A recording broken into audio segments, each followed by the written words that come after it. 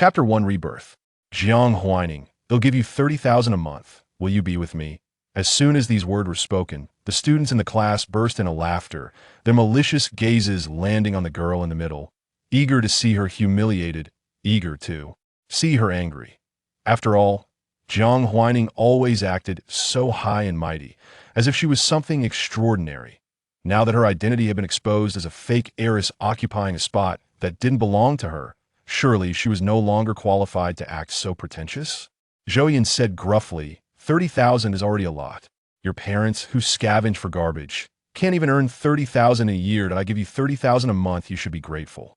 Jiang Huaining stood there, seemingly in a daze, as if she hadn't processed what had just happened. Zhou Yin was displeased, feeling ignored. Previously, Jiang Huaining had a good family background, looked good, and was smart, making her the goddess of the school. He could tolerate being her admirer. But now, why should she ignore him? She was just the daughter of a poor family, having accidentally fallen into a phoenix's nest, and now that her identity was revealed, if she wanted to stay here, she should know. That flattering him was her only option. What's wrong with scavenging for garbage? Jiang Huaining snapped back to reality, realizing that she had been reborn, and she was actually the vicious female supporting character in a novel. However, she didn't have time to think too much about it. Jiang Huaining smiled and stepped forward. Having trained for years, she easily shoved Zhou Yin into the trash bin. Look at my parents, only remembering to scavenge for garbage, forgetting to sort you out, you trash. The bin was filled with paper, so it wasn't actually dirty, but Zhou Yin still broke down. However, Jiang Huaining had long established her dominance, and after her series of actions, Zhou Yin recognized his own position. His lips moved, but he didn't dare to be so arrogant anymore. A few snickers erupted around them, all laughing at Zhou Yin. In this class, aside from Jiang Huaining, who had ever looked at him properly, now that Jiang Huaining had suddenly transformed from a fallen phoenix, Zhou Yin was eager to revel in his victory. It was truly laughable. Everyone had complex feelings toward Jiang Huaining, but they had never respected Zhou Yin. All right, stop talking. The class bell rang. This period was self-study. Lu Shangshu, who had the best family background and was temporarily still Jiang Huaining's fiancé, coldly warned them, and the class quieted down. Jiang Huaining sat in her chair, sorting through her memories. This was a novel titled after the real heiress marries. The whole rich family regrets, and she, as the fake heiress, was the vicious female supporting character in the story. She, who had taken someone else's place, believed that the female lead had stolen her position and deliberately acted close to her parents in front of the female lead, making her uncomfortable. Moreover, she was clearly not Jiang family's biological daughter, yet she took shares from the Jiang family, and even after turning 18, she worked in Jiang's company, being recognized by the Jiang couple as the next heir to the company, ultimately taking over it.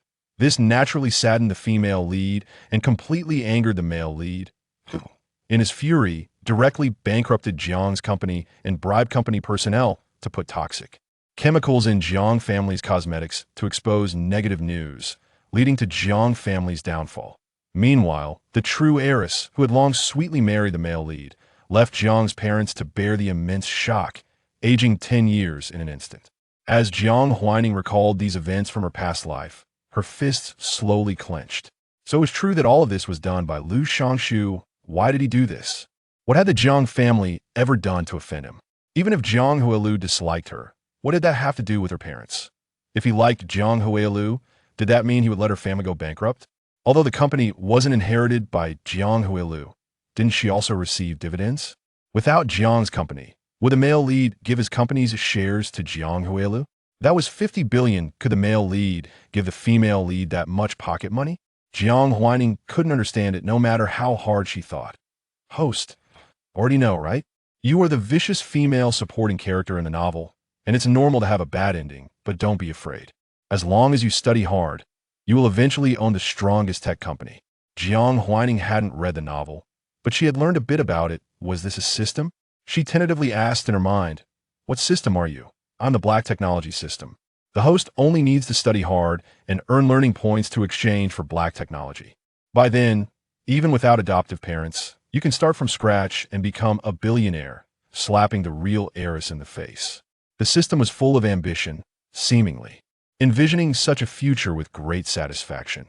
Becoming a billionaire sounded great, but why would I want to slap the real heiress in the face? She's the biological daughter, and even if family fortune can't be contested with me, what's there to slap her for?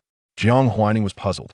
Perhaps she really was a selfish and vicious supporting character. She could calmly take over Jiang family's company while letting her parents only give dividends to their biological daughter. But this wasn't entirely her fault. If Jiang Huailing didn't just cry when things went wrong, would their parents have entrusted the company to her? With Jiang Huailing like this, how could she manage the company? Wouldn't she just cry if the board of directors ate her alive? She was also trying to ensure her parents' hard work wasn't wasted after all. Jiang Huaining was somewhat confused when suddenly, a transparent panel appeared before her, displaying various black technology products, from small biological beauty products to large high-tech flying cars and protective wristbands. There was a wide array of applications. However, they all required learning points. In her previous life, Jiang Huaining had been the executive president of Jiang's Daily Chemicals for 2 years and knew that Jiang's best-selling product was a certain lotion. That lotion had been a bestseller for 5 years, gradually declining only after Jiang Huaining graduated from university. Meanwhile, the male lead's company's beauty devices had soared in sales after he got engaged to the female lead. Now, the system's mall had such a lotion and a beauty device previously launched by the male lead. However, their product functions were far superior to those of Jiang's and Liu's families. Jiang Huaining saw a huge business opportunity and profit within. As long as she obtained one, she was confident that Jiang family could become the strongest in the skincare market. If she got two, she was sure that Jiang family would be irreplaceable, and the Liu family wouldn't be able to touch Jiang family's shares at all. In her heart, Jiang didn't just represent Jiang family, it also represented her own Jiang. With a second chance at life, she was confident that her parents would once again hand over the company to her. If the vicious supporting character wasn't vicious, what else could she be called?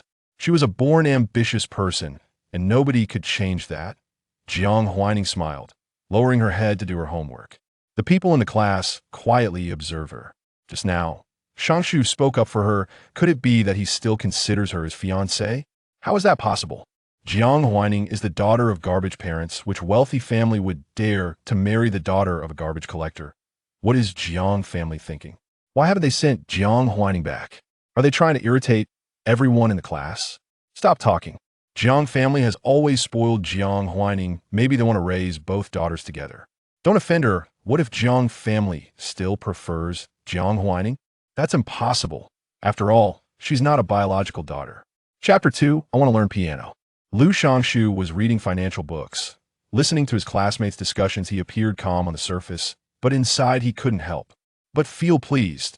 Because of the true and false heiress incident, his family had brought up the idea of changing fiancés. Wealthy families required a match in social standing, and they certainly couldn't choose Jiang Huaining, who had no blood relation to the Jiang family, as a fiancé. After all, Jiang family only had daughters and no sons. Marrying a daughter from Jiang family was equivalent to taking over Jiang family's company. 100 billion dowry was nothing with Jiang family also in the beauty sector. After a successful marriage, they could quickly pave the way for Liu family. But Jiang Huaining was too strong-willed. She even had to compete for first place in exams, looking like someone who wouldn't be willing to obediently support her husband and teach children after marriage, paving the way for Jiang family to benefit Liu family. Because of this, Liu Shangshu has always been distant with Jiang Huaining, hoping that Jiang Huaining would realize her mistake and humble herself. But Jiang Huaining seems to have never realized it. However, the situation is different now. Jiang Huailing is the biological child of the Jiang family, and the records show that she has a gentle personality and is willing to give for the one she loves, making her very easy to control. Liu Shangshu has regarded the Jiang group as his own possession. He will step over the corpses of the Jiang family to lead the Liu family to become the irreplaceable leader in the beauty industry. Jiang Huaining finished a test paper. Full marks. Congratulations, host. You have gained 10 learning points. A full marks paper only gives 10 learning points, while the most basic high-tech skincare products require 10,000 learning points or 1,000 full marks papers. Even if she spent all day writing test papers, she could only manage to write 5 a day. Completing 1,000 full marks papers would take at least 200 days, and even as the top student, she cannot guarantee full marks every time, so she needs to write more papers. Jiang Huaining takes it all calmly. In this world, apart from parental love, nothing comes easily. One either has to abandon dignity or put in effort. The skincare product she is targeting, rumored to make cells 5 years younger, is worth the effort of 1,000 test papers. After all, making cells 5 years younger is essentially extending human lifespan by 5 years, right? Such high-tech is merely 1,000 test papers. Even if it were 100,000, she would find a way to write them. Jiang Huaining began to write the second test paper.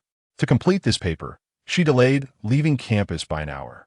Chapter 3: Why Jiang Zhuyu was a little stunned, and at that moment, she even felt disappointed. In her view, an heir to a corporation didn't need to learn piano at all. What was the use of that? Could playing the piano, well, help manage the company? Could it make one a suitable heir? Although she hoped that Huaining would become excellent, she never considered marrying Huailu off. She wanted Huailu to grow up to be an outstanding heir like Huaining. Why learn the piano? Perhaps her tone was a bit harsh.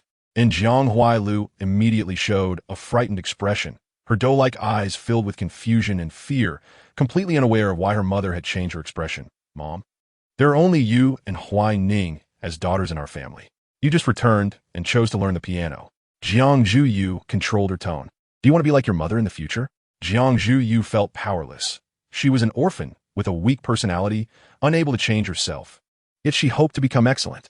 So, she chose to marry Jiang Chenghe, who came from a wealthy family and seemed to have good character.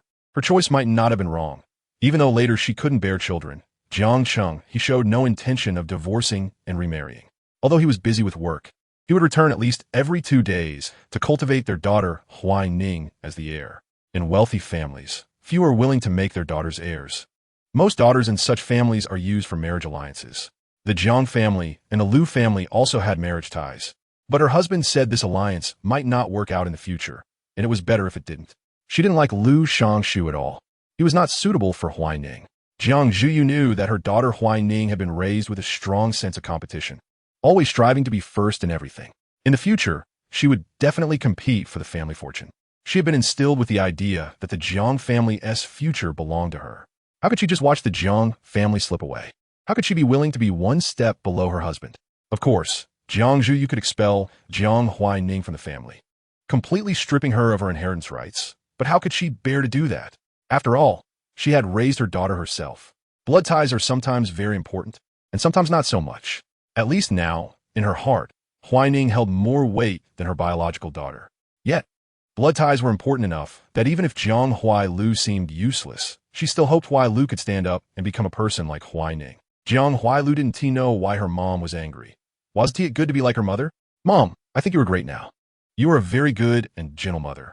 Jiang Zhuyu didn't want to speak anymore. She knew that as long as she and her husband didn't adhere strictly to bloodline, Jiang Huailu couldn't compete with Jiang Huaining at all. The gap was too vast, so big that she didn't even know how to save it. But there was only one company. Perhaps it was a good thing that her biological daughter was like this now, non-competitive, which would not affect the sisterly relationship in the future. All right, you should go rest. If you really want to learn the piano, I will get you a teacher another day. Although her mother had promised to let her learn the piano, Jiang Huailu felt that her mother was disappointed in her. But she didn't understand what her mother was disappointed about. She just wanted to be a good daughter and make her mother happy. Jiang Huaining spent the entire evening in her study writing papers, except for going downstairs to have dinner. She notified the housekeeper, changed the financial management course to once a week, and have 3 exams. Besides the courses assigned by school, Jiang Huaining needed to take financial management at home. The course wasn't too heavy, 2 classes a week, 2 hours each, with 1 exam. But now with the system, Jiang Huaining decided to change the way she attended classes. Since the questions were not difficult for her, she worked quickly, and a 2-hour class was enough for her to write nearly 3 papers. One evening passed, and Jiang Huaining earned 70 learning points. She exchanged these points for a bottle of worry-free perfume in the system mall, which claimed to alleviate worries and enhance mood. 70 learning points yielded only the perfume. No formula. Jiang Huaining opened the bottle to smell it first, but felt it had no effect. Perhaps she didn't have much to worry about. She gave the perfume to Jiang Zhuyu. Mom, this is a perfume I asked a friend to buy. The top note is lemon, the middle note is woody, and the base note is mint, all scents you like. It's for you. After giving the perfume, Jiang Huaining returned to her room to rest under Jiang Zhuyu's touched gaze. The system was a bit puzzled. Host, why did you give the perfume to Jiang Zhuyu? Don't you want to save the learning points for beauty tech? Jiang Huaining smiled. Mom has a sensitive personality. If she stays happy, I'll have to worry about her, and I'll naturally earn learning points faster. She paused. Besides, she has always treated me like her biological daughter, so I naturally treat her as my real mother. If she can convince my husband to hand over family assets to someone with no blood relation, what reason is there to doubt this motheress love? After saying that, Jiang Huaining felt a sense of emotion. Thinking her charm was too great. This was the bond between a non-biological mother and daughter. On her way back, Jiang Huaining encountered Jiang Huailu. The two were the same age, and Jiang Huaining was a head taller than Jiang Huailu. Even though the villa's corridor was spacious, Jiang Huailu felt a bit of pressure. Jiang Huaining hadn't intended to speak with her, but Jiang Huailu initiated the conversation, asking, "Sister, is your piano playing very good?" Jiang Huaining found it quite amusing. She never cared about such trivial flaws. "I have no sense of pitch and can't play the piano." "Jiang Zhuyu definitely wouldn't let me learn it." To be honest, Jiang Zhuyu was a person with a strong desire for control. But the things she arranged for Jiang Huaining were precisely those Jiang Huaining was interested in. This way, neither of them felt unhappy. Everything was just right. I started taking Go lessons at 3, learned finance at 5, and at 7, I learned how to read people and how to adjust my mindset after failures. Jiang Huailu, I have never learned the piano. Jiang Huaining smiled, and, in Jiang Huailu's bewildered gaze, asked, "Are you learning piano to please Mom?" Jiang Huailu felt as if struck by lightning, as if her deepest, darkest secret had been exposed. She felt very ashamed. She came to this family instinctively craving maternal love, like a little bird hoping to display its beautiful feathers and song to win the affection of the family's owner. But she didn't want her secret hope to be revealed. You don't need to. Mom doesn't like her children learning these things. If you want to please her, you just need to be like me, though that might be a bit difficult. You can try your best. This sounded a bit narcissistic, and Jiang Huaining knew that as a vicious supporting character, she couldn't be perfect in everyone's eyes. But she was indeed the perfect daughter who grew up according to Jiang Zhuyu's wishes, and that was an undeniable fact. She particularly liked herself. Jiang Huaining took it lightly, appreciating Jiang Huailu's expression, which was like a palette of colors, and then turned to leave. Jiang Huailu couldn't compete with her. Not because Jiang Zhuyu didn't care about her biological daughter, but because there might be many good daughters, but there could only be one perfect daughter. Jiang Huaining was the most perfect and outstanding version in Jiang Zhuyu's dreams. She wouldn't give up anyone, nor would she give up herself. This feeling contained maternal love, and much that couldn't be simply described as love. Perhaps it could be called a bit of an obsessive fixation. Chapter 4: True and False Rich Girl. Jiang Huailu's heart was in turmoil. She didn't expect Jiang Huaining to speak so directly, so candidly revealing her intentions. At that moment, she almost wanted to find a hole to hide in, because vying for something seemed like a shameful act, something that shouldn't be done. But after Jiang Huaining exposed her, she simply waved her sleeve and left, as if her words were nothing significant. Jiang Huailu felt ignored and awkward. She couldn't understand why Jiang Huaining was completely different from what she had imagined. Why? She didn't even compete with her for her parents' affection, which was completely different from Jiang Huailu's expectations. In fact, she even claimed she couldn't play the piano. Chess and finance. Were these what Jiang Huaining learned? A rich young lady should be graceful and elegant like a princess, pampered by her parents, right? So why was Jiang Huaining, who grew up in a wealthy family, so frivolous, arrogant, confident, and carefree? Jiang Huailu was confused. She thought, if only she had an older brother, he would surely be someone she could rely on and find comfort in. Someone who would love her, unlike her mother, who was unpredictable, or her father. Apart from picking her up, she hadn't seen since. And certainly not like this sister, whom she couldn't understand at all. The darkness was terrifying. This home was nothing like what she had imagined. Jiang Huailu stood in the corridor, half of her body in the shadows. The butler noticed her. "Miss, it's late. You should go rest." "I know," Jiang Huailu replied dully as she returned to her room. She picked up her phone and looked at the novels on her bookshelf. The True Rich Girl Regrets After Death. The True Rich Girl Tears Apart the Green Tea Script. The Daily Life of the True Rich Girl's Pet, and many others. These were all novels she found after discovering she was the true rich girl. Just to learn the ways of the true rich girl in the novels, to earn her family's affection and avoid being bullied by the false rich girl. However, her family lacked something compared to those in the novels. She had no older brother or younger brother, and her mother did not deliberately care for the false rich girl in front of her. While this false rich girl was not at all like the ones in the novels who were green tea bitches, mocking her for being from the countryside. Jiang Huailing could only feel a sense of disregard from Jiang Huaining, as if she had never entered Jiang Huaining's world. Their interactions were as bland as water, and there was no dramatic scene of fighting over a bedroom like in the novels. The Jiang family's villa was spacious, with many rooms and few children, so there was no need to fight over a single bedroom. The household staff were not like those in the novels, intentionally making things difficult for the false rich girl out of pity. They diligently performed their duties without any negligence or gossip. They kept their distance from each other, their interactions so bland that they felt somewhat boring, yet made her feel even more uneasy. Jiang Huailing was deeply perplexed. What was going on here? Jiang Huaining had made plans for herself. She had already self-studied her high school courses at home and had gone through them once in her previous life. So learning them again today would be a waste of time. At school, she could use some classes to do exercises without needing to pay close attention. She hoped to quickly acquire cutting-edge technology, launch new products, and completely crush the Liu family. The system watched her effortlessly organize her time and couldn't help but feel a bit puzzled. Host, aren't you afraid that the female lead will react and compete with you for the family assets? Although legally, biological daughters and adopted daughters enjoyed equal inheritance rights, that was only the case when parents had not distributed their assets. Once the parents distributed their assets, it was possible that one daughter would receive nothing. Jiang Huaining chuckled lightly. Why would you worry about that?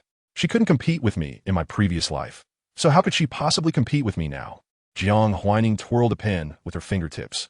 I've lived here for so many years, raised by my mother with the standards of an heir. While she comes here without even understanding the family situation and still wants to compete for affection, how could she possibly win against me?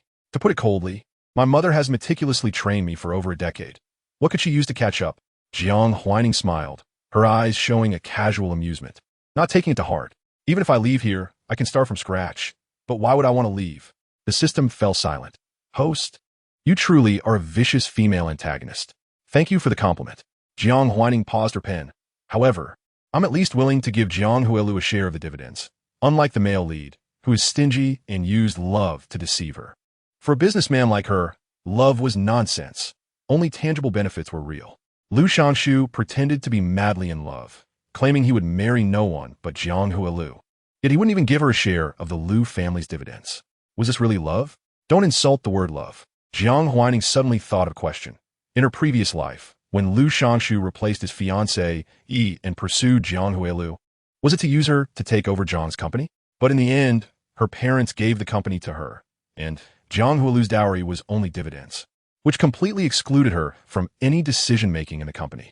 This made Liu Shangshu furious, leading him to destroy Jiang Group. But to be honest, although the situation in her previous life was terrible, there was still a possibility of a comeback. It was just that while Jiang Huaining was still gathering evidence, she had been reborn and bound to a system. However, it was not a loss. It was a cutting-edge technology system. Jiang Huaining smiled. Early the next morning, Jiang Huaining got up early. Breakfast at the Jiang family was already prepared. Her father, Jiang Qinghe, was also there. Jiang Qinghe was in his early 40s and looked as if he were in his 30s due to good maintenance. He had an imposing aura, and Jiang Huailing felt a bit intimidated by this father, sitting far away. Jiang Qinghe glanced at his wife and then at his biological daughter, unsure of how to handle this biological daughter. It was awkward. The carefully nurtured heir was the adopted daughter, while the biological daughter seemed incapable of achieving anything, and he didn't know if he could teach her well. Just then, he saw Jiang Huaining and said to Jiang Huailing, Huailing, you will go to school with your sister today. If you have any questions, you can ask your sister. Jiang Huailing felt a bit inferior and quietly replied with a yes. Jiang Qinghe was somewhat displeased. You can speak a bit louder at home. No one here will scold you. Jiang Qinghe originally preferred obedient girls. Otherwise, he wouldn't have married Jiang Zhuiyue. But his standards for an heir were different, or rather, he had been brainwashed by his wife. In comparison to the already mature Jiang Huaining, he liked Jiang Huailing even less. He even thought, if only the swap hadn't happened, or if this daughter hadn't returned. Jiang Huailing saw how Jiang Qinghe was and felt even less inclined to speak. She tried to raise her voice to say, I understand, then looked frightened, not daring to raise her head, her eyes brimming with tears. Jiang Qinghe. He wanted to apologize, but didn't know what to say. Jiang Huaining sat down to eat, her movements very natural. She casually mentioned the Zhou family situation. Dad, let's cancel our cooperation with the Zhou family. The Zhou family was responsible for recycling and handling Jiang family's expired and substandard skincare products, for which the Jiang family had to pay the Zhou family 10 million a year for waste disposal. This amount was not significant for the Jiang family, but it was a huge contract for the Zhou family. Losing this fixed income would deal a severe blow to them. Jiang Qinghe frowned. Did the Zhou family bully you? Jiang Huaining did not deny it. Indeed, just a small retaliation. They were truly outrageous. I will handle this matter. Jiang Qinghe was somewhat angry. He didn't even recognize his own daughter. So how could those outsiders not recognize her? The family finished breakfast with little enthusiasm. Only Jiang Huaining happily finished all her breakfast in front of her. She picked up her backpack with one hand. Let's go, are you done eating? Jiang Hualu quickly hugged his backpack and replied, I'm done. Chapter 5. What happened to the male lead of the fan? Jiang Huailu timidly sat in the corner of the car, like a poor little kitten, not daring to talk to Jiang Huaining, the driver of the Jiang family, sighed as he watched this scene through the rearview mirror. Having worked for the Jiang family for so many years, he was well aware of the eldest lady's character. And now the returned young miss looked as easy to bully as a young cat. Not at all a match for the gradually maturing tiger that the eldest lady had become. However, the eldest lady was not a biological child, and it was uncertain who would eventually take over the company. Various thoughts whirled in the driver's mind, but he didn't show it. After all, no matter who the heir was, as long as he did his job honestly, he wouldn't be fired. He had no ambition to ride on anyone's coattails and just wanted to keep his job. Soon they arrived at the school, and Jiang Huailu was placed in the same class as Jiang Huaining. This is our new classmate, Jiang Huailu, the homeroom teacher, Song Xiaoyang, introduced. Jiang Huailu stood up straight, her long hair cascading over her shoulders, and the sunlight streaming in from the window made her appear gentle and endearing. Jiang Huailu timidly said, Hello everyone. I am Jiang Huailu. Please take care of me. As the homeroom teacher, Song Xiaoyang certainly knew that she was the biological daughter of the Jiang family. But it was peculiar that Jiang Huailu was not sent to school by a Jiang family member on her first day and was arranged to be in the same class as Jiang Huaining. This made her feel somewhat uneasy. It seemed that the Jiang family didn't particularly favor this biological daughter. At the very least, the Jiang family was still cautious about Jiang Huaining and did not want to distance themselves from their adopted daughter. But it was understandable. Jiang Huaining was simply too outstanding. She was the top student in her grade at Xingya High School, having also graduated as the top student from middle school. Over her 3 years in middle school and half a year in high school, Jiang Huaining had never ranked lower than first. Even Lu Shangshu, who could be considered second in grade, would score nearly 40 points lower than Jiang Huaining in every exam. Lu Shangshu's grades were certainly not bad. With a full score of 750, scoring nearly 700 would make him top-notch in any school, but who could compare to Jiang Huaining's score of 740? Welcome, Lu Shangshu said, looking at Jiang Huailu with satisfaction, leading the applause. The students in the class immediately joined in. Jiang Huailu's awkwardness vanished instantly as she looked up to see the handsome Lu Shangshu gazing gently at her, her cheeks turning slightly red. The system sighed in Jiang Huaining's ear. This is the first encounter between the male and female leads. Isn't it sweet? The male lead showed interest in the gentle female lead upon their first meeting, although her host was the malicious female supporting character. It didn't prevent her from enjoying a sweet romance. After all, with the system here, the male and female leads would definitely not be able to do anything to her host. Jiang Huaining twirled the pen in her hand and scoffed. What is sweet about it? Jiang Huailu may be seeing Lu Shangshu for the first time. But Lu Shangshu has long seen Jiang Huailu. How could she not know what kind of old fox Lu Shangshu was? If she guessed correctly, Lu Shangshu probably knew about Jiang Huailu being found by the Jiang family the very first day it happened. The rumors circulating in the school were likely also related to Lu Shangshu. Jiang Huaining narrowed her eyes, recalling how she had acted in her previous life. She had slapped Lu Shangshu that very day. However, she had forgotten about it due to the many things happening when she was reborn yesterday. Well, since that was the case, she could slap him twice later, treating it as a late compensation for the slap. Jiang Huaining glanced at the homeroom teacher and decided to give her a face, planning to slap Lu Shangshu during recess. After Song Xiaoyang introduced Jiang Huailu, he assigned her a seat in the middle of the classroom and began the lesson. She was the English teacher, and the teaching was conducted entirely in English. Jiang Huailu's English grades were not bad, but listening to Song Xiaoyang's authentic London accent, she still showed a bewildered expression. She couldn't understand. Lu Shangshu noticed Jiang Huailu's expression, then looked at Jiang Huaining, who was fully engaged, and suddenly felt a wave of sympathy for Jiang Huailu. What a little fool, not even understanding English. She must have been bullied terribly at home by Jiang Huaining, that sparrow. As the female lead, Jiang Huailing was certainly good-looking. In her school uniform, she had an innocent aura like a little deer in the woods, which Lu Shangshu liked very much. Time passed second by second in Jiang Huailing's torment. Just as the class bell rang, Jiang Huaining finished a test paper, earning 10 learning points. She stood up and walked over to Lu Shangshu. Lu Shangshu was slightly taken aback, his gaze shifting away from Jiang Huailing, instinctively showing a smile, and asked in a deep, pleasant voice, "Huaining, is there something you need?" Although he didn't like Jiang Huaining, it was not the time to fall out with her. Especially since the shares of the Jiang group had not changed with Jiang Huailing's return. Jiang Huaining still held 10 of the original shares of the Jiang family. Don't underestimate this 10 of original shares. As the male lead, Lu Shangshu only held one of the Lu group's shares. While Jiang Huaining had managed to hold so many original shares before reaching adulthood, which showed her status in the Jiang family, he felt a vague, inexplicable jealousy towards Jiang Huaining. But the moment, that jealousy transformed into a sense of superiority and pity. So what if you're excellent? The Jiang family 1T ultimately belonged to you, but to Jiang Huailing, to me, it's nothing, just a bit of an itch, Jiang Huaining said, rubbing her hands, grabbing Lu Shangshu by the collar, and directly slapped him twice. The crisp sound of the slaps stunned everyone. Jiang Huaining actually dared to hit someone. And it was Lu Shangshu? With a light click of her tongue, Jiang Huaining felt that the first slap was too light, so she added another one. Lu Shangshu's fair cheeks instantly turned red and swollen. A trace of malice flickered in Lu Shangshu's eyes. He wanted to resist, but Jiang Huaining was trained, and he was no match for her. Lu Shangshu was furious and humiliated. How dare this bitch lay hands on him? Jiang Huaining, what are you doing? What do you think I'm doing? You're quite good at pretending to be innocent. Jiang Huaining laughed. If you have someone gossiping about me behind my back again, it won't just be these 2 slaps. I'll accompany you to the end.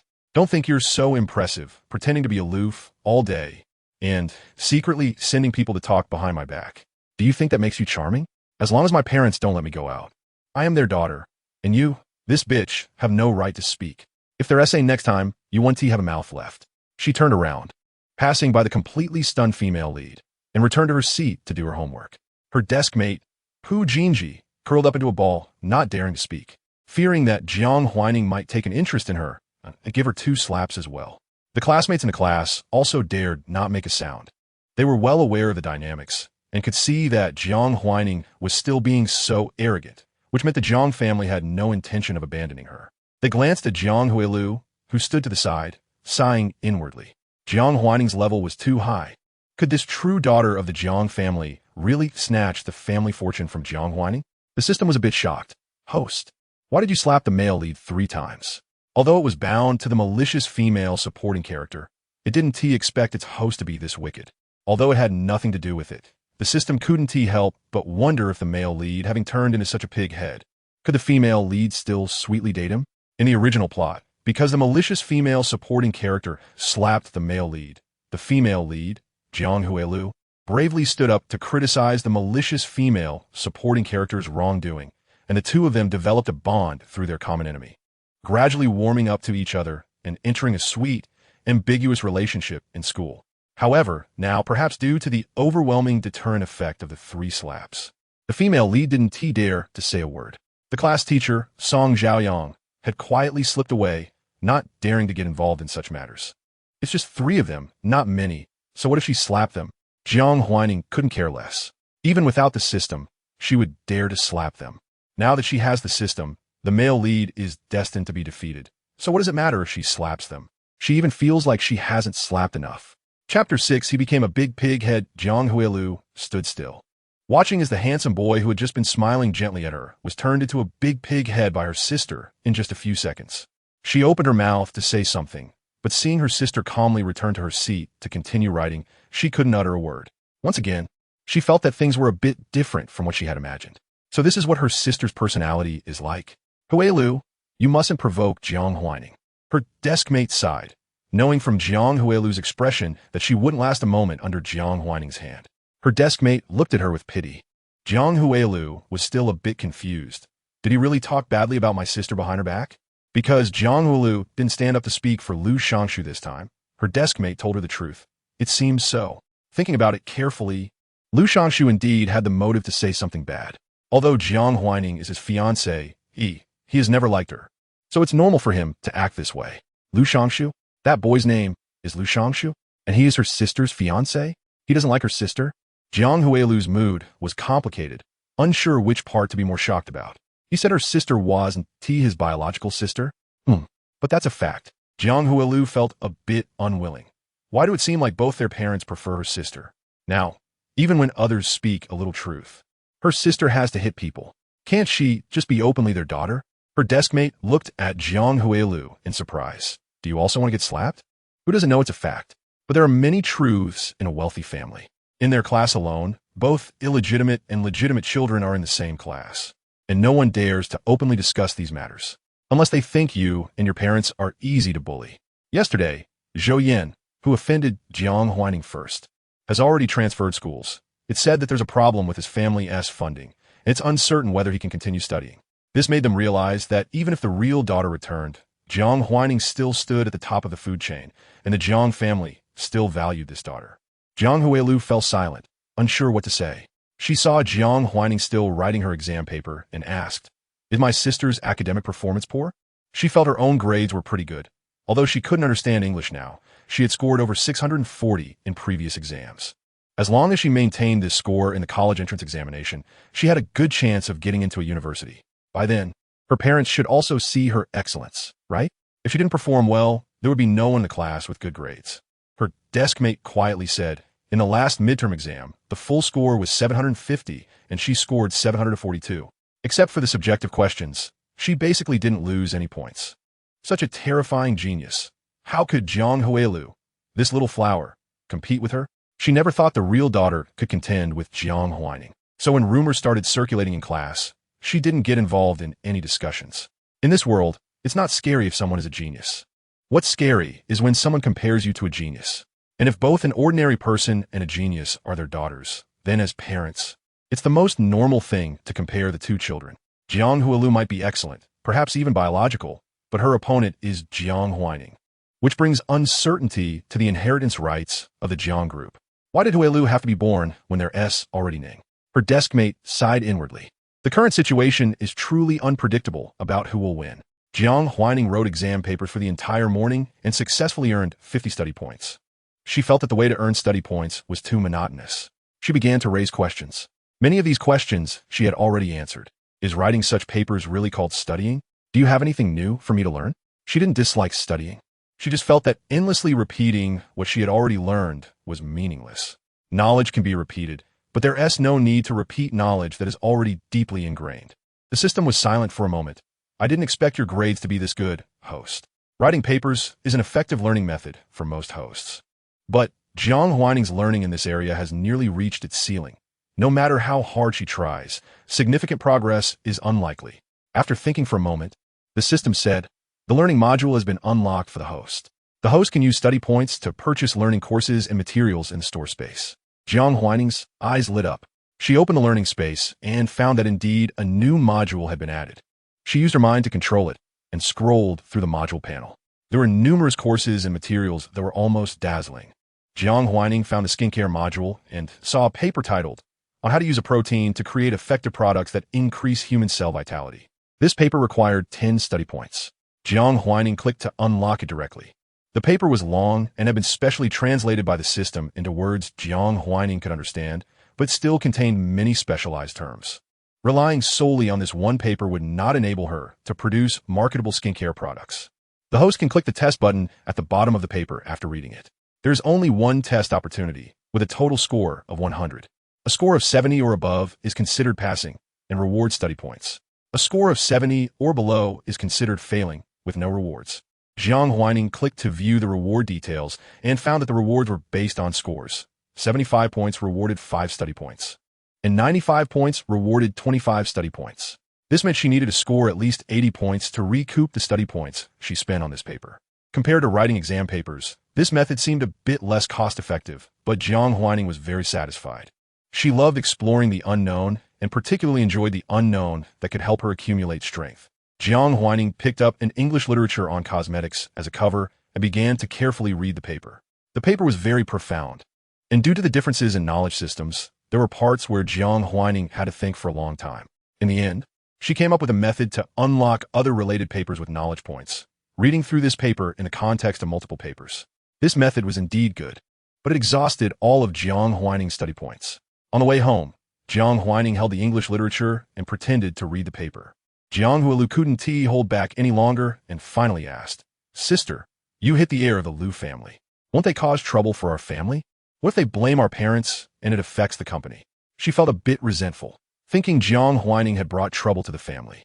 However, she also had a secret happiness. If her sister caused trouble for the family, wouldn't that make her seem more obedient and well-behaved? Wouldn't their parents be disappointed in her sister and like her more? Jiang Huailu knew that this thought of hers was a bit despicable. But having been so suppressed by Jiang Huaining, she only had the one advantage of being obedient left. Jiang Huaining glanced lightly at Jiang Huailu. "The company isn't yours. So why are you worrying so much?" Jiang Huailu's face flushed with embarrassment from her words, angry and feeling that Jiang Huaining was simply unreasonable. "The company isn't yours, but it belongs to our parents. Why are you causing trouble for the family?" Jiang Huaining chuckled lightly. "The company is indeed not mine. I am just the third largest shareholder, able to participate in company decisions. That's all. Your worries are unnecessary." Jiang Qinghe was not particularly generous, but he was very generous towards the heir. He was not the type to be stingy and want to hold all the company's shares himself. He valued the company he had. And marrying Jiang Zhuiyue was also because, with Jiang Zhuiyue, he could devote himself fully to the affairs of the company. Jiang Huailu didn't know what to say. She didn't expect that Jiang Huaining would actually have shares in the Jiang Group, and that he was the third largest shareholder. Shouldn't such things only be given as a dowry when getting married? Why did Jiang Huaining have them even before coming of age? Chapter 7 Unwillingness. Jiang Huailu moved her lips a bit. She knew her parents liked Jiang Huaining very much, but shares were different. How could her parents give the shares to Jiang Huaining? Originally, Jiang Huailu was very happy to receive a monthly allowance of 1 million, believing that her parents indeed cared for her. But now, she couldn't smile at all, no matter how naive she was. She understood that 1 million in pocket money was nothing compared to shares worth billions. Jiang Huailu hadn't wanted shares in the first place. She thought it was her parents' property and that she shouldn't take it. She was also afraid her parents would think she was materialistic, even planning to use her allowance sparingly, only buying what she needed. But why did Jiang Huaining have them? Jiang Huailu always felt that fighting for something was a shameful act, something she shouldn't do. Wouldn't it affect her relationship with her parents if she started calculating things just after returning? How could you be like this? Her face turned red with anger. Jiang Huaining raised an eyebrow. What about me? The female protagonist, who had no offensive power, would probably just cry if slapped a few times. Unlike Lu Shangshu, who would definitely be secretly thinking of ways to take revenge on her. But would she be afraid? Huh. Jiang Huailu's face turned red. How could mom and dad give you so many shares? Even ordinary families wouldn't give such a large amount of money to an underage daughter, let alone company shares. Moreover, it seemed that her parents didn't intend to take back the shares just because Jiang Huaining wasn't their biological child. Why can't they give me some? Jiang Huaining was a bit curious. These were given to me before you came back. At that time, I was the only heir. Why not give them to me? I even thought it wasn't enough. Jiang Huaining smiled. Do you think an heir doesn't need to train in the company first and can just manage it casually after graduation? Jiang Huailu didn't know what to say. This was a field she had never been exposed to. In her imagination, after being brought back, she would study hard, strive to win her family's affection, and then marry a man she liked under her parents' arrangement. She quoted a famous saying, "You have to get married eventually. By then, the shares will belong to someone else, and mom and dad's hard work will be gone." Jiang Huaining, what are you talking about? What did I say? I want to get married. Moreover, according to modern law, this would be considered premarital property, as long as you don't give it away. The other party can't seize it. At this point, Jiang Huaining was a bit curious. If you marry Lu Shangshu, will you want shares in the Lu Group? Jiang Huailu's face turned completely red. Sister, what are you talking about? He is your fiancé. What does it have to do with me? Jiang Huaining did not respond. Soon, he won't be. How could she let a pig continue to bear her label? That would be too embarrassing. She continued to ask, Jiang Huailu, what about you? Do you want them? In her previous life, she hadn't paid much attention to Jiang Huailu's marriage. 1. She didn't want to interfere. 2. Jiang Huailu was too infatuated with love, and she was busy with the company, so she didn't bother. But she knew that Jiang Huailu had taken 20 of the Jiang family's dividend shares and hadn't received any shares from the Lu Group. However, There was an overwhelming amount of online praise for the beautiful love between the newlyweds, envying Jiang Huailu's status as a 100 billion bride. The 100 billion did not come from the Liu family giving 100 billion as a betrothal gift, but rather it was Jiang Huailu's dowry. The money the Liu family gave, when added up, was less than 20 billion. Yet the shares and dividends Jiang Huailu brought over were a continuous source of wealth, providing at least 50 billion in fixed income each year. Jiang Huailu's face turned red, and the image of Liu Shangshu smiling at her flashed through her mind. The next moment, that handsome face turned into a pig's head, making her heart flutter disappear. That's his parents' property. How could I take it? Jiang Huaining suddenly laughed.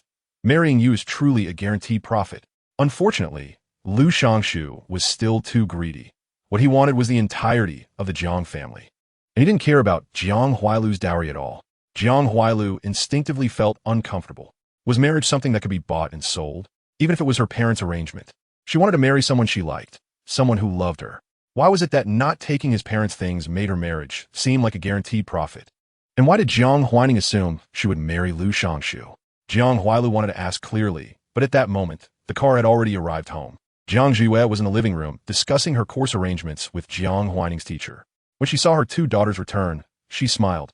Huaining, Huailu, you're back. Jiang Huaining's finance teacher was a young PhD graduate from the best finance program abroad, only 30 years old, wearing a black professional long dress and silver-rimmed glasses, giving her a more stable temperament and an aura of high intellect that made her seem hard to approach.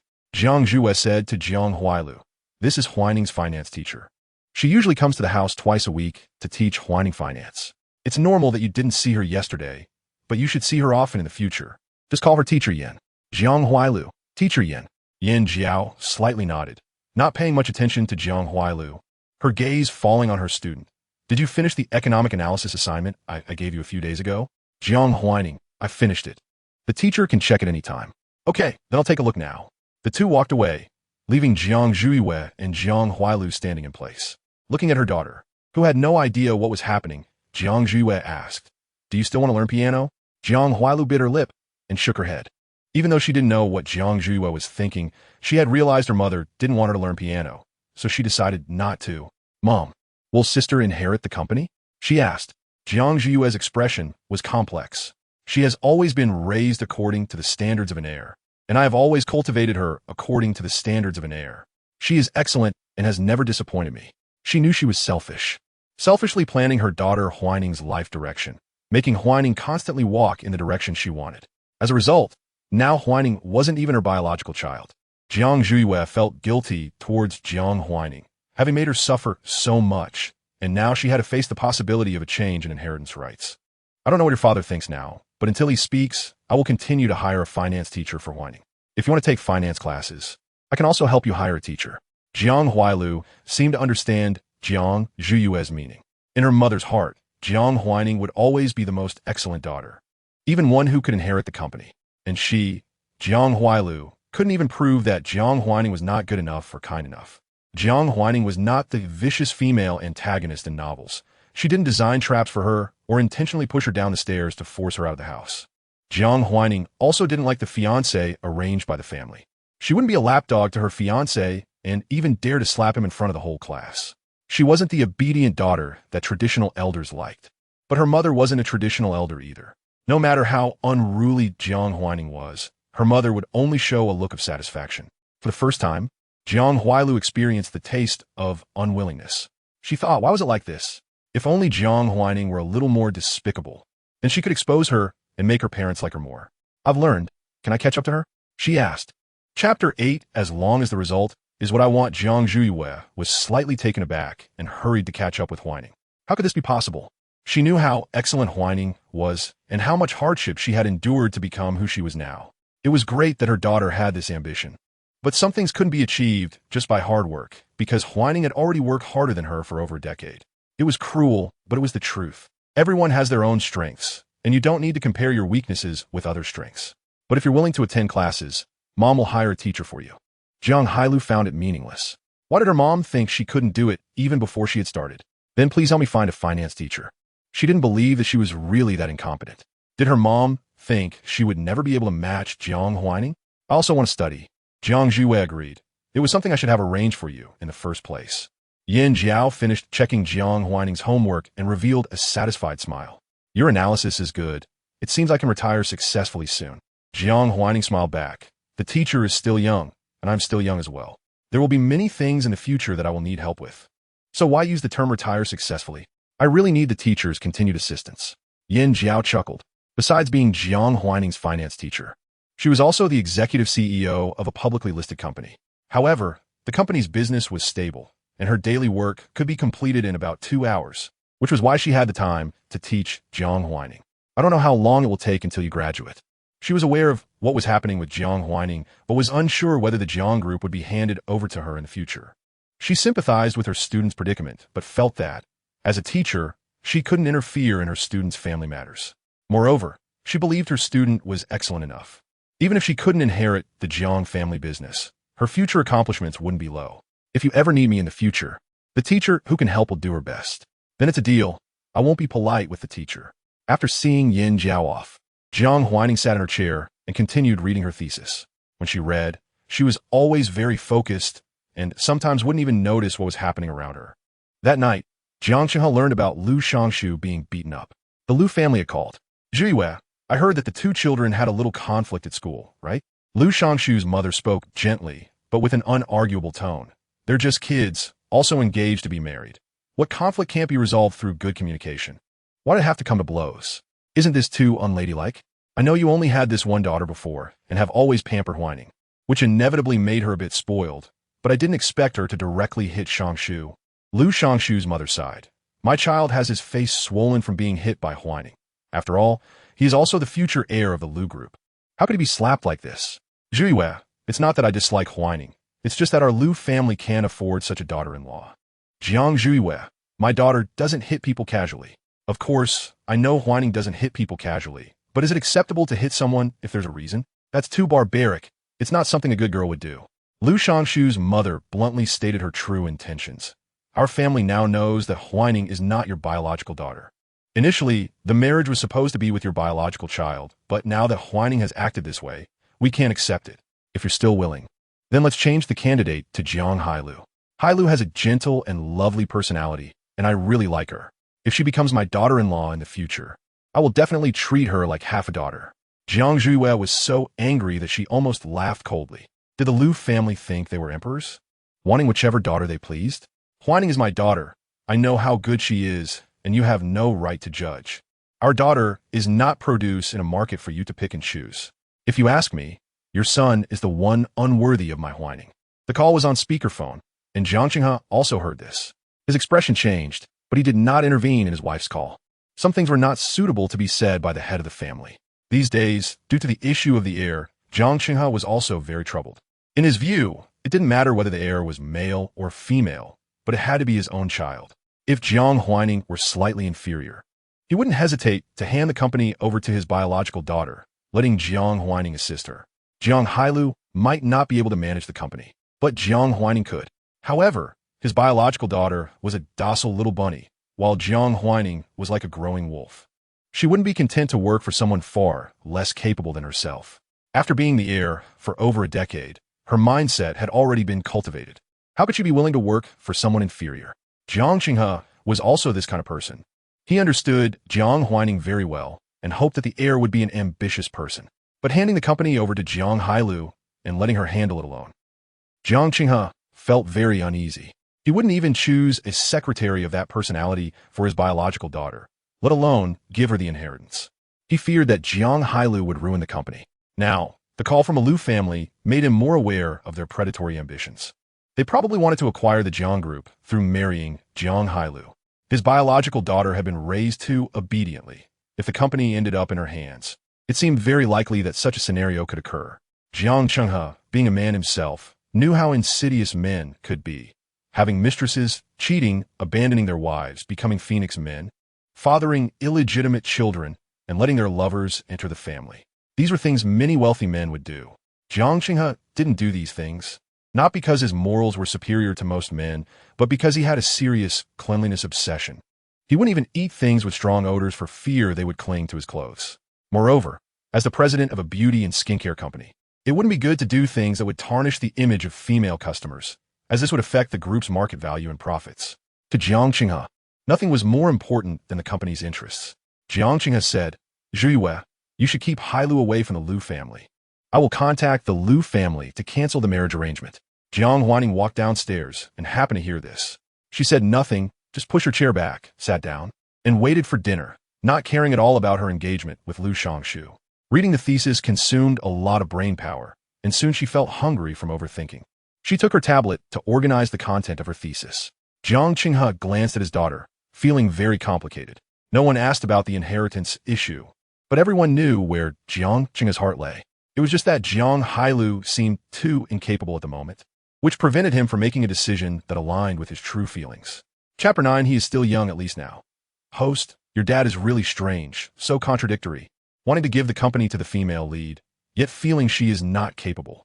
But for a sweet novel's female lead, all she needs is to be pampered by the male lead. Sweet, sweet, sweet. Why think so much? Inheriting a company is really a niche thing. Let the scheming and competitive female antagonist handle it. Jiang Huaining. It's very normal. Jiang Qinghe values his company a lot, although he prefers Jiang Huailu to inherit the company. The current Jiang Huailu is far from meeting his requirements.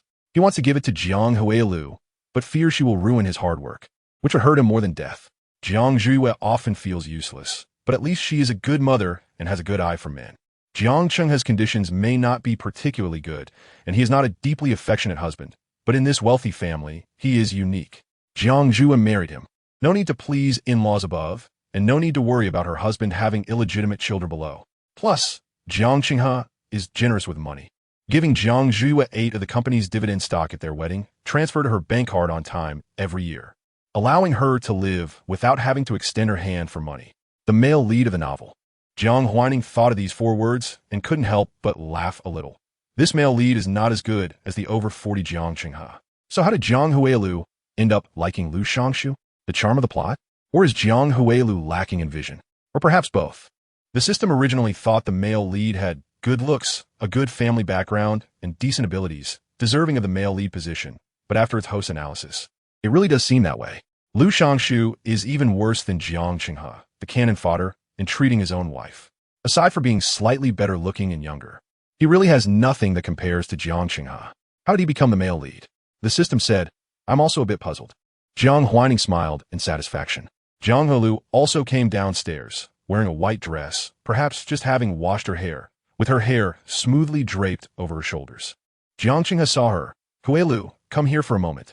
"Dad," Jiang Qinghe said, "from now on, every Saturday, you and Huaining will go to the company to help out."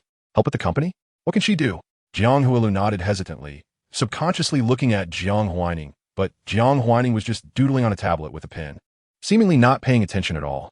Most of the time, she feels like air in Jiang Huaining's eyes.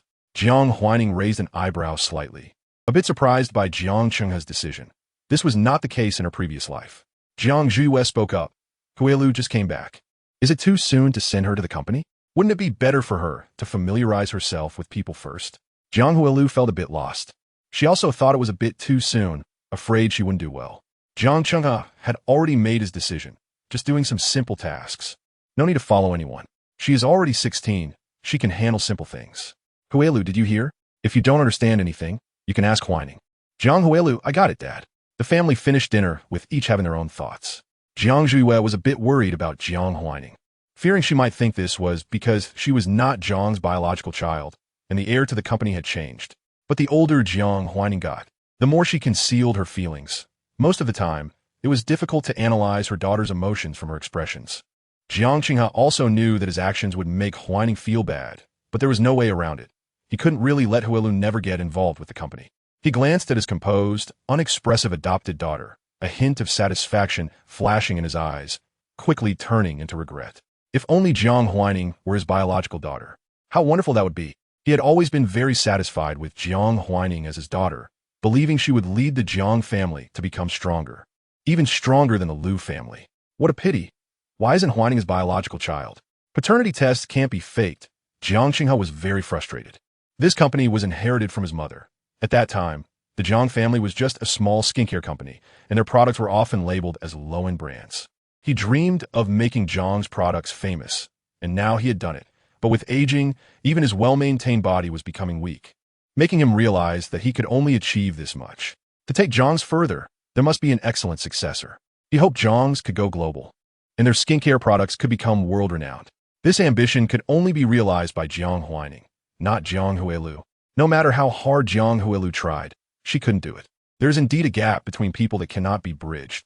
Lu Shangshu had not come to school for several days. Jiang Huaining hit him too hard, and the swelling on his face had not gone down for days. How could Lu Shangshu allow himself to appear at school looking like this? He was a campus heartthrob, a rich second generation, and he had an image to maintain. How could he not care about his face like an ordinary person? Another Monday, Lu Shangshu finally arrived at school. As soon as he arrived, he saw Jiang Huaining getting out of a car, frowned, and then saw Jiang Huailu getting out as well. Moments later, Jiang Huaining seemed to say something to Jiang Huailu and walked alone toward the technology building. This was an opportunity. Huailu. Lu Shangshu called out to Jiang Huailu, showing his best side. Jiang Huailu was slightly taken aback, looking at Lu Shangshu, noticing that the swelling on his face had disappeared, and she almost didn't recognize him. Hesitating a bit, classmate Shangshu, Mom told me not to get too close to you. Jiang Zhiyue's words flashed through her mind, and Jiang Huailu thought, is Mom worried about me competing with my sister for a fiancé? She indeed had a vague affection for Lu Shangshu. He was the first person to show her unconditional kindness. However, Lu Shangshu's pig-headed appearance left a deep impression on her. She would only like someone who could protect her and is upright and kind, not someone like this. Jiang Huailu quietly said, classmate Shangshu, class is about to start. If there's nothing else, I will leave first. Lu Shangshu's expression darkened. He didn't expect Jiang Huailu would actually ignore him. His gaze dimmed a bit, feeling a bit surprised. Did the Jiang family say something? Or was it his identity that made Jiang Huailu cautious? Logically, Jiang Huaining was the fake daughter, and the one engaged to him should be Jiang Huailu, the real daughter of the Jiang family. She had no reason to have such concerns. I'm a class monitor. I just wanted to ask if you have been adapting well since coming to Xingya these days. If you need anything, you can tell me. He smiled gently, his voice pleasant. As a sweet novel's male lead, he might lack in other areas, but he certainly has good looks.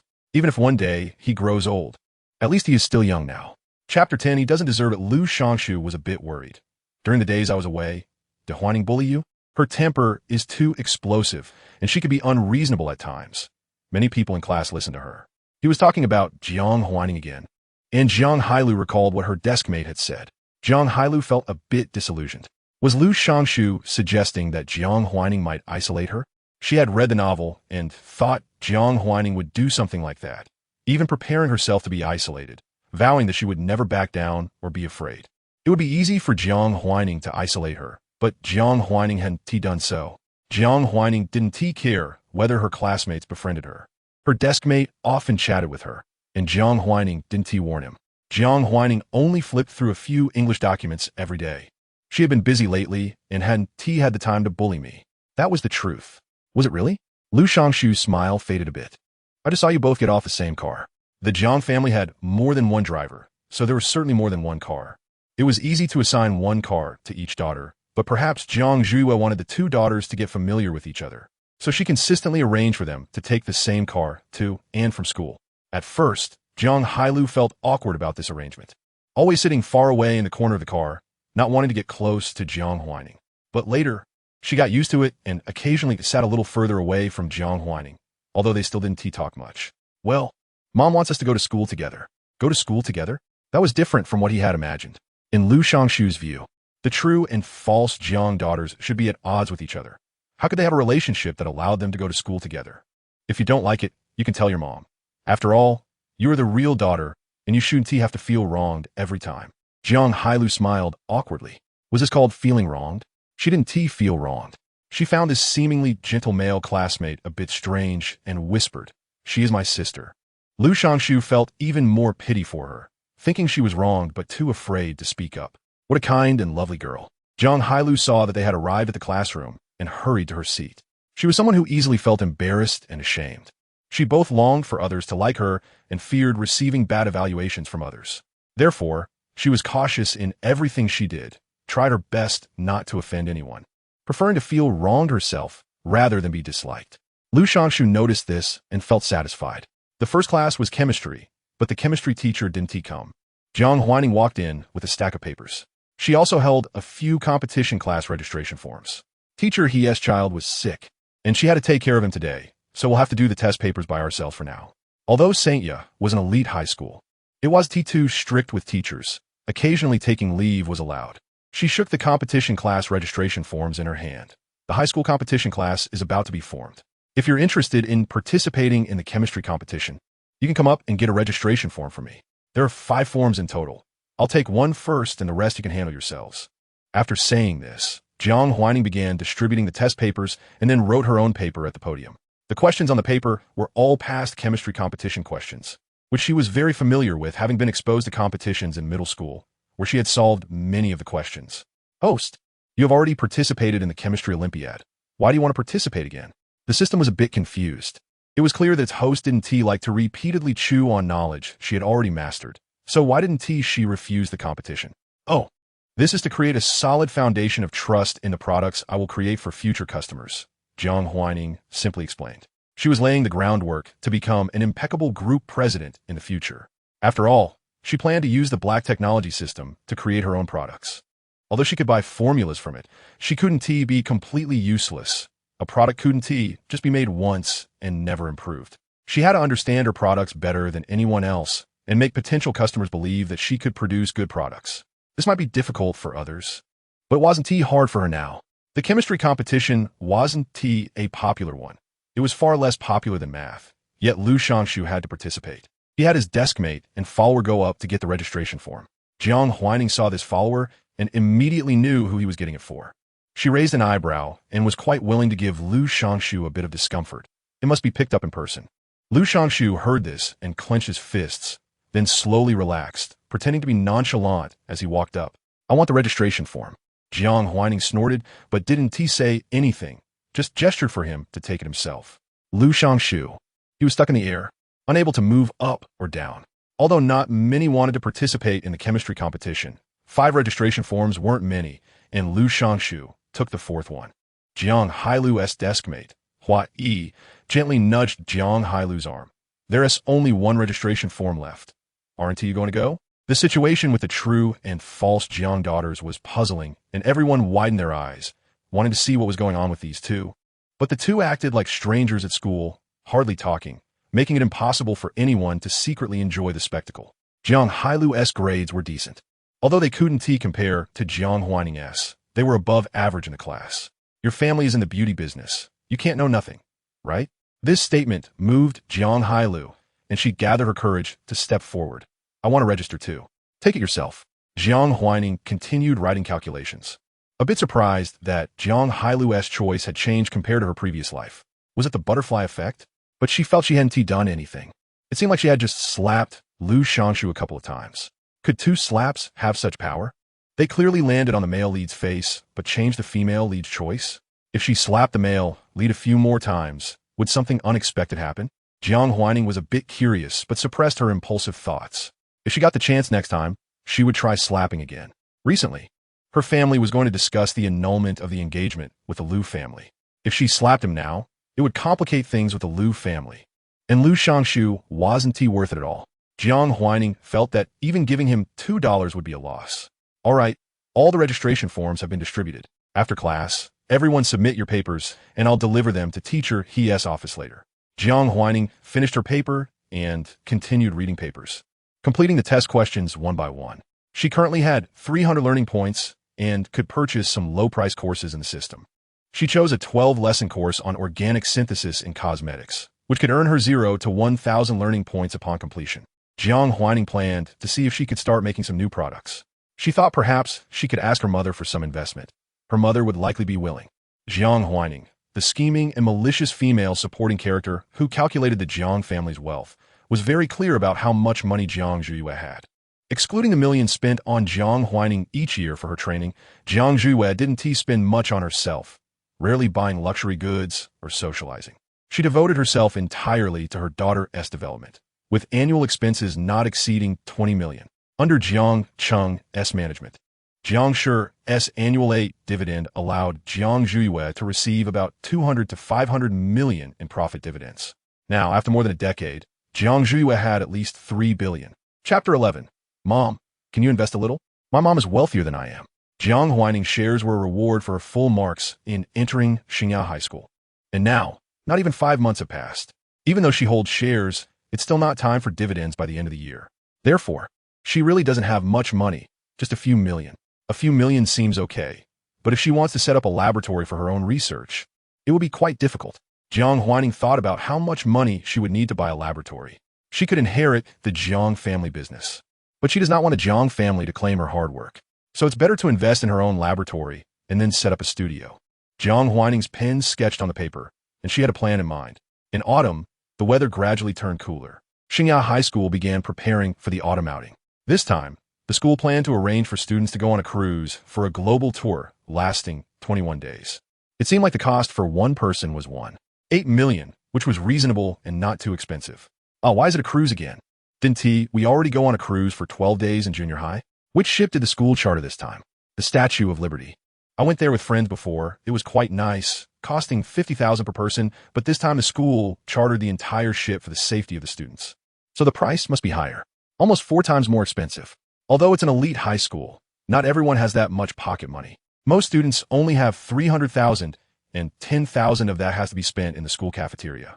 The Statue of Liberty has amusement parks, and the restaurants there are good, so it's just a chance to have some fun. Is Jiang Huaining going? Someone asked.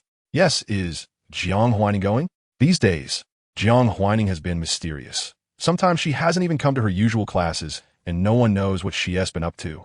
Everyone only knows that the marriage between the Jiang and Liu families has been cancelled, and the candidate hasn't been changed to Jiang Huailu.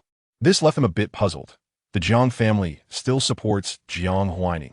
Isn't it for the marriage? The Liu family was the best choice for the Jiang family. So why cancel the union? From Jiang Qinghe's actions, it seems he had no intention of that at all. It's really strange. But the Jiang family seems to have always been this way. You can tell from the fact that there are no illegitimate children in the Jiang family. In her class, who doesn't have some affair or illegitimate child issue at home. Therefore, many of them were envious that Jiang Huaining could naturally inherit the Jiang family business without worrying about losing her inheritance. But now that envy has faded, and there is even a bit of sympathy.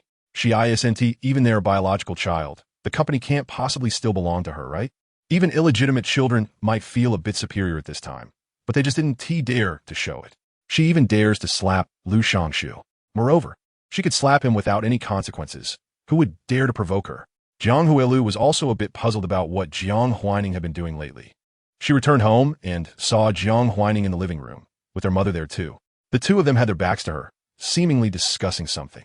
Jiang Huailu walked over, about to head upstairs, when she inadvertently overheard Jiang Huaining's words. Mom, I want to buy a laboratory. Can you sponsor me a bit? I need about 100 million. When my product is developed, I'll give you dividends. Hee. Jiang Huailu stopped in her tracks. 100 million? Jiang Huailu had never seen that much money, yet Jiang Huaining could easily ask her mother for funding to conduct research. Jiang Huailu felt conflicted. Clearly, Jiang Huaining wasn't her mother's biological child. So why could she confidently ask her for so much money? Would Mom agree? Would she think Jiang Huaining was being ridiculous? She subconsciously believed what she wanted to believe, but her feet, which were originally heading upstairs, couldn't move. Jiang Zhuye felt a bit helpless. What do I need your dividends for? I don't lack money, and I don't spend much. Is 200 million enough? Jiang Huaining wrapped her arms around Jiang Zhuye, smiling. That's enough. Just transfer the money to my bank card. I'll go sign a contract in a couple of days. Jiang Qinghe's money was earned from the company and reinvested back into the company. Jiang Zhuye's liquid assets might even be more than Jiang Qinghe's. Do you have any ideas for the laboratory? Jiang Zhuye knew her daughter never fought without preparation.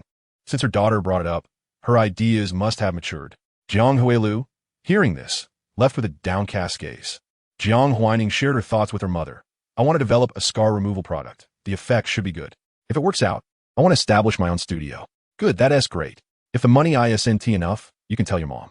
Jiang Qinghe was already wavering, but Jiang Zhuye didn't want to put Jiang Huaining at a disadvantage. Her daughter, whom she raised, was so outstanding. She shouldn't have to suffer now when she had never suffered before. How could Jiang Zhuye bear to see her daughter in pain or be rejected? Jiang Huaining replied, Got it, Mom. Once it's done, I'll let you be the first to try it. Jiang Zhuye's gaze softened as she gently stroked Jiang Huaining's fluffy head. There was a scar on her hand, a result of self-harm during postpartum depression. Not because she wanted to die, but just to feel a little better when seeing blood. It was that simple. The scar had been a bit deep at the time, and even after it healed, it left a mark that was hard to remove. Now, the scar had faded, but if looked at closely, it was still very visible. Jiang Huaining covered that scar with a watch, not because she thought it was ugly, but because she didn't want to see the weak version of herself from that time. Okay, I'll wait for you. Mom will be the first to try it. Looking at her daughter, who was growing up, Jiang Huaining felt a sense of happiness fill her heart. Her daughter was so excellent. She had nurtured her all by herself. Jiang Huaining received the promise of 200 million and happily went upstairs. After Jiang Huaining left, the butler approached Jiang Huaining and whispered, "Madam, just now, when you were talking to the young lady, she also heard." Jiang Huaining was slightly taken aback. "Okay, I'll talk to Huailu." Perhaps it was a good thing that she couldn't have another child. Balancing two children really is difficult. She looked up at the sky outside the villa and noticed it had started to rain at some point. "Have you seen Huailu walking with the Liu family's children lately?" The driver replied. "When I took the young lady to school, I occasionally saw the Liu family's children greeting her, and they entered the school together." Jiang Huaining frowned. What was Huailu's expression like? The young lady doesn't seem to like the Liu family, but she didn't refuse either. Jiang Huaining murmured, "Is that so? The Liu family's children do indeed have good looks. Otherwise, I wouldn't be so worried." Jiang Huaining still remembers that a little girl who liked Liu Shangshu once chased her to the Jiang family, asking Huaining to return Liu Shangshu to her. How restless that child from the Liu family was. Chapter 12, adding trouble. Jiang Huaining first transferred 200 million to Jiang Huaining. Then she asked the driver to pay more attention to the Liu family. She had always disliked Liu Shangshu, believing that he was lacking in every aspect, and even his good-looking face was just a tool for deceiving others. Now that the engagement had been cancelled, it suited her just fine. She didn't want her daughter to wade through this muddy water. Soon, Jiang Huaining received a text message confirming the transfer. She typed on her phone to contact the lab owner about signing the transfer agreement. The system side, "Host, your action speed is really fast. Just finished the course and already had a plan, got the investment and found the lab." With such initiative, the host would succeed in whatever she did. Jiang Huaining replied, "It's not illegal, so of course I'll do it. What else should I wait for? As a business person, time is more important than anything else." In her previous life, Jiang Huaining often got so busy she forgot to eat. It was her hard work that helped Jiang's assets grow from 10 billion to 100 billion, with annual net profits increasing fivefold. Jiang Qinghe was willing to hand over the company to Jiang Huaining, partly due to Jiang Huaining's persuasion, and partly because Jiang Huaining made him believe that Jiang's future would only get stronger in her hands. She could do it, but the process wouldn't be easy. Jiang Huaining made another call to have someone draft the lab transfer contract, and she only needed to wait to sign it. When she went upstairs, she saw Jiang Huailing and pretended not to see her, walking straight past. "What do you need 200 million for?" Jiang Huailing couldn't help but speak up. "I know you're amazing, but we're still high school students. Shouldn't we focus on our studies? I also participated in the chemistry competition, and my results have been okay these days, but you haven't attended the competition class for a long time." Jiang Huailing didn't even know what she was saying. "Shangshu told me you've always been like this." Jiang Huaining raised an eyebrow. "Since you heard it from him, you should ask him." "Why ask me?" Jiang Huailing found him strange, but also very nice. She felt conflicted.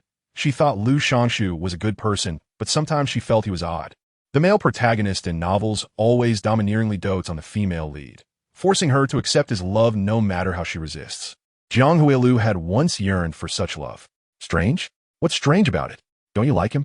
Jiang Huaining chuckled, knowing her world was a novel. She had read a few books, and, well, how should she put it? Jiang Huaining didn't understand. But she felt that Jiang Huailing was indeed suitable to be the female lead. Good-looking, gentle in character, a little submissive, accepting everything others gave her, good or bad.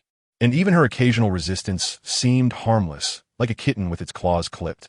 This naturally allowed her to endure hardship and be bullied.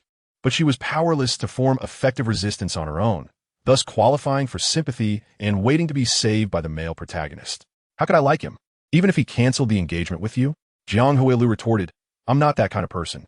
Jiang Huaining looked at Jiang Huailing inquisitively, then showed a thoughtful expression, advising, "No need to say that so early. What if one day you get slapped in the face? Although Liu Shangshu is a gossiping man, he looks good and treats you well. It would be easy for him to deceive a little girl."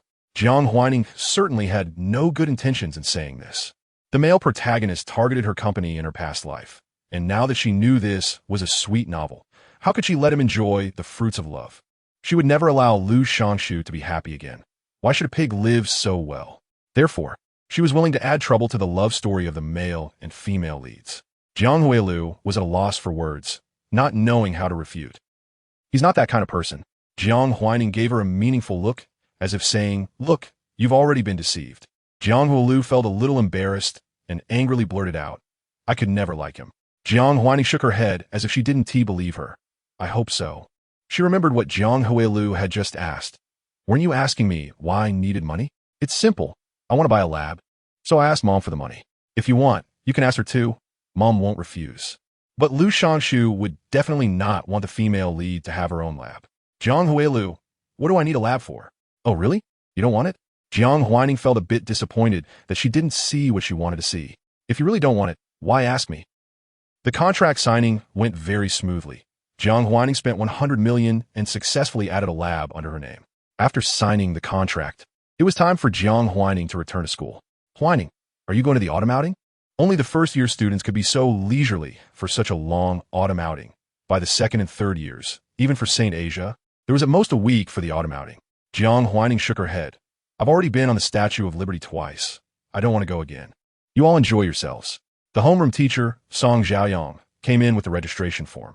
Those who want to participate in the autumn outing can come to register. Students not participating should stay at home these days and wait for school to resume. Jiang Huailing originally didn't plan to go on such an expensive autumn outing. But when she heard Jiang Huaining say she had already been twice, she gritted her teeth and took the registration form. 8 million. Jiang Huailing had never realized that one could spend so much money on a trip all at once. Her hand trembled a little as she signed. Seeing Jiang Huailing register, Lu Shangshu filled out the registration form himself. This autumn outing was an important time for the change in the relationship between the male and female leads. They certainly could not miss it. In her previous life, Jiang Huaining did not participate in this autumn outing, but she had heard that the male lead saved the female lead's life on the Statue of Liberty. It was said that the female lead accidentally fell off the cruise ship after a dispute with someone else, and, in the panic, only the male lead stepped forward to jump off and save her, a female lead who couldn't swim. It seemed like a perfect hero saving the beauty moment. But Jiang Huaining felt a little puzzled. She remembered that the safety measures on the Statue of Liberty were very thorough, and there were hundreds of lifeguards who had won swimming championships on board. Why was it only the male lead who went to save her when the female lead fell off the cruise ship? Did the male lead save people better than professional lifeguards? Or were all those lifeguards constipated?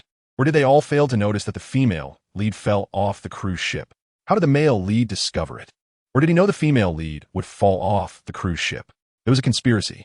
Maybe she was being overly suspicious, but no matter what, it was always right to be cautious of that insidious Lu Shangshu. Jiang Huaining took out her phone and asked her mother to arrange swimming lessons for Jiang Huailing, enhancing the security personnel arrangements for the autumn outing. Since Huailing would be on a cruise for the outing, even though the Statue of Liberty had good security measures, it was still wise to be cautious to prevent being exploited by malicious people. Jiang Huaining's reason to Jiang Zhuiwei was simple. Real accidents might not happen, but man-made accidents were very likely to occur. Jiang Zhuiwei immediately thought of Lu Shangshu and the little girl who had once been provoked by him, and she readily agreed. "Okay, I'll hire a teacher for her." Chapter 13, Learning to Swim. Jiang Zhuiwei hired a swimming instructor to teach her daughter at home and also asked the housekeeper to clean the swimming pool inside and out. Girls' bodies are more susceptible to infections, so the water quality must be well controlled. The family pool hadn't been used for a long time and needed a thorough cleaning. Jiang Huailing had just arrived home when she was informed that she needed to learn to swim. Jiang Zhuiwei had even bought her a swimsuit. Her little mouth opened slightly. "Mom, are you in such a hurry?" Deep down, she was a bit puzzled as to why her mother had bought her a swimsuit and hired a teacher without asking her first. "The autumn outing is next week. You need to learn to swim quickly. Otherwise, what if someone tries to bully you? The cruise ship will be at sea for a long time, which is dangerous." Jiang Huailing listened nervously and said, "That shouldn't be the case, right? My classmates are all very nice. It's a law-abiding society now, and I even paid 8 million in travel fees. The Liberty Goddess cruise must guarantee my safety." Jiang Zhuiwei said decisively, "It's never a bad idea to learn. Your sister could swim when she was 3, and how well do you know your classmates after such a short time? Some people are married for a lifetime and still don't know what their partner is really like." 3 years old. Jiang Huailing's gaze dimmed. Her mother still thought she couldn't judge people well. In her mother's eyes, her sister was always better than her. Although she knew she couldn't compare to her sister, it still hurt her feelings. Okay, Mom, I'll go learn. The next day, it was a sunny day. Jiang Huaining pulled back the curtains and could see Jiang Hailu learning to swim from the balcony. At first, Jiang Hailu, who was just learning to swim, floundered in the water under the guidance of the instructor, occasionally choking and coughing, her face flushed. Sweet female leads might never have experienced such humiliation in their lives. And Jiang Hailu probably didn't know that these humiliations were secretly arranged by Jiang Huaining behind her back. Jiang Huaining received a message from Lu Shangshu. Lu Zhutu, why didn't Hailu come to school today? Did you bully her? Bully? This pig had probably rushed over to spy on her after noticing that the Jiang family had hired a swimming instructor, right? TSK. Such deep scheming. No wonder Jiang Hailu couldn't see through it. Jiang Huaining replied, so what if I did? Your family lives by the sea. Why are you so nosy? She directly blocked Lu Shangshu, too lazy to argue with him. She went downstairs, had breakfast, and set off for the laboratory in one go. If she weren't still a minor, she would have driven a sports car there herself. That would have been so cool. The laboratory was located in the outskirts of the city, a half-hour drive away. Jiang Huaining asked the driver to stop and walked in alone. This was a private laboratory originally intended for pharmaceutical research, but unfortunately, the development and research of a new drug took too long, and the previous owner was in a hurry to sell it abroad. She had already greeted everyone in the work group yesterday and scheduled a meeting for 2 p.m. Someone was waiting for Jiang Huaining at the entrance. Seeing her so young, there was a flash of surprise in his eyes, but he quickly concealed it, respectfully yet warmly leading Jiang Huaining inside. They weren't foolish enough to offend a young boss just because of her age. Upon entering the conference room, there were researchers present. With the change of ownership of the research institute, these researchers were uncertain whether Jiang Huaining would continue to employ them. In this day and age, it's not easy to find a job. Capable researchers might switch jobs easily, but not every researcher has that capability. Most researchers at this age are burdened with mortgages, car loans, and family responsibilities. They can't easily bear the cost of unemployment. If they lost their jobs, they might face mortgage defaults, credit bankruptcies, or even having their houses auctioned off. Jiang Huaining looked young, but the aura around her, as if she had everything under control, made people not dare to underestimate her. I have a general understanding of the previous situation at the Research Institute. For now, I don't intend to pursue pharmaceutical research. Those who want to continue in that field can take their severance pay and leave. We may collaborate again in the future. Jiang Huaining took out a USB drive and plugged it into the computer. If anyone wants to stay, you can listen to the salary and benefits I offer, but I need to state up front that your research must be done according to my ideas. As soon as the last sentence was spoken, some people frowned. In research, what they feared most was not a boss with demands, but a boss who wanted them to work according to those demands. As researchers, they might not even have the confidence to develop a good product, let alone do it strictly according to an outsider's requirements. What good ideas can outsiders provide? Everyone had their own thoughts. Some expressed them, while others remained calm, wanting to hear what this overly young boss wanted them to do. Some didn't care as long as the boss paid their salaries and didn't get angry. They would do anything. This last type made up the majority. The LED screen in the conference room started to display the salary and benefits of the Research Institute. Jiang Huaining was very sincere and didn't like to paint a rosy picture for her employees. To ensure that employees worked well, providing adequate salaries was more important than anything else. I have a general understanding of your previous salary benefits. Rest assured, the benefits I offer here will definitely not be worse than what you had before. The prospects and profits of the research were clear, and Jiang Huaining wouldn't be stingy with employee salaries. The title of researcher sounded impressive, but in fact, there were just over 100 researchers in total. The PPT listed the salary benefits, which was the issue everyone was most concerned about. Everyone's eyes carefully scanned the information, afraid of missing any words. Chun Shihe was an ordinary employee at this research institute. She had just graduated with her PhD and had been at the institute for less than 3 months when the previous boss ran away. Because of this, she hadn't slept well in days, worried that her hard-earned job might disappear. She had just bought a house and brought her parents over to live with her. If she lost her job, not to mention how hard it would be to find a new one, her parents would also worry, and she had a mortgage burden. Although she was a PhD and there was a talent introduction policy in place with a 1 million settlement subsidy for newcomers, housing prices here were high. She had only bought a 120 square meter, fully furnished 3-bedroom apartment for $1.8 million and had taken out a loan of $600,000. Paying it off over 20 years would require monthly repayments of 4,000 yuan. Being the only one responsible for supporting 3 people made the pressure unimaginable. When she heard Jiang Huaining's words, she couldn't care less about worrying about her boss's young age and quickly looked at the PPT. The salary benefits were clear at a glance. Different levels of researchers corresponded to different salaries. Chapter 14. The future has infinite possibilities. Chen Shihe had a decent education, but just entered the research institute as an ordinary researcher, earning the lowest tier salary. The base salary was 8,000, with overtime pay of 70H on weekdays and 90H on weekends, a full attendance bonus of 2,000, and a nutrition subsidy of 1,000.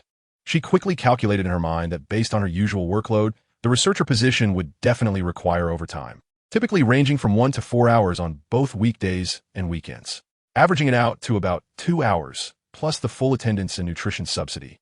Her monthly salary would be around 15,000. Of course, this was not the actual take-home pay. After deducting social insurance and housing fund contributions, she would roughly take home about 12,000. Having figured out her potential salary, Chen Shihe felt more assured. Her previous salary was a base of 9,000 per month, but without full attendance or nutrition subsidies. She did have overtime pay, which was the same on both weekdays and weekends at 50H, making her monthly earnings about 12,000, with actual take-home pay just over 9,000. After paying the mortgage, there was only a little over 5,000 left for the expenses of 3 people. Living in a big city on 5,000 for 3 people was certainly tough, but her parents were considerate and content, not buying expensive items. The elderly couple managed to get by with just 1,000 per month for groceries and cooking at home. But if possible, who would want to earn a little more money? It didn't matter if the boss was 18 or 80. As long as they were willing to give higher salaries, they were a good boss. Many researchers below also showed the same satisfied expression as Chen Shihe. The salary had indeed increased. Even though the base pay was lower, the actual take-home pay was roughly 30 more than before. This would allow many researchers, who were previously struggling after paying their mortgages, to save a little money or spend it. "Boss, do we have year-end bonuses?" asked a bold employee. The previous director of the research institute used to give year-end bonuses, but since the drug hadn't been developed, the bonuses were not substantial, around 20,000 a year. A bit more for team leaders, but only about 50,000 at most. Jiang Huaining smiled at this question. Of course, there will be bonuses. However, I can't tell you the exact amount yet.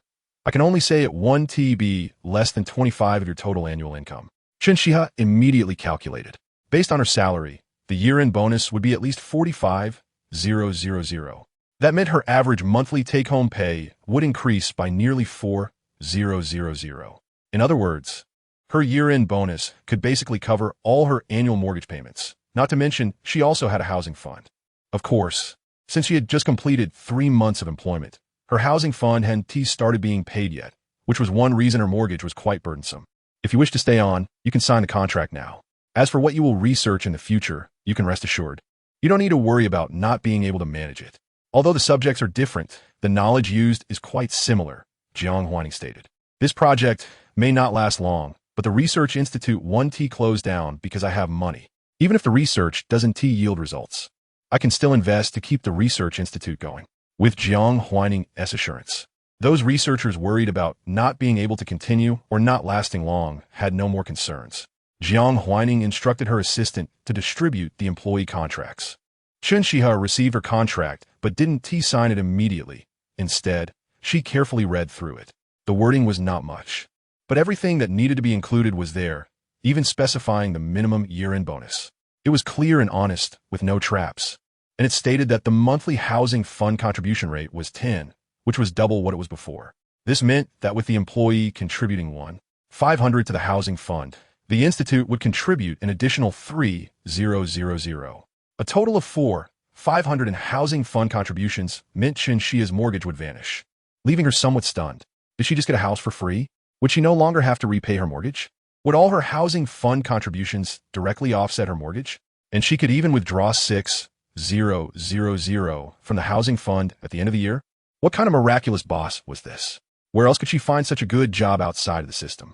Tears welled up in Chen Shihe's eyes as she looked at Jiang Huaining, feeling deeply moved. This must be something only a child who had been tainted by the adult world could achieve. Jiang Huaining smiled as she saw most people signing their contracts. This was her first batch of employees in this life, and most were relatively simple-minded researchers, not the cunning foxes of the marketplace or the seasoned veterans from the Jiang group. She could build her own team from scratch. After some contemplation, she suppressed her thoughts. All employees, please gather here at 2 p.m. tomorrow to officially start my research project. The laboratory schedule and personnel will be temporarily arranged as before, and I will assign research tasks tomorrow morning. For those who do not wish to stay, you can join me in the finance office for salary settlement. Regardless of where you all go next, I wish you all a bright future, and if there's a chance to collaborate in the future, you're always welcome to return here. Her words were grand, and thunderous applause erupted in the room. Jiang Huaining was not a stingy person. In addition to paying them their monthly salaries according to national regulations, she also compensated them for the previous boss, SN1, directly treating them as if they had been laid off. Of course, she wasn't doing this out of kindness. She was just in a good mood and willing to do a nice thing. When she was in a bad mood, well, it was just a matter of who would be unlucky. Jiang Huaining smiled and accepted the applause. She had 21 days to understand this group of researchers and even longer to develop her product. In the morning, Jiang Huaining watched as the research materials she purchased for the laboratory were delivered one after another. System, don't you think this is all too easy? A crackling electric sound responded. Host is very diligent, with excellent talent. For you, success is effortless. That is why I bow myself to you. Hearing this, Jiang Huaining smiled. I never thought my success was easy. She had put in a lot of effort, accustomed to giving her all. As she had said before, she never believed that anything could be easily obtained. Everything she had achieved, whether it was accomplishments, family background, or her parents' love, was not readily available. Success was no different. Did Jiang Zhuyu like her, meaning her life was a success? No, it was because she had always demanded a high standard of herself, consistently meeting Jiang Zhuyu's success criteria that Jiang Zhuyu liked her. Did Jiang Huailu's life fail just because she couldn't compare to her? Jiang Huaining didn't think Jiang Huailu had failed. As long as one hadn't lost themselves, it wasn't failure. People can lose, but they must not lose their spirit, their sense of self, or their courage to stand up again. The system stated, you are strong. According to my assessments, your intelligence, perseverance, and emotional intelligence are all at the top level in this world. The most crucial point is that you are still very young, and your future holds infinite possibilities. Yes, I also believe my future has infinite possibilities. I have the potential to become the world's richest person and change this world. She pulled back the curtains, feeling a surge of ambition, only to see Jiang Huailu in a rather embarrassing state in the swimming pool. She couldn't help but smile. Chapter 15. What it feels like to fall into the water. Jiang Huailu struggled awkwardly in the water, suddenly breaking free and clutching the edge of the pool, coughing incessantly. What does it feel like to fall into the water? What is it like to hear bubbles gurgling in your ears? What does it feel like to have water repeatedly choke you through your nose? No one knows better than Jiang Huailu. She was terrified of drowning, afraid of getting hurt, afraid of death. And at the moment she entered the water and couldn't breathe, she felt herself infinitely close to death. Therefore, even though she had been learning to swim for a few days, she still appeared pale and anxious. She couldn't understand why she was so clumsy and timid, afraid to even swim. Clearly, if she followed the teacher's instructions, she wouldn't choke on water, but she always panicked, got scared, and lost her composure. What was she really afraid of? Jiang Huailu couldn't figure it out. A light laugh sounded, and a white sneaker stopped beside her face. Jiang Huailu instinctively looked up slightly and saw Jiang Huaining standing against the light, her entire profile glowing beautifully. Jiang Huailu heard her ask, how have you been learning for so many days and still haven't learned to swim? Is she mocking me? Jiang Huailu felt ashamed, thinking she had embarrassed herself in front of Jiang Huaining. I'll learn quickly.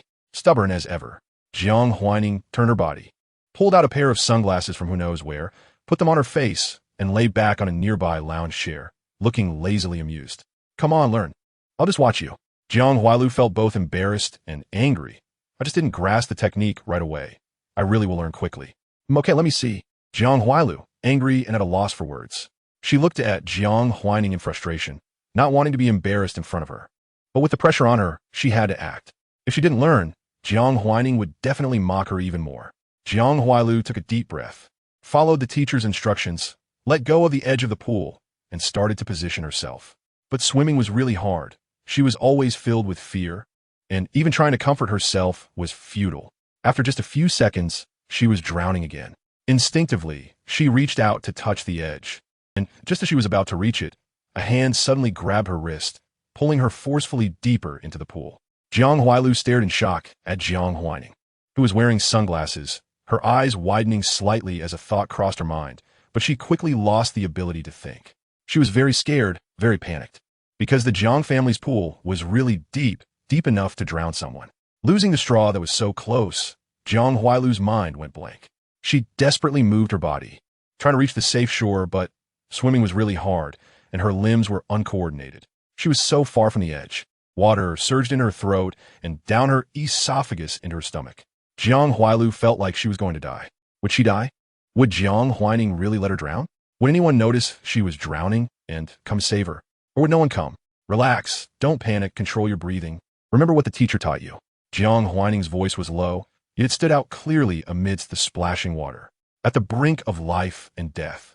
Jiang Huailu recalled what the teacher had said, as if Jiang Huaining was whispering in her ear. Keep your body flat, lie prone in a streamlined position, and cross your arms to move forward. Unknowingly, she finally executed the standard movement taught by the teacher. Jiang Huailu felt that she could swim now and immediately returned to the edge, gasping and coughing heavily, trembling in fear, enveloped in a shadow of drowning. She looked at Jiang Huaining, who was still lazily lounging there, feeling particularly wronged. Tears and snot streamed down her face as she cried out, I thought I was going to die. Don't cry. Jiang Huaining showed no sympathy for her. Why was she crying in front of Jiang Huaining? She would only be mocked. But she couldn't control it. She just wanted to cry. She really felt like she was going to die, and she was truly scared. Jiang Huailu glanced back and realized that Jiang Huaining's strength was indeed considerable. Just one forceful push had sent her several meters away. She really had practiced, as her mother had said. Jiang Huaining, what did you just do? How could you treat me like that? Jiang Huailu wanted to question her. A shadow loomed in front of her. Jiang Huaining crouched down, took off her sunglasses, smiled slightly, and remarked how she was truly a vicious supporting character. She handed the sunglasses to Jiang Huailu and said lightly, I'm just helping you learn to swim. See? You've learned it now, right? You always think you have a backup plan, so you can't be tough on yourself. So I cut off your backup plan to see what would happen. Jiang Huaining flashed a wicked smile. Jiang Huailu was even angrier. You're going too far. Swimming can be learned slowly. What you're doing is just unfair. Have you considered my feelings? Why do you have to push me like this? She wanted to say, do you have any idea how scared I was? I thought you were going to kill me, and no one could save me. But as the words reached her throat, she felt a lump, unable to say a single word. Jiang Huailu's eyes turned red, and she broke down. She felt so useless. Jiang Huaining bullied her, and yet she couldn't even curse back. Moreover, she wasn't the protagonist. There would be no male lead to come and uphold justice for her. Jiang Huailu grabbed a towel and turned to leave, leaving Jiang Huaining alone by the pool, soaking up the sun. Don't rush off. Stay and review. She definitely wooed tea. Walking into the villa, Jiang Huailu saw Jiang Zhuiwe arranging flowers on the dining table. Jiang Zhuiwe looked gently at the flowers, trimming the leaves. And when she saw Jiang Huailu come in, she called out to her. Huailu, come here and take a look. If I cut off one of the roses, will this arrangement look better? Jiang Huailu walked over, her voice still hoarse. Mom, I don't know. She was still wearing sunglasses, and her whole body was wet, looking quite disheveled. Jiang Zhuiwe directly cut off the rose. It's okay if you don't know. You won't know until you try. We don't lack one flower in our house.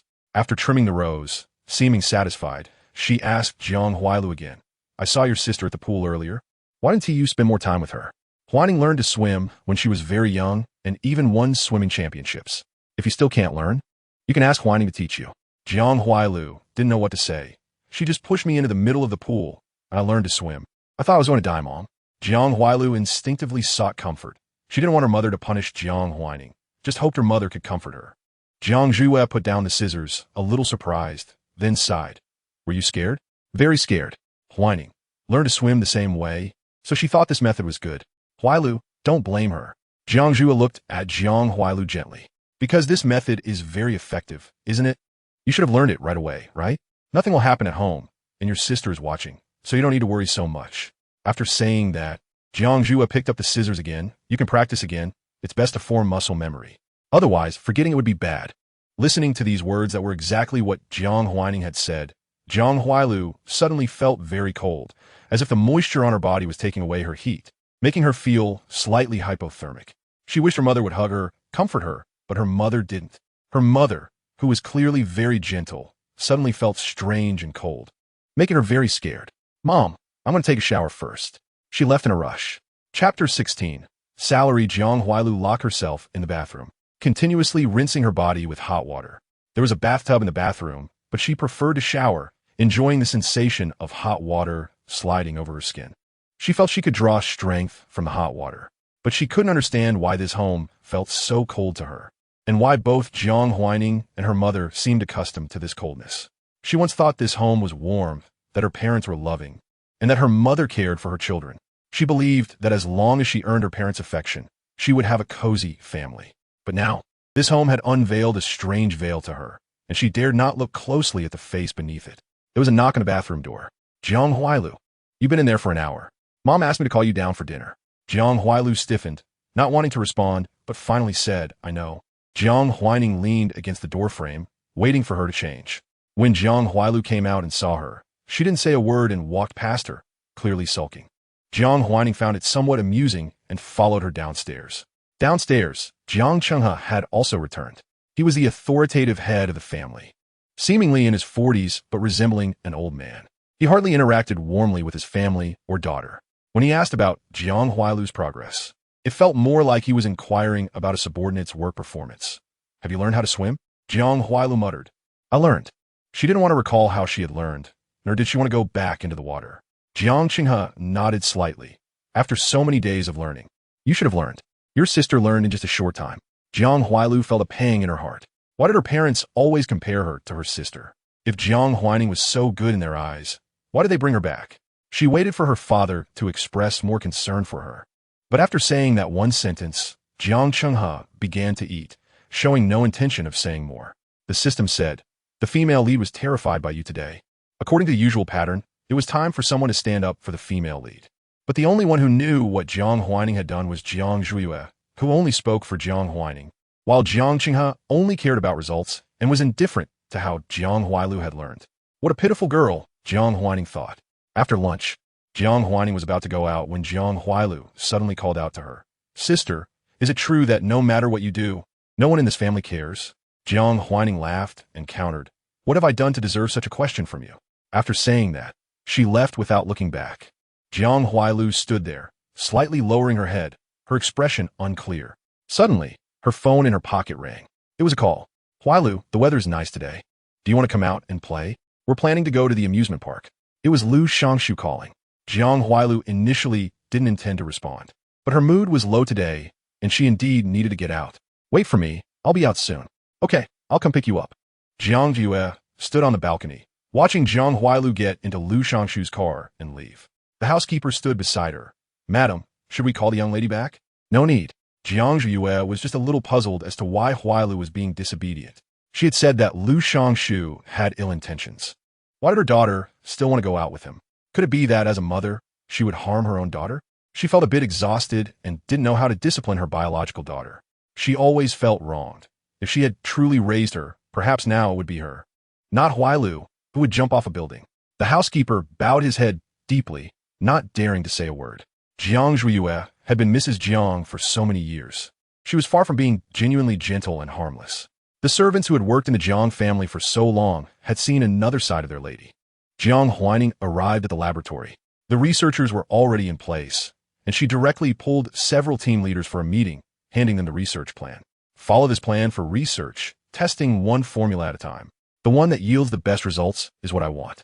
The team leaders were a bit unaccustomed to this approach, as they needed to fully listen to Jiang Huaining. But if they truly didn't want to, they wouldn't have signed the employee contract, so they quickly agreed. Compared to the past, where they were fumbling in the dark, doing things in such a planned manner now, with salaries doubled from the previous 500,000 annual salary to 1 million, how could they be unhappy? Researcher salaries sounded prestigious, but in reality, many researchers didn't earn much. Many entry-level researchers only made $3,000 to $4,000 a month.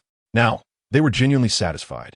They just needed a little time to adapt, but after reviewing the plans, they found them well written, as if experts in the field had authored them, not random outsiders giving pointers. A researcher familiar with scar removal products lit up. "Boss, is this plan written by an industry expert? It seems very feasible." Jiang Huaining smiled. Not an expert, but the plan is indeed good. Just follow the research.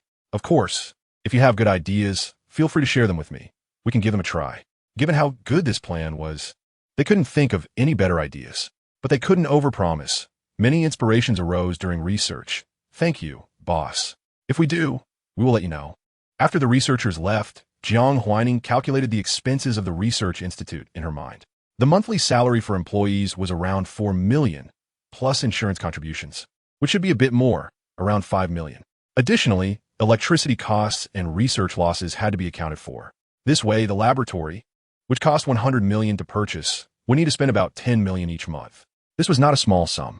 100 million wasn't even enough to cover a year's salaries. Fortunately, the research plans were ready-made. Results should come quickly, and when the products were launched, the expenses of the research institute wouldn't matter much.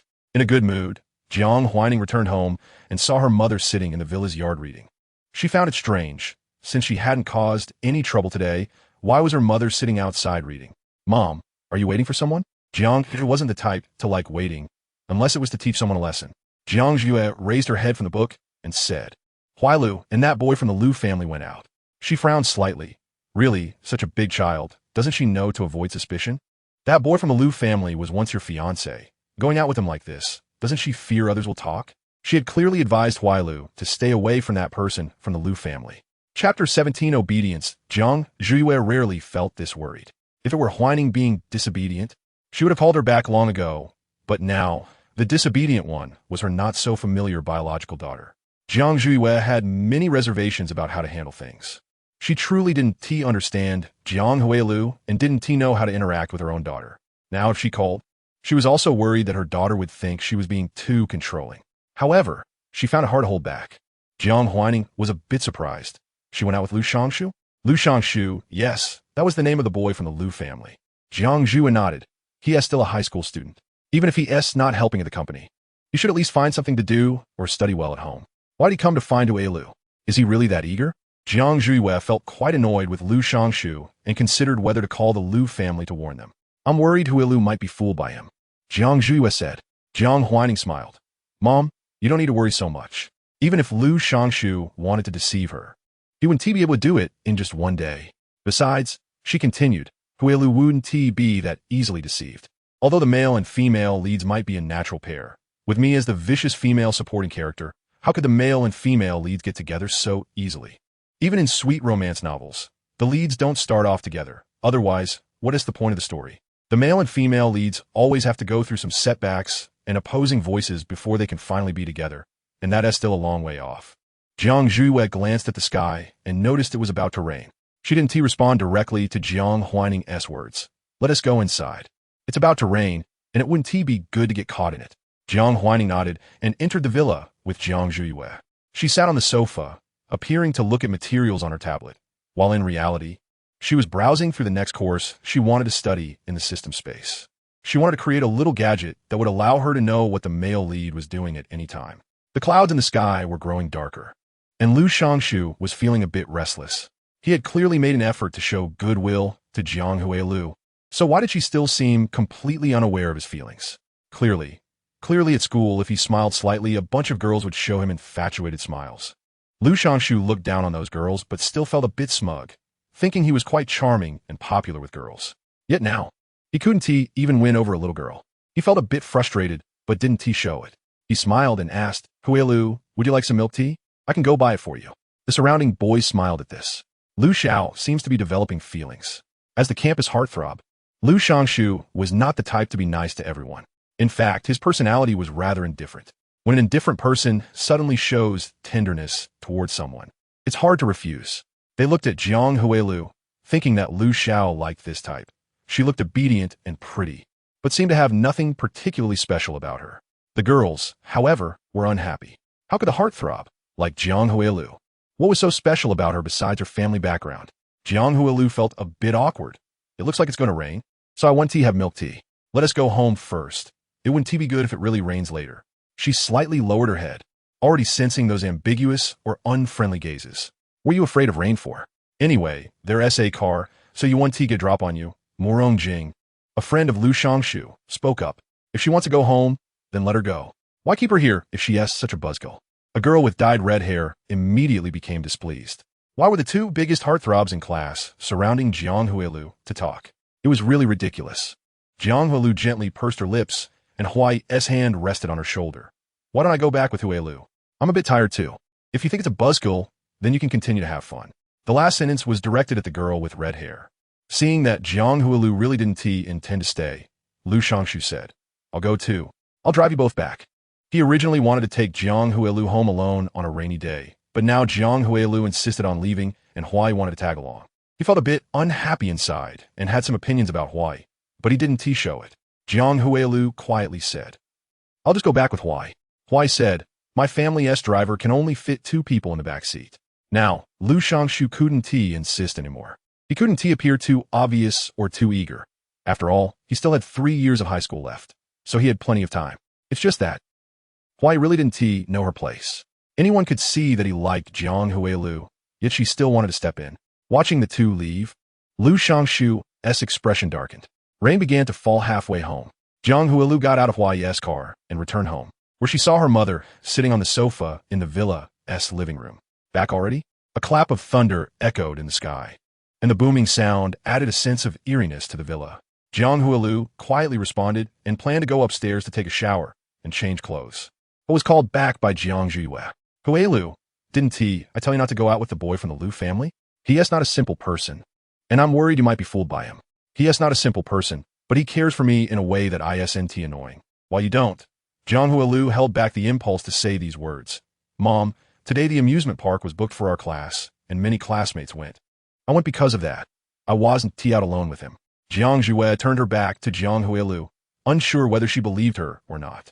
The air was very quiet, and just as Jiang Huailing was about to leave, Jiang Huailing spoke again. Have you been studying well with the financial teacher I hired for you? Huaining never plays around like you do and doesn't make excuses. This statement was a bit too rude. Several servants in the living room quickly found excuses to leave. The lady had a strong desire for control over her child, and over the years, they had come to understand and get used to it. But the young lady who had just returned clearly wasn't used to it. Oh dear, I wonder how long this will go on. Jiang Huailing was really uncomfortable and really disliked how her mother always compared her to Jiang Huaining. She felt very sad, Mom. You always think Jiang Huaining does better than I do. Is it correct that I didn't come back? I've never been to an amusement park before. Can I go just this once? Do I have to avoid places where Lu Shangshu is? Can I go? You told me not to get too close to Lu Shangshu, and I agreed. Can you trust me a little? I don't like him, and I want to be swayed by him. I just want to go out and have fun, that's all. This was the first time the female lead had argued with someone. She clearly didn't have the courage to argue. But perhaps it was because Jiang Huaining had pushed her into the water, or perhaps she had endured too much today without anyone knowing, that she couldn't hold back anymore. In this family, if she didn't learn to speak up for herself, she would forever be the one being blamed. Jiang Huaining leaned against the stairs on the second floor of the villa, holding a book, somewhat surprised by the female lead's change. However, Jiang Huailing didn't feel blamed at all. She continued, Huailing, that is not what I meant, but how can I trust you? You still went out in that boy's car today. You say you're obedient. Is this your version of obedience? Chapter 18 Our Lives Are Different. Jiang Huaining noticed that Jiang Huailing was trembling all over. Perhaps speaking those words just now had truly exhausted her courage. She was like a little rabbit, easily frightened, and her first reaction after being scared was to hide and tremble, which was very cute and pitiful. Lu Shangshu liked her like this. He thought to himself that she would no longer have to worry about being scared, because he would protect her. This was content from the original book. The system recited a passage from the original text to Jiang Huaining. The female protagonist can actually speak for herself now. What should the male protagonist do? In this kind of novel, the male protagonist is the voice of the female protagonist, responsible for venting her frustrations. Now that the female protagonist can speak for herself, what should the male protagonist say? Jiang Huaining smiled, finding the system's words amusing, but upon reflection, she realized that the reason she hadn't paid much attention to this younger sister in her previous life was also because Jiang Huailing hardly spoke. Jiang Huailing was very quiet. Sometimes, Jiang Huaining even thought she was mute. Jiang Huailing could indeed speak now, but she was trembling all over, and upon hearing her mother's words, she trembled even more severely. There were not only Lu Shangshu in the car, but also 2 classmates. He was the class monitor, responsible for taking a few classmates over, not just her alone. Mom, I thought it would be fine to treat him like an ordinary classmate. Moreover, she couldn't help but shed tears. Mom, I was pushed into the swimming pool by my sister yesterday, thinking I was about to drown. Didn't you worry about me? I was really scared at that moment. Why didn't you worry about me? Jiang Huailing wanted to ask. Am I really so insignificant in your heart? Jiang Huailing stood up at some point. Facing her daughter's question, she said, what is there to be afraid of? This is home. How could anything happen to you? Your sister would never harm you. You never need to be afraid of your sister. Jiang Huailing felt as if her heart had been pierced with a large hole, cold wind rushing in, making her feel extremely uncomfortable. Her mother always trusted her sister so much, yet completely distrusted her, even doubting her. Even when she explained, her mother still had doubts. How strange. Why is it like this? Her mother didn't doubt her because of what others said. Her mother doubted her on her own. Those who learn to swim must first be submerged in water a few times to learn. Jiang, his voice sounded somewhat indifferent, as if discussing an ordinary matter. I'm not asking you to learn immediately, but you've been learning for many days and still can't learn. Isn't it normal for your sister to help you? Are you blaming her for saying these things now? Jiang Huailing wiped her tears, opened her mouth to speak, but found her throat choked and couldn't utter a word. She felt truly useless, unable to even speak. Taking a deep breath, Jiang Huailing struggled to say, I'm not blaming my sister. I just don't want to learn this way. She was afraid of pain, afraid of getting hurt. She understood her own timidity and cowardice, and thus always used a harmless appearance and behavior to protect herself. However, she didn't expect that even being so harmless would lead someone to act against her. Since there is nothing more to say, let us not bring this up again in the future. You should be grateful to your sister. This way isn't bad. How long will it take you to learn your way? Suddenly, a flash of lightning appeared in the sky, illuminating the entire living room. Jiang Huaining leaned against the stairs and saw the tears on Jiang Huailing's face. I understand. Jiang Huailing went upstairs, brushing past Jiang Huaining without saying a word. Jiang Huaining called out to her, Jiang Huailing. Jiang Huailing stopped in her tracks. What is it? Are you here to laugh at me too? If you don't have tissues next time, don't cry so hard. It looks quite ugly. Jiang Huaining walked over in her sneakers, shoved a pack of tissues into Jiang Huailing's hand, and then turned to leave. Jiang Huailing looked down at the tissues in her hand. As Jiang Huaining's figure was about to disappear at the end of the corridor, she said, Jiang Huaining, I really didn't blame you for yesterday's incident. She was just a bit angry and aggrieved. Clearly, she only needed a comfort, a hug, but no one gave her that, and thus her inner grievances grew, like a balloon, getting bigger and bigger until it reached an unbearable point.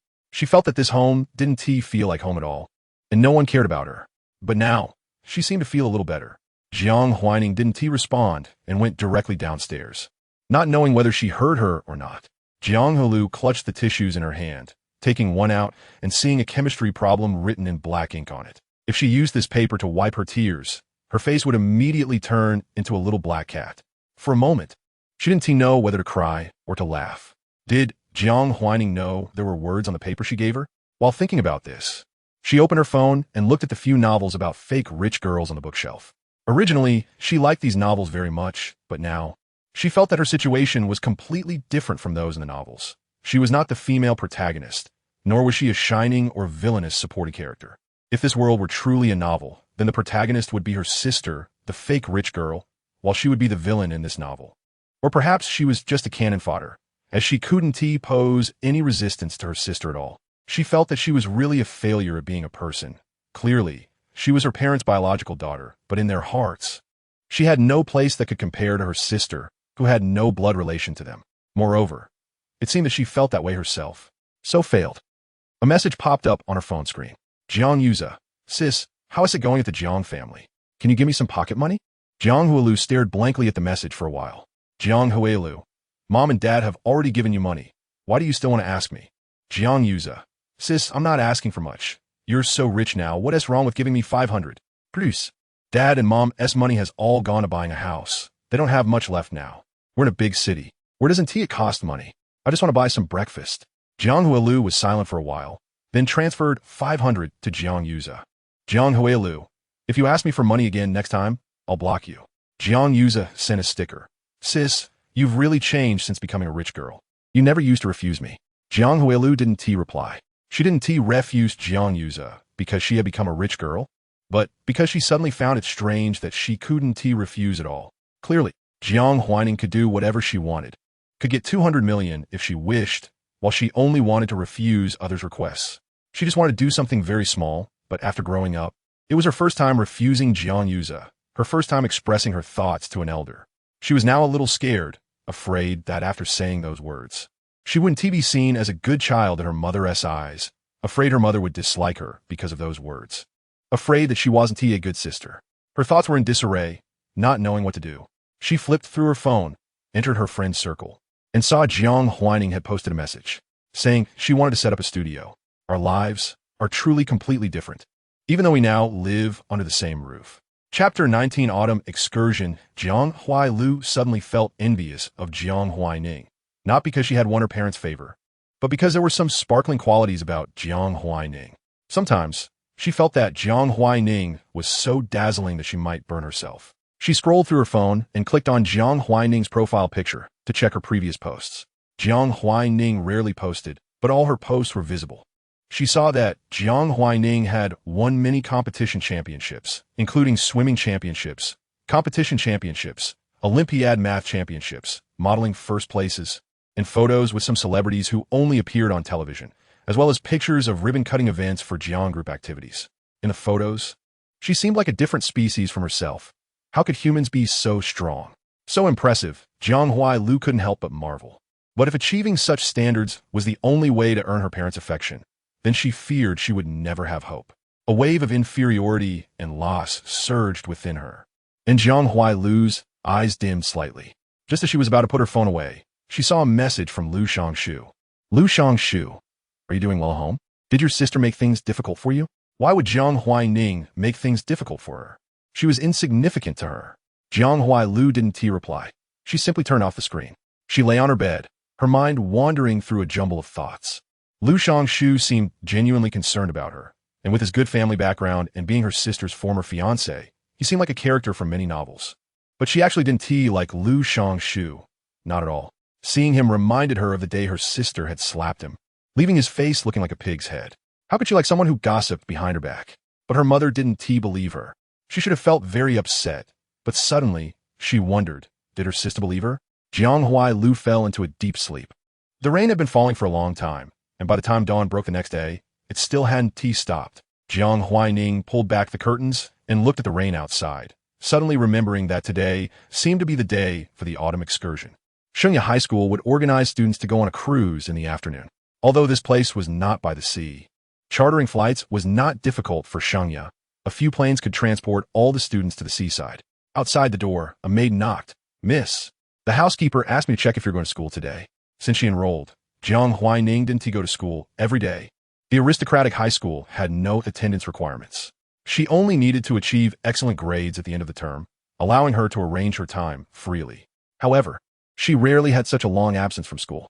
She opened the door. I'm not going out today. Perhaps because of the rainy weather. The air in the corridor was slightly damp. Turn on the fresh air system. This villa had a fresh air system installed throughout, which could maintain fresh air indoors and naturally dehumidify. Jiang Huaining disliked damp, sticky air. Okay, miss, the maid obediently complied. Jiang Huaining volke domstives. The living room was brightly lit, contrasting sharply with the dimness outside, making it somewhat blinding. Jiang Chenghe, surprisingly not having gone to the company early, was sitting on the sofa reading the newspaper. Huaining, Jiang Chenghe called out to her. He had recently looked into his biological daughter's studies in finance, and could only say he was very dissatisfied. His biological daughter was not unintelligent, but merely an ordinary person. Jiang Cheng, he could have accepted her ordinariness, if he hadn't seen better. Nowadays, skincare companies in the country were sprouting up like mushrooms after rain, and many had grown into thriving businesses. Jiang's skincare company was not among the top tier. It could be recognized, but it was not irreplaceable. As for marketing, with hundreds of millions spent on marketing, advertising, and endorsements, it merely kept Jiang's from regressing. Jiang Cheng, he hoped Jiang's could advance further, but unfortunately, after so many years of effort, there had been no effect. Coupled with the recent cancellation of the engagement with the Liu family, Jiang's stock market had also experienced turmoil. He had anticipated this, but it still affected his mood. Dad, Jiang Chenghe, come to the company with me today. Jiang Huaining hesitated for a moment and then nodded. Since the engagement with the Liu family had been canceled, she should keep her distance from Lu Shangshu to avoid media speculation. Jiang Cheng, he could still recall Lu Shangshu's name. This statement was somewhat amusing, And Jiang Huaining nodded. I know. The Liu family is not good people. They want to cut off ties. Jiang Chung, he added silently in his heart. But he didn't say it out loud upon seeing Jiang Huaining's face. He was a shrewd businessman who never made losing deals. He had a scale in his heart and could never return his carefully raised daughter to that rural family, letting all his hard work go to waste. He also could not send his adopted daughter to the Liu family for an engagement. That was not a union, but cultivating a competitor for his own group. But how should he deal with this daughter? Jiang Chung, he hadn't thought it through, but he remembered how much pride this daughter had once brought him. Even as the chairman of a conglomerate, he often talked about his children during gatherings with business friends. At these gatherings, Jiang Huaining had earned him a lot of face. Even though Jiang Chung, he was not someone who cared much about appearances, he appreciated such praise. Who didn't he like to hear good things? Regardless, he felt good after hearing it. Jiang Chung, he suppressed these thoughts and mentioned another matter. I heard you bought a lab? Jiang Huaining hadn't planned to hide it from Jiang Chung. Yes. I plan to research scar removal products. I already have some ideas, so I bought a lab to give it a try. Scar removal products? Jiang Chung, he was not familiar with this field. Jiang's had never produced anything related to scar removal. Jiang Chung, the company also has a lab. If you need it, you can use it directly. There is no need to buy another one. The company's lab belongs to the company. I want to create something of my own. I also plan to open a studio later. It wouldn't be good for the company's employees to receive a salary and do two jobs, as that would make everyone unhappy. That is true. Employees indeed dislike doing two jobs. Jiang Chung, he didn't take this to heart. He thought Jiang Huaining just wanted to have some fun. It was normal for a child to want something of their own as they grew up. Should I send Assistant Lin to you? With her around, you can have an easier time. Assistant Lin was one of Jiang Chung's secretaries, in her 40s, and a very detail-oriented and serious woman, often responsible for assisting Jiang Zhuyu with school matters. However, in Jiang Chung's secretary team, Assistant Lin was not highly regarded. Then thank you, Dad. I just happen to need someone to help me with some things. Chapter 20 Company Name. Host, aren't you afraid that Jiang Chung and his secretary are secretly monitoring you? The system was a bit puzzled. Its host was not the kind of person who would let someone else's people be around her. Besides, the scar removal product could indeed be made, and the effect was quite good, not some empty promise. So, the necessary caution and vigilance should have been established by now. It had seen the profit margin that the host had projected. In this country, the annual birth rate in recent years has reached tens of millions, meaning there are nearly 10 million mothers each year. Yes, the main target customers for the host scar removal cream are those pregnant women. Out of 10 million pregnant women, nearly 50 choose cesarean sections, and among those, about 60 will be left with surgical hypertrophic scars, which is roughly 3 million people. Currently, the market for scar removal creams is mixed, with domestic products priced at 999 yuan and imported ones at 3,999 yuan. Many pregnant women have bought various products to eliminate scars on their bellies, but clearly, despite all the marketing and recommendations, the scars just won't go away. Some people resign themselves to their fate and don't want to spend more money, while others would rather undergo multiple surgeries costing 20,000 yuan each to lessen their hypertrophic scars. Yes, just lessen, not completely disappear. Jiang Huaining is confident that her product can eliminate those ordinary scars within one treatment cycle. As for hypertrophic scars, the effect will depend on the specific product. I plan to price this scar removal cream at 2,999 yuan. If 10 of the mothers choose to buy our product once, I can generate 900 million in revenue. In reality, once 10 of pregnant women buy our product, they're likely to purchase it a second or third time. Moreover, as long as a reputation spreads, it won't just be 10 of pregnant women choosing to buy our product. The profit and market potential for this scar removal cream can be imagined as enormous. Jiang Huaining had long signed confidentiality agreements with all employees, and she also kept a secret formula that could greatly enhance the efficacy of the scar removal product for herself. The formulas being researched in the lab are indeed stronger than those on the market, but to become the recognized number one, it still relies on the secret formula in her hands. Jiang Huaining. Secretary Lin won't monitor me. She has always been my person ever since before entering the Jiang family. Her encounter with Secretary Lin was quite remarkable. In her previous life, when the Jiang family was being undermined by the Liu family, most people around her were anxious and thought about leaving the Jiang group, but Secretary Lin never considered that. Even after the Jiang family declared bankruptcy, Secretary Lin continued to work for her and even found key information to bring down the Liu family. Unfortunately, it hasn't been used yet. The best way to salvage regrets is to let the Liu family go bankrupt earlier in this life. Although I'm a naturally suspicious person, I do not doubt her. Her flaw is being overly suspicious, but fortunately, she has a strength called being good at reading people. However, being good at reading people is one thing, and keeping secrets to oneself is another. Jiang Huaining loves to keep her secrets. The system, confused, said, "Host, you're truly a good boss." Jiang Huaining humbly replied, "Compared to most business people, I am indeed a good boss." The next day, Secretary Lin was reassigned to Jiang Huaining's side by Jiang Cheng, and even her position in the company was revoked. Lin Manon felt a bit lost. She was a single mother in her 40s with a daughter attending an all-boarding international school, which allowed her to focus all her time on work. However, she never expected to be fired from the Jiang group.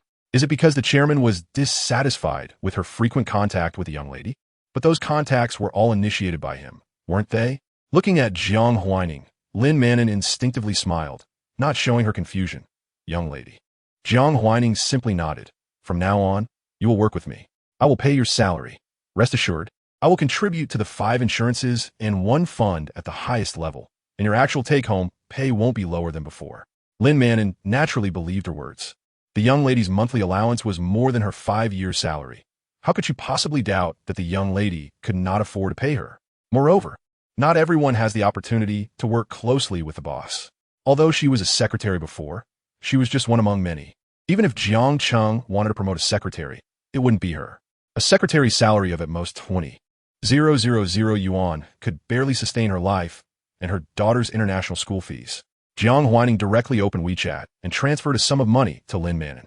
"This month, I want to set up a studio, and you will be responsible for the initial interview, which will be quite demanding. I will give you a little extra this month." Lin Manon opened her phone and saw a large transfer of 100,000. Her heart skipped a beat. She didn't expect that WeChat could transfer such a large sum. "Thank you, boss. From now on, the young lady will be her only boss." Jiang Huaining smiled and couldn't help but say, "It's fine to keep calling me young lady." Seeing Jiang Huaining smile, Lin Manon couldn't help but smile back. "Young lady." Jiang Huaining explained to Lin Manon, "The studio I want to set up will be responsible for selling scar removal products." At this point, Jiang Huaining paused. "Forget it. Let's just establish a company directly. After all, the studio will eventually develop into a company. It's better to do it all at once.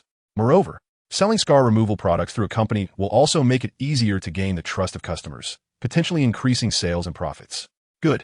Lin Manon felt a bit curious about the scar removal products Jiang Huaining mentioned. She believed that the young lady's products would definitely be good because the young lady never fought battles she wasn't confident about. If the product effect is particularly good, could she recommend it to her childhood friend? Thinking of that friend, Lin Manon's gaze dimmed for a moment. The adult world is really helpless. Even though she wanted to help that friend, the pressures of life and harsh realities made it impossible for her to offer any assistance. Some things truly cannot be helped just because she wants to help, such as the scars and psychological trauma left on her friend from burns. How could she possibly help? Even a psychologist can only provide advice and comfort. Ultimately, it's the patient who must find their own way to heal. "Young lady, what should the company be named?" Chapter 21. Creative Ideas. Jiang Huaining thought for a moment. Let's call it Creative Ideas. There's no special meaning, just a slight imagination about the future of this world. Lin Manon noted down the name. She spent the entire afternoon accompanying Jiang Huaining with the company's matters. Sometimes she could handle things alone, so she went by herself. Other times, when Jiang Huaining was needed, she accompanied him. Thanks to the Green Channel, the company's documents were processed quickly, but the business license would take another 2 days to be approved, which was not urgent. Jiang Huaining gave Lin Manon another bank card. "The company doesn't have a finance department right now, so all your expenses will come from here. There's 1 million in it, and if it's not enough, just let me know." When Lin Manon wondered why 1 million might not be enough, Jiang Huaining added, "Prepare a gift for each employee coming for an interview. 1,000 yuan for the first interview and 2,000 yuan for the final interview. You can buy whatever you think is appropriate." As Jiang Huaining spoke, he took Lin Manon to a building. "This is where I have rented space. The first interviews will be held on the 7th floor, where the equipment is relatively complete." Jiang Huaining granted Lin Manon access and gave her a card, which allowed her to use most of the company's rooms and floors. "I will come for the final interviews." Jiang Huaining handed Lin Manon a sheet detailing the positions the company needed to recruit for and their corresponding salaries. Not many, just over 100 people in total. But for Lin Manon, recruiting over 100 people alone was clearly a daunting task. However, she was not afraid at all and didn't worry about not being able to find candidates.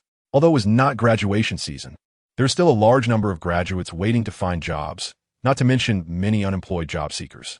Miss, what ratio should we set for employees entering the final interview compared to those coming for the initial interview? Jiang Huaining pondered for a moment. Select 500 for the first interview, and over 200 will enter the final interview. Just keep it at a ratio of 1:2. This means that half of those interviewed in the first round would advance to the final round, and half of those in the final round would be hired. Lin Manon acknowledged her understanding. She needed to complete all hiring within half a month. All right, Mississippi Lin Manon logged into the recruitment app using the already registered company name, edited the job descriptions and salaries, and published the positions. While waiting for resumes to come in, Lin Manon began to think about the gifts for the initial interviews. 1,000 yuan. How about directly giving gold necklaces? It would work out to buying 500 gold necklaces, each weighing a little over a gram. And if she didn't like them, she could exchange them at the jewelry store. Buying something else might not be useful. The gifts for the final interviews would be even simpler. Continue giving gold necklaces, just with a higher weight. She directly contacted a local jewelry store, and after a few minutes of bargaining, successfully purchased 500 gold necklaces weighing 1.3 g each for 1,000 yuan apiece, which also came with gift bags and boxes. The jewelry store delivered them directly to her door and even offered to distribute the gifts to the interviewees for free. This price was only slightly higher than the market gold price, which was quite a bargain. Gung Yin, who was about to graduate from university this year, was scrolling through various job postings on the recruitment app, feeling quite frustrated. Graduation was just around the corner. She thought it wouldn't be wise to be too picky and decided it was more important to find a job to support herself. Her mother's advice was earnest, but it seemed she thought Gung Yin was being unrealistic in her job search. But Gung Yin really felt that wasn't the case. She just wanted a job with weekends off, a monthly salary above 6,000 yuan, and a company that provided social insurance. She wasn't even asking for a take-home salary of 6,000. After all, she was a student from a 211 university, albeit one on the lower end. But was that salary really so hard to find? Her roommates generally earned more than that. Of course, if the salary were a bit higher, she wouldn't mind working 6 days a week, 10 hours a day, but the problem was there were no such jobs available. Gung Yin sighed. Looking at the recruitment software she had already browsed through several times, having applied for most of the positions. But either they didn't appeal to her or they didn't want her. She even considered small companies, but they said, with your qualifications, you won't stay long. We want to hire more stable employees. Jingyan. Fine. Very fine. Another weekend. Gung Yin lay in bed browsing the recruitment software when she saw a breakup message from her boyfriend. Boyfriend, I've graduated and found a job in City A. I want to buy a house there in the future. I don't want a long-distance relationship. Let us break up. Gung Yin replied with a simple, fine, then blocked her boyfriend and deleted his contact information. Suddenly, she felt a wave of sadness. The excuse of not wanting a long-distance relationship was really just a cover for having feelings for someone else. If she were younger, Gung Yin would have made a scene.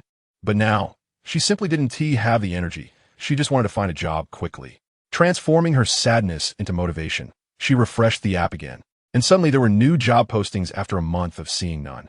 Company name, Creative Technology Company, Limited.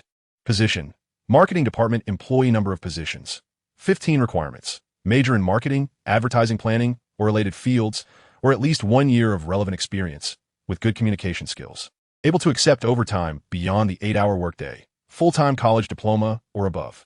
Salary, base salary 8K to 15K, social insurance. Overtime pay 60 to 100H. Gung Yan's eyes lit up. This was her dream job. She really didn't mind working overtime. What she cared about was a low salary and free overtime. If they paid, she would definitely be willing to work overtime. She immediately submitted her resume and sincerely wrote a self-introduction, hoping to get an opportunity from HR. She thought, with 15 positions available, she should have a chance. Even if the base salary was only 8,000, that was still quite good. But this company, she didn't seem to have heard of it. Was it newly established? Gung Yin searched the company name on Tynanka and found that it had been registered just yesterday. Her heart sank, uncertain. She looked again. The registered capital was 100 million, which was great. Her heart felt alive again. It seemed the company's owner was wealthy, which was good. Having money indicated a lower chance of the company going under and a better chance of survival.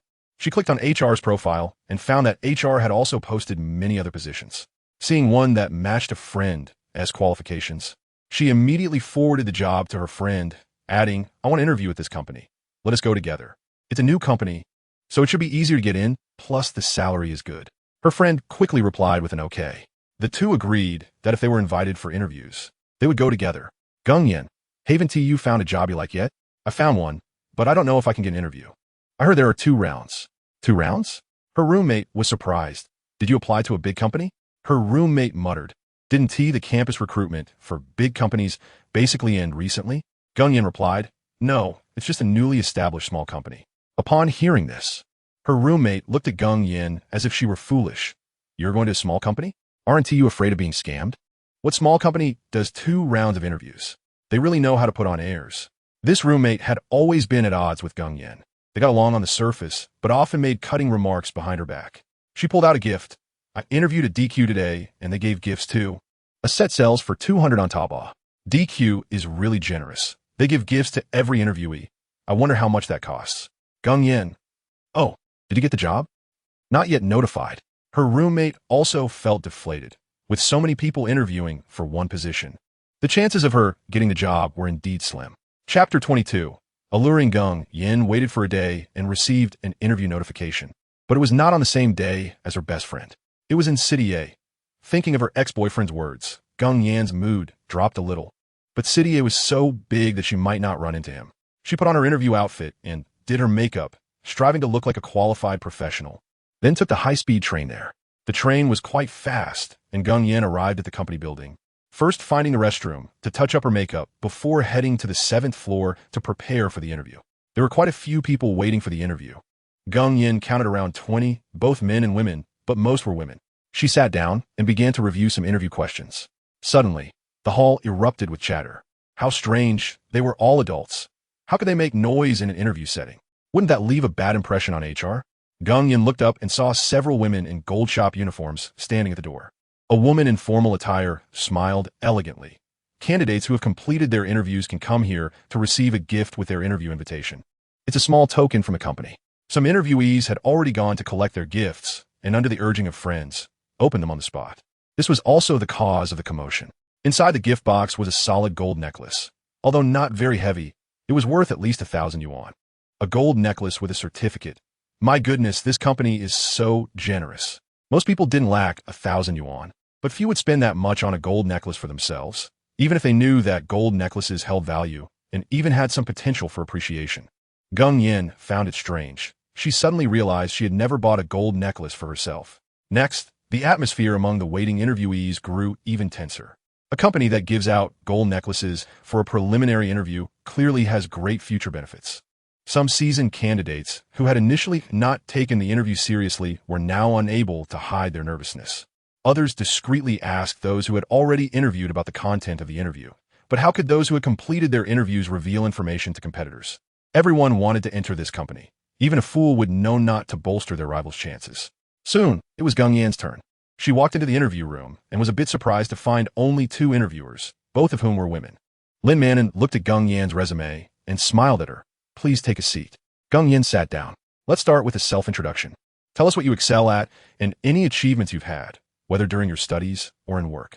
Since Gung Yin had not started working yet, she could only talk about her campus experiences, but her resume was not lacking. She had participated in many activities during university and won awards. Gung Yin smoothly completed her self-introduction. Lin Manon nodded slightly and then asked if her company wants to hire you.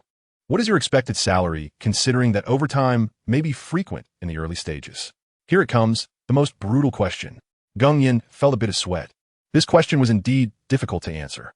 If she answered too high, the company might think she was unrealistic and decide not to hire her. If she answered too low, she might end up with a salary that was too low after joining. Don't be nervous. Just share your true thoughts, Lin Manon smiled. Gung Yin then said after tax, I expect 12K. After tax 12K means that the company would need to pay at least 16K in labor costs, which is not low. Lin Manon nodded slightly, marked something on the resume, and set it aside. Thank you for your efforts. Your preliminary interview ends here. If you make it to the final interview, I will notify you via SMS or phone within 3 days. So please keep an eye on your phone messages. Gung Yin couldn't tell from Lin Manon's expression whether she was satisfied with her answer or if she would make it to the final interview. She left the meeting room, collected an interview gift from the hostess, and stepped out of the company building. The cold wind outside refreshed her. She looked back at the company, hoping she could stay. There was still hope. After all, not many people knew about the company's great benefits. By the time those job seekers found out, the recruitment would already be over. This was an opportunity. Gung Yin felt relieved, opened the box to reveal the necklace, took a photo, and sent it to her best friend. Gung Yin, the interview gift from this company is a 999 pure gold necklace. The tag was still attached, showing a retail price of $10.99. Best friend. Best friend. Oh my God, what kind of company is this? So generous? Is it given at the preliminary interview or only at the final interview? Gung Yin, it's given at the preliminary interview. The hostess said every interviewee gets one. Gung Yin, there were 2 interviewers today. They didn't ask about marital status or relationships, just about expected salary, and gave you a question to provide a few advertising marketing plans on the spot. You can prepare for that direction. Although she didn't want to provide information to competitors, her best friend was different. Even if she couldn't get in, she hoped her friend could, just like how her friend would always forward any job postings to her. Plus, even if she ultimately couldn't enter the company and only got this necklace, that was still quite a bargain. The round-trip transportation cost only 100 yuan, so this trip was really worth it. Gung Yin was in a good mood. She recalled her interview answers and felt they were fine. Now that she thought about it, she couldn't come up with anything better. That was her best answer. Even if her abilities weren't enough and she couldn't get in the end, she had no regrets. 400 people, 3 days of interviews, averaging over 100 interviews each day. Lin Manon closed her eyes, her mind filled with various candidates' self-introductions. After hearing so many, she could even roughly gauge a candidate's personality from their tone and behavior. Lin Manon began filtering through the resumes, first eliminating the obviously unsuitable ones, then handing the remaining 300 resumes to Jiang Huaining. In the end, they needed to hire only 120 people, so 60 more resumes had to be filtered out. Jiang Huaining flipped through the resumes and found one, Luo Yuanyuan. Wasn't this the secretary of Lu Shangshu in her previous life? Jiang Huaining had felt quite jealous because of this secretary. Although Luo Yuanyuan was 7 years older than Lu Shangshu, who wouldn't like a mature woman who was both intellectual and sexy. Lu Shangshu had no romantic feelings for Luo Yuanyuan, but he certainly appreciated her allure when she flirted with him. Thus, when Luo Yuanyuan had conflicts with Jiang Huaining, his stance was ambiguous, neither favoring nor protecting anyone. However, the Luo Yuanyuan in the photo now was clearly not the one from 7 years later. She had just graduated from university, her eyes still reflecting some clarity and confusion, completely different from the alluring woman she'd become 7 years later. Jiang Huaining found it quite interesting. Let her into the final interview. If Luo Yuanyuan worked at her company, would she still become that alluring woman in the future? Chapter 23. Luo Yuanyuan. Lin Manon didn't understand why Luo Yuanyuan received special attention from Jiang Huaining. Do you remember this interviewee? Impression? Of course.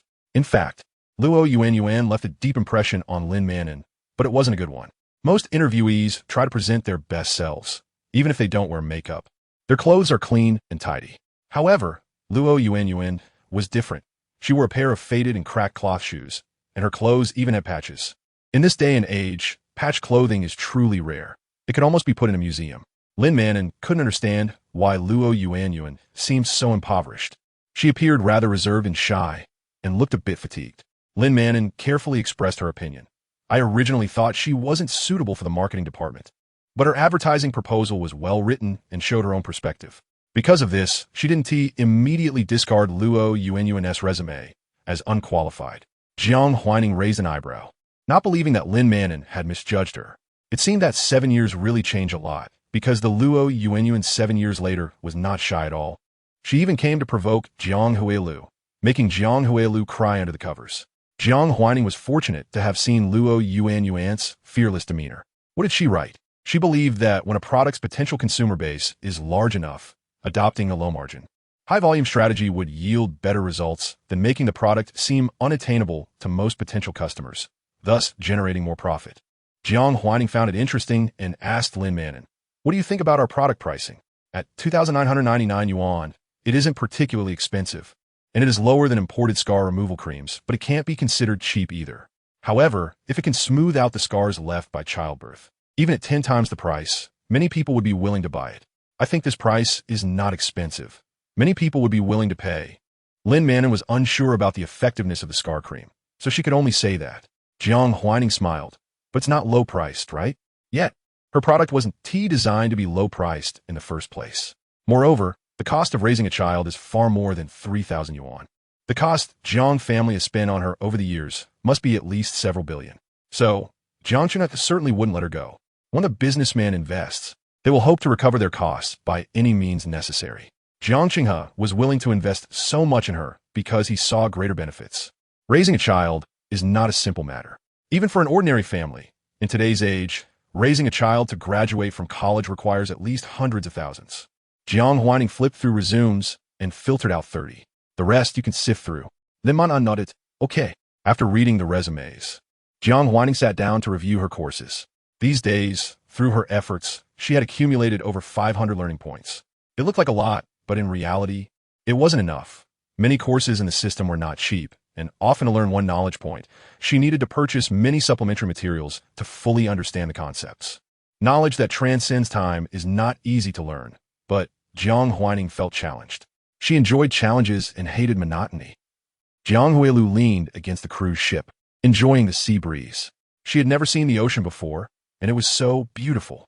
Huailu, do you want to ride the Ferris wheel? Yes. There's a Ferris wheel on the Statue of Liberty. Here, there is luxury and splendor that Jiang Huailu could never have imagined, just as she never thought she would ride a Ferris wheel on the sea. When they reached the top of the Ferris wheel, Jiang Huailu saw dolphins leaping out of the water. Every year at this time, there are many dolphins in the Yali Bay. It's the perfect time to come if you want to see dolphins. He squinted with delight. I really like these little animals. Seeing them makes my heart feel as calm as the sea. The sea calm? Jiang Huailu blinked gently. Won't there be a tsunami? Well, yes, there can be. The silent sea can occasionally erupt like a volcano, but most of the time, it is calm, isn't it?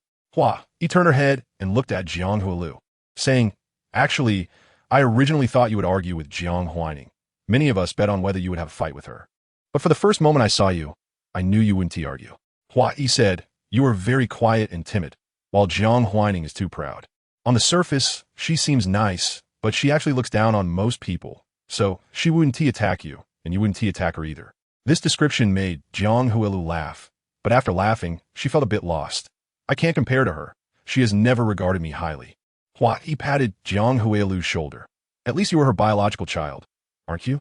He paused for a moment. Actually, there's another classmate in our class you probably haven't met. Who? Jiang Huailu asked, puzzled. She had been at Xingya for so many days, and there was still a classmate she hadn't met. Her name is Mu Shan. Her father is the mayor, and her mother is a real estate tycoon. She is also a close friend of Jiang Huaining, and her personality is equally proud, but her pride is more aggressive. If you had met her, she would never have treated you well. She is an art student and has been in Antarctica for the past 2 months for field work. So you haven't seen her. But once this autumn outing is over, she will definitely be back, so you need to be careful of her. Jiang Huailu felt a bit anxious. Would she target me?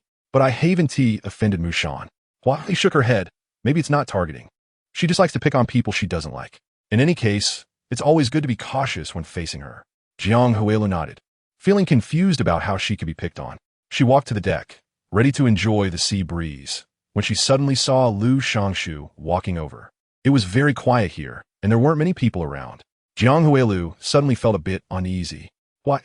Let's go back to the room. In the room, she could also enjoy the beautiful view of the sea without worrying about getting a headache from a sea breeze. Lu Shangshu's smile paused for a moment.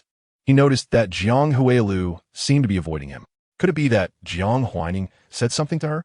Huilu, Huai. There's a barbecue party planned on the deck tonight for the class. Remember to come. Chapter 24 Final Interview. Notice Lu Shangshu has not been in a good mood lately, especially after seeing Jiang Huaining set up a studio on his social media with his trumpet. He couldn't understand why Jiang Huaining, who was clearly not a biological child, could still use the Jiang family's resources, while he, being a biological child, had to do things against his will for inheritance rights. To make matters worse, not only did he go against his own wishes, but no one cared, and even the girl he was pursuing always avoided him. Yet he couldn't figure out what was so special about Jiang Huaidu. Was he not good enough? Family background, appearance, talent. He was outstanding in every aspect. Lu Shangshu felt increasingly frustrated inside, but he didn't show it on his face. He looked at Jiang Huaidu, who always kept his distance from him, and thought that it seemed he would have to use some unconventional means to break this situation. Just right at sea, nothing was more clutch and useful than the hero saving the beauty. But he still had to think about how to create such an opportunity. Lu Shangshu's gaze darkened slightly. Jiang Huaidu whispered, I understand. She pulled Huai away. Lu Shangshu watched their departing figures, his gaze uncertain. The fun on the sea was not over. But the final interviews for Chuangxiang Technology had already begun. Lin Manon made phone calls one by one and sent text messages to notify the time and place of the final interview. After finishing her busy work, she felt a bit of headache from exhaustion. However, despite the physical fatigue, she felt psychologically satisfied. Miss, here is the final interview list and the resumes of the candidates. Lin Manon organized the materials and sent them to Jiang Huaining. I understand. I will be at the company on time tomorrow morning. Lin Manon smiled. Okay, Mississippi. She paused and said, I have also prepared gifts for the interviewers.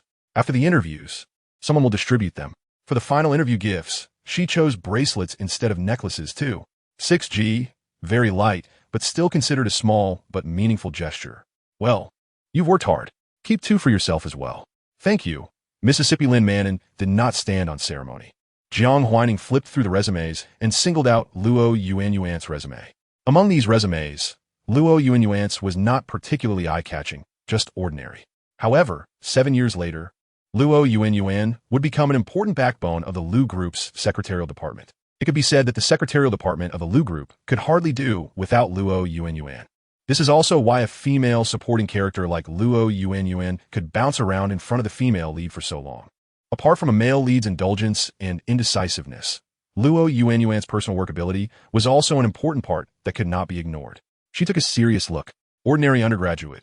Single-parent family. Won a provincial-level second prize in advertising marketing, university, GPA 4.3, during which she had not participated in any clubs.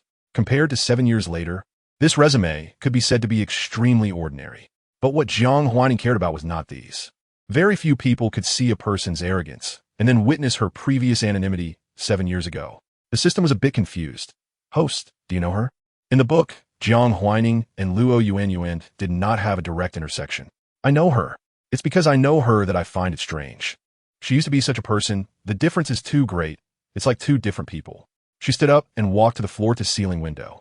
Many things in the novel would not be written down, and my reason for knowing Luo Yuanyuan would naturally not be written. For example, I remember her because she said something that left a deep impression on me.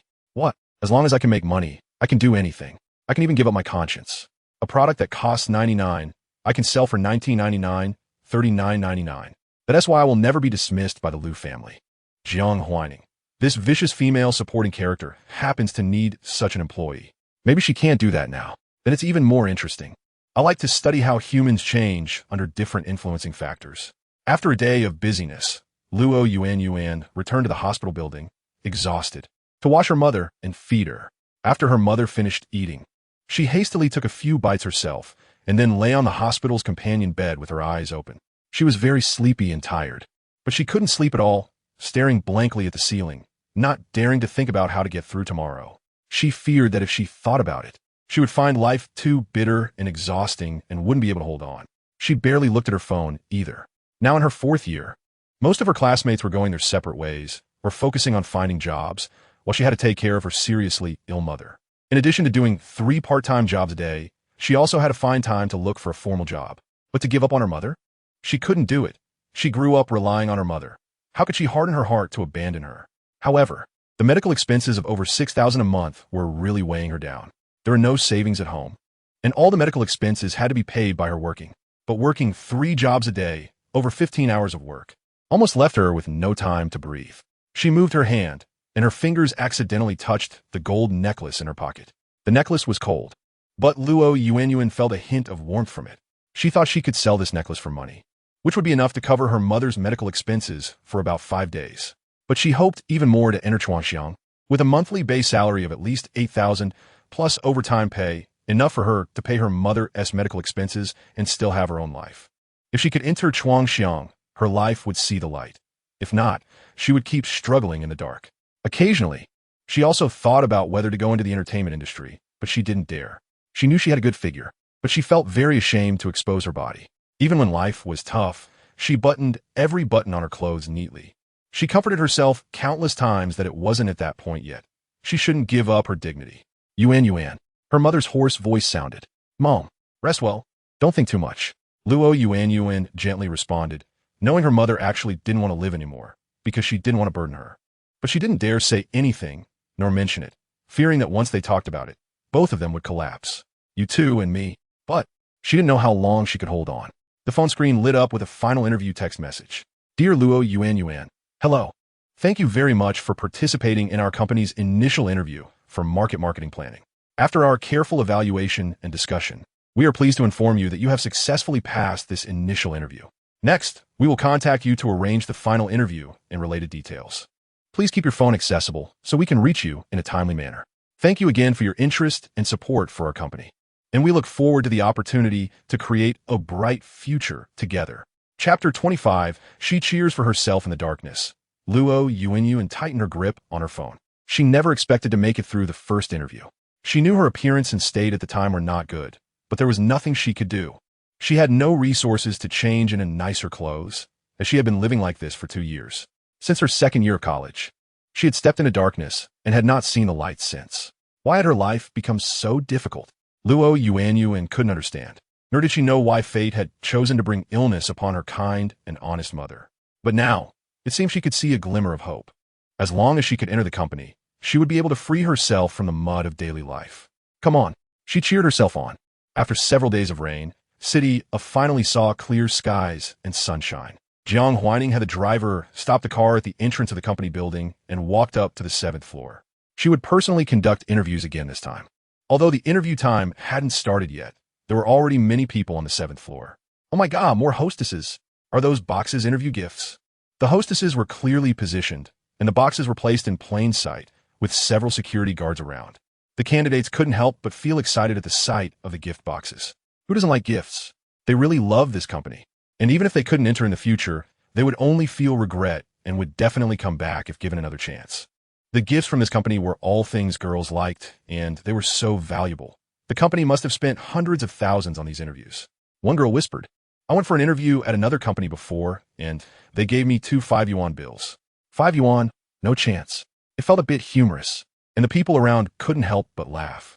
Most of the candidates were girls, so giving gifts to girls was quite normal, right? Moreover, boys wouldn't be able to use them themselves, so they could take them back to give to their girlfriends or mothers. Even if not, they could take them to a gold shop for recycling, but I just can't bear to part with them. I also can't bear to part with them. The person who selected the gifts had a good eye. The necklace was beautiful, but she didn't know what this time's gift would be. The first candidate had already gone in for the interview. Jiang Huaining sat in the interviewer's chair and asked several questions. She had been the president of the Jiang family in her previous life and was very familiar with this process. Her face revealed no sign of whether she was satisfied with the candidate. Lin Manin called the next one, Luo Yuan. Knowing that the boss had a special interest in Luo Yuan, Lin Manin specifically arranged for her to be the second candidate. Luo Yuan had deliberately worn professional interview attire today, but the clothes weren't her own. She had shamelessly borrowed them from her college roommate.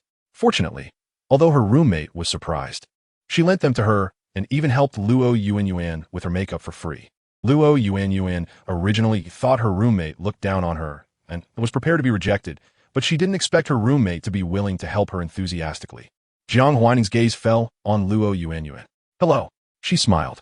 Luo Yuan felt a bit nervous. She hadn't expected the interviewer to be so young, thinking she looked even younger than herself. Please start with a self-introduction. Normally, a self-introduction wouldn't be necessary today, but Jiang Huaining wanted to hear it.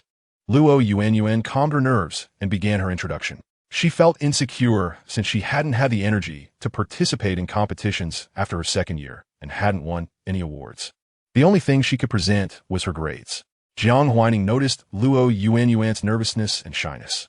She thought humans were really strange beings and asked the system, is this the enchanting female antagonist described by the author? If Jiang Huaining was the vicious female antagonist in this novel, then Luo Yuan was the touchstone testing the feelings of the male and female leads, a different form of a vicious female antagonist. Jiang Huaining suddenly felt that the term vicious female antagonist didn't quite fit her. She should be called a villainous supporting character. After all, what she loved most was to give the male and female leads trouble. Yes, in the novel, many readers refer to her as the vicious old woman. Vicious old woman? Luo Yuan was certainly not old, and she wasn't vicious at all. Jiang Huaining couldn't help but laugh.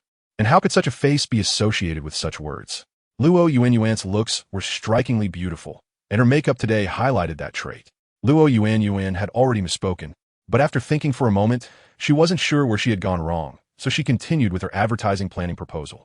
After Jiang Huaining listened to the proposal, she said, "You seem to be quite shy. If I hire you, will you avoid communication with colleagues when encountering work issues?" Luo Yuanyuan shook her head. "I can assure you that I won't avoid any work-related matters. I will do my best to solve every problem, and if I can't, I will seek help from colleagues in a timely manner and work together to resolve the issue." She couldn't say anything fancy. She could only speak these words in the most sincere tone. Jiang Huaining nodded slightly and asked, "Are you open to being reassigned? For example, as a secretary?" Luo Yuanyuan couldn't tell if Jiang Huaining was joking. She expressed her thoughts. "I am willing." As long as she could earn money, she was certainly willing. Moreover, this company shouldn't be one of those that openly advertise for secretaries while actually seeking mistresses. Even if it were, she had no choice. Jiang Huaining pondered and nodded. "All right, you can go back and wait for news. If you pass, the company will contact you within 2 days. Please pay attention to your phone messages these 2 days. And don't miss the onboarding time." Luo Yuanyuan met Jiang Huaining's smiling eyes and knew she had secured the position. She was just a bit puzzled as to why this overly young interviewer seemed to recognize her. Lin Manon called the next candidate in. The next candidate was a middle-aged man with a noticeable fresh shave and a prominent scar above his left eye. As soon as Jiang Huaining's gaze fell on him, she instinctively looked at the resume in his hand. Applying for the security department? Chuangxiang Technology naturally needed a security department, but Jiang Huaining didn't plan to hire too many people for this department. Once there were results, she would ask her friend Mu Shan for resources to specifically recruit veterans. However, it was a coincidence that the man before her happened to be a veteran. Chun Jianju nodded. "I have won first place in several competitions in the army and have participated in police hostage rescue operations." He touched the scar at the corner of his eye. This was left from that time. Jiang Huaining nodded and called the next candidate in. The next candidate was a tall girl about 1.8 meters tall who had just graduated from police academy. Since she graduated from police academy, why didn't she choose to take the public security exam? The girl scratched her head. "I didn't pass the exam. I'm not very good at studying. I tried twice and didn't get in, so I plan to find a stable job outside." She added, "But I'm very strong. When I was in school, I could take on 2 by myself, so I'm very suitable for being a security guard." This straightforwardness was really too blunt, and she was strong too. Jiang Huaining couldn't think of a reason to refuse her. "Are you willing to accept reassignment?" She needed a personal bodyguard. Previously, she hadn't found a suitable candidate, but now that she had one, she wanted to secure her. The girl looked confused. Is it still being a security guard? Chapter 26. Lin Silk Protein Jiang Huaining. You need to know how to hit people. When I ask you to hit someone, you should be able to do it and learn to control your strength so that you can turn someone's face into a pig's head, but not reach the legal threshold for light injury. That way, you can beat the male lead whenever you want. Yuzi scratched her head. "Hitting people is not good. I generally don't hit girls, and besides, if I do, I might have to pay compensation. I don't need you to hit girls, just those who deserve it. If compensation is needed, I will bear it, and I will even give you a bonus, but you must be very obedient." "Yuzi, how much?" Jiang Huaining mentioned a figure. Yuzi thought to herself, "Oh no, she is really tempted. Her parents farm for a year and can't earn her 1 month's base salary. Not to mention the boss said there would be a bonus for hitting those who deserve it. Where in the countryside do you find such good deals? She loves hitting those who deserve it. Obedient? Then, that obedient person must be her." Yuzi unabashedly said, "I am very willing. Then you can prepare to start tomorrow." After Yuzi left, Lin Manon fell silent. Wasn't Huaining there to recruit people for the company? How did she suddenly recruit a personal secretary and a personal bodyguard for herself? And she even asked if the bodyguard was willing to listen to the boss and hit people? Who provoked her young lady? Fortunately, Jiang Huaining did not pull any more interviewees into her arms afterward. After the interview of more than 200 people, Jiang Huaining felt a bit dizzy. In her previous life as a CEO, she never personally interviewed so many people. She only looked at a few key positions. Now it was different. She had personally assessed each one, and it was overwhelming. "All right, I will leave the rest to you. Just let the employees complete their onboarding within a week. After all, the company's product hasn't been launched yet." Lin Manon, "Okay." Jiang Huaining went to the Research Institute. With a ready-made formula, the progress at the Research Institute was quick. They only needed to find the best formula. "Young lady, we have already developed several formulas and need to recruit volunteers for testing. Should we do that?" Jiang Huaining nodded. "Just recruit volunteers directly. Do you know how to recruit them?" "Yes, scar removal cream can be considered a beauty product. If we want to recruit, we only need a safety certificate, and we can recruit volunteers directly online. Since it is not a pharmaceutical product, recruitment is not complicated. We can simply select willing volunteers without needing to offer compensation. Jiang Huaining, good. She took out the prepared secret formula, which was a liquid like water, contained in a transparent glass bottle. Add this to the final product. Dilute it 100 times according to the ratio, and then wait for 24 hours in a temperature-controlled room at 10 degrees. The secret formula alone does not have scar removal effects. It needs to react with the product developed by the Research Institute to greatly enhance the scar removal effect. The researcher was a bit confused, but still complied. All right, boss, do we need to conduct long-term effect tracking for the volunteers? Scar removal cream is quite special. You can't see results in the short term. Generally, superficial scars may take 1 to 3 months to show improvement. As for hypertrophic and atrophic scars, they are more complex and may take 3 to 6 months to see significant improvement. As for old scars, they're even more stubborn, and it might take 6 months to see any changes. The researcher thought to herself, although this is not her area of expertise since they started researching, she had naturally looked into the scar removal effects of most products on the market. Overall, the boss's scar removal cream did well in terms of moisturizing, but the actual scar removal effect would have to wait for the results to be definitive. Jiang Huaining shook her head. No need. This scar removal cream can show results for ordinary scars within a week. A week? The researcher widened her eyes and instinctively said, Boss, this seems unlikely. The best scar removal cream on the market takes at least a month to show results. After saying that, she quickly shut her mouth. How bold of her to argue with the boss. Did she still want her job? No matter how young the boss was. That was no excuse for her to be disrespectful. Jiang Huaining smiled. That was in the past. Once my product is launched, the best effect will no longer take a month. Researcher.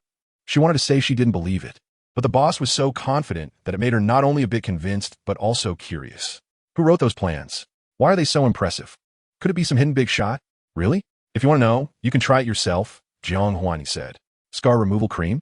It seems she doesn't need it. Wait, the researcher thought of the scar on her arm, which was left from a childhood vaccination. It was so small that many people had it, and she had completely ignored it. Most of the time, she didn't even remember that she had such a scar on her arm. Free? She was a bit tempted. It wasn't that she found the scar ugly. She was curious if the scar removal cream was really as effective as the boss said. Of course, it's free. Jiang Huaining found it a bit amusing. Was she such a stingy person? Thank you, boss. The researcher beamed and said, I will go hand these over to the team leader.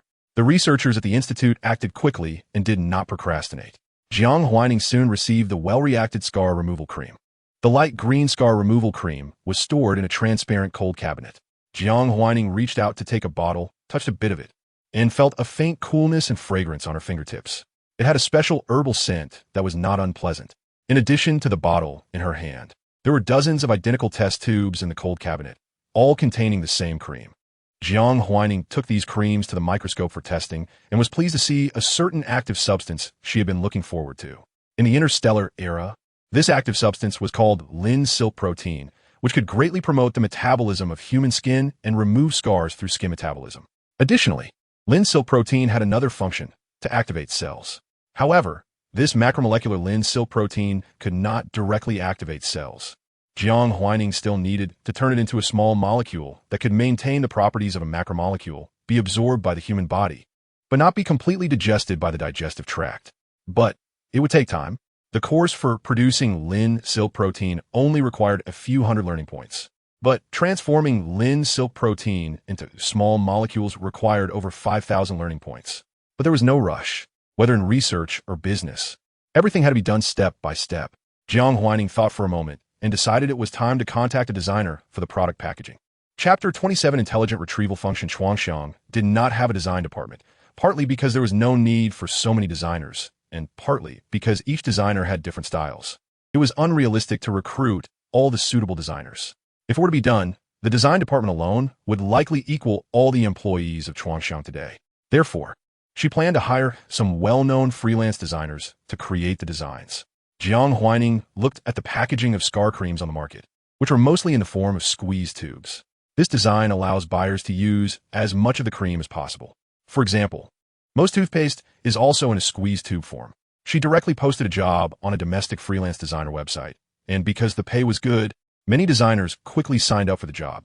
Jiang Huaining could see the past works of these designers in the back end to help choose suitable ones. After an hour, more than 60 designers had signed up, and after a brief review, Jiang Huaining selected 10 designers. The freelance designer website did not limit the choice to just one designer. But if multiple designers were selected, a deposit would need to be paid for each. The deposit was 10 minus 30 of the manuscript fee, and after the designer submitted the work, regardless of whether the design was adopted, the money would be transferred to the designer's account within 3 days. Of course, if the designer's work was very perfunctory, the client could initiate a dispute in the back end to reclaim the deposit. Jiang Huaining chose 30, which was 30,000. The submission deadline was set for 72 hours. After completing all this, she no longer paid attention to the back end and was unaware that this had sparked a small wave of discussion on the freelance designer website. As night fell, Jiang Huaining finished dinner and received a loving pat from Jiang Huaining. Rest well, don't tire yourself out. She transferred 200 million to Jiang Huaining's card. You can use this money first, and if it's not enough, just let me know. For Jiang Huaining, she really was a good mother, always generous and never refusing any of Jiang Huaining's requests. However, she also wanted Jiang Huaining to grow into the person she hoped for, outwardly gentle and easy to talk to, while inwardly having a strong desire for control. Jiang Huaining understood this and had never rejected her. Jiang Huaining said, "That's enough, Mom. I don't have much to spend money on lately. After starting a company, you will definitely have expenses everywhere. How could there be no place to spend money?" Jiang Huaining didn't believe it. Jiang Huaining smiled.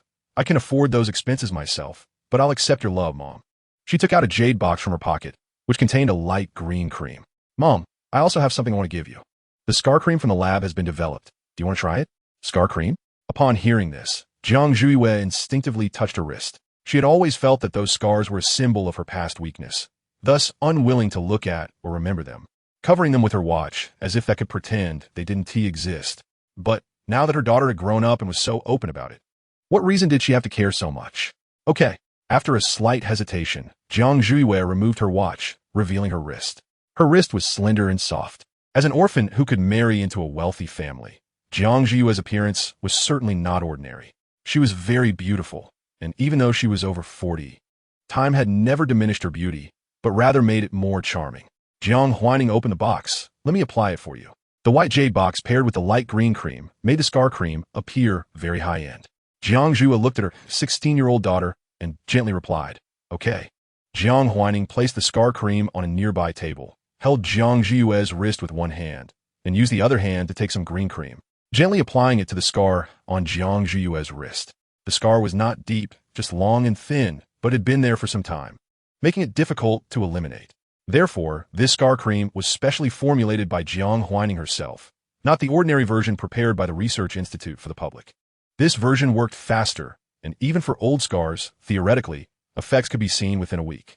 After applying the scar cream, Jiang Huaining smiled. "All right, Mom, just be careful not to accidentally wipe it off. If you do, remember to reapply. You should see significant results in about a week." "Okay, I understand, Huaining." Jiang Huaining closed the jade box and placed it in her mother's palm. Jiang Huaining slightly lowered her head. The cool jade box felt very comfortable in her hand.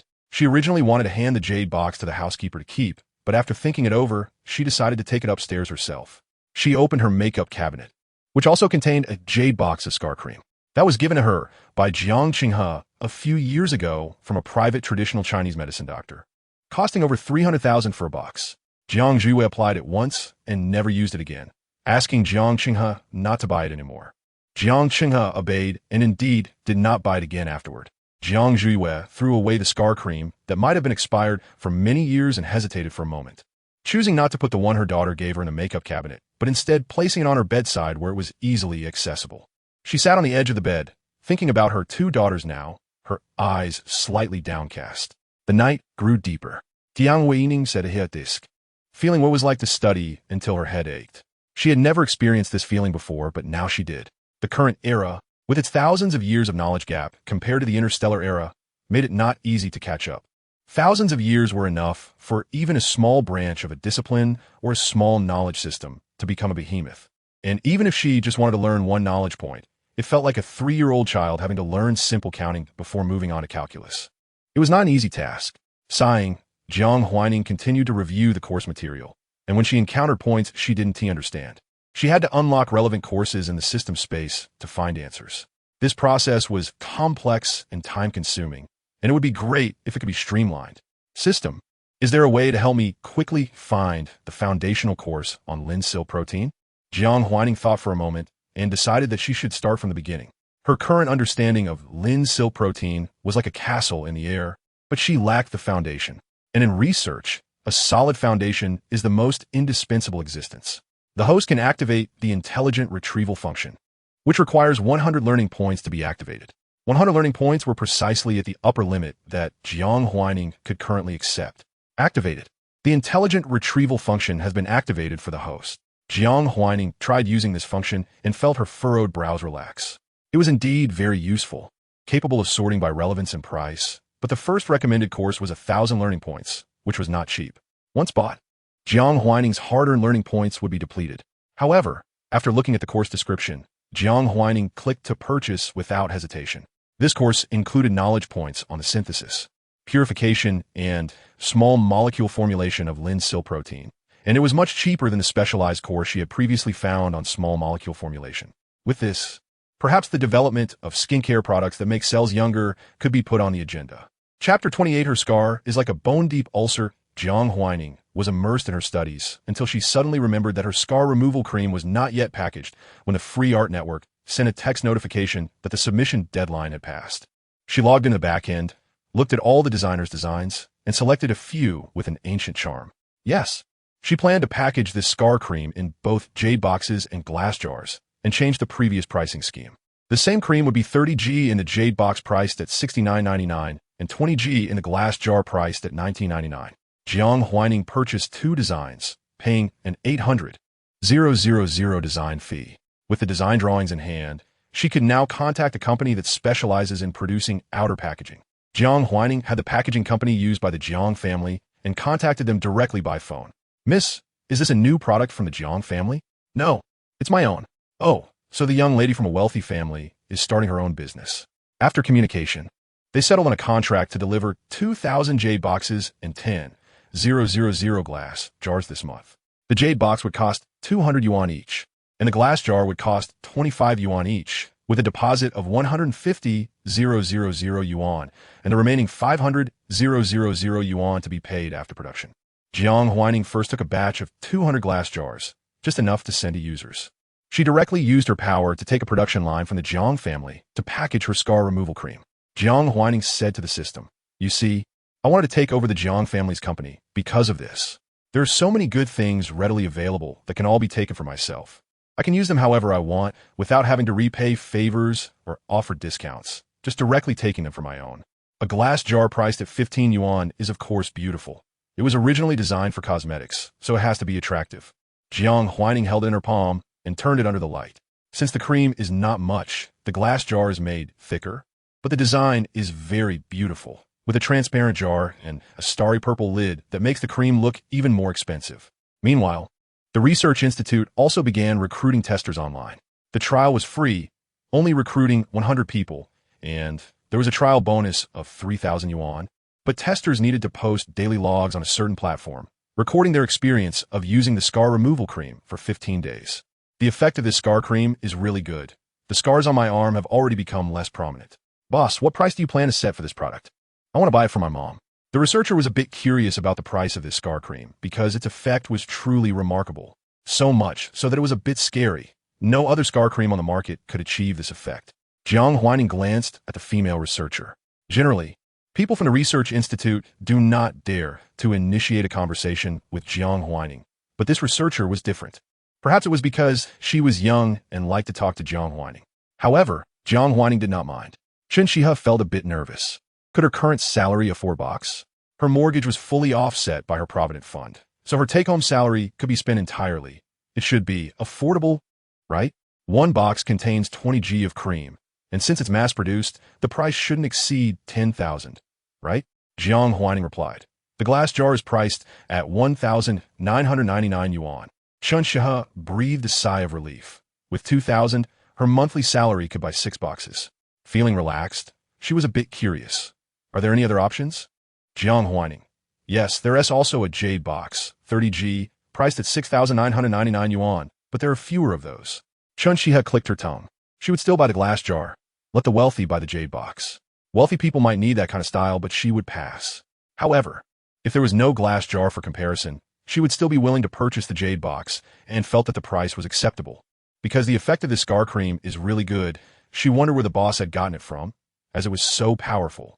Although curious and chatty, Chinchia knew what questions could be asked and which ones could not. To keep her job, she had to watch her mouth and know what should not be said. Tomorrow, send the testers the trial products. Use this version and remember to let them bring topics and tag creative technology. Jiang Huaining was a shrewd businesswoman. Even trial products could not be a free lunch. She needed these people to initially open the domestic market for the scar cream named Renewal. Qi Yun was originally a member of a dance troupe, but 3 years ago, she suffered facial burns due to a backstage fire, and she lost her opportunity to stand on stage. Over the years, with her parents' help, she opened a small convenience store and covered her face with a mask to avoid scaring customers. Life seemed to return to normal, but she had never been happy again. One day, a friend from her school days came to see her and shared a trial offer. If you keep a record for 15 days, there's 3,000 yuan. And I asked, just be honest in the posts. The only requirement is no retouching. In that moment, Qi Yun felt sensitive and thought she was being mocked. But realizing her friend meant well, she fell silent. If you apply, you should get approved, the friend said, even if it doesn't work. At least there's money to be made. But she didn't know if Qi Yun could accept having her scars seen by so many people. Qi Yun really didn't want others to see her scars or look at her with strange eyes. She instinctively touched the scar on her face, intending to refuse, but glanced at her parents hiding behind the convenience store and nodded in agreement. Okay, can we add each other's friends? I want to apply. Sure. Her friend breathed a sigh of relief and added Qi Yun's contact information. They had been very good friends in middle school, but later, due to attending different high schools, being busy with studies and meeting different people, they drifted apart, and now they could be considered familiar strangers. Yet, despite that, they still hoped for each other's well-being. Qi Yun felt ashamed of her earlier thoughts. Thank you. It's nothing, her friend smiled openly. After chatting for a while, her friend left. Qi Yun sat in her chair, clicked the link, and filled out the application form, honestly writing about her situation and removing her mask to take a photo of her scar. Her parents looked at her with concern. If you don't want to, then forget it. They knew how much their daughter cared about the scar on her face. Because of it, the originally optimistic and cheerful daughter gradually became silent and sometimes even gloomy. But as parents, facing their daughter's changes, they could only feel heartache and not disdain. It's okay, Qi Yun. If you get approved, there's 3,000 yuan. The convenience store's business was not good. She could only earn 1 or 2,000 yuan a month, and during slow periods, her income might only be slightly over 1,000 for several consecutive months. Barely enough to pay for social insurance. After she spoke, she fell silent again, looking at the application link. Creative technology, huh? She searched online and found that the company's registered capital was 100 million yuan, but it had only been established for less than half a month. Her heart inexplicably tightened. Then she laughed. Her scar was so severe and had been there for 3 years. If this company wanted to promote its scar cream, she wouldn't be a suitable choice. The longer a scar lasts, the harder it is to remove. To see results in just 15 days, it would be best to choose scars that could disappear on their own. Her scar was extremely stubborn, clinging to her face like a bone-deep ulcer, and did not belong to the type that easily fades away. Qi Yun looked at the notice. Results would be available within 3 days. She does not hold out hope that she might be selected. Chapter 29. The male lead's failed heroic rescue after 2 days of recruiting trial users. Jiang Huaining received over 2,000 trial applications.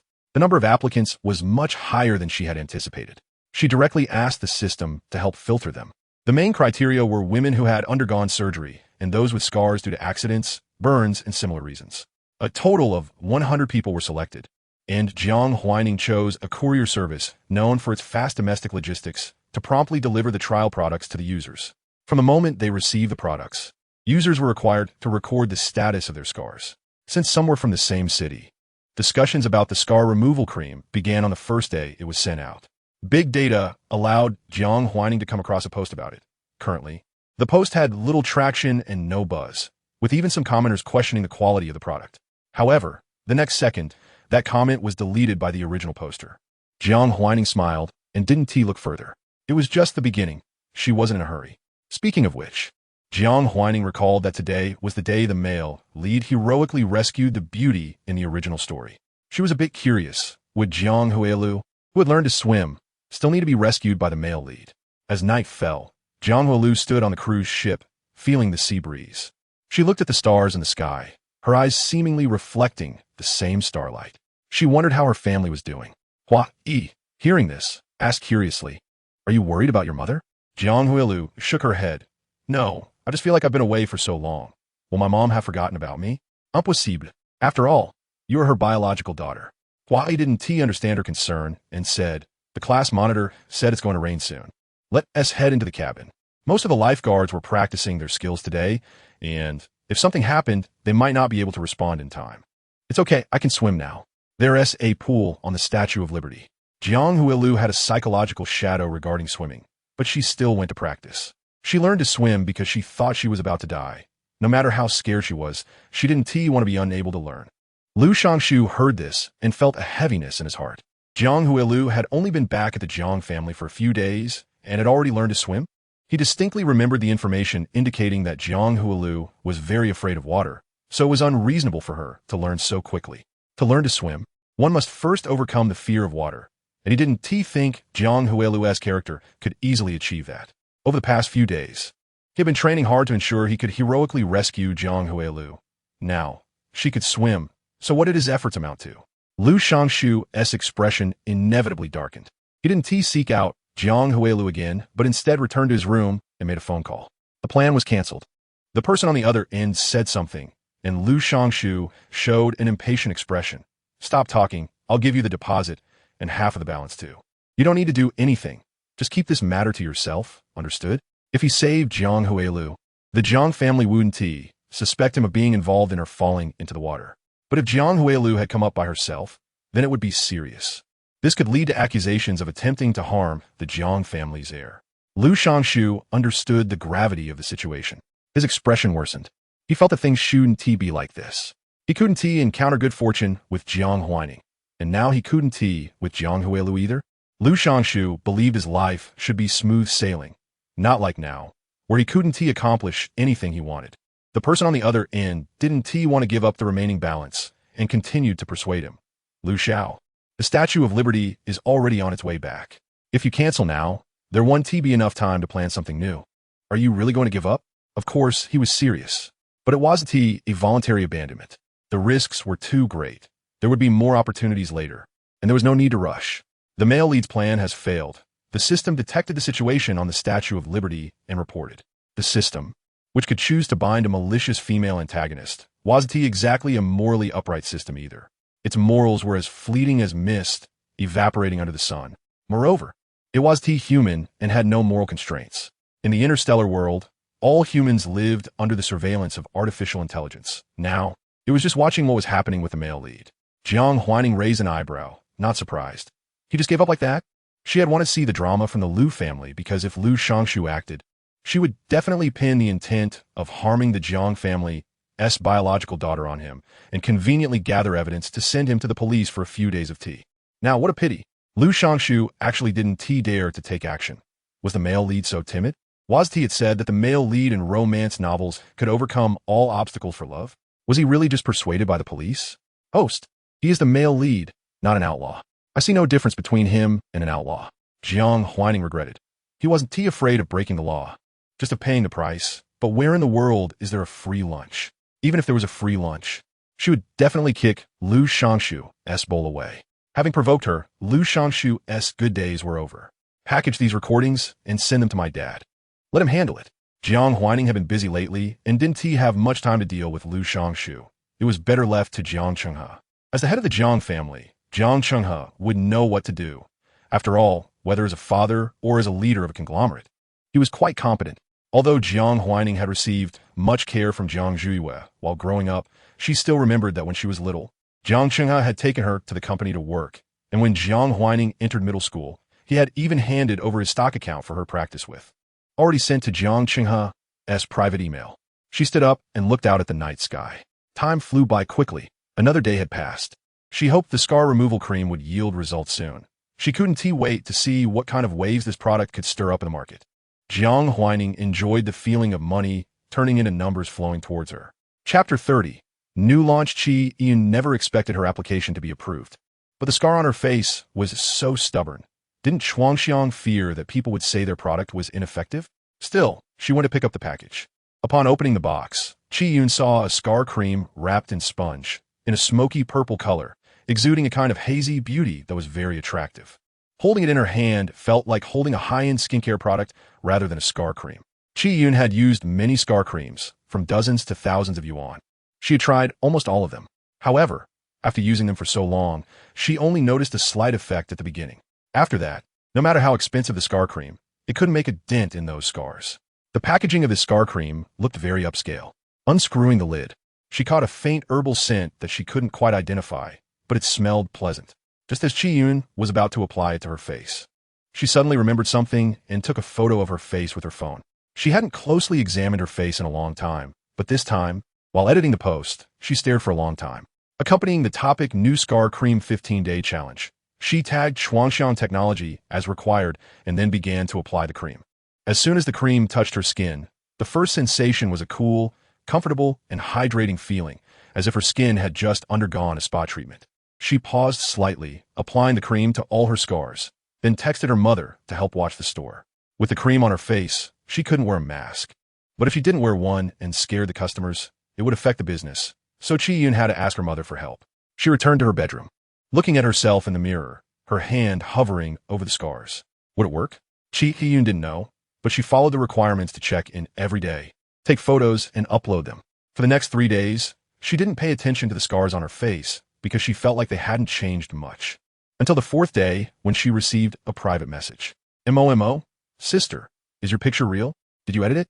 I also have burn scars. It's been years. Please don't lie to me. Chi-Yun was momentarily confused and picked up a mirror to look at herself. Had they faded? She couldn't really tell until she flipped through her photo album from the past few days and realized that the scars had indeed faded. She was stunned and couldn't believe it. Her eyes felt warm, and she wanted to cry, but there were no tears. Chi-Yun composed herself and typed back. The picture hasn't been edited. It's the original from my phone. Before applying for the trial, Chuangxiang said no editing was allowed. If you hadn't mentioned it, I wouldn't have noticed that my scars had faded, but I've only used it for 4 days. MO. So it looks like the effect is great? Does this scar cream have a certification? Chi-Yun, yes. It came with the product when it was sent. I'll take a picture for you. Image. After chatting with MO, Chi-Yun sat in front of the mirror, looking at her rugged face, and tears finally fell. She quickly wiped them away, afraid that her tears would wash off the cream. The trial sample of the scar cream was only 20 g. Perhaps it would be enough for someone with few scars, but it was definitely not enough for her. She had to work hard to save money to buy the scar cream. She couldn't keep being so dejected. Chi-Yun looked at the nearly half-used scar cream and felt a pang of sadness as she put it away. She wondered what the price of this scar cream would be. Chi-Yun thought that even if it cost 10,000 yuan, she would buy it. She longed for a normal life and didn't want to be stared at with unusual looks, even if those looks weren't malicious. In the blink of an eye, another week had passed. When Jiang Huaining returned home with bags in hand, Jiang Huaining instructed the marketing department of Chuangxiang to start creating buzz for the new scar cream and have various bloggers recommend it. Evaluation bloggers, good product bloggers, anyone would do, as long as they could generate momentum quickly. Of course, such momentum could also provoke some people's resistance. But Jiang Huaining's product was not making empty claims. It was just the truth. She was merely using marketing to help the scar cream achieve the recognition it deserved as soon as possible. With the 15-day check-in records from 100 testers, this momentum was easily generated. On the day of the official launch, many people had already followed the store, waiting for the product to go on sale. Jiang Huaining set the stock 10,000 units at 1,999 yuan and 3,000 units at 6,999 yuan.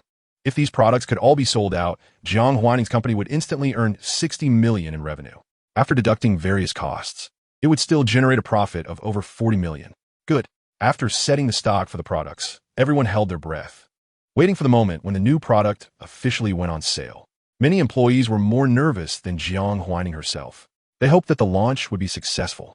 However, this was Chuangxiang's first product. Although it had good effects and marketing was in place, it still lacked a foundation. Even if they worked hard to showcase its strengths, many customers would still have doubts.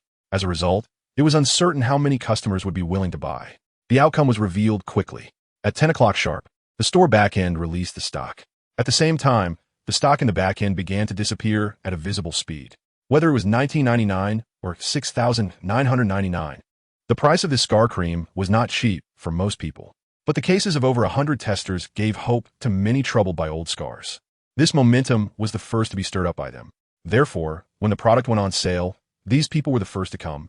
Even though $19.99 was not a cheap price, at least it wasn't expensive, as it was affordable for most people's monthly salary. The stock of the $19.99 scar cream disappeared quickly. Within an hour of sale, over 3,000 orders had been placed, while the $69.99 one was slower, with only 300 orders sold so far out of 3,000 units. But this was normal. Everyone had their expectations. The next period was just waiting for a day to pass. Could the new product sell out all its stock? However, everyone didn't have high hopes. New products often sold the fastest in the first 2 hours, and the sales speed would slow down as time went on. By noon, everyone had already lost hope of clearing the stock. The turning point happened at 3 o'clock in the afternoon.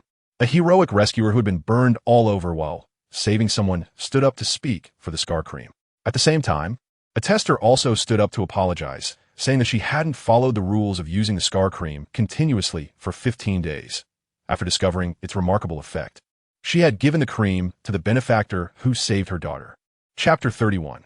The sales surged. This mother felt guilty for violating the agreement and dared not respond to the various questions in the comment section. Ever since she purchased the product recommended by the blogger, the comment section had attracted many people. With more people, some with keen eyes immediately noticed that her scar had not faded since the 4th day. This was normal because she had stopped using the product on the 4th day. When she didn't respond, the commenters began to argue. Some said it might be a matter of individual constitution, that it was effective at first but then stopped working, while others claimed that the product simply didn't work well. How could the product not work well? It was so effective that it could even eliminate scars that had existed for 10 years. Fortunately, she was the only one whose scars had become stubborn. All the other tester scars were fading more and more each day. After confirming that the product was effective for the benefactor, the woman and her husband discussed selling some of their gold and silver to convert to cash, preparing to buy enough of the scar removal cream for the benefactor. When they saw the price of 1,999 yuan, they breathed a sigh of relief. The gold and silver they sold should be enough to purchase the cream. They bought 30 units, spending 60,000 yuan. After filling in the benefactor's address for all the creams, the woman finally posted to explain the truth and expressed her willingness to make a breach of contract compensation. The comment section was filled with question marks. Some felt the woman was trying to gain attention intentionally, while others thought it was a marketing tactic. Enough is enough. I'm so tired of the marketing. I keep seeing this product everywhere. I can't even block them all. Big data, spare me. Is this product a baby? You all uncrown it with a yellow robe? How could it really be as good as you say? It's probably just hype. This is a scam. 100 people colluding to defraud the internet. I've used many scar creams, and if this one is really that effective, then I can only say a genius has come to this world, because its results are far better than any scar cream I've ever used. But I think the chances of a genius appearing are too slim. I've waited for decades and have not seen one. Can we not drag a hero who acted bravely into this? Does the hero know you are profiting from him? I call for leaving the hero alone. The comment section was almost overwhelmed with negative reviews. The woman looked at these comments and didn't know what to do. Fortunately, the brave hero, using the publicity gained from saving someone, shared the woman's post with pictures of his own progress and said a few words. With a sense of reliance, when I saved that person, I didn't think much about it. I just thought that if my 5-year-old daughter were in danger, I would hope someone would help her too. So I chose to save a life. Years have passed, and I have never regretted my choice. I just felt sad that the scars on my body couldn't be removed. Now that I see hope for healing, I regret it even less. Thank you, product, and thank you to all those who have persisted in justice and kindness. Even if one walks in darkness for a while, there will always be a time to see the light. After this post was published, it immediately gained a lot of exposure and comments. The sales of the product surged explosively. The hero shared a comparison photo of his hand, showing the transformation from a rugged, mountainous appearance to a smooth one. Although there were still obvious scars, the improvement was significant compared to before, something no other scar cream could achieve. Trust in the product grew rapidly again. By 4:30 p.m., the 1999 yuan scar cream was sold out, and the 6,999 yuan version also cleared its stock by 5 p.m. The first day of the product's official market debut started off well. Next, they awaited feedback and comments from the customers who bought the product, hoping these people would become loyal advocates for it. Once there were enough advocates, Jiang Huaining would no longer need to pay large advertising fees. Boss, should we restock? An employee from a marketing department blushed with excitement. They initially thought they had joined a small company with good benefits, but it seemed they had entered the early stages of a future big company. Moreover, the boss was so young, which meant the company's potential was even greater. Jiang Huaining stroked her chin. Not for now. The production line is running low on stock. Let's wait for feedback first. After about a week, we can increase the inventory by 20,000. A week later, the positive reviews for the product would reach a new height, and selling 20,000 units would be easy. But the production line of the company was already not sufficient. Jiang Huaining made another call to borrow a production line from the Jiang family. Employees keenly noticed this. Boss, what is our relationship with the Jiang family? How can we borrow something so private as a production line? The Jiang family was also a well-known skincare company locally, considered one of the top companies by most people. Our company is independent and has no real ties to the Jiang family, but we can borrow some things from them. Jiang Huaining shrugged and said, next month, we should have a new production line, and then we can increase our output without needing to borrow from him. Always borrowing things can be annoying for my old father, but right now I really don't have enough. Each year, 3 million women in the country are left with scars from C-sections. Given the current production capacity, it was far from enough to capture such a huge market. Therefore, if they didn't want to keep borrowing, they had to either purchase or establish a new production line. Jiang Huaining preferred to build one herself. Building her own would allow her to decide how big to make it and plan everything from scratch. Conveniently, there was a piece of land in the western suburbs of City A that was up for auction. Jiang Huaining thought for a moment, counting her balance, realizing that starting a company requires money at every turn. The land in the western suburbs would cost at least 1 or 200 million yuan. Although the company's sales today were substantial, it would still take time for customers to confirm receipt and for funds to flow back into the company. If Jiang Huaining wanted to buy the land, she would have to dip into her own savings. Ugh, it's really expensive. Land is so costly. Mom was right.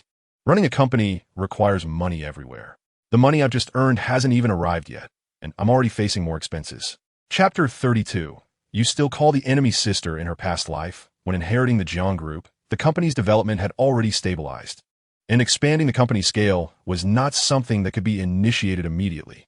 But now, her own company was in a phase of rapid growth, and to truly enter this stage, she needed to invest money, and more money.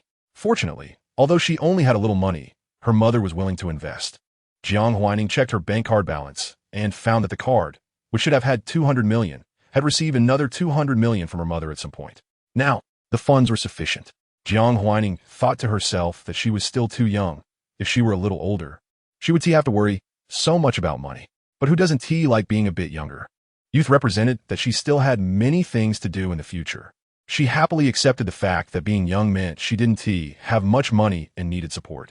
After bringing some gifts home to see her mother, Jiang Huaining suddenly thought, did she forget to prepare welcome gifts for her employees? No one had reminded her about this. After some consideration, she directly instructed the current assistant to the company, Lin Manon, to prepare a welcome gift worth around 5,000 for each person this month. Lin Manon could prepare two for herself. Jiang Huaining transferred 6 million to Lin Manon's card that she had given her earlier and told her to buy them. The driver opened the car door for Jiang Huaining. She stepped out of the car and entered the villa, planning to continue going upstairs to study, but was stopped by her mother. Huaining, the preliminary round of the chemistry competition is about to start. Do you need me to hire a teacher for you? She asked. And Jiang Huailu was definitely going to be hired. Jiang Zhuye did not plan to have both daughters attend the same teacher's class. She preferred one-on-one sessions anyway, and she could afford to hire 2 teachers. In the past, Jiang Zhuye would have directly hired a teacher for Jiang Huaining without asking. But her daughter had been very busy lately, moving a lot of things home, and a guest room on the second floor had already been converted into a lab-like space by her daughter. Jiang Zhuye did not know what her daughter was tinkering with, but looked very professional and sophisticated. Jiang Huailu had already returned and was standing aside, her gaze lingering on Jiang Huaining for a moment before she slightly lowered her head, not knowing what she was thinking. Mom, can you hire a teacher to tutor me for 10 hours a day for the last 3 days? Okay, Jiang Zhuye agreed without objection. The next day, St. Yu resumed its normal school schedule. Jiang Huaining initially did not plan to attend classes, but then received a message from Mu Shan on WeChat. She raised her eyebrows slightly, picked up her backpack, and went to school. After all, going to school would allow her to attend classes, and besides that, she needed a lot of time to analyze, think, and digest knowledge. Going to school wouldn't be a waste of time. At St. Yu, Class 1 of Year 1, the atmosphere in the classroom felt very oppressive because the big bad wolf, Mu Shan, was back. If Jiang Huaining was the vicious female supporting character, then Mu Shan was undoubtedly the best partner in crime. She was even more malicious than Jiang Huaining and liked to target those she found unsatisfactory. Of course, she would eventually be punished by the male lead. At this moment, she coldly scrutinized Jiang Huailu. You are the daughter the Jiang family found back? She looked her up and down. Not that impressive. After glancing at Jiang Huailu's report card, she commented, average. Huai stood up. Mu Shan, what do you mean? Is it okay for you to talk like that? Huailu's grades are already very good. How is it average? Who are you to evaluate others? What is wrong with giving an evaluation? Mu Shan scoffed. Then tell me, what is so special about her? Is she a genius? I'm just stating some facts. The surrounding classmates did not dare to speak, their eyes fixed on the three of them, and no one said anything. Mu Shan was a genius in the painting world, having burst onto the scene at the age of 13 with a bizarre portrait that was ultimately sold for 50 million. At the same time, she was the only disciple of a national treasure-level master. For various reasons, her personality was extremely arrogant. She looked down on everyone except Jiang Huaining. And one could even say her character was quite bad. In this class, some liked Mu Shan's talent while also disliking her personality. Jiang Huailu said, if you dislike me, you can just say it. There is no need to say these things. Most people in this world are ordinary, and I don't think being unremarkable is something to be upset about. What you said doesn't hurt me. If you have other attacks against me, just say them directly. There is no need for these meaningless remarks.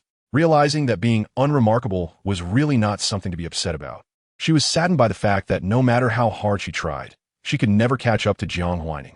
She knew that every word Mu Shan said was not an attack on her being ordinary, but rather a reminder to see her own position and recognize that she could not compare to Jiang Huaining. She had already seen through this, and being reminded of it again did not even make her feel sad. Long ago, when she discovered that her mother would inquire about Jiang Huaining's opinions while she could only accept being arranged, she had seen the truth. The root of her sadness lay in the fact that her parents did not love her, and she could not obtain their love. Just as Mu Shan was about to speak, Lu Shangshu was about to defend Jiang Huailu, and Jiang Huaining walked in from outside. Her timing was awkward. As soon as she entered, she immediately attracted everyone's attention, and Lu Shangshu secretly clenched his fists, cursing his luck. Why is everyone looking at me? Jiang Huaining asked. Studying? Such a good time. Why aren't you studying? Do you think knowledge will just run into your brains by itself? Her gaze fell on the three standing in the class besides herself, realizing that they had just had a confrontation. Sigh. She knew that with Mu Shan's personality, she would definitely attack the female lead. Aren't you coming back tomorrow? Mu Shan crossed her arms. I heard something happened at school, so I came back early to take a look. Anyway, the sketching class is over. Jiang Huaining responded with an "oh" and, ignoring Mu Shan's resistance, directly pressed her down into her seat. Then she walked over to Jiang Huailu's side. This was Jiang Huaining's first time sitting so close to Jiang Huailu in class. In the past, they were more like parallel lines, never intersecting in class. Why didn't he know what Jiang Huaining planned to do, just silently watching? Jiang Huailu said, Sister. As soon as this title came out, Huai felt a bit exasperated. Jiang Huaining's friend just bullied you like that, and you still call her sister? Even if this matter has nothing to do with Jiang Huaining, it must be her fault. How can you call the enemy sister? Jiang Huaining was also amused, laughing slightly as she pressed Jiang Huailu down into her seat. The competition is about to start, so focus on studying. Jiang Huailu couldn't understand Jiang Huaining. She just replied with an okay and then opened the paper to start writing. As for the remaining Jiang Huaining ignored her. Mu Shan sat in her seat, fuming as she watched Jiang Huaining walk towards her. Chapter 33. Mama's daughter Mu Shan didn't like Jiang Huailu at all. As soon as she entered the classroom, she recognized the delicate girl immediately as the true daughter of the Jiang family. Such a delicate flower, so good at pretending to be pitiful. Wouldn't her proud friend be misunderstood by her family? Then she had to seek justice for her friend. Jiang Huaining was the one she was protecting. However, she didn't expect Jiang Huaining to actually stop her from continuing her mischief. And that delicate flower even called Jiang Huaining sister? Sister? The voice sounded as cute as a little bunny, quite pleasant to hear. But Mu Shan wasn't a voice enthusiast. She couldn't be swayed by just those two words. What are you doing? I'm trying to trouble her, Mu Shan said angrily. Jiang Huaining sighed. Why do you want to trouble her? Are you satisfied with your painting? Of course I'm not satisfied, Mu Shan replied, but I'm afraid she will bully you. Jiang Huaining thought to herself. So Mu Shan thinks like this? You underestimate me and overestimate her. The female lead is someone who would only shed tears when bullied. How could she possibly bully her? Not to mention, Jiang Huailing couldn't bully anyone in the class, let alone her. This convinced Mu Shan. That's true. After saying that, she glanced in the direction of Lu Shangshu and said, that Lu just now seems to want to speak up for Jiang Huailing. Jiang Huaining. I know, so don't give him a chance. Mu Shan raised an eyebrow, a look of excitement on her face. Got it, I won't give him a chance. This was interesting, Mu Shan thought. That was close. She almost assisted Lu Shangshu in his pursuit of love, which would have disgusted her to death. In this class, the person she disliked the most was Lu Shangshu. She felt that this guy loved to show off. He was only 16, but more greasy than a 26-year-old man. Yet, many girls in school seemed oblivious to how greasy Lu Shangshu was, all of them calling out to him excitedly. Mu Shan often felt that this world was not real enough. Those people were truly blinded by infatuation. Pulling back her thoughts, Mu Shan asked, what is your little sister like? She's quite timid, Jiang Huaining said carefully. When bullied, she doesn't know how to fight back. Mu Shan laughed. Then you misjudged her. She dares to retort me. How could she be timid? That might be because he spoke up for her. Otherwise, how could the female lead retort? In the original story, only Lu Shangshu would speak up for the female lead. It was indeed strange. Whether in the book or in her past life, he never had a good relationship with Jiang Huailing, yet now she was speaking up for her. How odd. Jiang Huaining liked strange things. At this point, Mu Shan had nothing to say. There is some truth to that. I didn't expect her to be more than just a delicate flower hiding behind others. I heard you slapped Lu Shangshu 3 times. I didn't expect his face to heal so quickly. I didn't even get to see his pig-like face. What a pity. You've been out for over a month. Even if I gave him a concussion after such a long time, he should be fine. That makes sense. Their desk mate, a slightly plump girl, heard Jiang Huaining and Mu Shan discussing Lu Shangshu being slapped so openly and felt her image of her male god shatter. But she didn't dare stand up for her male god because, compared to loving him, she loved her life more. She didn't want to offend the 2 demons of the class. Offending a demon meant offending the demon's parents, which could lead to her not being able to stay in Xingya. But as for Mu Shan, that demon was fine. Who could take Jiang Huaining away? He glanced at the few people whispering and looked at her desk mate, Jiang Huailing, feeling more frustrated than ever. She really didn't understand why Jiang Huailing obediently called Jiang Huaining's sister. Wasn't that a sign of weakness? Moreover, Jiang Huailing's voice calling sister was really nice, which was a benefit to Jiang Huaining. Why do you call her sister? Huh? Jiang Huailing looked up from her exam paper in confusion. She is my sister. What do you mean she is your sister? You are the true daughter. She is the fake daughter. She stole your identity. You two are natural enemies. How could she be your sister? You have no blood relation. Jiang Huailing didn't understand why he was angry and explained, Mom told me to call her sister, and she is quite capable. More suitable to be a sister. What does that mean? Does it mean if she isn't capable, you'll still recognize her as your sister? He felt her vision darken. Her desk mate was a bit too sweet. Her friend bullies you. I think it's fine. It's not really bullying. Besides, a sister is a sister. Her friends are her friends, not hers. Just now, my sister also told her not to bully me, although not said very clearly. That was the meaning. Jiang Huailing whispered, I don't want to dislike others and I don't want to dislike my sister. And indeed, she didn't dislike Jiang Huaining. He showed an expression that was hard to explain. Fine, do as you please. Jiang Huailing smiled like a little deer trying to please. Stop smiling. No amount of smiling can change the fact that you're a fool. She sighed, suddenly feeling a gaze directed at her. Initially thinking it was Jiang Huaining, she looked up only to find it was Lu Shangshu. Though Lu Shangshu quickly looked away, Huai's eyes were sharp. She knew Lu Shangshu had ill intentions towards Jiang Huailing. And she also knew Jiang Huailing didn't like Lu Shangshu. If it weren't for this knowledge, she wouldn't help Jiang Huailing. After all, even if Jiang Huaining was the fake daughter, Lu Shangshu was once Jiang Huaining's fiancé. If Jiang Huailing got involved with Lu Shangshu, what would that mean? Surely, it couldn't be that the Lu family man is more appealing. Jiang Huaining completed several past chemistry competition papers. Mu Shan was drawing beside her, and they didn't disturb each other, both busy with their own tasks. After school, Jiang Huailing packed her backpack and stood at the door. Lu Shangshu instinctively smiled at her. Shall we walk together? Jiang Huailing replied. I'm waiting for my sister. Lu Shangshu left first. He felt that whenever he encountered Jiang Huaining, things wouldn't go well for him. Jiang Huaining naturally noticed Jiang Huailing was waiting for her.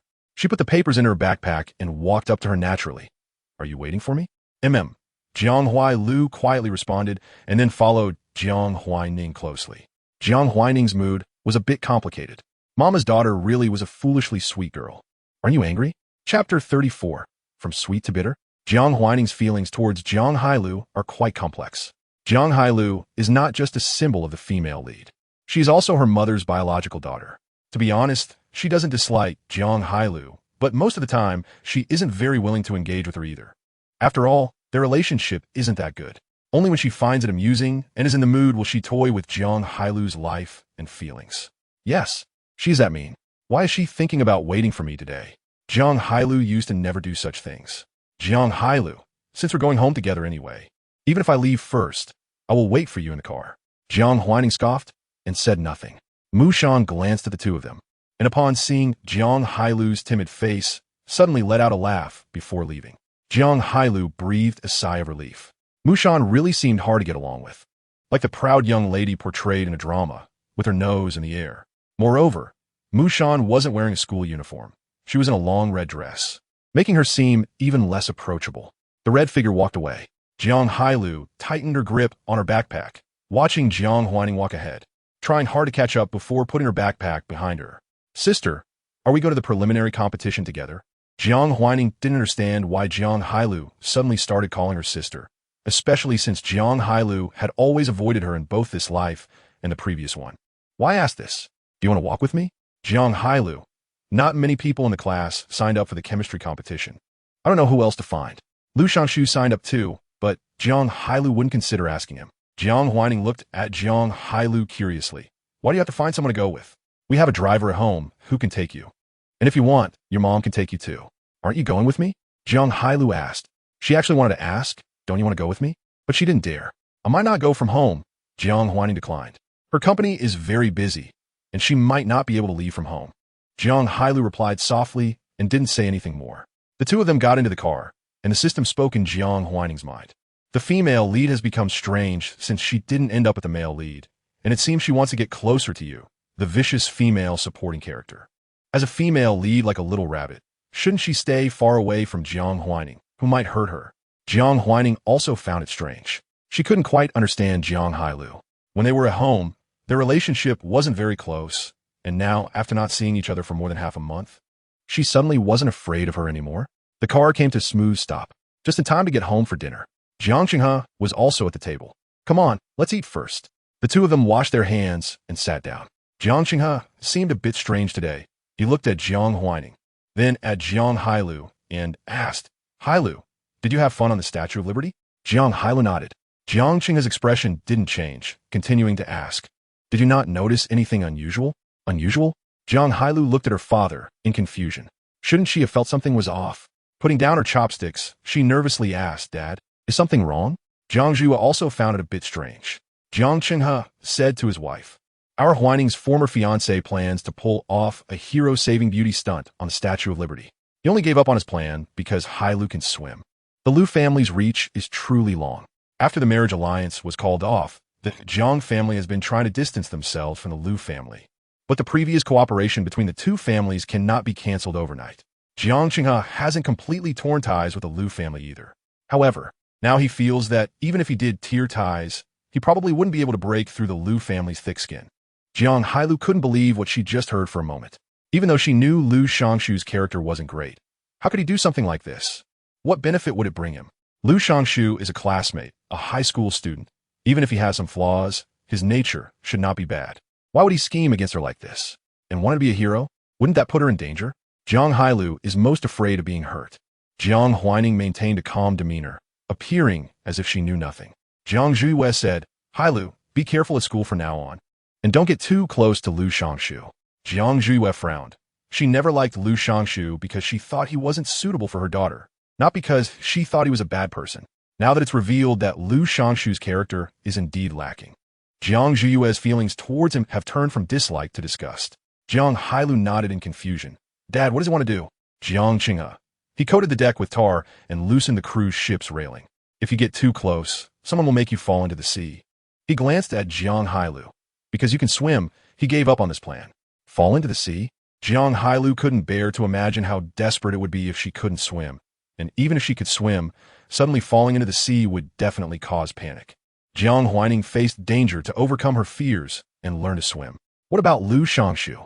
Lu Shangshu truly doesn't have good intentions. Has she ever offended Lu Shangshu? Why would he do this? Jiang Hailu felt very scared, afraid that Lu Shangshu would attack her again. If he succeeded and didn't save her, what would she do? I'll handle this. You just need to pay attention to your safety. At school, you can stay close to Huaining. Jiang Qinghe didn't expect Jiang Hailu to deal with this matter. He would handle it himself. Okay, Jiang Hailu felt a bit lost. She looked at Jiang Huaining and found her happily eating the crab roe rice in front of her.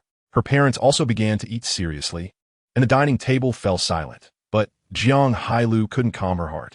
Her dad and mom definitely wouldn't lie to her, but why would Lu Shangshu do this? Jiang Hailu couldn't figure it out. She previously thought that although Lu Shangshu had some flaws, he was a good person.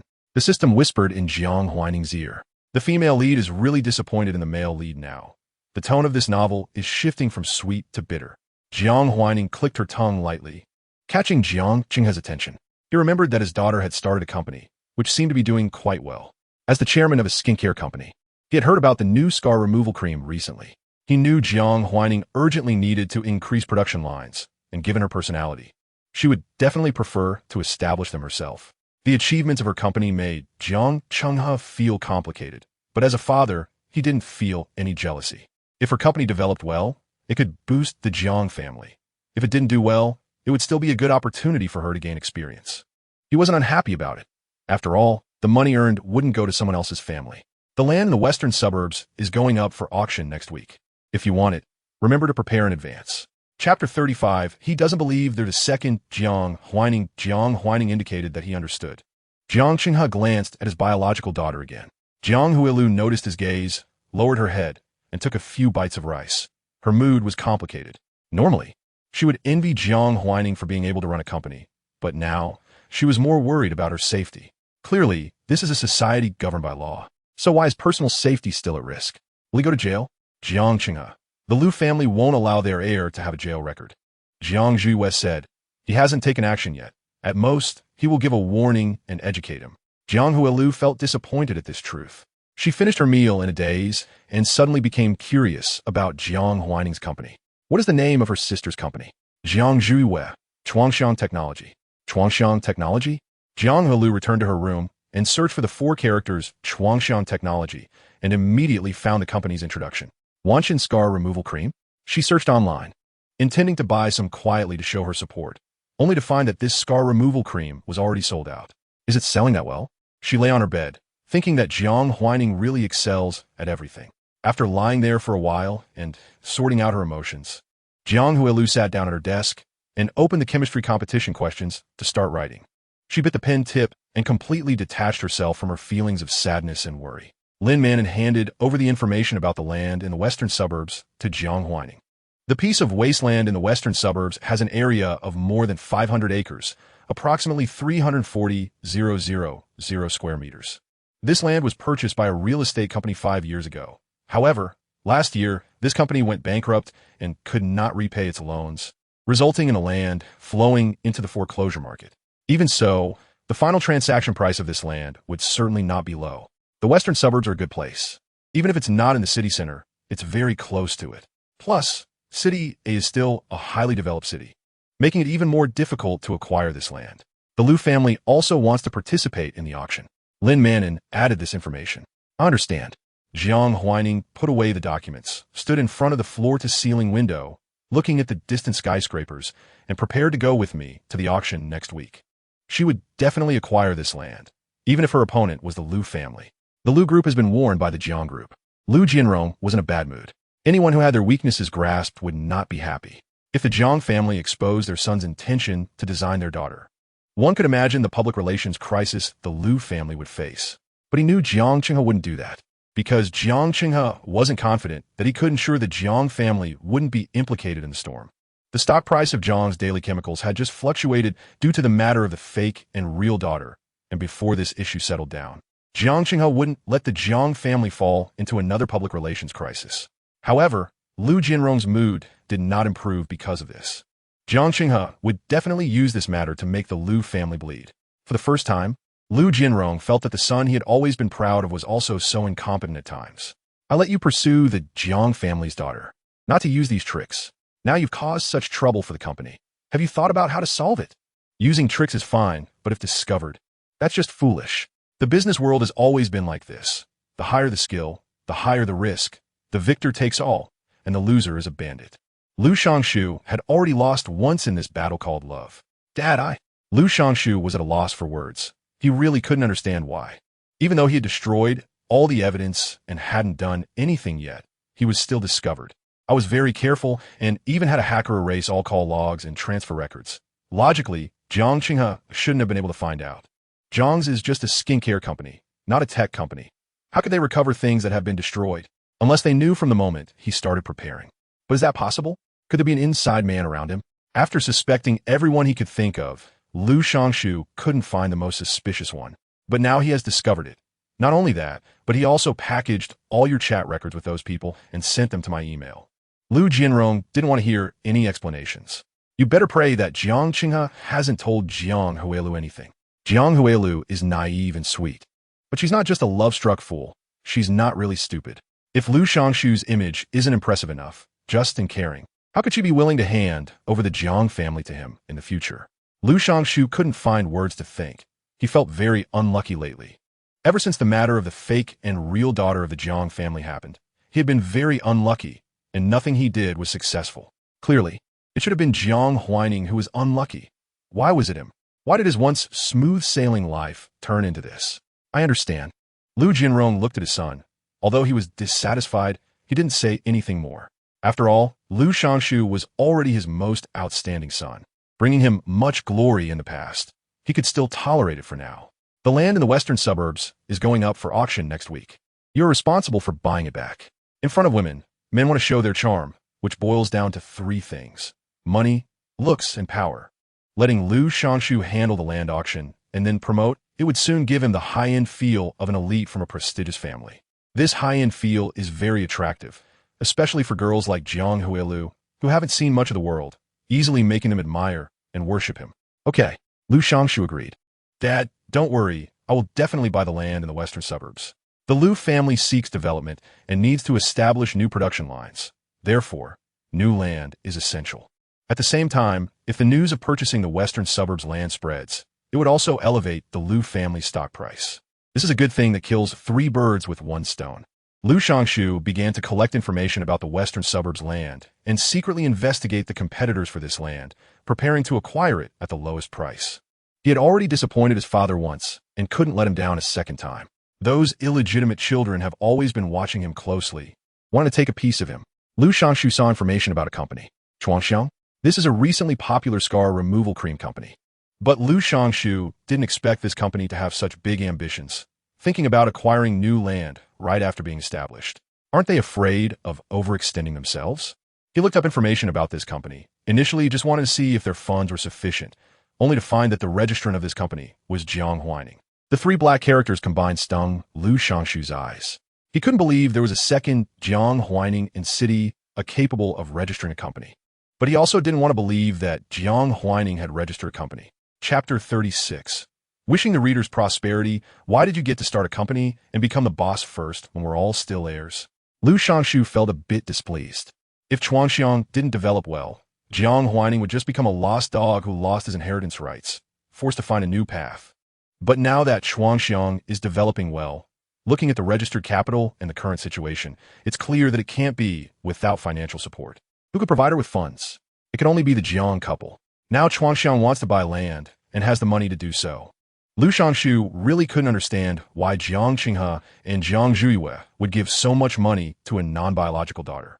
As the heir of the Lu family, he had never received so much money from his father. Altogether, he barely had over 20 million, which wasn't even enough for the down payment on land. No wonder the sales of the company's scar removal cream had recently declined. It turned out to be blown away by this win from you. The Lu Group also had a scar removal cream product. Although it wasn't the main business, it still made several million in profit each month. Lu's scar removal cream was priced at $599, considered a medium price for a big brand product. Even without much advertising, many consumers would choose to buy Lu's scar removal cream. However, now the sales of Lu's scar removal cream had been halved. and this month's profit was expected to drop by 30. Lu Shangshu didn't care much about this money, but it couldn't be lost because of Jiang Huaining. With new grievances adding to old ones, Lu Shangshu had to ensure that Jiang Huaining couldn't buy anything at the auction. While reviewing some materials, a man approached him. It was Lu Jianrong's illegitimate son. Lu Jianrong had many illegitimate children, but only one could enter the company. And that was the son of the woman he favored the most. For this woman, Lu Jianrong didn't even mind letting the company know he had an illegitimate child. Brother, he said affectionately, Dad want me to go to the auction with you next week to gain some experience. Can you take me along? Lu Hao looked good, having inherited his mother's beauty, but his appearance was somewhat androgynous. However, with the right clothes, it wasn't easy to mistake his gender. Hearing his words made Lu Shangshu feel as if he had swallowed a fly. But it was hard to go against his father's orders, so he replied stiffly, What experience do you need to gain? The company isn't yours to inherit. How could it not be? The law states that illegitimate children and legitimate children have equal inheritance rights. Lu Hao grinned, as if mocking Lu Shangshu for his ignorance of the law. His mockery was subtle, yet made Lu Shangshu acutely aware that he was being laughed at. You better make sure you live long enough to inherit. Lu Shangshu's voice turned cold. Lu Hao noticed the look in his eyes, paused for a moment, and then patted his shoulder like good brothers. Brother, why are you so fierce? I just want to have some soup. I'm not trying to take over the company. Even if I did, I wouldn't care. It'd be better to let Dad give me some shares so I can lounge around on a mountain of gold. Lu Shangshu's expression didn't improve despite Lu Hao's show of weakness. He had already developed murderous intent towards this illegitimate child. His tone was strange. Really? He didn't believe it. After all, Lu Hao had always provoked him. Lu Shangshu went to the company's lounge, took a cold shower, and washed away all the negative emotions before picking up his phone to message Jiang Huailing. A red exclamation mark appeared on the chat page. You're no longer friends with this person. Furious, Lu Shangshu nearly threw his phone away. The Jiang family must have informed Jiang Huailing about this, but he couldn't understand how they knew. Calm down, Lu Shangshu, you must stay calm. Don't fall into Jiang Huaining's trap. After thinking of several auction plans, Lu Shangshu closed his eyes to calm down. It's just a woman, right? Even if he couldn't pursue her, he could use other means to swallow the Jiang family.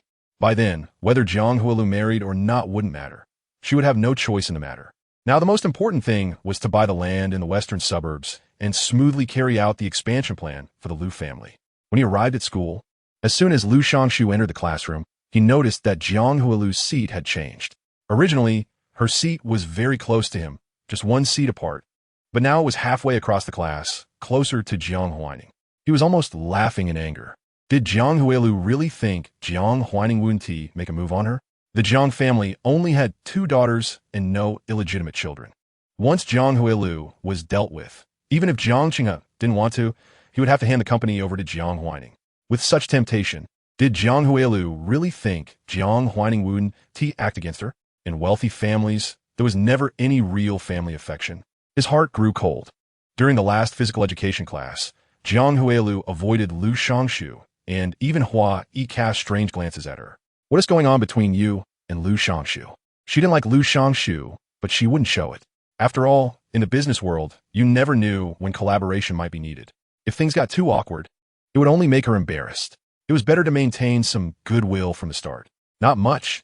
Jiang Huailing knew better than to speak carelessly. I just don't like him. I feel his character isn't good. Why he laughed? Character, huh? That is such a simple and cute word. How many people in this class had good character? Even the one who seemed the worst and most arrogant, Mu Shan, might actually be among those with good character. If that is the case, it's better for you to stay away from him. Jiang Huaining sat in the audience area of the playground, watching the clear divide between the male and female leads. She suddenly felt curious. If the male and female leads didn't end up together, would this world still be a novel? It's possible. Novels have various types. Even if it's a bad ending, some people will still like it. Of course, there might also be other protagonists born. Other protagonists? But if the male and female leads really aren't sweet enough or don't love each other enough, it's probably the latter possibility. Jiang Huaining observed the playground and didn't see any budding sweet romance. However, this world was so big, perhaps this time, the protagonist's story wouldn't happen in Xingya. If a new protagonist is born, let me know. Okay, has the host never thought about becoming the protagonist? Jiang Huaining, but I don't want to fall in love. Love isn't everything in a story, nor is it everything in life. Perhaps some people just like novels without love. Is that so? Jiang Huaining thought, but rather than pondering such vague issues, I want to make some money, prosper, and do what I want to do. The system fell silent for a moment. All right, host, then I wish you prosperity. Thank you. If my life is really going to be written into a novel, becoming a protagonist who isn't quite upright, then you should also wish the readers great wealth. Okay, wishing the readers all great wealth. Chapter 37. Land in hand. The land auction was approaching quickly. Jiang Huaining obtained an entry ticket to the auction after paying a sufficient deposit. Lin Manon and her bodyguard followed her closely. Most of the attendees were accomplished middle-aged men, and there were very few who looked as youthful as Jiang Huaining, who was even wearing a school uniform. However, the people present did not dare to show her disdainful looks.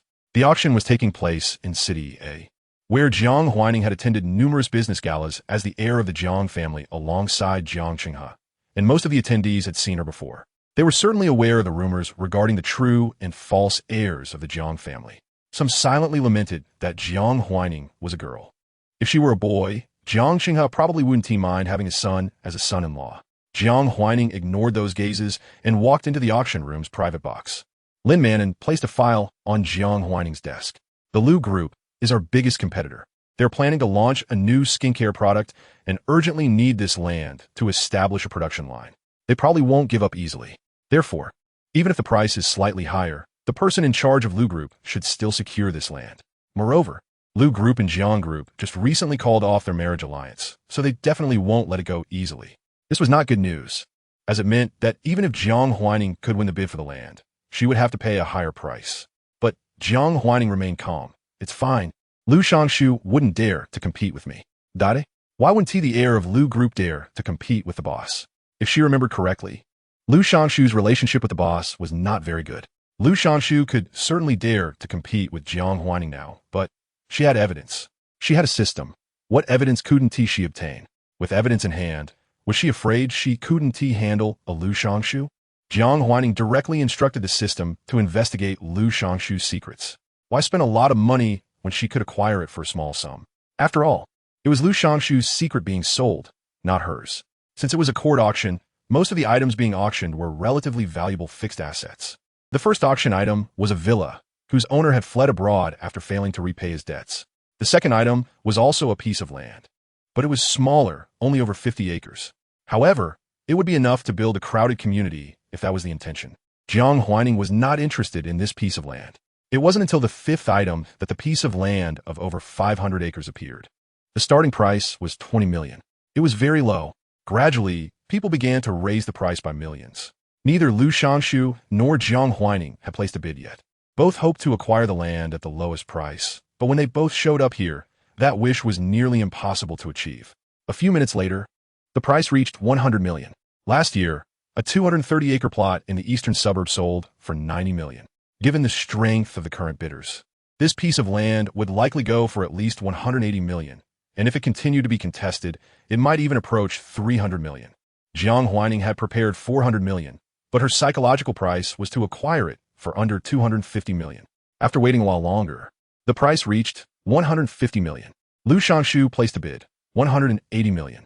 He directly stated the highest price that all the participating companies could offer. With one sentence, he pushed back all previous bidders.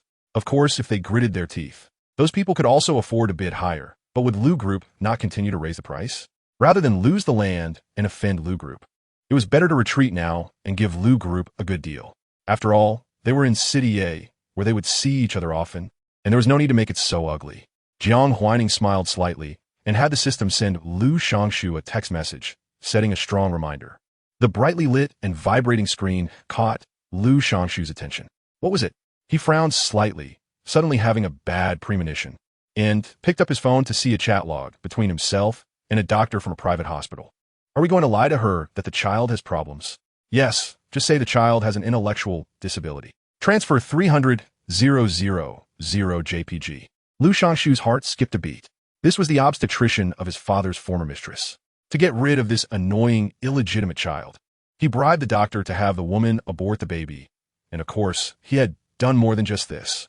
But those illegitimate children should not have been born in the first place. What was his fault? If anyone were to blame, it should be their mother for being shameless and too greedy. Try to use the child to seize his inheritance. The phone vibrated again, and a new text message appeared. It was a multimedia message, a report on Lu Group's tax evasion, with an added note. If you bid again, this report will be on the desk of the director of the A City Tax Bureau tomorrow.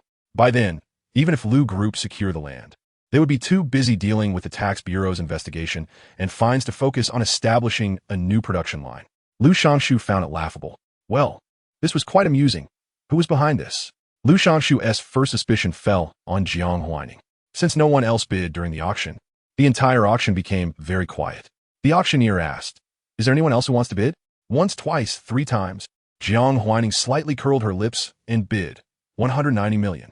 The auctioneer's hammer came down heavily. 190 million sold. The audience was stunned.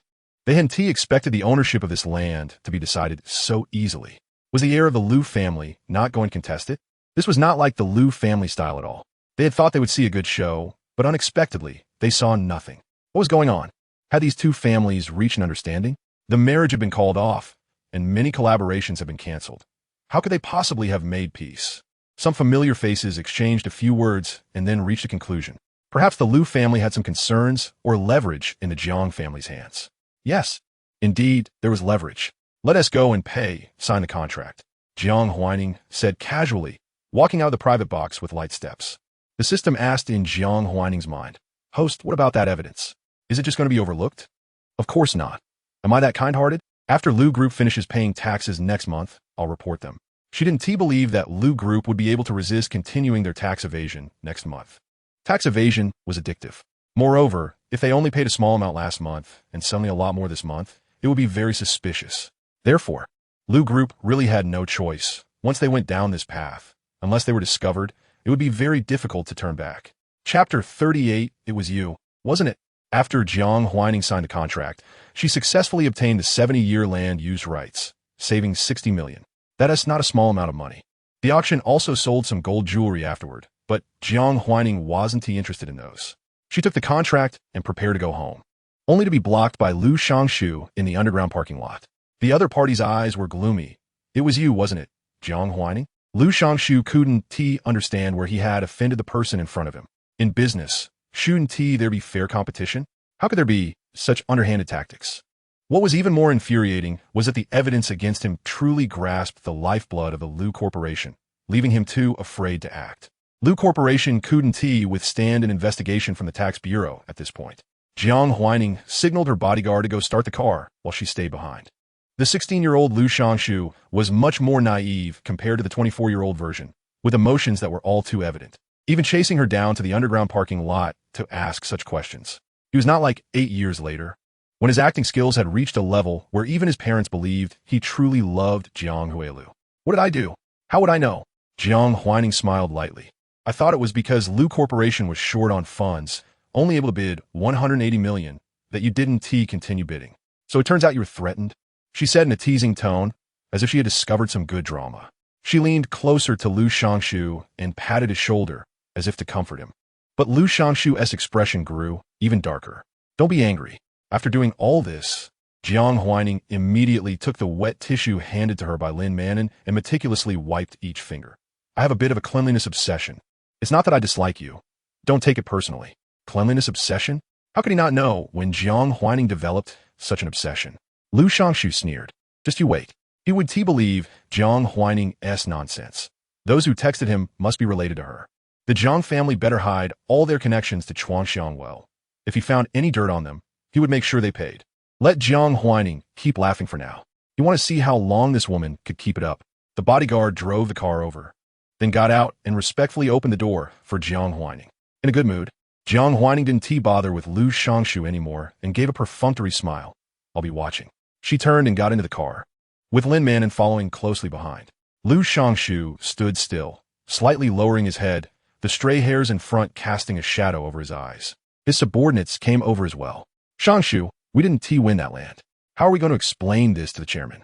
One employee was confused, clearly. There was still a significant distance between 190 million and their expected price. Why did Lu Shangshu stop him from continuing to bid? Hadn't the chairman said they must secure that land? Lu Shangshu replied coldly, "I'll explain this matter. You don't need to worry." The employee was speechless. Worry? What was there to worry about? He and made a mistake. He was just upset that his bonus for the month was probably gone. As a worker in a private enterprise, Was it easy to earn money? Missing out on such important land would definitely make his superior angry. If the boss got angry, he might not even see this quarter-s bonus. All right then, young master. After all, you're the young master. The old master won't cut your meals even if he gets angry. He was different. He had a family to support. Lu Shangshu didn't realize that the employee was sarcastically referring to himself. He continued to think about how to catch Chuangxiang or Zhang's daily chemical in a tax evasion scandal. All crows looked the same. Chuangxiang had just been established and might not have had time to evade taxes. But how could such a large group like Jiang's be innocent? Once he found evidence. Even if Jiang Huaining apologized, he wouldn't give Jiang Corporation a chance, unless Jiang Huailu. Thinking of the girl who always avoided him. Lu Shangshu's gaze changed. Deep down, he still had some feelings for Jiang Huailu, not just because of the Jiang family behind her, but because she always acted like she didn't like him, unlike other girls.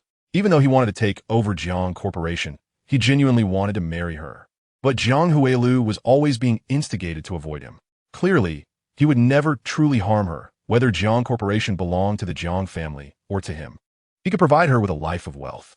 He kept this matter in his heart. As long as he had power, what woman wouldn't he be able to have?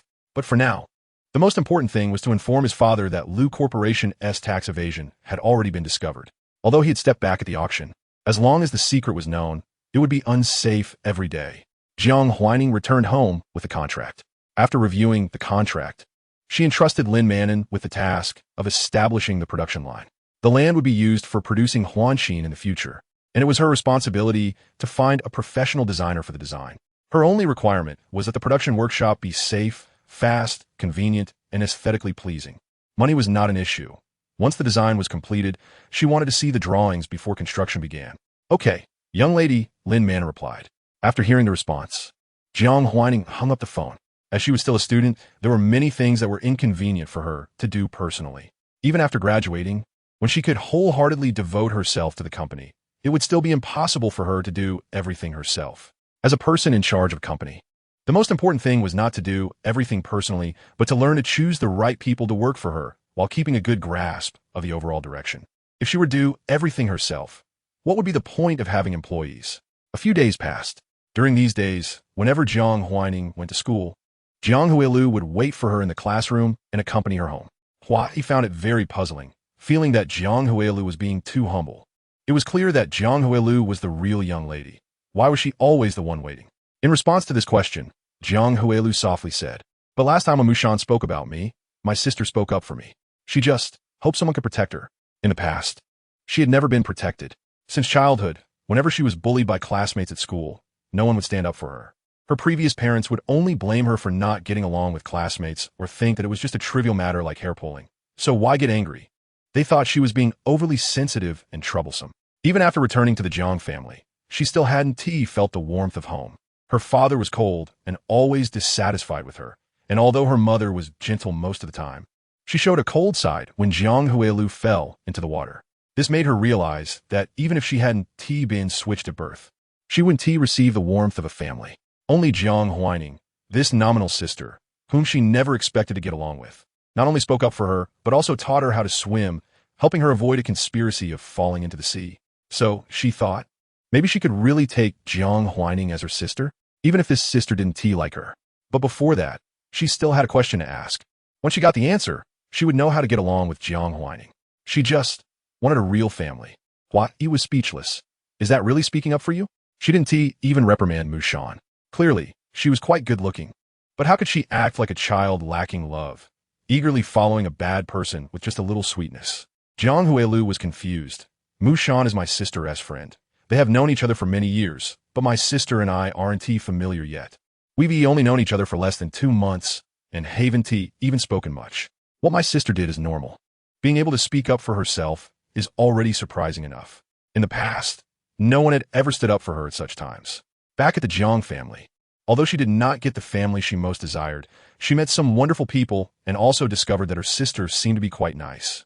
Chapter 39. My goal is only one. Huaiyu was speechless. Forget it. Let the sisters interact however they want. She can't control them anyway. After all, Jiang Huailu can't compete with Jiang Huaining, and it's good that she directly acknowledges her as an older sister. At least she doesn't have to worry about going against Jiang Huaining, which would lead to a terrible outcome later. She knows how horrifying the profits of the Chuangshan company under Jiang Huaining are. The scar removal cream priced at $1,999 is in such high demand that it can't be supplied. Even her family's hospital is now acquiring this scar removal cream from buyers at 3 times the price. When reselling to VIP clients at the hospital, the price can increase tenfold, and even then, there are still many VIP clients clamoring for it. The reason is simple. The effect is just too good, far surpassing any scar removal cream on the market. It's a complete dimensionality reduction strike. As long as the formula can be kept confidential, the mid to high-end market for scar removal cream will be completely monopolized by Chuangshan technology. And how terrifying is it to monopolize such a large market? Huaining estimates that just in the domestic market, this scar removal cream could bring Jiang Huaining tens of billions in profits each year. If it were to be exported, it would be even more frightening. She doesn't even know where Jiang Huaining finds such talented people to create such a terrifying product. Clearly, they're all still students. How come only she can find geniuses to work for her? Speak of the devil. Jiang Huaining walked in with a pile of papers and casually handed them to the first desk, instructing them to pass it down. This is today's homework. Those participating in the competition, come up and get a copy of the exercises. After saying this, Jiang Huaining casually took one for herself and left the podium. The exercises were quite thick, about a centimeter, and it was best to finish them within a week since the preliminary competition was starting in a week. As soon as she got her hands on it, she began to write. After writing a few pages, she suddenly remembered to ask the system, "Is there any learning points for writing this?" Achieve a correctness rate of over 95 to receive 2,500 learning points. Achieve over 98 to receive 3,000 learning points. Upon hearing this number, Jiang Huaining raised an eyebrow slightly, to avoid being a foolish idiot. It seems I have to work hard. Looking forward to your performance. Jiang Huaining sat in her seat, writing exercises for an entire afternoon, and only stopped when the evening school bell rang, feeling somewhat reluctant to pause.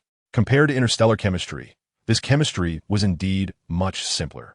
It was like asking a college student who has learned calculus to suddenly do elementary addition and subtraction, which could bring tears of joy. Jiang Huaining sighed, picked up her backpack, and Jiang Huailu immediately put away her papers and followed behind her. Jiang Huaining. What's going on? She didn't really want this little tale. She only wanted to inherit her parents' fortune, not their daughter. But Jiang Huailu remained quiet, so Jiang Huaining reluctantly pretended she didn't exist. Once in the car, Jiang Huailu was still quiet until the car jolted due to an accident ahead, and she suddenly spoke up. Her voice was low but clear, calling Jiang Huaining's name. Jiang Huaining, if I really drowned in the pool that day and hadn't learned to swim, would you save me? She knew that without her, Jiang Huaining would be the rightful heir, and if she died, it would only benefit Jiang Huaining. Even if their mother knew Jiang Huaining was responsible, she probably wouldn't have the heart to punish her too harshly. It was cruel, yet it could very well become a reality. Jiang Huaining was pondering this when she heard the question and casually replied, "If something happened to you, Mom would definitely be sad. And I don't want to break the law. What benefit do I get from killing you?" She was just morally ambiguous. But that didn't mean she wanted to become an outlaw. If she became an outlaw, how could she become the richest person in the world? Please, corporate image is incredibly important. Without it, she might make a fortune, but if she wanted to go further, there would be various competitors trying to pull her down. After all, the market is only so big. If you take it all, what do I eat? The cautionary tale of Lu Shangshu was right there. She wanted to become the richest person in the world. Future enemies would only be more numerous and terrifying than Lu Shangshu. She would encounter more people like Lu Shangshu. Jiang Huaining told herself, "You are about to become rich. Although you just spent over 400 million this month and earned less than 100 million. Losing 300 million and only managing to start the company with your mom's support, you are about to get rich. You'll earn a lot of money, so much that everyone will be envious, and they will be jealous to the point of trying to smear your name. You are really on fire. You must learn to be cautious with your words and actions, learn to protect yourself, and not get dragged down." After imagining the scene with future enemies all around her, Jiang Huaining felt exhilarated. She liked having many people dislike her, but couldn't do anything about it, only watching her grow stronger. When she got home, Jiang Huaining happily closed the door and started her homework. She didn't plan to go to school for the next few days and didn't intend to spend too much energy on the company. She wanted to focus on preparing for the chemistry competition, laying the groundwork for her reputation as a chemistry genius transitioning into a business genius.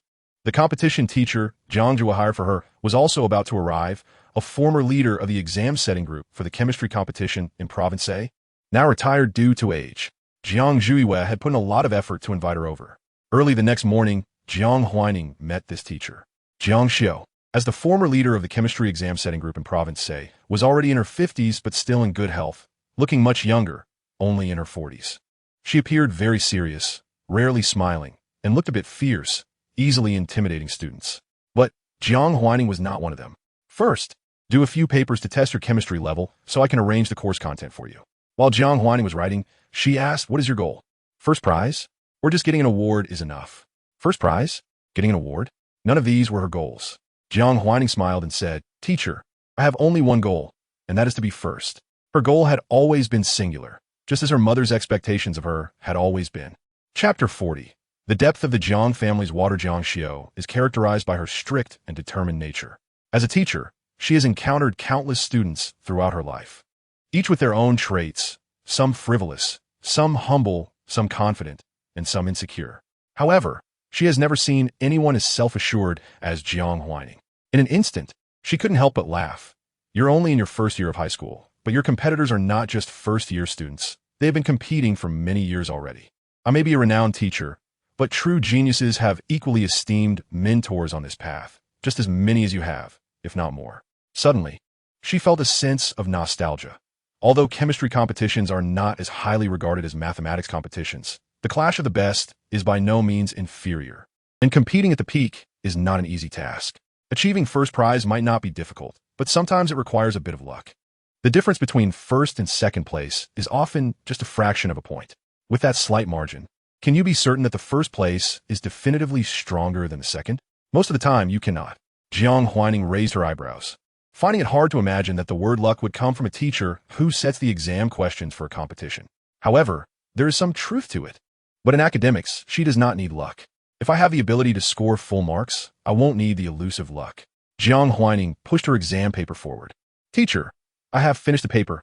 Please take a look. If you have any other papers to grade, feel free to give them to me as well." Arrogant, too arrogant. Jiang Xiao had never seen such a conceited student. But after glancing at Jiang Huaining's answers, she realized that Jiang Huaining truly had the prowess to be this confident. This was an exam she had personally crafted, with difficulty comparable to previous provincial competitions. Generally speaking, a score of 80 out of 100 would secure a first prize. She looked at Jiang Huaining's answers and couldn't help but grow serious, picking up a red pen to grade. Full marks. She set down the pen.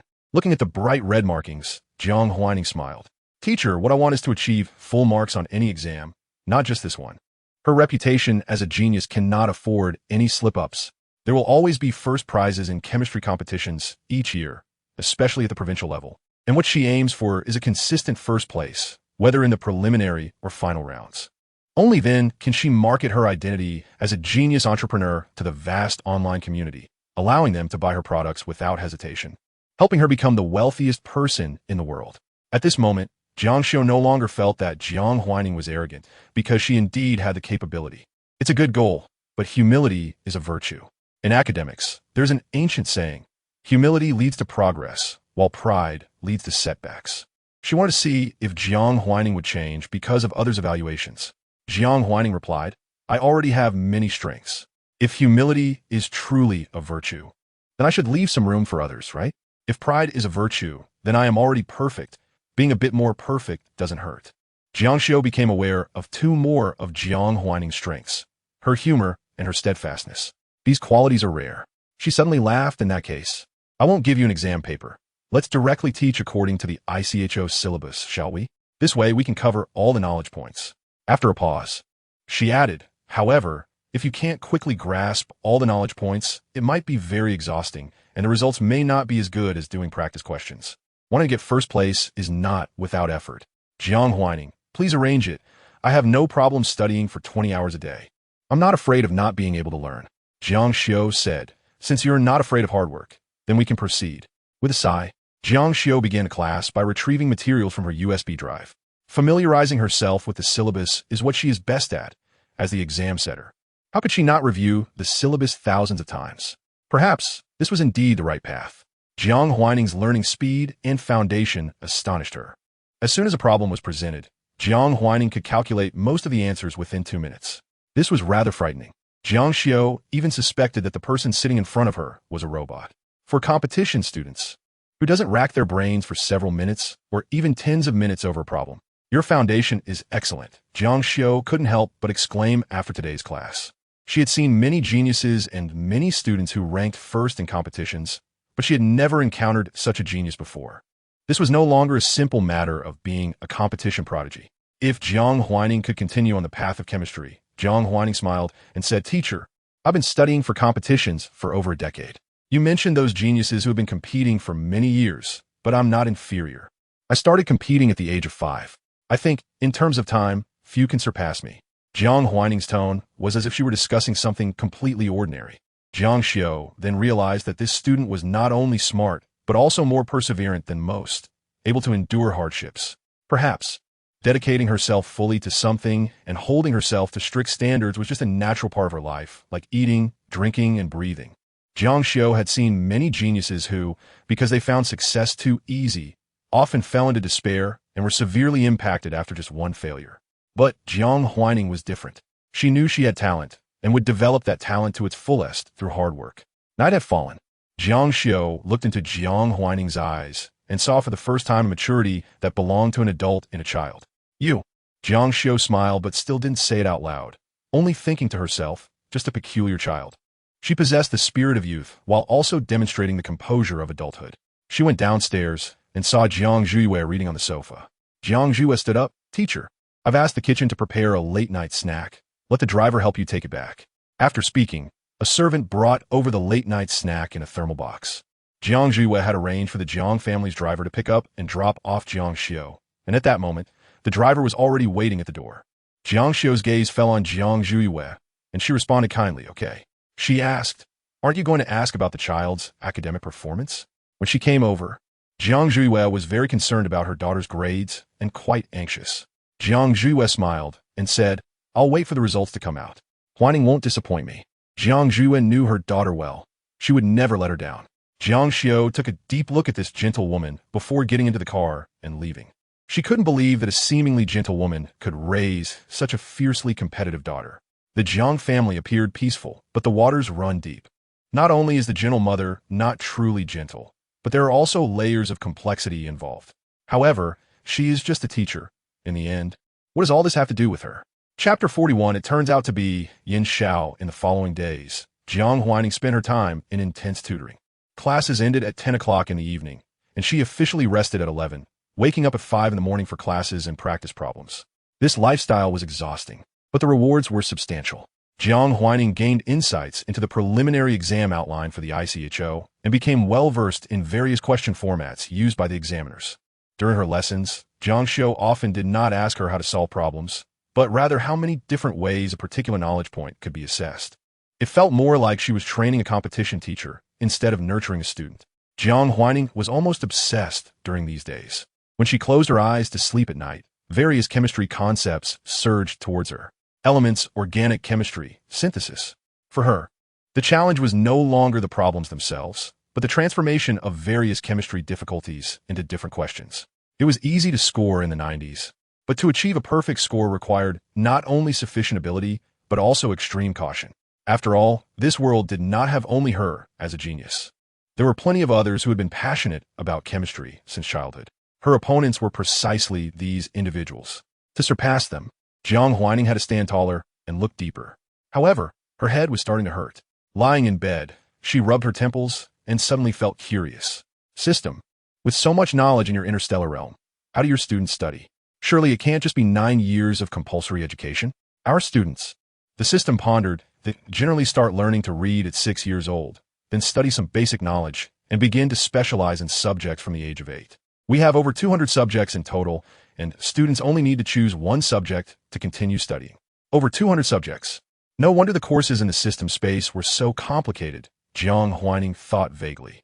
The system had some other thoughts to share with Jiang Huaining, but realized that its host had already fallen asleep from exhaustion. It silently connected to the smart light control system in the villa, turning off the lights in Jiang Huaining's bedroom and drawing the curtains. The host was indeed working very hard, and even among interstellar children, few were as diligent as her. If Jiang Huaining lived in the future, she would undoubtedly be the hope of a planet. In the interstellar realm, only geniuses could lead the people of their planets to go further and not be bullied by other planets. The interstellar world was not peaceful, which was also the reason it came here. Soon, 7 days had passed. Jiang Huaining studied for 4 days longer than planned and felt as if her brain was about to be emptied. Jiang Huaining organized stationery for her 2 daughters. Should they leave from home or go with classmates from school? Jiang Huaining, let's leave from home. Going to school was just a longer walk. It wasn't necessary. The preliminary exam was held at a city number 1 high school, which was also a super high school in province, boasting an impressive 88 key rate. As students of a super high school, the top achievers looked down on students from Xinghua and considered them inferior. Although the 2 schools were in the same city, they were like the Chu and Han rivers, keeping to their own territories. However, now that the preliminary exam for the ICHO was being held at a city number 1 high school, they had to open their doors and welcome the group of students from Xinghua, who were filled with the smell of copper. Jiang Huaining thought of something and revealed a rather interesting smile. Let Mom take you there. Jiang Zhiyue's eyes curved with a rare good temper as she gently said, Huaiju just got home not long ago and hasn't ridden in the car driven by Mom yet. She could do that today. She was indeed in a good mood because she knew she would see her daughter's glory again and witness her daughter achieve another first place. Her favorite thing was to see her daughter come in first. Jiang Zhiyue understood that her mindset was somewhat pathological. No one could always be first, and she shouldn't impose such demands on her daughter, placing such heavy pressure on her. But Huaining could do it. Huaining had always been able to. She had consulted a psychologist about her condition, but it had little effect. Fortunately, Huaining's excellence seemed to make her not need to seek treatment at all. Thus, she carried this pathological mindset for over a decade.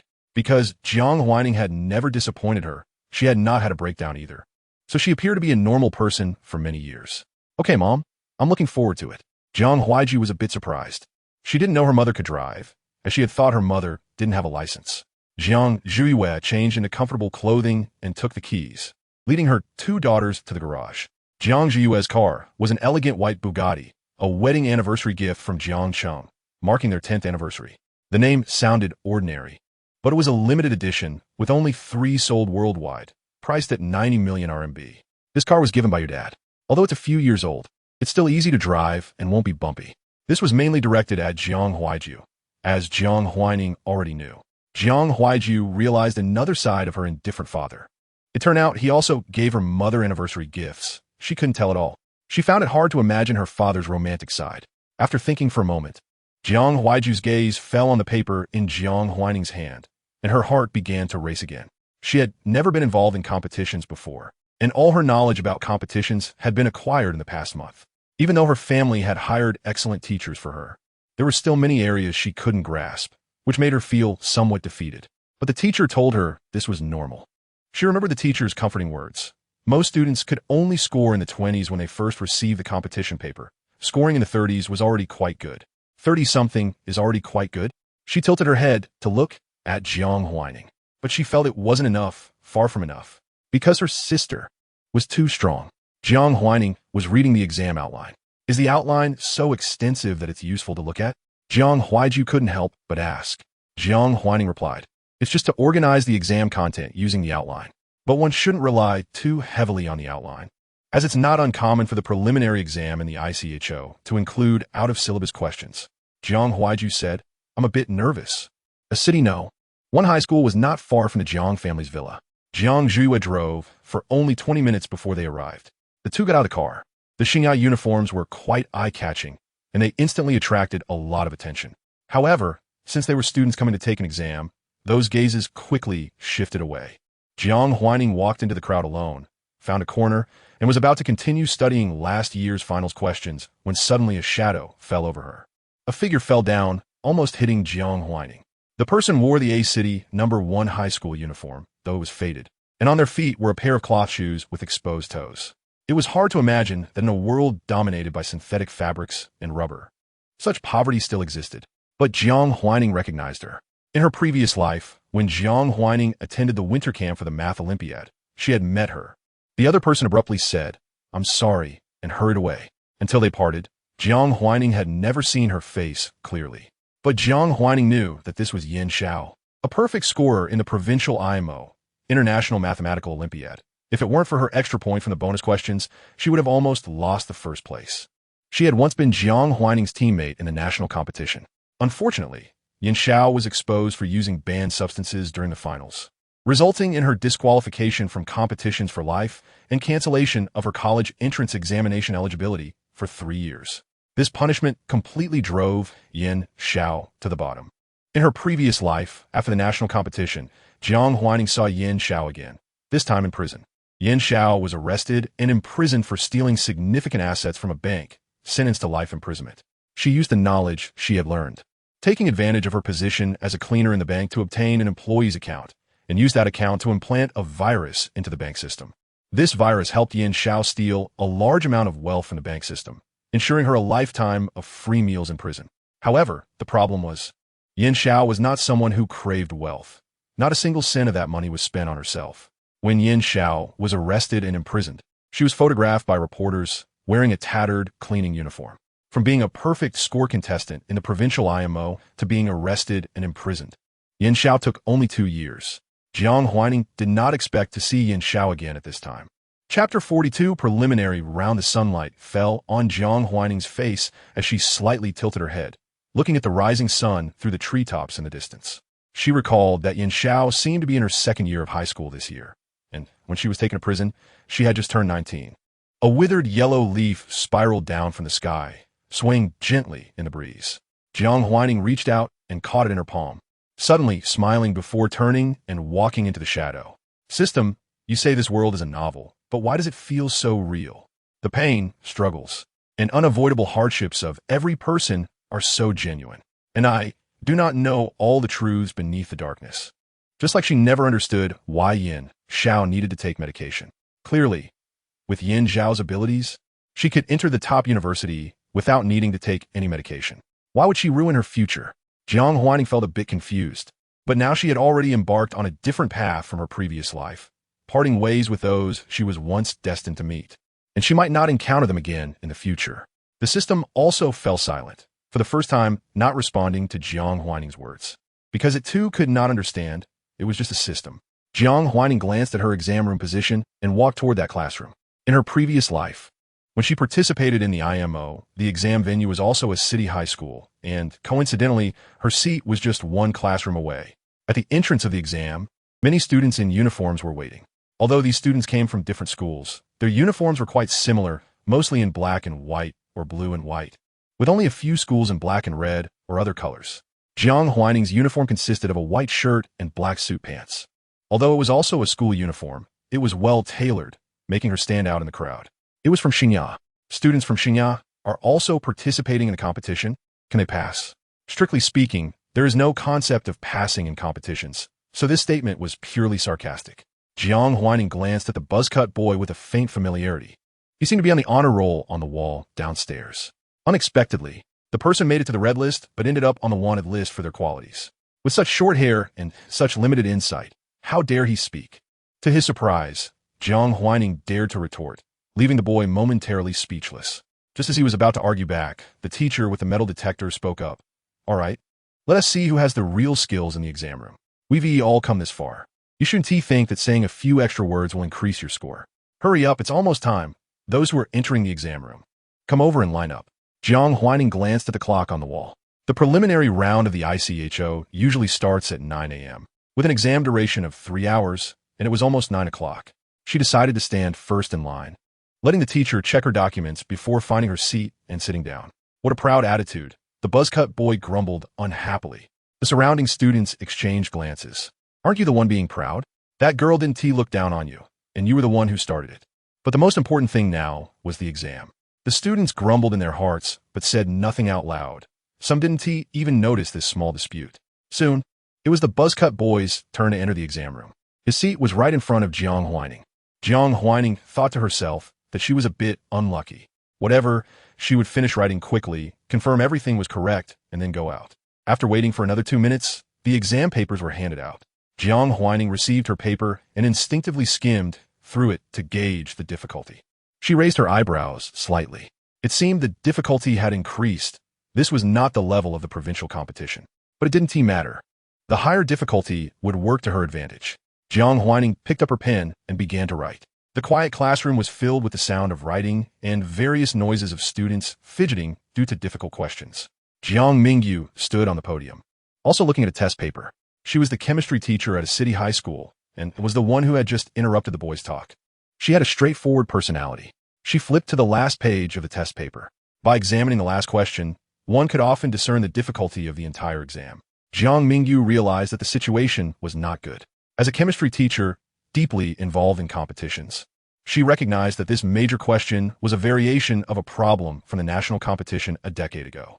However, even students who had previously solved that problem might not recognize it because it had changed too much.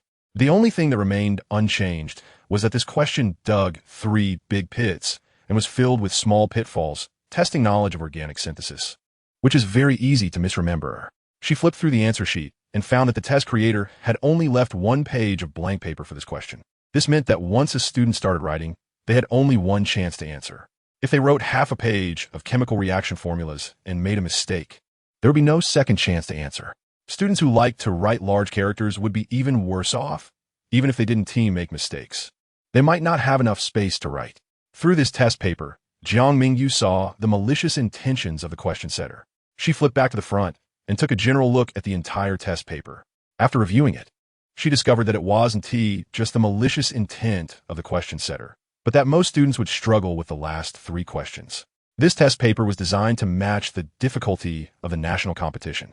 Although the scope of the exam did not exceed the preliminary outline, both the difficulty and the level of deep thinking required from students could easily rival that of the national competition. Even Jiang Mingyu wouldn't dare to guarantee that she could score 85 on such a paper. She had some ideas about the last question, but she really couldn't understand what knowledge point the second to last question was testing. Looking up to observe the students, those with poor psychological qualities were on the verge of tears, while those who were better off wore frowns. A few students with bad habits were close to chewing the ends of their pens into pieces. However, amidst this crowd, one student stood out remarkably. It seemed as if they were not writing a test paper of exceeding difficulty, but were completing a piece of art. Their writing flowed smoothly, and even the expression on their face was calm and self-satisfied. Upon closer inspection, it seemed like they were smiling. Although not obvious, there was indeed a hint of a smile. Jiang Mingyu thought to herself, what could possibly be funny about this? Could it be that they were scribbling? Or perhaps they had just happened to encounter someone who could write well and were secretly pleased. But that didn't seem right. This smile appeared to be one of confidence. She walked over slowly and saw that Jiang Huaining had already moved on to the second page of the test paper. At this moment, the exam had only just begun for 10 minutes, and many were still struggling with the first question. Chapter 43. The first now is heard. Jiang Mingyu pretended to casually glance at the exam paper. The first question, correct. The second question, correct. The third question, correct. The fourth question, she currently didn't know the answer. Jiang Mingyu felt a bit embarrassed. After all, she was a chemistry teacher at a key high school. Yet her speed in solving problems was slower than that of a student. When did Xingya produce such an outstanding chemistry competition student? Why hadn't she heard of this before? Logically, it shouldn't be the case. Even if the 2 schools kept to themselves, as the only 2 high schools in City A standing in the top tier, they should be well aware of each other's top students and competition prospects. This time, it seemed that her school's students had encountered a formidable opponent. Jiang Mingyu took a serious look at the identification on the desk. Name, Jiang Huaining School. Xingya Elite Private High School Jiang Huaining? Seeing this name, Jiang Mingyu's memories drifted back to the past, gradually aligning with the youthful face now sitting in the classroom. She never expected that the champion of the middle school math Olympiad back then would actually participate in the chemistry competition now. However, with a foundation in middle school math Olympiad, wouldn't it be a pity to switch to chemistry and participate in the ICHO at this time? Chemistry was not as emphasized as math, and the number of students who could get recommended to prestigious schools was far fewer than in math. Moreover, she originally had a math Olympiad background. Wouldn't she be afraid of encountering a setback by suddenly switching to chemistry? This child, as parents and teachers, should have advised her. Jiang Mingyu turned a few more times and focused on the students from high. Someone sighed softly because they couldn't solve the problems. Jiang Mingyu frowned slightly. Only by maintaining a stable mindset could one do well in this exam. Difficult questions were not to be feared. After all, competitions awarded prizes based on rankings, not scores. Even if the difficulty increased, the strength of the opponents wouldn't necessarily increase. As long as one could perform to their own ability, it wouldn't affect their final results. In fact, if one maintained a stable mindset, their ranking might even improve. Competitions were never just about the mastery and application of knowledge. They also involved mindset, decision-making, and understanding one's own abilities. However, It was clear that many people's mindsets had already been affected. Jiang Mingyu returned to the podium and glanced at the boy who had just clashed with Jiang Huaining.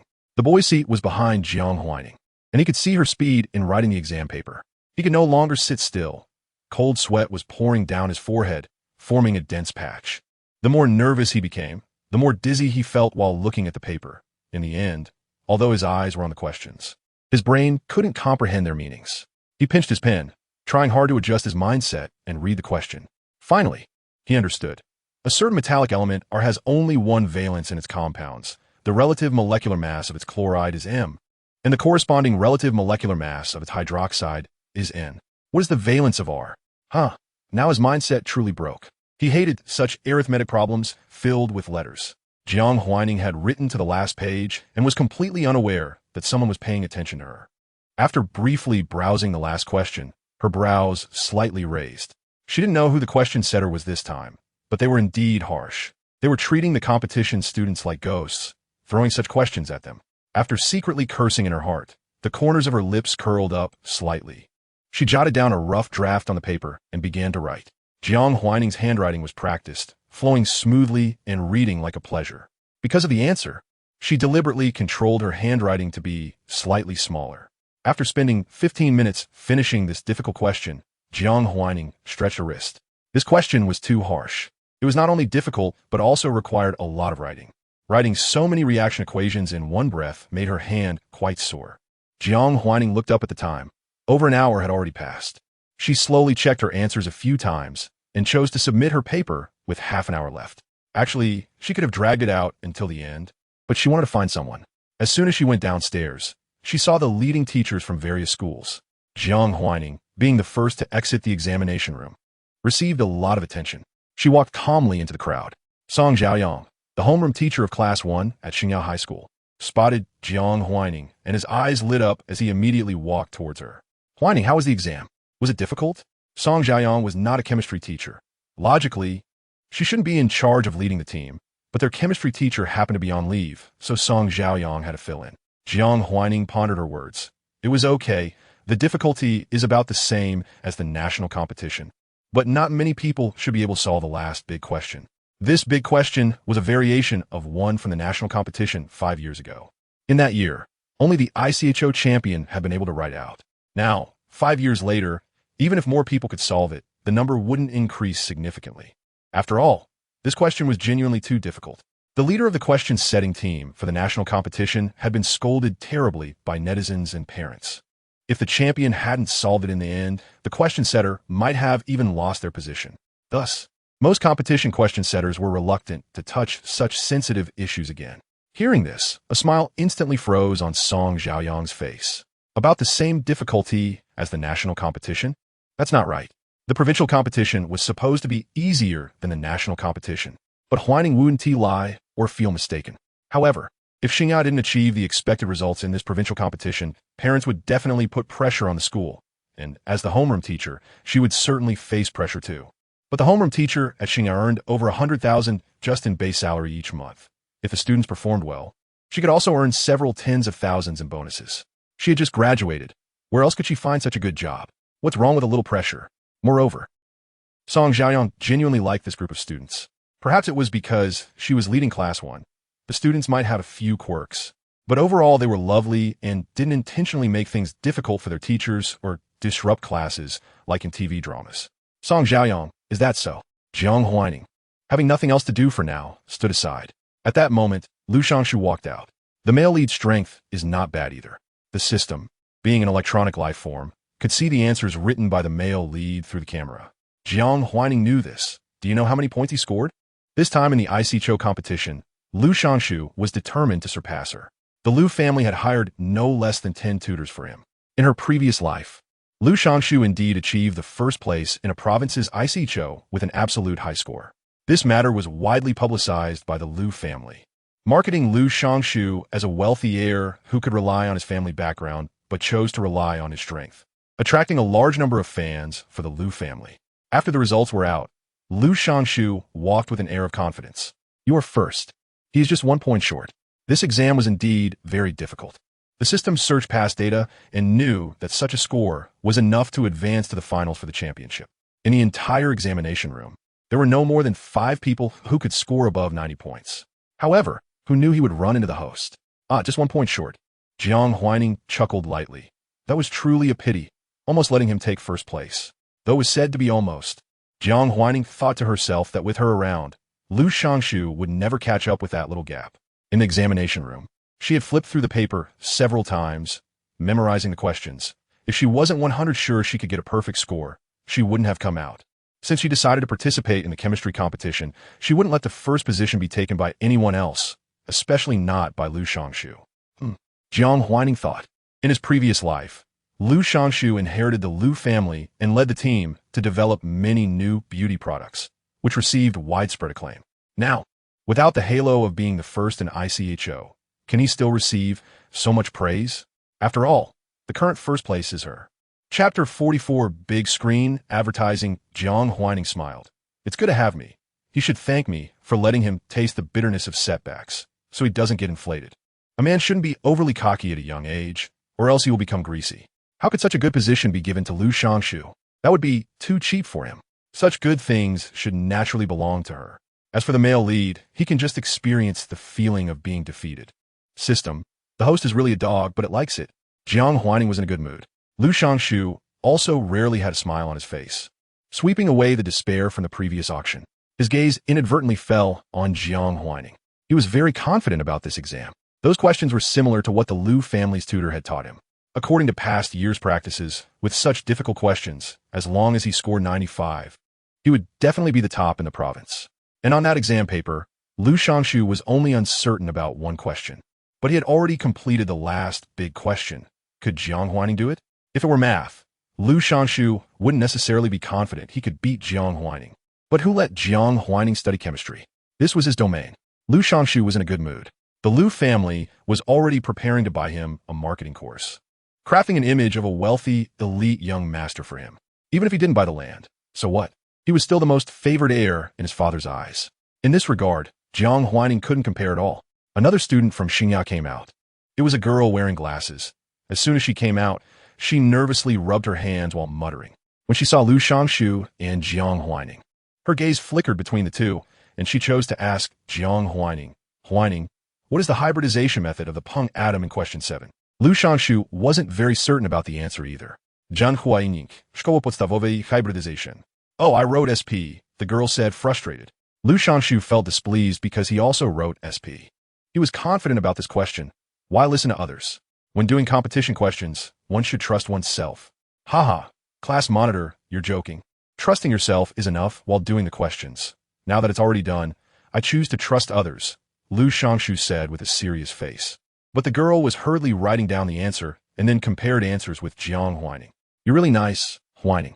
I used to think you were so aloof that I didn't dare to talk to you, she said. She was indeed quite aloof. Checking answers was just to put psychological pressure on Lu Shangshu. After all, most of the time, she didn't like small talk and preferred to take action. Song Xiaoyang also asked for an answer. I'll check with the other students later. Seeing this, Lu Shangshu's expression became even darker. What's going on?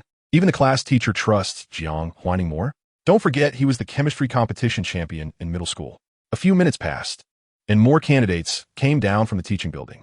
Most of these candidates had pale faces and looked lost, while only a few students displayed a mix of confidence, anxiety, and doubt on their faces.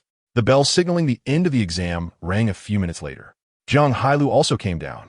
She saw Jiang Huaining still in the crowd. Her eyes lit up, and she walked over, snuggling up to Jiang Huaining like a little bird. Sister, let's go back together. Is Mom waiting for us? Jiang Hailu. This exam was a bit difficult. I couldn't solve many questions. Upon hearing this, Lu Shangshu wanted to seize the opportunity to say, I can teach you. But Jiang Hailu had already walked far with Jiang Huaining. It's a bit difficult. This is the level of the national competition. The class teacher will release the answers later. Just check them. Okay. Jiang Huaining got into the car and suddenly remembered something else.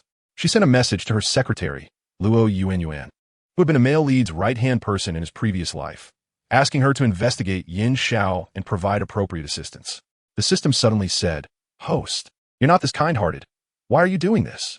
Jiang Huaining tilted her head slightly, feeling the warmth of the sunlight on her face. It's nothing. If I had to say something, it's that I find her quite pleasant and just want to help. Moreover, Jiang Huaining said lightly. If I can help her in her time of need, I might also gain a loyal employee in the future. Yin Xiao could invade the bank system 2 years later. Would she be afraid that she couldn't invade the Liu family's company back-end? The protection of the Liu family's back-end was not more secure than that of the bank. Such a talent would be a waste to let go. It was already said that she would not let Liu Shangshu off. Even if Liu Shangshu ended up with just a pair of shorts, she would still call someone to strip him and turn him to ashes. Let Liu Shangshu be a good company heir? Don't even think about it. She must find someone to attack the Liu family's company, whether managed by Liu Shangshu or his father. A slight malicious smile crept onto Jiang Huaining's lips. The system thought this smile was very much like a vicious female antagonist. Host, you really don't change your position. Many vicious female antagonists, upon realizing they were the villains, would think about hugging the male lead or the villain's thigh. But her host only thought about how to be a little more vicious. There was no way. Who let him offend her? Offending her was like Liu Shangshu hitting a steel plate. She would take over Liu Shangshu's company, wife, and glamorous reputation. In short, she wanted to snatch away all of Liu Shangshu's good things. Set a timed email. Next month is coming up, and it's time to give the tax bureau a little performance. If the Liu family gets fined, the children in the orphanage and the elderly in the nursing home can eat eggs for a few more years. After the enterprises in city are fined, those fines will be used to build the basic livelihood of the city. Jiang Huaining looked up and saw the advertisement screen of her company's scar removal cream playing on the building by the roadside. Who would have thought that the owner of such a nationally popular scar removal cream would be just a high school student still in school? Jiang Zhuyue's voice, filled with laughter, sounded. Recently, Huaining's scar removal cream has been selling very well. Many CEOs' wives hope I can buy it for them and are willing to pay 30 times the price. These people were not this generous before. Chapter 45. The Scar Removal Ointment on My Sister. Jiang Huailu knew that her sister's scar removal ointment was selling very well, but she didn't expect that even wealthy ladies were clamoring for it. However, it didn't seem too surprising, as this ointment, hailed as a black technology for scar removal, had even reached Jiang Huailu's ears, who had been out of touch with the outside world lately. She often heard about it from passers-by, discussing it, or from advertisements on her way to school, like the recent large-screen advertisement at a certain square. Jiang Huailu quietly asked, "Is this scar removal ointment hard to buy?" When I wanted to buy it before, it was already out of stock. In recent days, the trending topics had been coming one after another, such as the person who suffered severe burns while saving someone, who, with the help of the ointment, slowly achieved smoother skin. In fact, this burn hero even held a live stream to showcase his transformation process through using the ointment. His skin, which was originally uneven and bumpy, had visibly improved over the past few days, and the scars that were not very noticeable before now looked much lighter. These scars were originally destined to accompany him for a lifetime. Jiang Huailu opened her phone and searched, just in time to see the burn hero was live streaming. Side effects? It seems there aren't any. Feeling happy every day is a side effect, right? Look, my hands were originally very ugly. I wanted to audition for the role of a burn victim in a movie, but they didn't want me. He showed the camera his medical photos of his burn hands. Why? Because it was too scary. It would frighten the audience. If it scares the kids, the movie can't be released. From the moment he started volunteering, he had been using this scar removal ointment for over half a month, and the results were really good. He felt that if he continued for another half a month, these scars would completely fade. Many others in the live stream were sharing their experiences as well. Some had scars from childbirth, some from factory accidents, some from childhood falls, and some from being bullied. Some scars were not obvious, only known to the individuals. Others were very noticeable, right on the face, visible to everyone. Those with good mentalities could accept themselves and comfort themselves, while those with poor mentalities would hide away. However, the ointment changed all that, giving them the courage to re-enter society. Jiang Huailu looked at these people's experiences and then at her sister, thinking that perhaps her sister would never know how incredible a thing she had done. It wasn't because she was a genius, but because she changed the destinies of many people, allowing many ordinary individuals who walked in darkness due to their scars to find a little bit of starlight in life, to see a glimmer of hope. Jiang Huaining was reviewing the company's report when she heard Jiang Huailu's words and casually replied, "Yes. The production has been a bit behind lately, but a new production line has already started construction, and the situation will improve then." After speaking, Jiang Huaining added, "If Mom's friends need the scar removal ointment, I'll have my assistant go directly to the factory to get it." It was just a simple matter. Jiang Zhuyue smiled. "No need to trouble yourself. They have already waited so long, so waiting a bit longer is fine. Didn't you say it would be ready soon? Besides, I guess they would be willing to pay a high price privately now, No need to bother me. Those words of envy were just for self-pleasure. There was no need to actually trouble her daughter, as her relationship with those people was not really that good. Jiang Huaining smiled and closed the report. I'll follow your wishes. Her gaze fell on her mother's wrist. Today, Jiang Zhuo wasn't wearing a watch, revealing a faint white scar on her wrist, which didn't look very noticeable. It seemed that after a couple more days of application, this scar would completely disappear. That was good. Her mother was already very beautiful and shouldn't always have to hide her wrist because of this scar. It was also not in vain that the first product she chose to research was the scar removal ointment. The phone screen lit up. It was a message from Lin Manon about the new product plan for the scar removal ointment. Because the production equipment for the ointment had strict requirements. The current daily output was not high, basically only producing a little over 1,000 bottles a day. However, over time, there are now over 10,000 bottles, which was enough for a new release. Additionally, once the new production line was operational, the monthly output could reach between 100,000 and 150,000. Lin Manon inquired whether to clear the inventory all at once or to do small batches multiple times. Jiang Huaining replied, just release all the inventory at once. Why make it so complicated? It's all going to be sold anyway. As for the release time, she decided it would be at 10 a.m. the next morning. When the group returned home, dinner was already prepared and served. Jiang Chenghe, as the head of the family, rarely found himself waiting for others to eat. He put down the newspaper and looked at his daughter. The Liu family's kid is also participating in the chemistry competition this time. Are you confident you can surpass him? The relationship between the two families had become a bit tense, and if the Liu family's results were better, it would inevitably make the Liu family feel proud. No one wanted to see someone they disliked succeed. Jiang Huaining replied, I can. Jiang Qinghe's brows relaxed. Good. We Jiang family can't lose to them. Moreover, he had also heard that the Liu family was preparing to promote Liu Shangshu. Promote? If his daughter couldn't surpass her, then no matter how much the Liu family promoted, it was still for their daughter and would only benefit the Jiang family. Netizens might admire the strong, but what if you weren't the strongest anymore? At that time, the Jiang family could easily buy a few marketing boosts and trending topics to suppress the Liu family, allowing Huaining to take advantage of the Liu family's misfortune. Thinking this way, Jiang Qinghe felt very pleased. In the past, when the two families were still considering a marriage alliance, Liu Jinrong always smiled at Jiang Qinghe. But now that the alliance was cancelled, that face was as sour as a small ditch. Yet, he even sent his son to pursue Huailu. Thinking he was an old fox, he didn't believe for a moment that he didn't know Liu Jinrong's intentions. Jiang Qinghe thought of something else. Huailu, your mother has hired a tutor for you. From now on, you need to set aside time from 8 p.m. to 10 p.m. for classes. Jiang Huailu was eating. Her eating was very ordinary, without any etiquette. Fortunately, the Jiang family had no strict rules. After returning home, no one had mentioned her eating habits, and everyone could eat as they pleased, as long as they didn't exaggerate. Dad, what class is it? Chemistry class. It's for the chemistry competition teacher I hired for you. Your results this time might not be ideal, but you're only in the first year of high school. You can participate again next year. Facing her biological daughter, Jiang Chenghe had complicated feelings and didn't know how to educate her properly. It was obvious that she couldn't compare to Huaining, but that was normal. As her father, besides being older and having experienced more, he couldn't compare to Huaining. However, he didn't feel disappointed in the past. Instead, he felt proud that his daughter was better than him, which would help the Jiang family go further. Didn't the Liu family also not surpass Huaining? There was nothing to be ashamed of, but he couldn't ignore Huailu. He still wanted to encourage her. His biological daughter might not be as good as others, but she couldn't lose her ambition. Jiang Huailu initially thought the competition ended here, but unexpectedly, she had to return next year. All right. She was a bit distressed. Chemistry was really difficult. She opened her phone and saw that the class group was already discussing the problems. The answers were posted by the class representative. Everyone was arguing about the answers.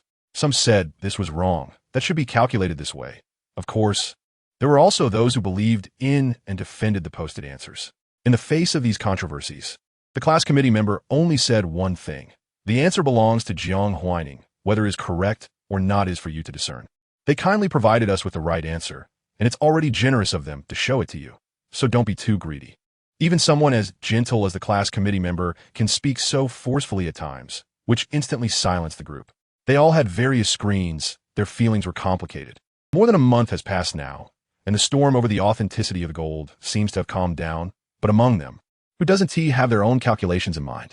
Some people don't say it on the surface, but deep down they feel that they're no longer on the same level as Jiang Huaining.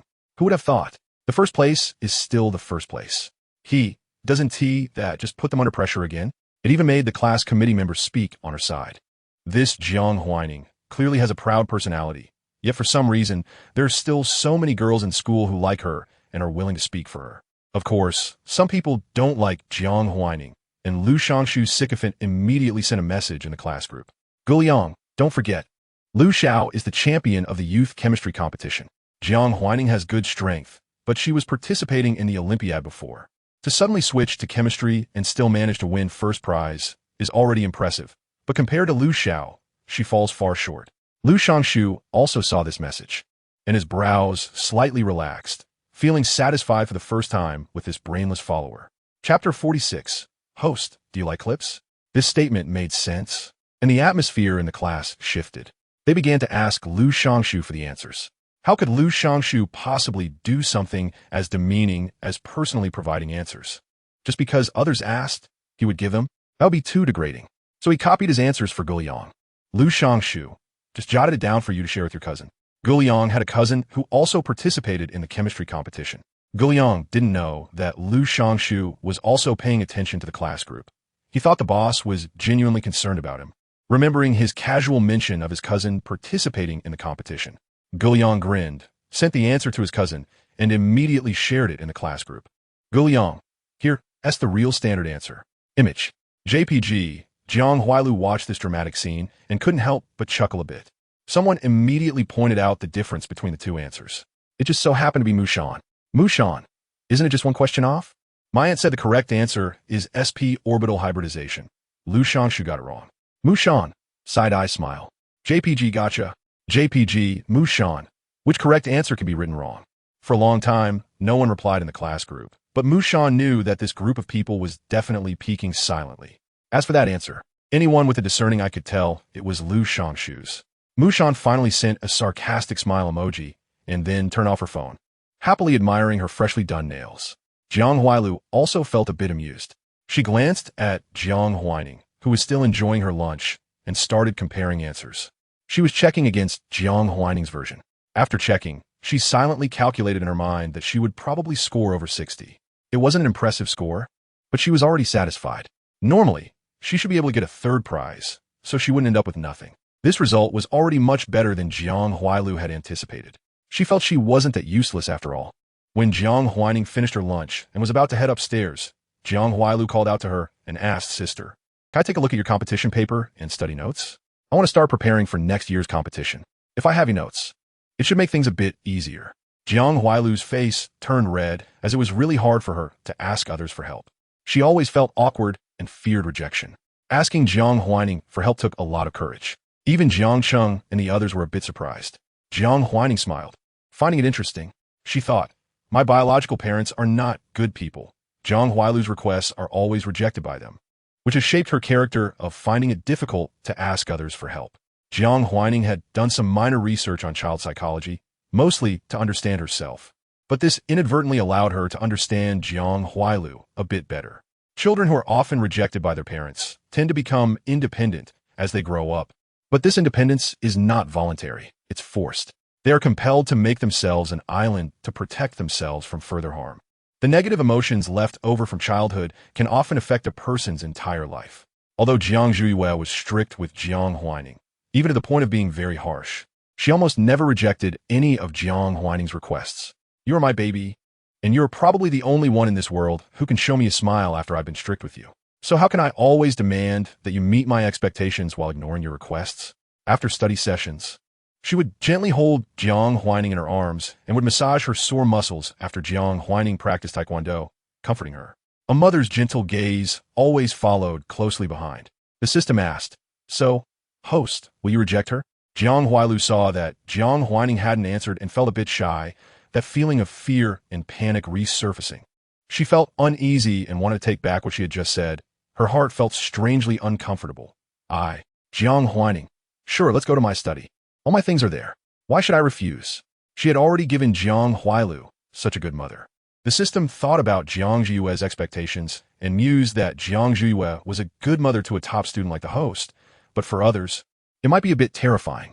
Not being able to meet a mother's expectations is a nightmare for most high school students. But can it all be blamed on Jiang Huaining?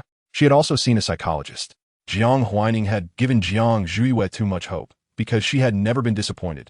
She continued to hold on to those expectations. This mother-daughter pair seemed to have spoiled each other a bit. Jiang Huailing met Jiang Huaining's gaze. She noticed that Jiang Huaining always appeared to be in a good mood and quite adept at handling things. In the past, Jiang Huailing had envied Jiang Huaining for this demeanor, but when Jiang Huaining looked at her in the same way, she surprisingly felt a sense of peace. It turned out, Huaining would really agree to her, and she was smiling, not at all forced. Jiang Huaining had no idea why the main character suddenly looked visibly happier. She said, "Let's go." Jiang Huailing immediately followed like a little hamster, keeping close behind. It was her first time entering Jiang Huaining's study. Jiang Huaining's study was spacious, with 2 walls lined with custom bookshelves filled with a variety of books and a collection of trophies.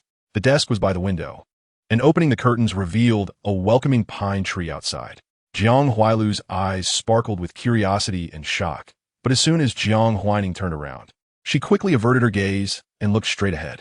Jiang Huaining flipped through her papers and pulled out a thick stack of her exam papers, probably about 10 centimeters thick. She also pulled out a few sheets from a corner. "This should be it. You can take a look at this notebook." Jiang Huaining took out the notes she made while writing the competition outline. She had written various question topics in this notebook, and she had been perfecting it right up until the day before the preliminary round. Jiang Huailing figured this would be enough for her. As Jiang Huailing opened the notebook, she saw elegant and stylish handwriting inside. This was written by her sister, and it was evident that a lot of care went into it. Moreover, she had unhesitatingly given such a valuable resource to her. Thinking about the possible meaning behind this, Jiang Huailing felt a surge of happiness and couldn't help but sweetly say, "Thank you, sister." Jiang Huaining was taken aback and couldn't help but rub her ears. How strange. Why did the main character's voice suddenly sound so pleasant? She didn't particularly like Jiang Huailing, nor did she think Jiang Huailing deserved to be her sister. She just felt that the main character's voice had really changed. The system looked at Jiang Huaining and commented, "Host, do you like clips?" Chapter 47. Small bowl of scar removal ointment. Do you like Jiang Huailing? How is that possible? She just thought Jiang Huailing's voice was too strange. Jiang Huaining seriously denied the system's speculation. Although she didn't dislike Jiang Huailing, it definitely had nothing to do with liking her. If she hated Jiang Huailing, how could Jiang Huailing smoothly obtain a 20 share of the dividends? In principle, Jiang Huailing was her biological daughter and qualified to inherit the property, but she could completely find ways to disregard principles. Jiang Huaining, "All right, I've given you everything.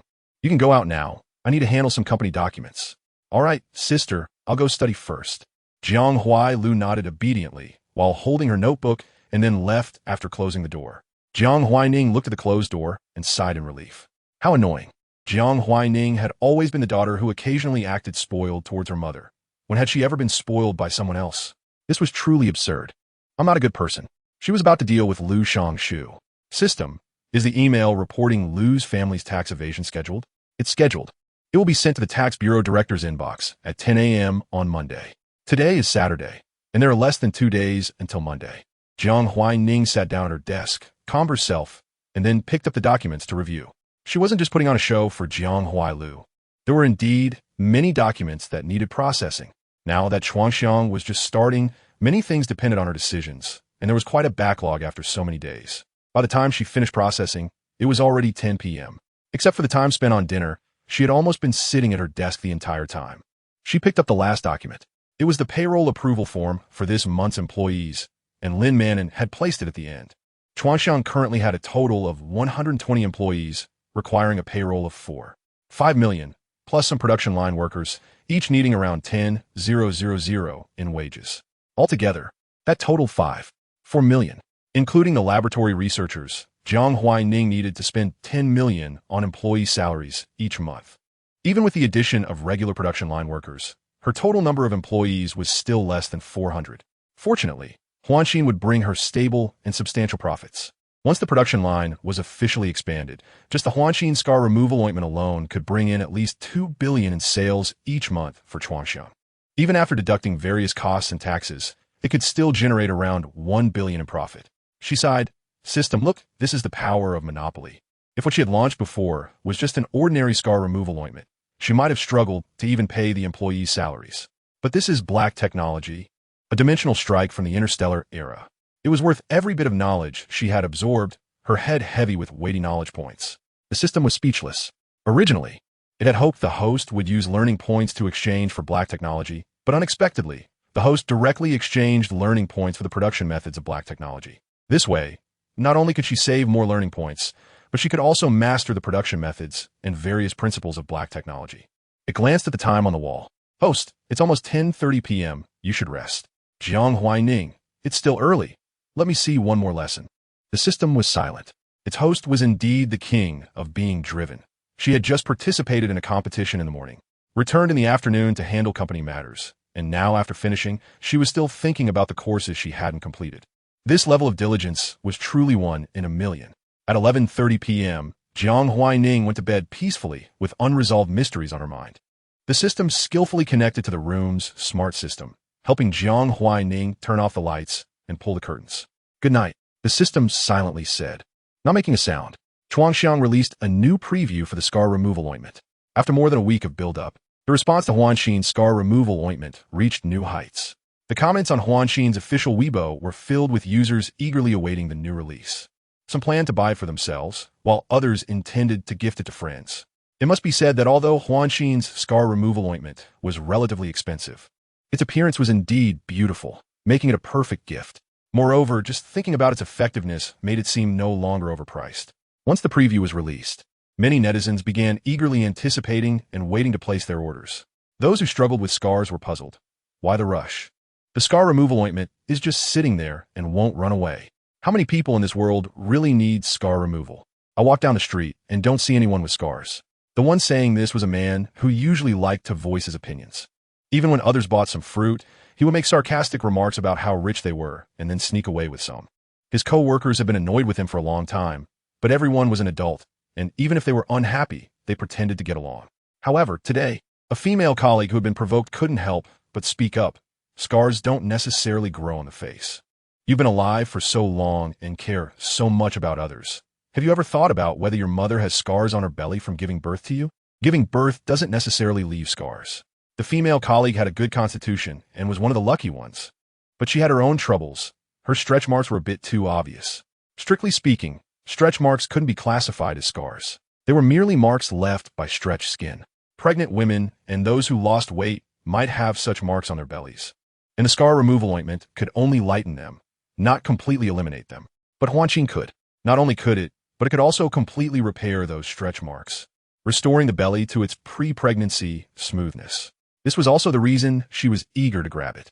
She knew how many people were troubled by stretch marks, and these individuals had already started to wait and try to snatch the scar removal ointment due to several posts from others. There were over 100 million people in the country troubled by stretch marks, and even if only a small portion of them knew about Huanxin's usefulness, that was still a huge competitor. The male colleague joked, my mom is already in her 50s and her scars are invisible to others. Besides, my dad doesn't mind, so why waste money on this? Once these words came out, even some dutiful sons couldn't take it anymore. Everyone was programmers, and while their salaries weren't low, spending a little money to buy a scar removal ointment for their mothers was not a big deal. Where can I buy this scar removal ointment? Does it really work? I want to buy one for my mom too. One male colleague immediately spoke up. Other female colleagues chimed in. Why not send the link in the group? I have management privileges and can retract it. The boss is in a meeting now, so no one will notice. I'll just delete it after everyone buys it. This suggestion received unanimous approval from everyone. The male colleague felt isolated. He muttered, the capital is just harvesting you guys, and you really want to rush in. A female colleague next to him shot him an annoyed glance, not saying a word. Is this really called harvesting? She moved her fingers, sent a WeChat message, and asked a friend if they wanted to use it together. Just for removing stretch marks. One box could be enough for 3 or 4 people. Using a whole box by herself felt a bit wasteful. Huanxin was great, but it just forgot to consider people like her who didn't have many scars. 20G was a bit too much. They could definitely release a smaller bowl version. Chapter 48, unable to satisfy her ambitions, Jiang Huaining initially thought that 20G was already very little. But when she saw the proposal submitted by Luo Yuanyuan, she pondered for a moment. Luo Yuanyuan diligently reported, Boss, we conducted market research and found that many pregnant women without scars, but with stretch marks, are spontaneously recommending our scar removal cream to help repair their skin. And the results are excellent. The marks can be completely eliminated in about 5 days. Jiang Huaining was a bit distracted. Luo Yuanyuan's voice was still somewhat youthful, but very professional, unlike when she was beside Lu Shangshu, where every word seemed to have a hook, itching people's hearts. Of course, the heart she referred to was Lu Shangshu's, not hers. Shaking her head, she continued to listen to Luo Yuanyuan's words. Luo Yuanyuan's analysis was well-founded. Boss, we believe that for this group of pregnant women, a 20G capacity is a bit too large, and after giving birth, there are many expenses. So a significant number of pregnant women are reluctant to spend $2,000 to eliminate these stretch marks. But these marks do affect their postpartum mood. I think, to cater to this group's needs, we can produce a smaller capacity scar removal cream and appropriately reduce the price to encourage these potential customers to purchase. Jiang Huaining nodded. This idea was indeed good and could expand the market for Huaining, increasing sales once again. Moreover, perhaps the market is even larger than just scar removal. After all, people who are losing weight also need this scar removal cream to repair their stretch marks. Jiang Huaining agreed. Have the production department discuss it tomorrow. Expand a new production line, and you're responsible for arranging someone to design the packaging. Try to launch this small capacity product within a month. Luo Yuanyuan nodded in agreement, appearing very professional, but internally, she was quite nervous. Her previous life had been very difficult. Her mother's medical expenses were overwhelming. But as someone who grew up relying on her mother, how could she give up on her? When she received flyers for going into the sea on the roadside, she even considered taking that irreversible path. Late at night, when she was very tired, she would even watch borderline female streamers on Douyin. However, Luo Yuanyuan was reserved, taught by her mother to be cultured and polite, and she felt embarrassed to wear revealing clothes. Watching borderline streamers was a significant challenge for her, and she didn't have the courage to become one of them. But soon, if she hadn't met her boss, she would have quickly walked down a path she didn't want to take, becoming someone she didn't want to be, because she really had no choice. She was very grateful to Jiang Huaining and hoped to bring help to her. She didn't want to feel guilty towards the boss who saved her life and her mother's life. With such a high salary, she felt anxious, desperately hoping to repay something. Luo Yuanyuan took out the information on Yin Xiao. Yin Xiao's background was that she was the child born to a woman who was trafficked to the mountains. More than a decade ago, Yin Xiao's mother, Yin Wen, took advantage of the opportunity when the traffickers relaxed their vigilance after giving birth, took Yin Xiao out of the mountains, and then abandoned her in an orphanage. However, a genetic test helped Yin Xiao find her biological mother, and she was sent back to Yin Wen, who was required to raise her. But Yin Wen's mind had already been twisted due to years of abuse. She was somewhat decent to Yin Xiao when she was normal, but when she had her episodes, she would beat Yin Xiao mercilessly. In just a few months, Yin Xiao had to be taken to the hospital for emergency treatment several times. This situation only improved when Yin Xiao reached middle school, but good days didn't last long. In her third year of junior high, Yin Xiao's mother completely collapsed due to lingering injuries from her body. So Yin Xiao had to start working everywhere to earn medical expenses for her mother.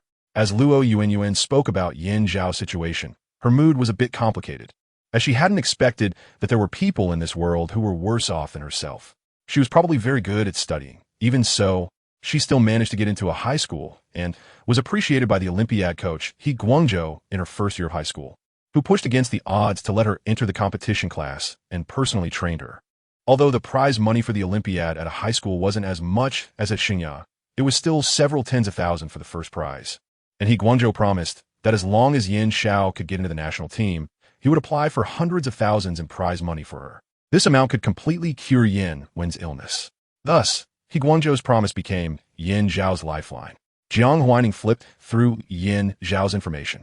The situation was indeed similar to what Luo Yuanyuan had said. Suddenly, she had a strange feeling. Why was it always the mother who got hurt? Looking at this thin file, she seemed to see how He Guangzhou had held Yin Xiao hostage, forcing her to take those drugs, and how Yin Xiao was captured and imprisoned after dropping out of school. Knowing why Yin Xiao's fate trajectory was like this made everything easier. She could take Yin Xiao down. You are responsible for contacting her. Just ask if she is willing to sign a contract with me. I want her to work for Chuangxiang for 30 years after she becomes an adult, and as for the salary, we can first set a 1-year base salary. A 1-year base salary should be enough for Yin Wen's treatment and still leave some living expenses. Then, she could let Yin Xiao switch to studying computer science. After all, she would be her employee. Isn't it normal to listen to the boss? She believed that Yin Xiao's talent in computer coding would not be inferior to her math skills. Not to mention, Yin Xiao could learn to rob a bank in just a few months and could remain undetected for a long time before being caught. During that time, It would be enough for Yin Xiao to embezzle funds and escape abroad. She didn't know why Yin Xiao ultimately didn't leave. What a pity that Yin Xiao was a tough nut to crack, and no matter what she asked, she couldn't get anything out of her. Luo Yuan was a bit confused. Then the contract. I'll draft it. After saying that, Jiang Huaining opened the document, writing a whole page and stipulating the penalty for breach of contract, since the penalty couldn't exceed 10 times the employee's salary. Jiang Huaining specifically set a base salary of 50,000 a month to ensure that Yin Xiao had nowhere to escape. This was already the salary of a development team leader in a large company. After finishing the contract, Jiang Huaining smiled. Although the base salary was high, free things are the most expensive. As a qualified businessman, her willingness to invest always came from seeing the enormous benefits within. Computer science. The things in the system space can't be created just by having a good grasp of optics and chemistry. Just think of hoverboards and unmanned flying cars. These are not things that can be created with just chemistry. Although Chuangxiang is just getting started. The reason it is called technology is that it is about future ideas and realizing those future ideas. A mere scar removal cream is far from satisfying her ambitions. Chapter 49. A high school student, Jiang Huaining, glanced at the portrait of the world's richest man, Hook Jet, that she had pasted on the wall. Hook Jet was the wealthiest individual in the world, with personal assets exceeding 40 trillion renminbi. For Hook, billions were merely a few dozens among his 40 million. He owned countless companies, with 3 technology firms being the most famous, each dominating its respective industry: automotive, biopharmaceuticals, and a weapons company. Yes, Hook Jet also dealt in arms. He amassed vast wealth through weapons, biopharmaceuticals, and automobiles, and since he ascended to the title of the world's richest man a decade ago, he had never fallen from that position. Many affluent individuals aspired to dethrone Hook Jet, but no one had ever succeeded. Even assassination attempts against him had never been successful. Huaining stepped in front of the portrait, gazing at Hook Jet's image, and suddenly asked the system, "Do you know what I am thinking right now?" The system hesitated. The host thinks this competitor is too formidable and hard to surpass. Jiang Huaining smiled slightly. Of course not. She looked out at the sun, now setting in the west, casting the afterglow of the sunset across the land. His light was gradually waning while she was still young. If one were to compare a person's life to the rise and fall of the sun throughout a day, she was just beginning to rise, while he was already at dusk. Such a competitor was not frightening at all. Jiang Huaining chuckled softly. Isn't that so? Youth is the greatest asset, and having young subordinates is also her capital and wealth. She approached the floor-to-ceiling window and watched the sun slowly descend. At the same time, Yin Xiao sat on a worn-out bench in her home, looking at the emails on her cracked phone. She opened one to find an employment contract and an invitation letter. Yin Xiao first glanced over the employment contract before picking up the invitation letter. The letter was likely penned by someone with high emotional intelligence, politely inviting Yin Xiao to join Chuangxiang Technology, but it came with a condition. Yin Xiao was expected to give up mathematics competitions and choose to study computer coding instead. Moreover, Chuangxiang would provide her with necessary resources for learning, such as books, teachers, and a computer. Yin Xiao ignored the seemingly friendly words and extracted the most crucial point from the contract's information. If she signed the contract, she would receive a monthly salary of 50,000, effectively selling off 30 years of her life. From the age of 18 to 48, she would have to work for Chuangxiang and could not leave. Otherwise, she would owe over 10 million in penalty fees. But if she agreed, she would earn at least 50,000 a month, a salary typically reserved for high-ranking executives. Would she refuse? Clearly not. Yin Xiao accepted the invitation for a meeting. In her bedroom, she heard her mother's crazed wailing. Yin Xiao silently stood up, opened the door, and stepped inside to find books strewn across the floor. See Primer, Introduction to Algorithms, Data Structures, and Analysis. Yin Xiao picked up all the books and noticed her mother's degree certificate had also fallen. She bent down to retrieve it and placed everything back on the bookshelf. Yin was a computer science student, and a decade ago, computers had just begun to gain popularity. Gaining admission to such a program was enough to prove Yin Wen's talent. Yin Xiao had inherited this talent, but their family had sold their computer to pay for Yin Wen's medical treatment. Yin Wen stared blankly at her daughter, displaying a mixed expression of laughter and tears. It shouldn't be like this, it shouldn't be like this. Yin Xiao was already used to it. She silently tidied up her mother's room once more, and just as she was about to close the door, she hoarsely spoke. "Mom, I plan to study computer science from now on. What do you think?" Without waiting for a response, Yin Xiao added, "It doesn't matter if you think it's a bad idea. The only way for both of us to survive is to study this. Earning 50,000 a month would be enough to buy her life, right? Unfortunately, both her and her mother's lives likely weren't worth much, and no one would be willing to pay that much for them. Yin Xiao closed the bedroom door and leaned against the door panel. She found it hard to understand why Chuangxiang would seek her out. She was just a quirky, reclusive high school student who was often ostracized at school. The more special her math competition coach, He Guangzhou, treated her, the more displeased the other students became. These students wouldn't bully her openly, but it was quite normal for them to see her with a cold face. Her phone lit up. It was a message from He Guangzhou. He Guangzhou, do you have confidence in scoring full marks in the preliminary round? Yin Zhao's gaze fell on the message, paused for a moment, then pretended not to see it, and turned to her room to find clothes. What did it matter if she scored full marks? The bonus He Guangzhou could offer was only equivalent to a month's salary at Chuangxiang. She was good at math and could distinguish who was more important than whom. Yin Xiao thought pragmatically. The meeting place was set at a CAF. Facing the simply dressed Yin Xiao, the server still greeted her with a smile and kindly asked, "What would you like?" Yin Xiao had never been to such a place. Under the server's warm smile, her dark and damp heart seemed to warm up a little, and she said, "I'm here to meet someone." The server looked thoughtful. "Are you Yin Xiao?" Yin Xiao replied, "Yes. Our boss is waiting for you in the private room. Please follow me." The boss, the one who wanted to hire her for 30 years, was the CAF's owner? What would this boss want her to study computer science for? Was it to sell coffee better? Yin Xiao felt confused and speculated about the boss's identity, even considering Jiang Huaining, but she didn't think much further, as Jiang Huaining was just a high school student like herself. No matter how wealthy her family was, they couldn't run a company, right?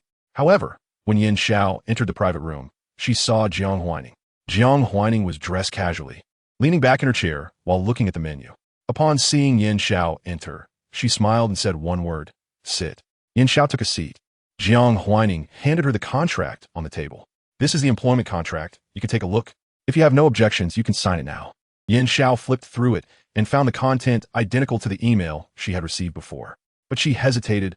"What do you want me to do? Running a CAF doesn't require computer skills, does it?" She wasn't very knowledgeable about these things. Jiang Huaining couldn't help but laugh. "Who told you I wanted to run a CAF? Doesn't the contract state that the company you'll be joining is Chuangxiang Technology?" After that, she added, "This CAF was given to me by my mother. Aside from the profits being deposited into my account, there's nothing I need to manage or worry about. Since she enjoys coffee, Jiang Zhuo simply bought this CAF close to Xingya for me, making it convenient for Jiang Huaining to have someone deliver coffee to her anytime." Yin Xiao was silent. "Is Chuangxiang Technology yours or your parents'?" Sensing Yin Zhao's confusion, Jiang Huaining replied, "Chuangxiang is my company, although not many people know about this. If you search online for the legal representative, you'll find my name." Seeing Yin Xiao remain silent, Jiang Huaining asked in confusion, "Do you have any other questions? If so, feel free to ask. If not, you can sign the contract. Once the contract is signed, Yuan will take you to apply for a salary advance at Chuangxiang's finance department, and it will be credited by tomorrow morning." Tomorrow morning? This phrase caught Yin Zhao's attention. No problem then. She picked up the pen, and the ill-fitting cuffs slid down her arms, revealing the scars on her wrists.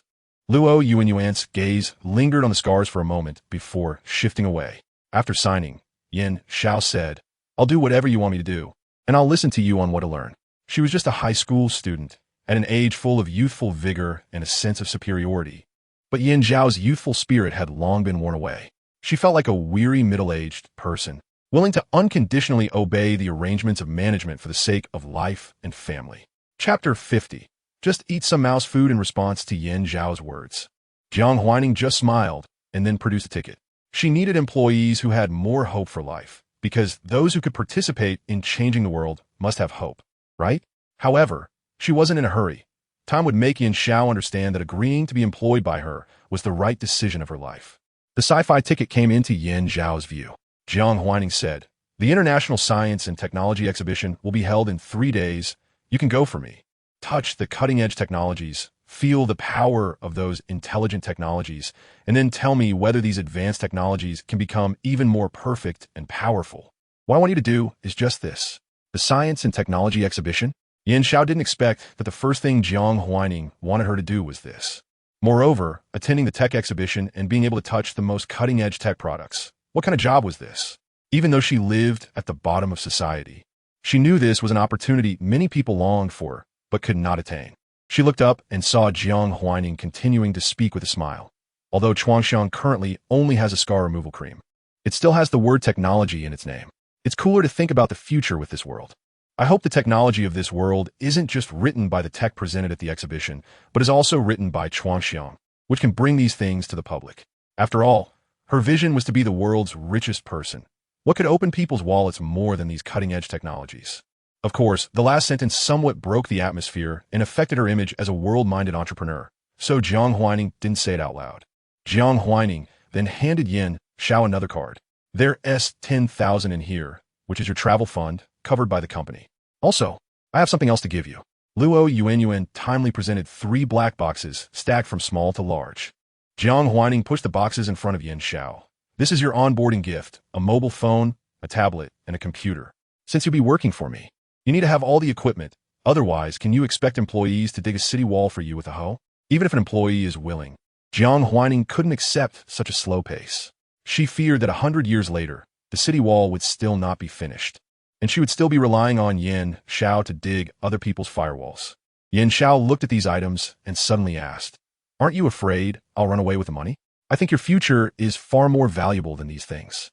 There's no need to ruin your reputation over such trivial items. You will gain much more than this in the future." It was the first time Yin Xiao heard someone say her future was valuable. "I understand now." Jiang Huaining handed her the menu. "Order whatever you want. It's on me, you don't have to pay." This sentence was so humorous that Yin Xiao couldn't help but laugh. Even the stingiest boss wouldn't ask the employee to treat when discussing employment, right? She ordered cappuccino. This was Yin Xiao's first time drinking coffee. The aroma she had smelled countless times while working was actually very delicious. This sweetness was something she had never tasted before. However, the price at the boss's coffee shop was a bit of a burden for a young person. It was expensive, $288 for a cup, which was a bit unaffordable. She thought she would come back to drink again when she got her salary. Infected by Jiang Huaining, who was always a bit gloomy, Yin Xiao felt a flicker of expectation for the future for the first time. It's quite strange. Clearly, Jiang Huaining was still just a high school student, but her aura and tone made her so trustworthy. Sitting next to her was a mature and sophisticated company president, not a girl of the same age. She glanced at Luo Yuanyuan, who noticed her gaze and smiled warmly at her. Before long, they finished their coffee and signed a contract, and the group quickly parted ways at the coffee shop entrance. Luo Yuanyuan took Yin Xiao to the company to handle the salary advance procedures, while Jiang Huaining returned home. She spent some time in her study, starting to research the products Lu's Beauty was planning to launch. The system observed Jiang Huaining's actions. Is the host planning to compete with the male lead's family's company? In her past life, the product newly launched by Lu's Beauty had just been released and had hired a top-tier celebrity for endorsement and many bloggers for recommendations, claiming how effective the essence named Lu Yin was, how it improved skin condition, and how it helped with pore tightening. With the male lead as halo and the super academic halo of having just won the ICHO championship, Lu Yin sales reached the peak for essences, even surpassing many old foreign cosmetics companies. However, now, the male lead had lost that super academic halo. He hadn't even bought that crucial piece of land. Even if he still had the male lead halo, how much could he leverage it? Facing the system's question, Jiang Huaining kept writing with her pen. Don't you think the effect of the essence is very similar to that of silk protein? It's just that the efficacy of these essences is less than one of silk protein. The real silk protein that can make cells truly rejuvenated won't be effective, even if Lu's Beauty invites all the celebrities in the entertainment industry as endorsers. As long as I develop a small molecule silk protein, he won't have a chance. Lu's investment in this essence project will all be in vain. Jiang Huaining smiled. Moreover, I already have an idea. Has the host found the suitable differentiation temperature? The system knew that ever since Jiang Huaining researched silk protein, she had been continuing to study the differentiation issue of silk protein. The time she spent on this was much more than on synthesizing silk protein. Almost it's time to take a look. I was already halfway successful last time, and I made some fine adjustments a few days ago, so it should yield a more ideal effect. Compared to large molecule silk protein, small molecule silk protein is much more delicate and has strict requirements for temperature and the surrounding environment. If the temperature is too low, silk protein will fall into a dormant state and cannot function. If the temperature is too high, silk protein will immediately lose its activity and die on you. She had previously failed because she hadn't figured out what was the most suitable temperature for silk protein differentiation. In the interstellar courses, it seemed that controlling the temperature for silk protein was common knowledge. So Jiang Huaining searched through the materials that should be aimed at interstellar people and found no mention of temperature. Fortunately, she had money. She could buy experimental equipment and experiment slowly by herself. Jiang Huaining pushed open the dark door of the study and walked into a larger room filled with many instruments and equipment, including 2 small precision temperature control devices. She approached the temperature control device and took out a silk protein that had been placed inside for differentiation a few days ago. It was in a transparent test tube, a semi-transparent, fluffy, milky white liquid. This small tube could make human cells rejuvenate several years. Observing it under the microscope, she found it had differentiated very successfully and had not been infected by bacteria. It was a very pure and excellent product. Jiang Huaining gave a sip to a little white mouse, and the adorable little mouse immediately squeaked as if it had tasted something good, hoping for another sip. Jiang Huaining shook the half tube of protein in her hand, looked at the mouse that had transformed into a little licking mouse. Inside, animals have a sixth sense that can sometimes be frighteningly sharp. However, although this substance is non-toxic and can be taken orally, its external application effect is still better. Be good, you have fur all over your body, so it won't help much even if you apply it. Just eat some mouse food. Chapter 51. Price. The little mouse could not understand human speech and continued to squeak. Jiang Huaining fed it some mouse food and then directly ignored its sounds, turning to the temperature control equipment to take out several tubes of silk protein. These were silk proteins at different temperatures, but the temperature difference among the tubes was not significant, with a mere 1 degree Celsius variance. Jiang Huaining placed all the tubes under the microscope to observe their molecular structure. All the silk proteins have been successfully reduced to small molecules. Good. It seems that this temperature is sufficient, and there's no need to control it to a decimal point.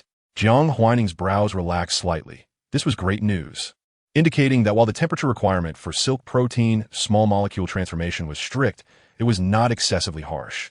A 1 degree tolerance could significantly reduce the production difficulty and cost of silk protein, even dropping it by tenfold. This also meant that this product, which could rejuvenate cells, would not just be a luxury affordable only to a small portion of people. Luxury goods naturally yield high profits and can make a lot of money. But how could selling to 1 of people compare to selling to 100? No world billionaire became 1 by selling luxury goods. Selling to 100 of people at 2 of the price can make more money than selling to 1 at 100 of the price. Jiang Huaining placed the tubes of protein into the temperature-controlled storage room. Looking at the rows of test tubes inside, she felt satisfied. The research had been completed, and the launch was not far off. It just needed some final adjustments. Suppressing her excitement, Jiang Huaining messaged Lin Manon to prepare to establish a new production line. Lin Manon seemed a bit surprised. Lin Manon, boss, is our company launching a new product? What type is it? Releasing a new product at this time is meant to draw traffic through renewal. It might have a good effect, but if the new product isn't good enough, it could also provoke some keen netizens' resentment, thinking that Chuangxiang is just trying to exploit them. Lin Manon was puzzled. In her view, the current momentum for renewal was just right, and the company's main development direction should focus on renewal. Moreover, just a few days ago, they had just planned to establish a small capacity renewal production line. Now, they were going to set up a new product production line, but the young lady must have her reasons for doing things. Jiang Huaining. It's something similar to Essence, capable of revitalizing human cells. This product won't require much marketing effort. I will apply for certification from the National Medical Products Administration, and then the official website will only need to release the inspection report. So there's no need to worry about sales. Just needing an inspection report will make people scramble to buy it. What exactly is this new product? Lin Manon became a bit curious. She looked at the procurement list Jiang Huaining sent over, and the item with the highest quantity was something called a high-precision temperature controller. Lin Manon. All right, I will do my best to complete the procurement within a week and start recruiting staff. Jiang Huaining. Yes, find a few designers to create the packaging.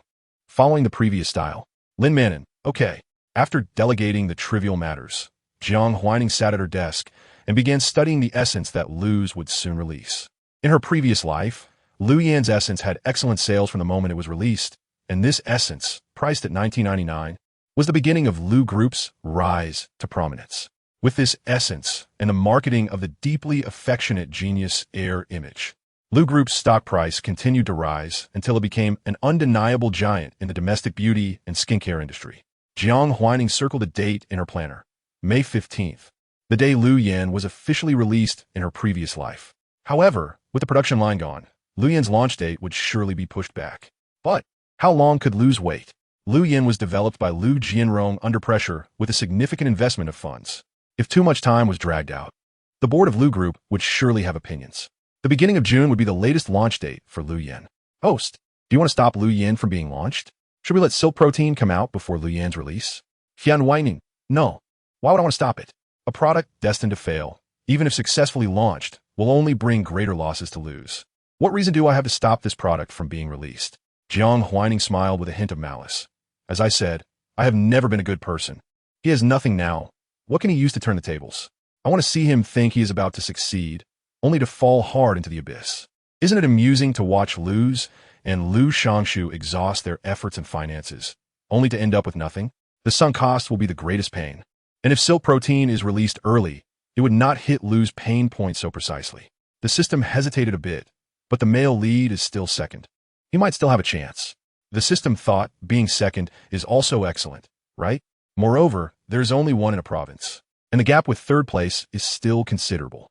Jiang Huaining, with me around, no one will care who the second place is. He has been the perennial second in Shenyang Middle School for 3 years. Have you heard anyone mention him as second?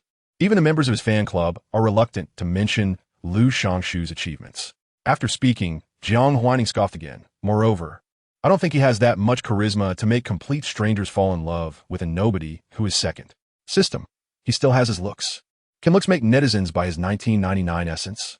However, at this point, Jiang Huaining suddenly realized why Jiang Huila would fall for Lu Shangshu in her previous life. Because at that time, she had only given Lu Shangshu one slap, so he still had the other side of his face intact to elicit the heroine's pity. Fortunately, this time she had changed her ways and gave him 3 slaps, eliminating that possibility. Jiang Huaining looked at the date above and roughly estimated the cost of Silk Protein in her mind, writing down the selling price. The system was a bit surprised. Host, is this price too low? In the interstellar era, a tube of Silk Protein was priced at a regular citizen's annual salary. Even if they didn't eat or drink, everyone still needed to pay for the Star Network fee, so they would need to save for at least 2 years to buy it. Yet, the price Jiang Huaining wrote down was only $10.99, even less than an essence with almost no effect. I stand on your shoulders. There aren't such high R&D costs. You invested the price of several planetary star reserves into the research of Silk Protein, while I only invested my small savings from a few months. Although my research cost more than 10 million, most of it was reusable equipment and instruments, which really isn't much. Moreover, Jiang Huaining said, the human pursuit of longevity is unceasing. Even if life is tough, the instinct to survive is etched in human genes. I want to make money, but I can't let this product lead to the collapse of the entire social order. If society collapses, how can I make money? Only in a peaceful and prosperous time can I make the best profits. Moreover, Jiang Huaining paused. I also want to discuss with the National Medical Products Administration about endorsing this protein for the public. She hoped that everyone would purchase her Silk Protein for $10.99. Chapter 52 New Product, Name the System, didn't expect that its host had this idea. Let the Drug Administration be responsible for endorsing this product. This idea is indeed too bold. After all, it's the government. Why should they endorse a private enterprise? But it seems possible. Now, a single vaccine is priced at $699. So selling a product that could extend the lifespan of citizens for $10.99 is not unreasonable. If the price is too high, considering the social impact, the Drug Administration would find it hard to agree, but if it's at a welfare price, the Drug Administration would likely be very willing. As this is a win-win situation. Although the profit margin at this price is not high, it is enough for her to earn $300 billion in the first year, and a stable income of $30 billion to $60 billion every subsequent year. Of course, the premise is that her production capacity can keep up. To keep up with production, land is needed. The price of land is not cheap, so she can negotiate with the government for free provision. After all, she has already provided the Lin C protein at just slightly above cost price. Getting free land shouldn't be difficult. Jiang Huaining took a tube of Lin C protein from the cabinet and had Luo Yuanyuan send it to the local drug administration for testing. Meanwhile, she continued to think about the launch timing of this protein. Not too early, not too late, just a bit later than Lu Yan. As for how much to produce, that would depend on how cooperative the drug administration is. She heard that the Lu family bought a piece of land in a more remote area in the western suburbs, which had just cleared away the construction debris and seemed suitable for expanding the production line of Chuangxiang. She doesn't like having cockroaches near her territory. Late at night, the person on duty at the Drug Administration was still working. Originally, the night shift was only to guard the medicines sent for testing, without the need for actual testing. However, Qin Xian was a bit curious. She had overheard her colleagues discussing it in the afternoon, saying that a drug numbered 103 had the effect of activating cells, enhancing cell vitality, and could extend the user's lifespan by 1 to 5 years, and could also be used for extreme rescue of severely injured patients. It sounded like a health supplement, and she felt like the next moment she would be arrested for defrauding elderly people's pensions and false advertising. So everyone joked about it. According to the testing order, this drug wouldn't be scheduled for testing until the day after tomorrow, but since Qin Xian had nothing to do, she decided to work overtime and personally test this thing's effects. She opened the seal, took the drug out of the constant temperature cabinet, and saw a white label on it with the words New Life written on it. New Life? This name is really strange. It sounds more like some kind of evil health product, the most deceptive kind. Could it really be a health product defrauding elderly people coming to the Drug Administration to throw itself into the net? Qin Xian chuckled at the name. Qin Xian opened the drug packaging, checked the instructions, and muttered, "Best for external use. Internal use is less effective." She didn't use it directly. Instead, she first took a drop with a pipette, placed it on a slide, and observed it under a microscope. The moment she saw it clearly, Qin Xian couldn't help but feel a tingling sensation on her scalp. What is this? Gorgeous, beautiful, smaller than human cells, but somewhat alive, moving. Qin Xian, a PhD, graduate in biology who had just entered the Drug Administration this year, had never seen anything like this despite reading so much biology. This was completely different from any known substance in textbooks. Qin Xian felt a bit scared for a moment, fearing that this was an alien organism. But after watching for a while, she quickly calmed down because she realized that although these things looked very active, it was actually just a characteristic of itself. Like boiling water bubbling, merely a characteristic, not because it was alive. This is something new. Qin Xian thought again about its name, New Life. But could such a thing really make human cells younger? Even extend human lifespan by 1 to 5 years? The current average lifespan is 77 years. If extended by 5 years, it would reach 82 years, immediately making it the country with the highest average lifespan in the world. Qin Xian found it hard to believe. She picked up the New Life instruction manual, which stated that a 10 milliliters tube of New Life is expected to extend the user's lifespan by 1 year, but can only be stacked up to 5 times. After 5 times, using it again will not be effective. What the? It's written so clearly, it looks even more fake. Qin Xian couldn't believe it, but she still conducted the experiment. It's hard to get results on lifespan, but for severe injuries, it's easy. There happened to be a little white mouse in the lab that was almost sacrificed. Qin Xian brought the injured little white mouse over. This little white mouse was injured to test the efficacy of a hemostatic drug, but clearly, the effect wasn't very good. It had almost died, and the wound was still bleeding. Even bandaging it was futile.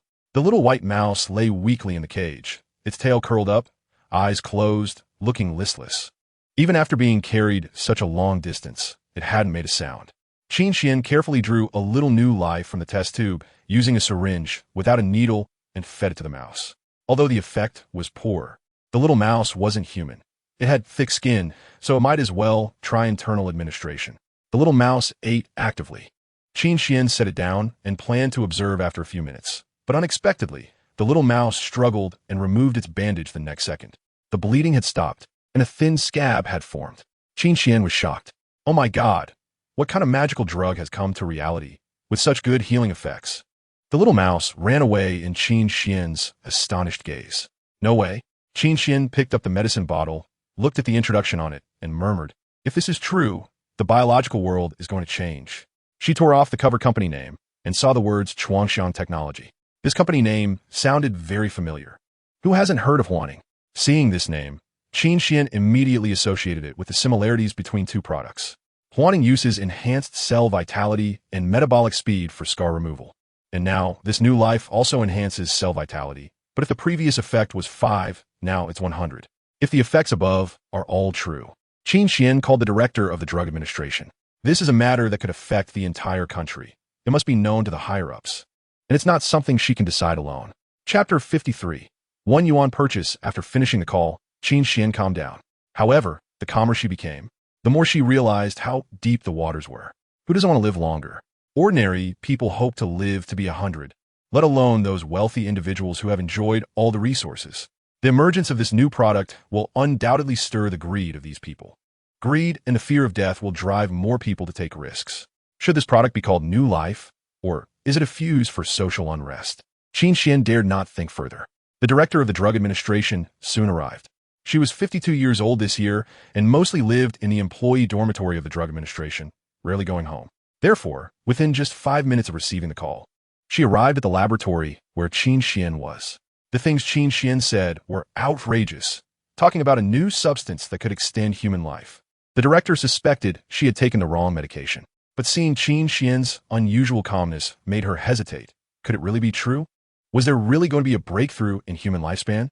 Qin Xian noticed the director's doubts. Look at this microscope. Inside is New Life, which can cause a wound on a little mouse that was previously unable to heal to scab over in just a few seconds. The little mouse, which Qin Xian had caught, was now in its cage, squeaking as if begging for food, but it refused to eat the mouse food placed in the cage, continuously calling out to Qin Xian instead. Qin Xian said, I read in the instruction manual that it can be taken orally, so I fed a little. Sometimes, humans are not as instinctively cautious as animals when faced with danger and good things. If there are no addictive substances added, it proves how good this thing is. She glanced at the little mouse and asked, has its blood been tested? It has. There's nothing wrong. It shows the body is very healthy. Qin Xian paused. But there are no signs of addiction. It just wants to eat. However, this was also the biggest problem. How could a little mouse that had just suffered a severe injury be in such good health? As she spoke, the begging little mouse seemed to realize it was hard to get food, so it buried its head and ate a few bites of mouse food to fill its stomach, then looked eagerly at Qin Xian, who had just fed it New Life. Xiang Dinglan also noticed this scene. She walked to the microscope to observe the new life that Qin Xian mentioned. Indeed, as Qin Xian said, it was a white, seemingly living active substance. What exactly is this? This substance was sent for testing by a scar removal company called Chuangxiang Technology. You may have heard of its product, Renew, which has become quite popular recently and indeed has excellent scar removal effects, even capable of removing burn scars that are over a decade old. Currently, this company has launched its scar removal cream twice, each time with over 10,000 in stock. The first time it sold out within a day, and the second time, it sold out in under a minute. Xiang Dinglan had indeed heard of Renew. In her view, the reason for its sold-out status was actually due to innovations in scar removal technology. Do you think these two products are related? Yes. They both achieve their effects by enhancing cell activity, but the effect of New Life is significantly stronger. Perhaps the so-called lifespan extension can really be achieved. It sounded too far-fetched, but the effects of Renew made Xiang Dinglan willing to try to believe it once. She took out a needle, disinfected it, and pricked her fingertip for a sample. Let's do a DNA methylation analysis with my blood. As people age, the level of gene methylation increases. By testing the methylation levels of specific genes, one can estimate a person's age. With current technology, the error margin is within 3 years. Qin Xian nodded and immediately took it for analysis. Based on the methylation level, it was determined that this sample's age was approximately between 51 and 53. Xiang Dinglan pricked her finger again and added New Life to the blood sample. Let's test it again now. After Qin Xian left, Xiang Dinglan took another drop of blood, added New Life, and looked at it under the microscope. After observing, she fell into deep thought. Director, your blood sample's age has now changed to between 46 and 48. Xiang Dinglan also glanced at it and said, call back everyone in the bureau who can be called back. Have them all return for gene testing. We will work overtime today. If it is truly confirmed that there are no issues and no side effects, we can select volunteers for more in-depth testing from those who are about to die. Qin Xian nodded. 3 days passed in the blink of an eye. Jiang Huaining received a meeting request from the Drug Administration. During these 3 days, the Drug Administration had asked Jiang Huaining for more New Life and had seen its effects. An elderly person on the verge of death immediately gained a breath of life after using New Life, and their spirit visibly improved. Those who have been called back by doctors to wait for death seem to have instantly become 5 years younger after using New Life and could walk again. It did not merely prolong life for 5 more years. It returned you to the physical state of 5 years ago, and there were no side effects. Who could resist such temptation? Although it wasn't tested on young people, based on the condition of the little mouse, it was clear that young people would only become more energetic. Jiang Huaining met with Xiang Dinglan. Xiang Dinglan was a spirited elderly woman. Her somewhat graying hair was neatly styled. Despite her age, her eyes remained bright. Nothing could be hidden from a state. Xiang Dinglan had already seen all the information behind Chuangxiang technology. However, upon seeing Jiang Huaining, she couldn't help but feel a sense of youthful genius. The waves of the Yangtze River pushed forward the waves behind, but fortunately, she was still alive and could continue to live. Huaining, we have tested your new product. Can we talk? Xiang Dinglan had spent her life working for the safety testing of medicine for the country. She had the country's interests at heart. She knew that if new life could be used by ordinary people, it would be a blessing for the entire nation. But if new life were expensive, and only a small number of wealthy individuals could afford it, it might lead to many misfortunes. If the scar removal cream with only 5 effectiveness is priced at 1,999 yuan, then how much will new life cost? Will it be 20 times or 200 times the price of Renew? She believed that even if the price were 2,000 times, many people would still come with cash to buy it. Therefore, she wasn't very confident about today's task. Of course, Jiang Huaining poured a glass of water for Xiang Dinglan. Please have a seat. Xiang Dinglan had no experience at conversing with high school students, and the person before her could not be treated as an ordinary high school student. She thought for a moment, decided to discard the various political maneuvers and tug-of-war, and chose to be straightforward. Huaining, can I know the cost of this tube of new life? The cost of one tube? That's hard to say. Are you asking about the approximate cost for mass production? Xiang Dinglan replied, yes. She paused, we have tested it. And this product has excellent effects. Current experiments also prove that it can indeed extend life and even sustain the last breath of severely injured individuals. We want to ask about Chuangxiang's pricing for this product. After Xiang Dinglan finished speaking, she handed Jiang Huaining a contract. It was a land transfer document for a plot near Chuangxiang's western suburbs production line, priced at 1 yuan. Chapter 54, 001 Login GIF. The official sincerity was overwhelming. Jiang Huaining hadn't said anything yet, and they had already shown their goodwill. The western suburbs were vast, certainly more than the 500 acres Jiang Huaining had previously purchased. But most nearby land had already been bought and occupied by other buyers. Jiang Huaining wasn't a bandit, so she couldn't engage in forced buying and selling.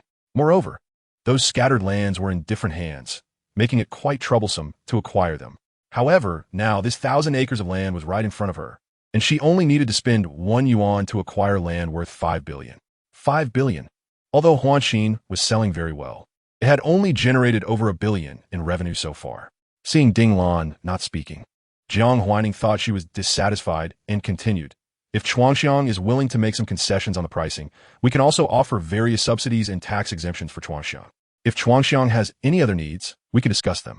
As an official, Dinglan was tasked with persuading Chuangxiang to lower the price of the new product. The price given to her was 51,000 per unit, but she felt this price was somewhat unreasonable.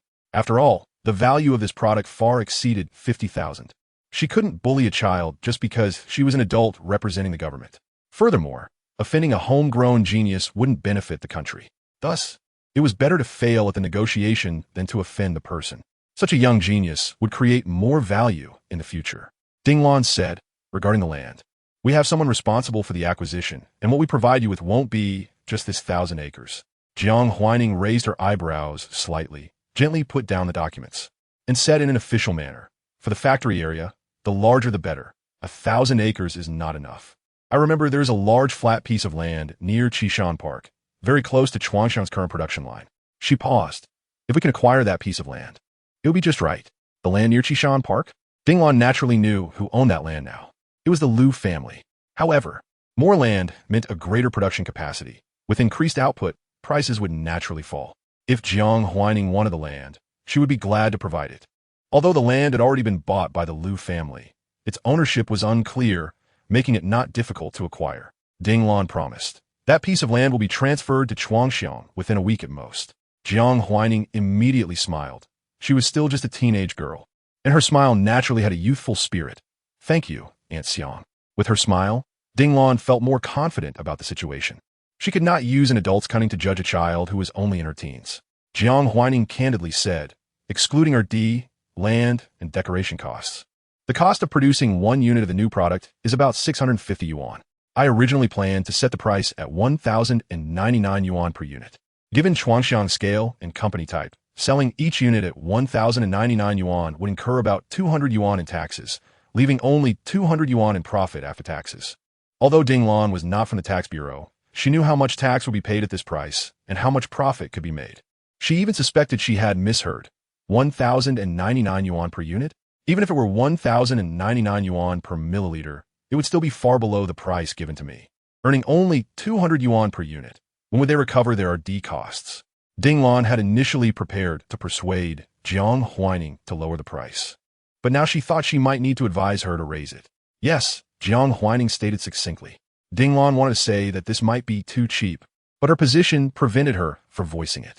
Ultimately, she said, if Chuangxiang really decides to sell at this price, the government will exempt all related taxes for the new product and apply for certain funding subsidies for Chuangxiang. The government has policies to support emerging industry companies. Jiang Huaining smiled. There's no need to exempt all.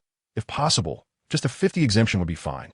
In return, Chuangxiang is willing to provide a certain quantity of the new product at the original price to the military every month. Jiang Huaining had not written on the note that it could quickly heal serious injuries casually. She knew better than anyone the potential of this new product. Ding Lan was momentarily unsure if the government was taking advantage. She knew that once the new product officially launched, it would be in high demand. They had originally planned to send people to snatch it, but it might not even be guaranteed.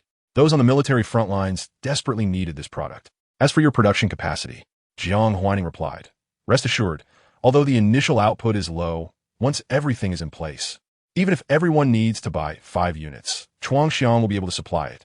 She smiled, so it's just an exchange of a few months' special supply for tax exemption. Ding Lan's brows completely relaxed, a smile appearing in her eyes. Thinking Jiang Huaining was indeed a good child with a sense of responsibility towards the country, unlike the Liu family, who engaged in tax evasion and needed to be punished. Yes, Jiang Huaining, this good-hearted person, had already sent documents reporting the Liu family's tax evasion to the tax bureau director's email. Ding Lan didn't expect to witness such innocence. She couldn't help but say, history and the country will remember your contribution. This new product was something ordinary people could hardly afford in a lifetime, or perhaps could barely manage to buy, or, in the present situation, could be easily purchased, all depended on Jiang Huaining's decision. And this decision could determine the future of this country and its ordinary people. Jiang Huaining smiled, not modest at all. Thank you. In the future, I will bring more innovative products to this world. Ding Lan also smiled. I look forward to it. After the negotiations concluded, Jiang Huaining signed the contract for the 1 yuan purchase and the pricing agreement for the new product, quietly waiting for the Liu family's land to become hers. The official actions were quick. Within 3 days, the land transfer agreement appeared on Jiang Huaining's desk. This time, the price was 0.01. It seemed like the amount that would immediately be received through a certain shopping app via WeChat payment. Oh, what a delightful price. Chapter 55. Liu Shangshu's doubts. Jiang Huaining's lips curled into a smile, and even her eyes rarely held a hint of amusement. She picked up her pen and signed her name on the contract. From then on, this piece of land belonging to the Liu family was hers. Jiang Huaining leaned back in her chair, finally relaxed, and opened her phone to check the social plaza. She searched for keywords related to Liu's and found a lot of marketing ads from Liu's. They claimed that a certain first-line star highly recommended it, and that after participating in internal testing, they relied solely on this essence water to restore their best condition, with skin as tender as if they had never given birth. There were also bloggers comparing Liu Yin with other essence waters on the market, concluding that Liu Yin surpassed them all. This series of marketing strategies directly hit the pain points of netizens, naturally causing many to look forward to it. If nothing unexpected happened, when the official sale day arrived, Liu Yan's sales would be quite good. But this world is full of surprises. Jiang Huaining picked up her pen again and wrote a few lines on the paper, essentially outlining how to drive Liu Yan's sales into a trough. Host, are you trying to completely eliminate the Liu family? The system wasn't accusing her. It was just a bit surprised, not expecting the host to have such many tactics. The Liu family had just suffered a hefty fine and lost their most important production line, which was indeed a severe blow. They were relying on Liu Yan's sales to get back on track. However, with this move from the host, not only could the Liu family not rely on Liu Yan to turn the tide, but they would also suffer another heavy blow. Jiang Huaining smiled slightly. Unfazed. Is this considered complete elimination? I didn't make them unable to reproduce. In business, the winner takes all, and the loser is the villain. What she was doing could hardly be called complete elimination. It was merely about making Liu's market value and company assets evaporate by half. What fun is it to fall from a high place straight to the bottom? She preferred to play the game of cat and mouse. Watching the mouse struggle desperately to escape its tragic fate, yet ultimately, No matter how hard it tried, it could never escape her grasp. When it thought it saw hope, it was actually falling into a deeper abyss. This feeling should be quite enjoyable. Jiang Huaining curved her lips. For the first time, the system realized that the characterization of Jiang Huaining in this book was indeed accurate. She was truly a vicious female antagonist. It was oddly evil, yet strangely likable. Tomorrow was Thursday, the day for the ICHO results. Along with the scores, the ranking of each contestant and the award positions would also be determined. Jiang Huaining's rank was undoubtedly first, while Jiang Huailu narrowly secured third place. A total of 320 students from Province A participated in this chemistry competition, but only 160 could achieve first prize. These competitors were the top chemistry students from various schools, yet they would still be ruthlessly knocked down when they came to compete. On the day results were announced, Jiang Huaining rarely went to school to receive accolades. Saintya acted quickly, hanging a banner at the school entrance. Congratulations to our first-year student Jiang Huaining for winning the first place in this ICHO. The red banner looked particularly festive. Jiang Huaining felt a sense of appreciation.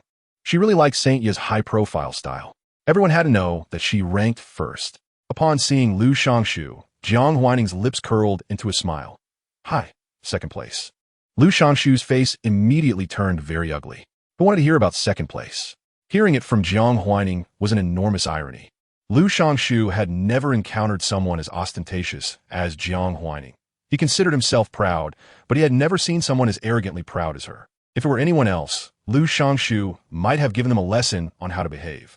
But Jiang Huaining seemed like a natural enemy. Lu Shangshu, don't get too proud. This is just the preliminary round. Jiang Huaining raised an eyebrow slightly. Was Lu Shangshu planning to participate in the finals? In her previous life, after Lu Shangshu won first place in Province A's ICHO, he did not continue to the finals, claiming it was because of someone he liked. The admiration of a young person, without early romance, did not affect their studies, and it was so deep that a significant number of netizens fervently shipped this couple, constantly shouting for sweet moments. However, in her previous life, although Lu Shangshu was supposed to tutor Jiang Huailu could not even secure a provincial third prize in her second competition. Seemingly aware of Jiang Huaining's doubts, the system couldn't help but share. This is because in the book, the male lead affectionately calls the female lead little fool and then says, "It's okay. I can handle it. I can handle it." Jiang Huaining's expression darkened. She truly did not know about this. After all, her relationship with Lu Shangshu was not good, and he wouldn't say such things in front of her and Jiang Huailu. Moreover, in her previous life, Jiang Huailu was quite afraid of her, always avoiding her. Even when their mother expressed hope that the Jiang family would pass on to Jiang Huaining, Jiang Huailu felt sad for a moment before silently agreeing. She was not like Jiang Huaining, who would find a way to obtain anything good she desired. Jiang Huaining looked at Lu Shangshu, recalling the system's words, and suddenly had a good idea. Jiang Huaining smiled. "It's okay, little fool. Keep working hard. Maybe next time you won't have to settle for second place, because you might not even get third place." Lu Shangshu did not realize the malicious intent behind Jiang Huaining's smile, but he already felt the malice in her words. "Little fool." This phrase coming from Jiang Huaining's mouth was not an endearing term, but a high-handed mockery. The system said, "The male lead is about to be transformed from a sweet romance protagonist into a red-eyed literary protagonist because of you." "Oh, so what?" Jiang Huaining was unconcerned. A few drops of eye medicine would make him obedient again. Lu Shangshu turned and walked away. He did not want to engage in a war of words with Jiang Huaining. Moreover, he knew that if he wanted to maintain his dignity, he shouldn't try to defeat Jiang Huaining verbally. Jiang Huaining did not care how others viewed her or their lives. She only cared about her own happiness. So she acted without restraint, saying whatever she wanted. "Calm down, Lu Shangshu. The Lu family situation is not good. You must remain calm to find a way out for the Lu family and its new product, as long as you can turn the tide." Would Jiang Huaining still dare to talk like this? The Jiang family was merely getting bolder because they saw the Lu family struggling lately. He slightly closed his eyes to ease his emotions, then walked into the classroom as usual. The students inside were discussing the results. When they saw him enter, they quieted down for a moment, exchanged glances, and then continued their discussion. The people here were well aware of what had happened to the Lu family. They also knew that the Lu family was relying on Lu Yan to reverse the situation. Currently, it seemed like there was a lot of hope because Lu Yan's effects were indeed excellent, but most people were also skeptical. If the Lu family really fell, wouldn't it be time for someone else to take the position of campus heartthrob? But there were also supporters of Lu Shangshu. A girl stood up and asked, "Class monitor, when will your Lu Yin be on the market? I want to buy a bottle. I heard it's very effective, and I'm afraid it will sell out if I wait too long." Seeing this, Lu Shangshu's expression lightened a bit. It's temporarily set to launch on the 3rd of next month. If you're interested, you can follow our official Weibo, and we will announce the exact time then. Originally, they planned to officially sell at the end of this month, but due to the loss of the production line, they had to buy a new one, which delayed things by a few days. He had mentioned to his father that he suspected someone in the government was targeting the Lu family. However, Lu Jianrong did not believe him. "If the government really wants to target us, how can we still be like this? You are still too young and don't understand the significance of a business to a city. The government wouldn't want to see the Lu family go bankrupt. After all, they provide so many jobs, and if the Lu family really disappears, it would mean a large number of people would be unemployed. No government official would want to see such a thing happen." Chapter 56, our position is bigger look. Although the tax evasion issue has been reported and we have been fined, the government does not seem to have any intention of making a big deal out of it. They impose the fine, but if the Lu family really encounters trouble, they might even protect us. Lu Shangshu understands that his father's words make sense, but he doesn't believe that such coincidences could happen. But if it's not the government, then who could it be? Which competitor could have such power? This time, Lu Shangshu thought of everyone, but he didn't think of Jiang Huaining, because he didn't believe Jiang Huaining could pull off such a thing. In the classroom, voices of agreement began to emerge. "When the time comes, we will buy them on schedule. We must grab them. My mom said if I can't buy them, I'll be in trouble." This joking remark made Lu Shangshu's expression better. Their products are indeed good this time. So he smiled and said, "We are classmates. If you can't buy them, I could spare a few sets for you from the factory." As the children of merchants, they naturally put on a good front. And at this moment, they all supported him, praising Lu Shangshu's generosity. His gaze fell on Jiang Huailu as he said, "Huailu, do you need any? When the time comes, I'll send you a set." Jiang Huailu was studying Jiang Huaining's notes, and suddenly being called out made her a bit awkward. "I'm still young. I don't need these, and my mom has custom essence, so I want to use it anyway." She wanted to refuse Lu Shangshu, so she said, "My family is wealthy. If we need it, we will buy it ourselves." Moreover, she felt a bit strange. Lu Shangshu had previously wanted her to fall into the sea, so why was he suddenly being nice to her? Would he poison it and make her mother misunderstand that she was a bad daughter? Jiang Huailu wrinkled her nose and looked at Jiang Huaining, who had just walked into the classroom. As the chemistry teacher also entered at that moment, she felt a bit reassured. With her sister and the teacher around, she wouldn't be in any life-threatening danger. The chemistry teacher was in a good mood today and chatted a few words with Jiang Huaining. He was a prematurely balding man, only in his early 30s, but the Mediterranean area on his head had been there for several years. The weather had been a bit cool recently, and he touched his head to confirm that his wig was still in place before smiling and speaking. This time, the student's performance in the ICHO was very good, with 3 people winning first prize, and everyone else also received awards. Our class, S. Huaining, is still the provincial champion, and she's the only student in the province to score full marks. Applause erupted in the classroom. Not clapping at this moment would seem a bit out of place. Lu Shangshu didn't fear being out of place, but he didn't want to appear petty, so he clapped too. After clapping, he had to go downstairs to see Jiang Huaining receive her award. It was more suffocating than a mountain.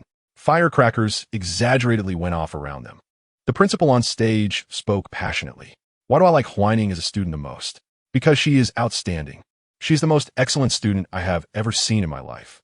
From middle school, I knew this child had an unlimited future. She will become our school's most distinguished alumnus in the future." Jiang Huaining stepped onto the stage, smiling as she accepted the award.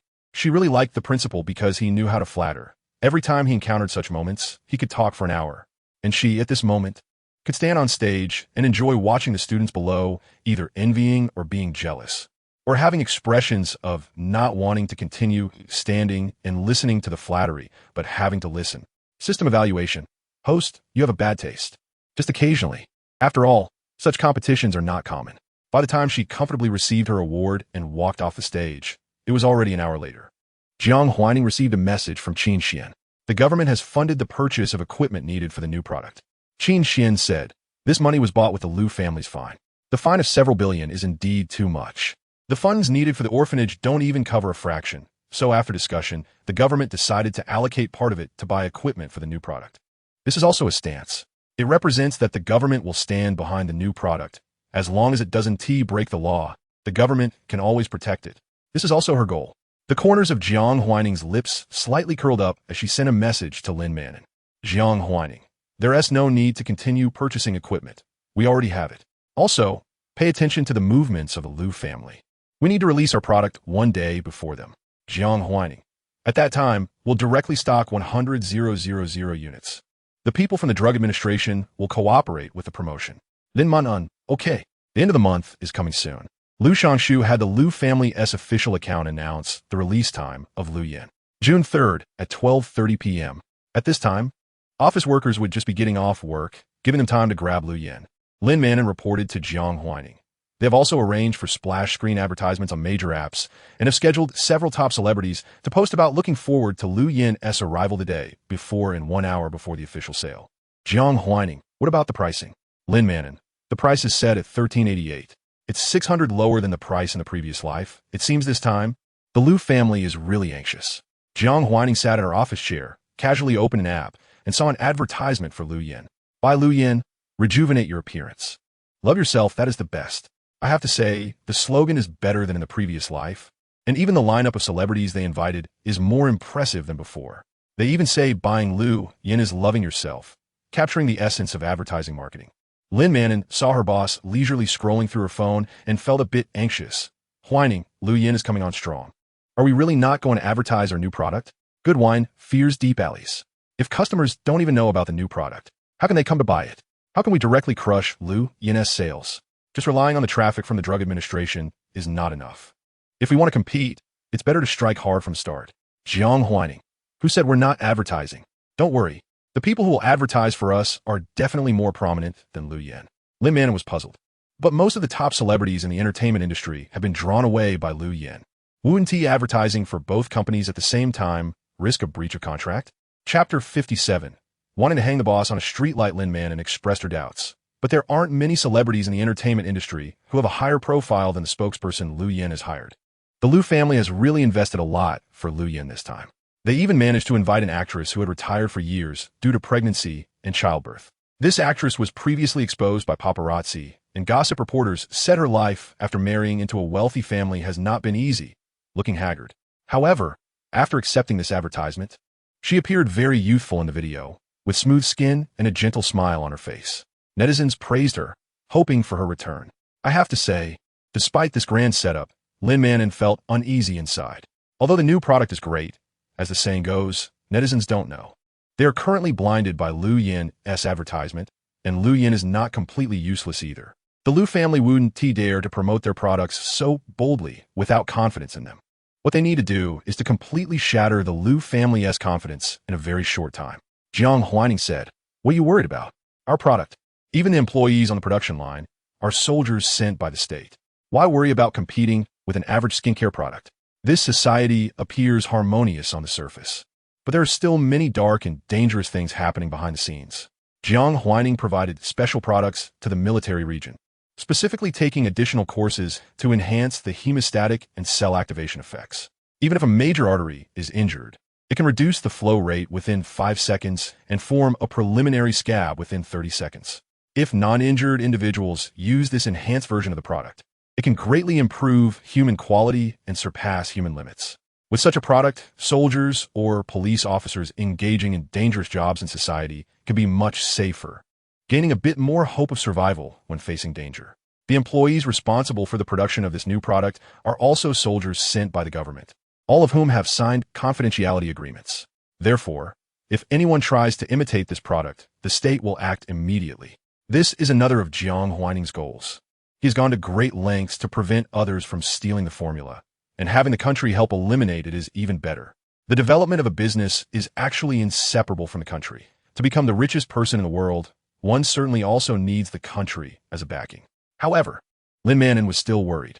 It wasn't that she thought they couldn't win, but she felt it would be difficult to win in the short term. At least they should buy a trending topic. Just as she was about to speak again, Jiang Huaining happened to scroll past the video. It was from the People's Daily, the mouthpiece of the state. With over 1 billion fans, it mostly consists of real people. The People's Daily is quite high profile. It generally only publishes significant events.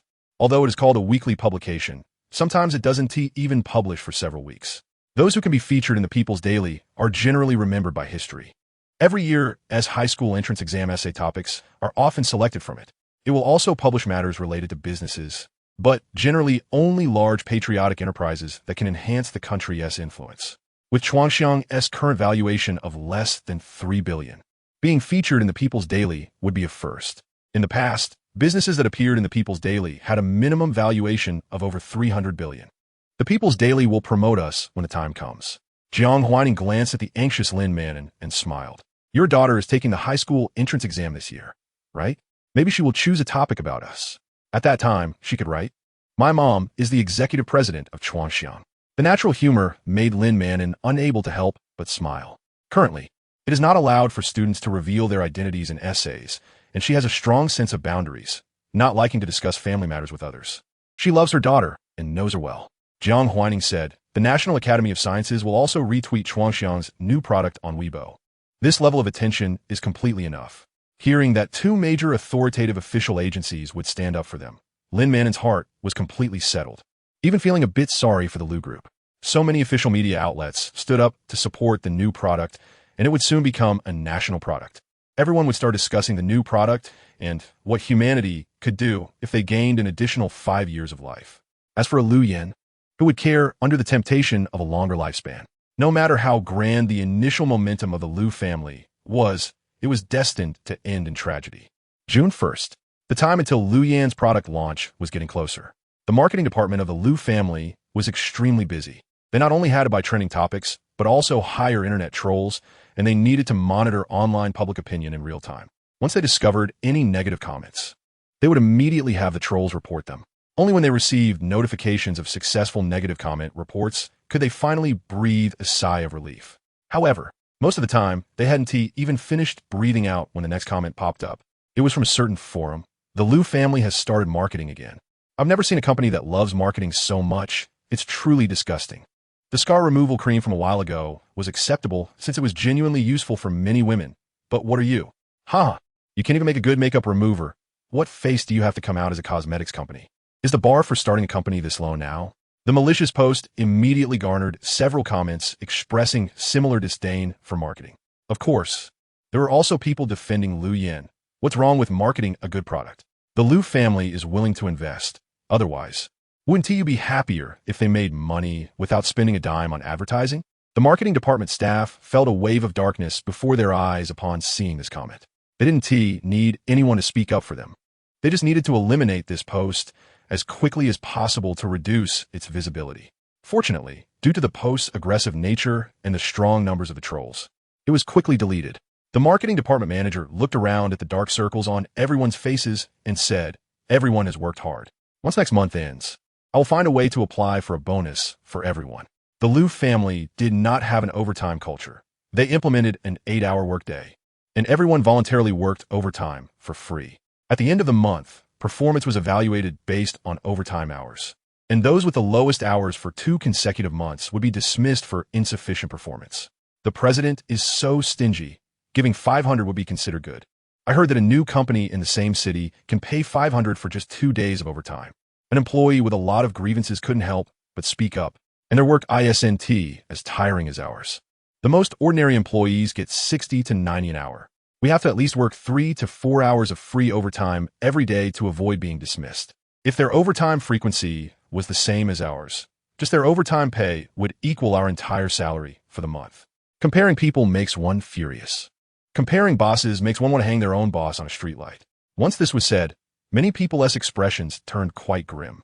The Lu family was much wealthier than the new Chuangxiang company, with annual profits of at least tens of billions, yet they were less generous than a new company.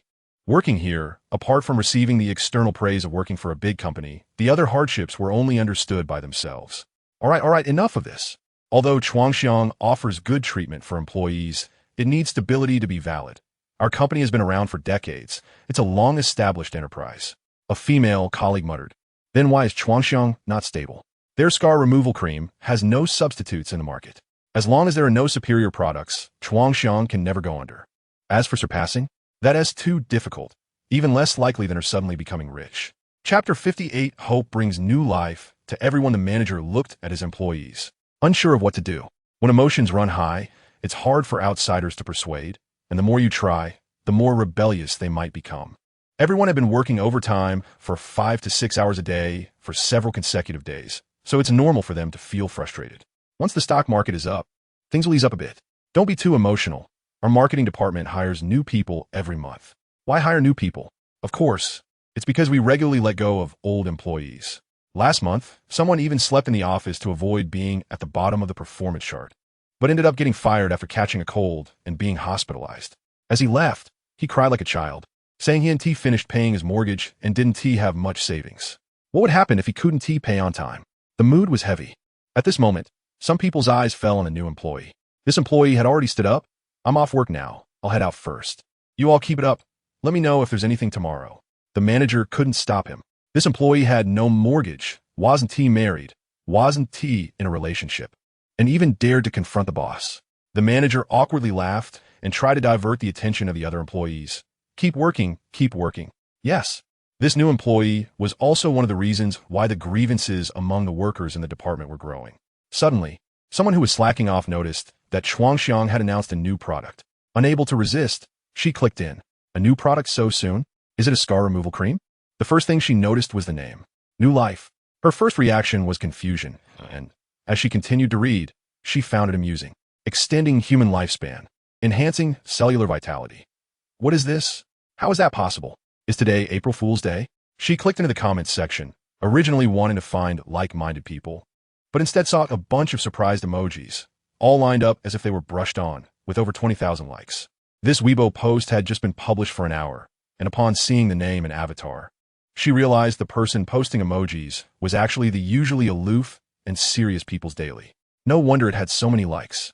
The confusion disappeared, and she felt a bit relieved, but the next second she was shocked. People's Daily, recalling the effects of New Life. She felt a sense of impending doom for Lu Yan. The person managing Chuangxiang Technology's official account was a post 00S with a lively tone. Chuangxiang Technology V. A new month has arrived, and happy Children's Day to everyone. To express our vision of everyone being forever young, we bring you a new product called New Life. We hope it can allow everyone to rejuvenate and embrace a more youthful and vibrant life. It has already passed the tests of the City Drug Administration, the National Academy of Sciences, and the Food Safety Bureau, smirking. Priced at $10.99 per tube. It can make a person cells a year younger, Drug Administration, Academy of Sciences certification report, and it also has other mysterious effects. This Weibo post will randomly give away one tube to 1,000 people. And New Life will be available for purchase at 10 o'clock tomorrow morning with a stock of 100,000. Interested parties, please add to your shopping cart quickly. The people in the comments section initially thought this was a joke, but upon seeing the official certification, their first reaction was disbelief. But so many official accounts couldn't suddenly come out to fool the public, right? Most netizens trusted official accounts. So is it real? Is there going to be a breakthrough in human lifespan? But what are these mysterious effects? And even hospitals are providing it. Everyone felt anxious yet excited, sensing that something big was about to happen. An hour after the product was released, social media was almost entirely occupied by New Life. Even those at work couldn't focus, discussing it with colleagues or friends. The Liu family's marketing department went quiet, and even the online trolls didn't want to work anymore. Fortunately, the posts bashing the product had nearly disappeared. Now everyone was focused on this new product. It's still a small company, but now it's really going to soar? A mix of emotions, envy, bitterness, jealousy, and happiness. The price is so cheap. Everyone can afford it. Doesn't that mean there will be too many competitors? If it were a bit more expensive, there would be fewer competitors, which would be better. At this time, some sharp individuals had already started posting on major apps, offering to buy at prices ranging from 3 to 30 times the original. There were even posts asking for $1 million to buy a tube from Lu Yan. But Chuangxiang posted again. Chuangxiang Technology V. I can feel everyone's enthusiasm. But here's a little reminder. Our New Life is only effective for the first 5 tubes for most people, as the current production is limited. Therefore, we have set a limit of 1 tube per person per year, with a lifetime limit of 6 tubes. Hospital purchases are included. After we ship, buyers must collect it with their ID. People in the comments section were very happy, feeling hopeful that they might get a chance to grab it. Suddenly, so many scalpers popping up was really shocking, as if all the scalpers on the internet had come to do business. Now, with this limitation, there should be so many scalpers, right? As for those buyers who really want to sell, let them sell. At this moment, The Post 00's administrator, who just posted on Weibo, recalled the boss's words in the office. For most people, a year of life is worth far more than tens of thousands of dollars. They wouldn't sell it, nor would they want to sell it.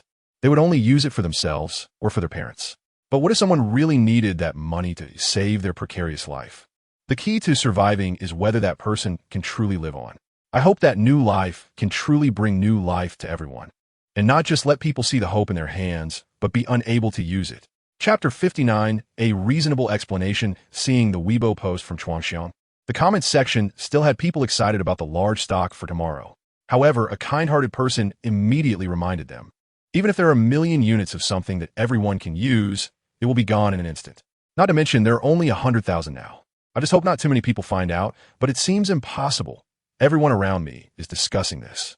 I'm in the same boat.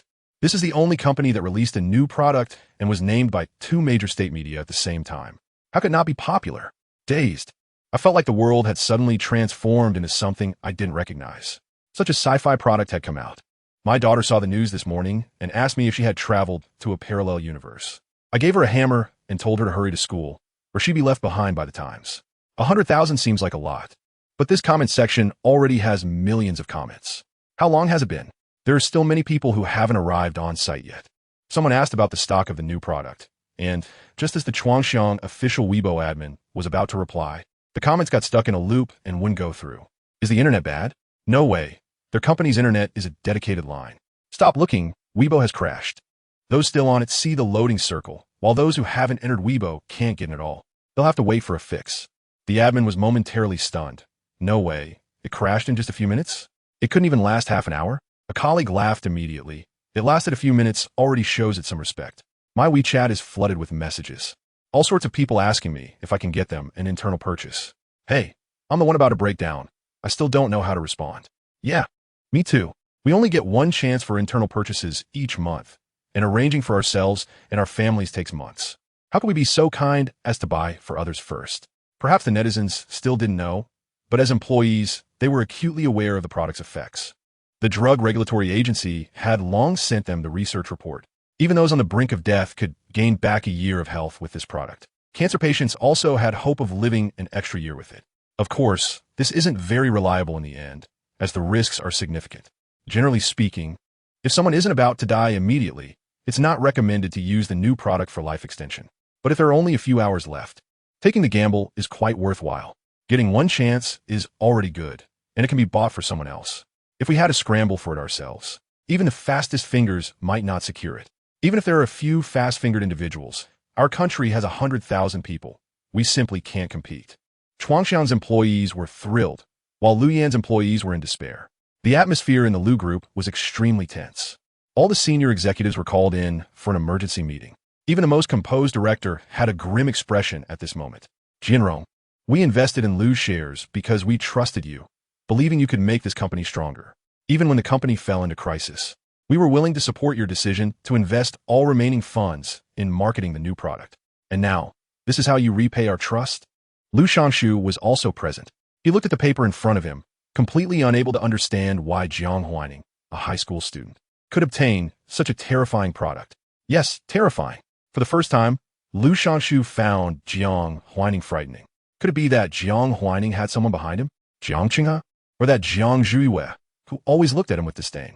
Lu Shanshu understood in his heart that his ex-mother-in-law didn't like him, but he didn't take it to heart. After all, what could a woman like Jiang Zhuiwei decide? She still had to listen to Jiang Qinghe, right? The company belonged to Jiang Qinghe, and who to hand the future over to was also up to Jiang Qinghe to decide. What did it have to do with Jiang Zhuiwei? He didn't regard that weak yet beautiful woman at all, but at this moment, it was the first time he truly acknowledged her. He looked at his father, Lu Jinrong, whose face was dark and difficult to read. Lu Jinrong had never looked this bad, not even when he was being audited. He could even politely send the tax bureau officials away. It was nothing like now. This situation couldn't be blamed on President Lu, after all. No one expected Chuangxiang to release a product a day ahead of us and receive support from 2 major government media outlets. A board member from Lu Jinrong's party stood up to speak for him. If there hadn't been media support, netizens would definitely have treated the product's effects as a joke. Some might even think Chuangxiang was a scam. But with the People's Daily and the National Academy of Sciences backing it, how could it be a scam? This must be a world-changing product. A product that can make people younger versus a simple product that just smooths the skin. Everyone knows which one to choose. Moreover, according to some netizens who had used it, the new product can also promote metabolism. So as long as it's not pathological acne or rashes, basically after drinking a tube, these minor issues would disappear. Of course, Chuangxiang didn't bother to include these minor effects in the main benefits. They were discovered by the netizens themselves. Now, with the high popularity of a new product, anything slightly related would make it to the trending searches on major apps. And some meticulous individuals compile these effects into a document.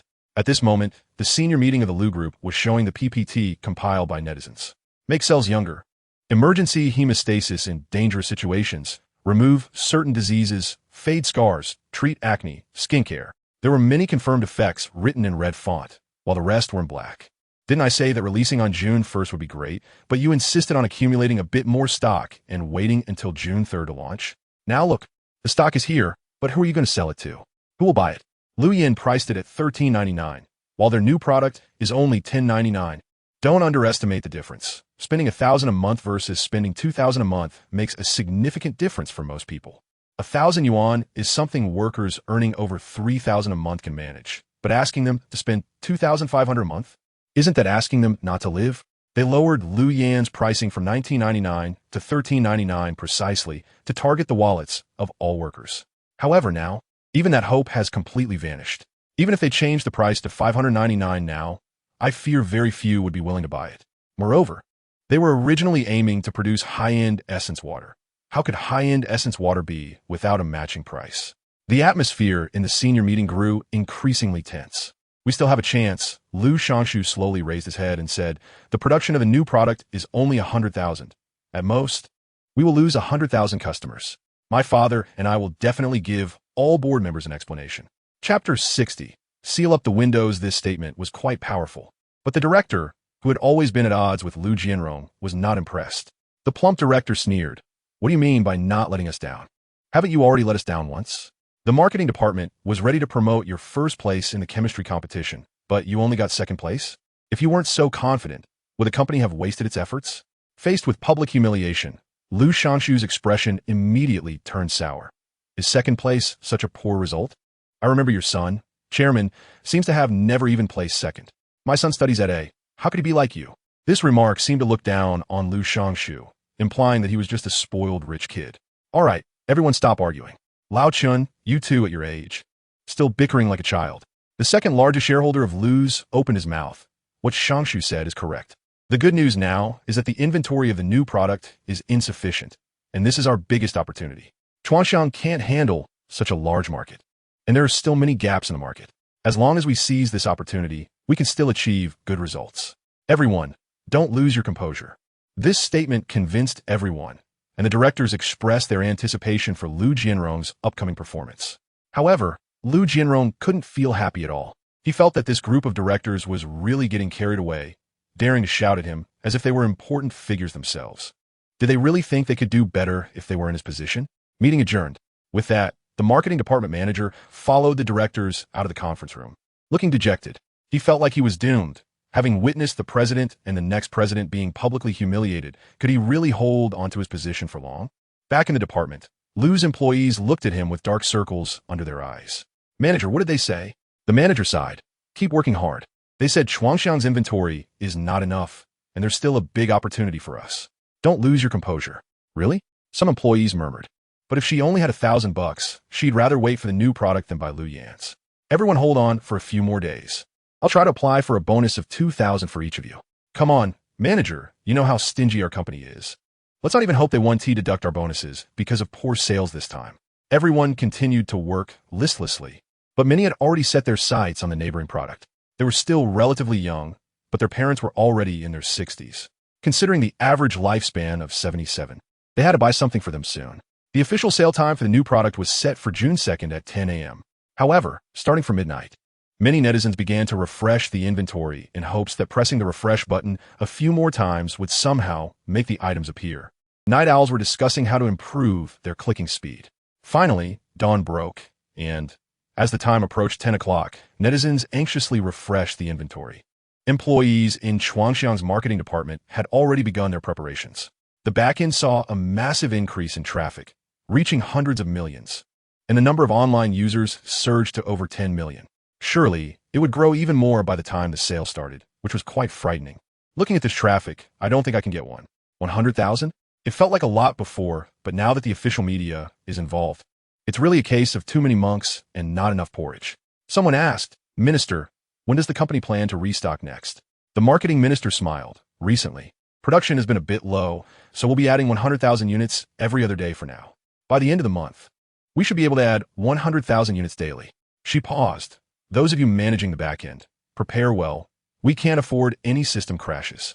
If anything goes wrong, quickly add more servers." The employees nodded in agreement. At 10 o'clock sharp, the inventory of 100,000 seemed to vanish in an instant. The speed was so fast that the marketing department employees didn't even have time to react. If it weren't for the system popping up the word sold out, they would have thought they had set the inventory incorrectly. They knew it would sell quickly, but they didn't expect it to sell out this fast. It seemed they had underestimated the netizens' clicking speed. It was quite alarming, if it weren't for the limit of one purchase per ID each year. Those with slower clicking speeds would never get one. Everyone felt a bit emotional. Soon, this sales record was delivered to Jiang Huaining's desk. As the true power holder of the company, she could see all the information from the company's back end. But it was also convenient for her to have the employees organize it in a paper form. This performance was indeed impressive. She pressed down on the paper and opened another contract, the purchase application from the National Medical Products Administration. The National Medical Products Administration is responsible for managing all tertiary public hospitals in the country. Previously, the company provided the new product to major tertiary hospitals, which was coordinated by the National Medical Administration. Last week, Chuangxiang provided 50,000 units of the new product to the National Medical Administration. Today, they applied to purchase again, increasing the quantity to 150,000, and it was to be 150,000 every week. The reason was simple.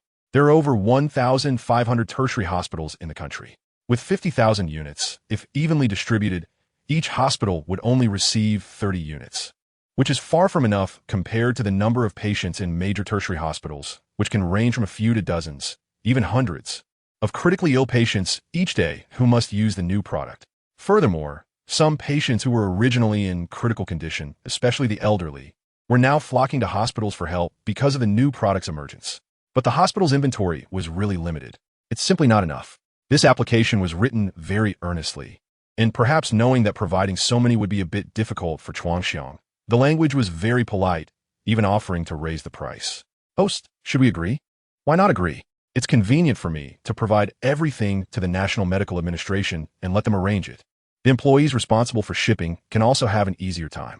Moreover, 150,000 is not a lot. The state's production capabilities are excellent, with high efficiency. 150,000 is merely what we can produce in less than 2 days. It can be managed." Jiang Huaining signed her name and took another look at Lu's updates. She guessed Lu's intentions, which was to take advantage of Chuangxiang's insufficient production to benefit herself. The idea was indeed beautiful. If Chuangxiang's production line were not large enough, it might be possible. But now all the land is mine. What are you still thinking about? My production capacity is much greater than you imagine. Jiang Huaining lightly tapped her fingers on the table and instructed Luo Yuanyuan. Have the official Weibo administrator post about the new product's inventory of 100,000 being updated every other day. If she wanted to entice her customers, she would seal up all the windows. Chapter 61. Are you a hater? Luo Yuanyuan issued a notice about Jiang Huaining in the company group, and the administrator quickly replied that they received it. A minute later, Chuangxiang released a freshly baked Weibo post. Chuangxiang Technology V. Thank you all for your enthusiasm. Our products have sold out. But don't worry if you didn't get a chance to buy, because over the next month, we will restock 100,000 units every other day. By next month, we will have 100,000 new products every day, and there will be even more in the future. Please be patient. Cat Star Eyes. JPG. This Weibo post immediately excited the previously disappointed netizens. Those who originally wanted to try Lu Yin, but couldn't buy them no longer looked at Lu Yin. Although Lu Yin felt good and was still a retired actress's recommendation, she wasn't a fan of the actress and didn't have that much money. Since the production of the new product was so high, they could wait a bit longer to buy it. Why waste money on Lu Yin now? With this Weibo post, some were happy, while others were sad. The marketing department of Lu's was very sad. Now, in a department of more than 20 people, not a single person dared to speak. After a long time, someone finally spoke up. I remember our company seems to have prepared a particularly large stock, about 500,000 units. But with the current situation, can we sell 30,000 tomorrow? As employees of the marketing department, they knew how much Lu's had invested in marketing for Lu Yin, with various endorsement and advertising fees adding up to nearly 400 million. This was definitely not a small amount.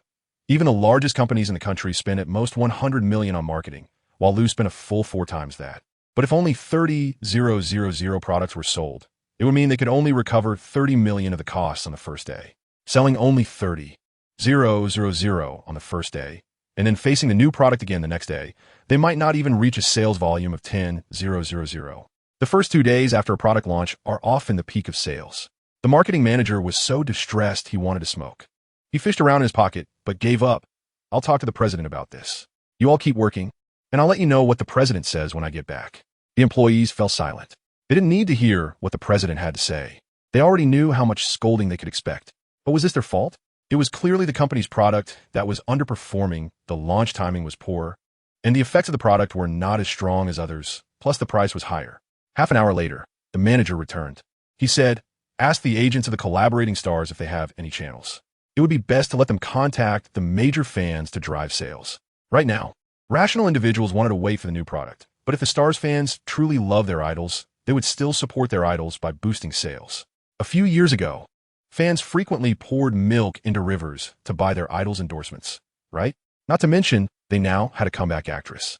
This actress still had considerable influence, and most of her fans were in their 20s or 30s, having worked in society for several years and could easily afford to spend thousands.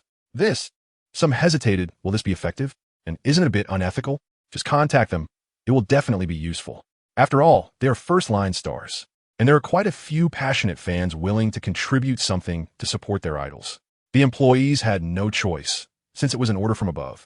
They had to comply and went to contact the agents. The actress's agent refused, saying they would only agree to help with publicity. 2 others said they would let the major fans help out, while another 2 also declined. The manager was dissatisfied upon hearing this, but had no other options. Although the actress had retired for many years, her influence remained, and she was not someone to be taken lightly. As for the other 2 first-line stars, their backgrounds were strong and not something Lu's could control. They decided to keep an eye on online public opinion, open a few small accounts to guide the narrative in the super topic, and let them know that supporting their idols requires spending money. Supporting your idol requires spending money? A fan who had just bought the new product clicked into super topic, ready to share this good news with fellow fans, only to see a post pinned to the homepage. Upon clicking in, it turned out to be about Lu Yin. Their idol had just endorsed Lu Yin. But now with the emergence of a new product, sales would surely drop.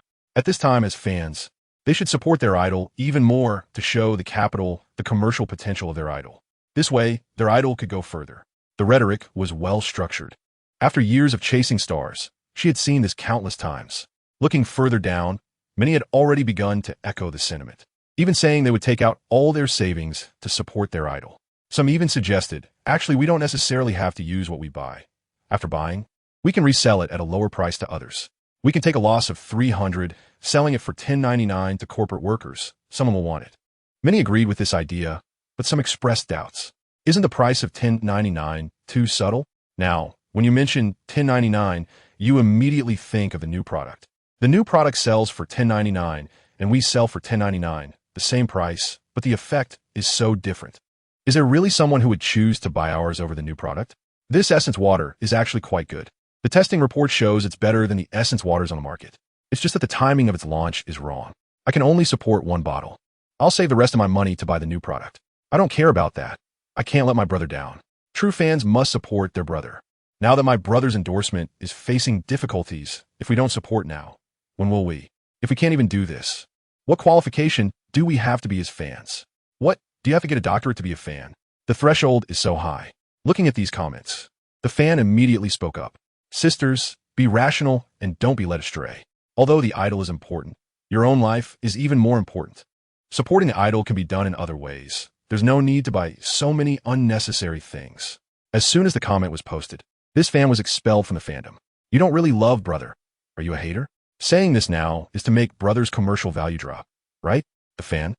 Do I look like a hater with my super topic level and homepage? I am a fan of the star, but I do it for my own happiness, to make my life easier, Not to make it harder.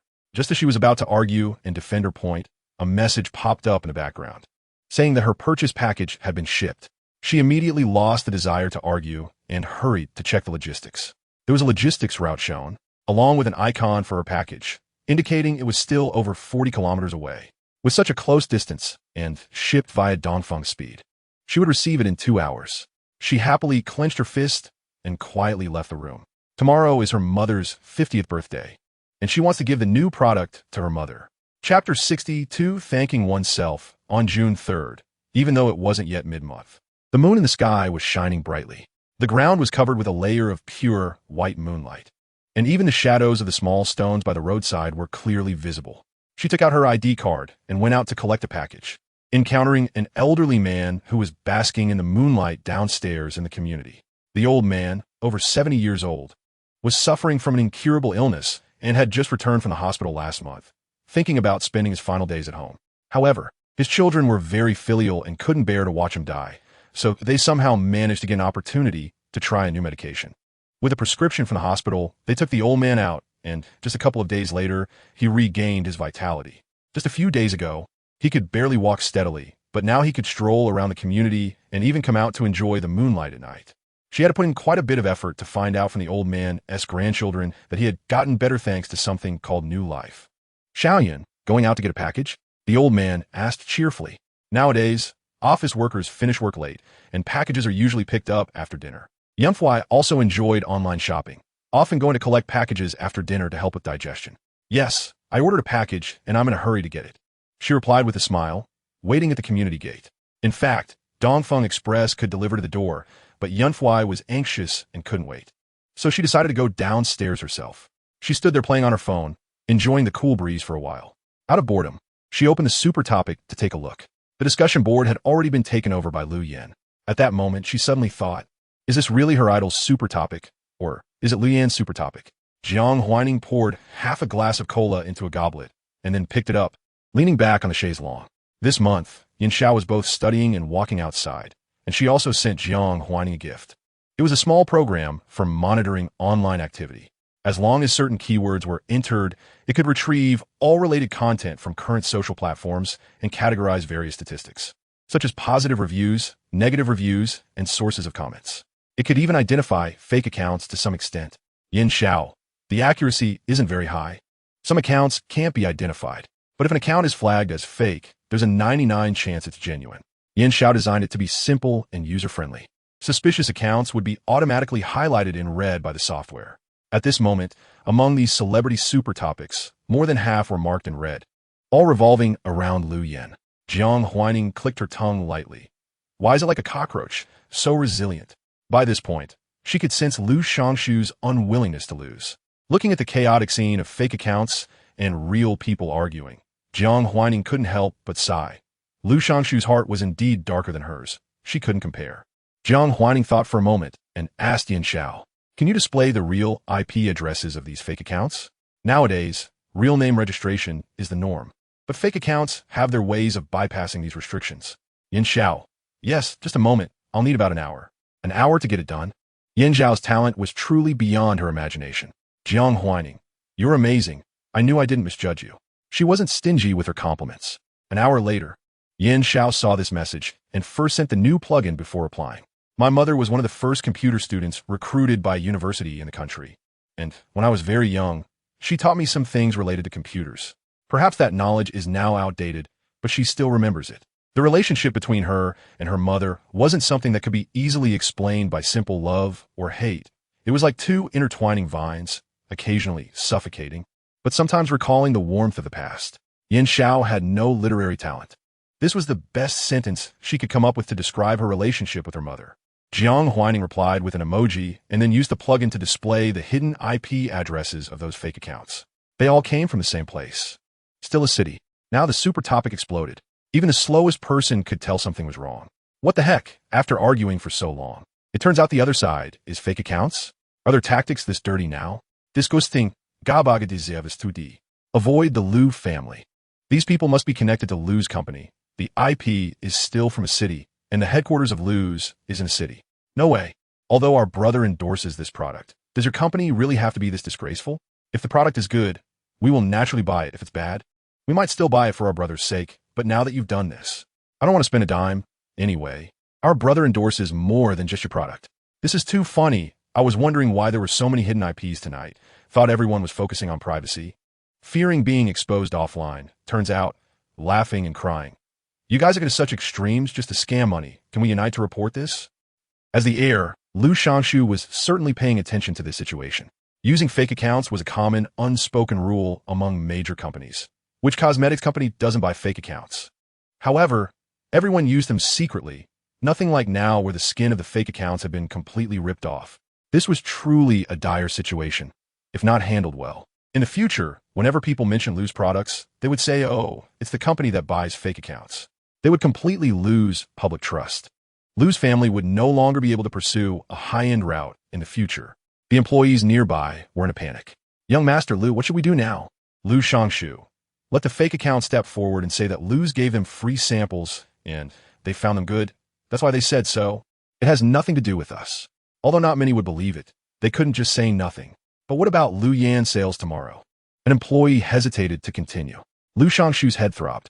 Sales? What does sales matter now? The most important thing is not to let Lu's become a scam company. It's simply detestable. Who on earth forced the IPs of the fake accounts to be displayed?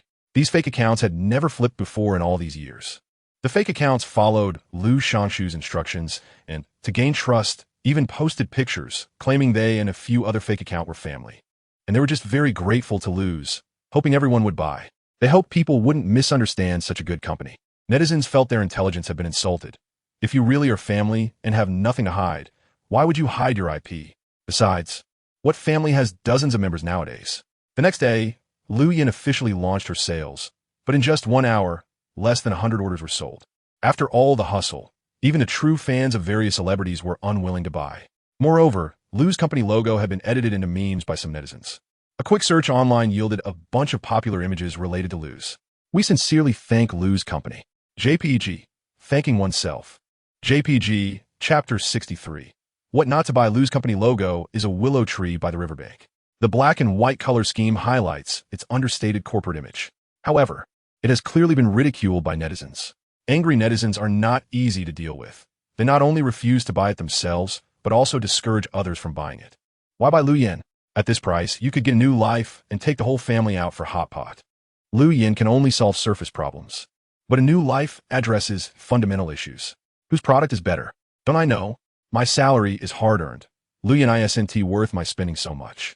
I've decided to wait to grab a new life tomorrow, averaging 50,000 a day, and there's only one purchasing opportunity per person a year. I believe my chances of getting it will only increase. The old man from a neighboring community no longer has back pain or leg soreness after using a new life. Unlike Lu Yan, which is just a willow tree needing to bend over, afraid of back problems. Lu Shangshu watched the online discussions, his hand heavily pressing down on the keyboard. His employees were also anxious. Lu Xiao, why are these people so hard to fool? Didn't nothing ever happen before? Lu Shangshu asked, what about the internet trolls? We paid them so much, and this is how they handle things for us? An employee took out the phone used to contact the trolls. And Lu Shangshu directly typed a question. Lu Shangshu, why be so clever and claim to be a family? Even in the Guinness World Records, there aren't that many people in one family unless you invite distant relatives. But how could those distant relatives still be at the same address? Even if he said it was to protect Lu's interests, he himself wouldn't believe it. Troll 01. Our company's employees are just one big happy family. Lu Shangshu felt a twitch in his forehead. The next second, this troll demanded payment. Troll 01. We have reported so many negative posts for you. Can you please pay us the final payment?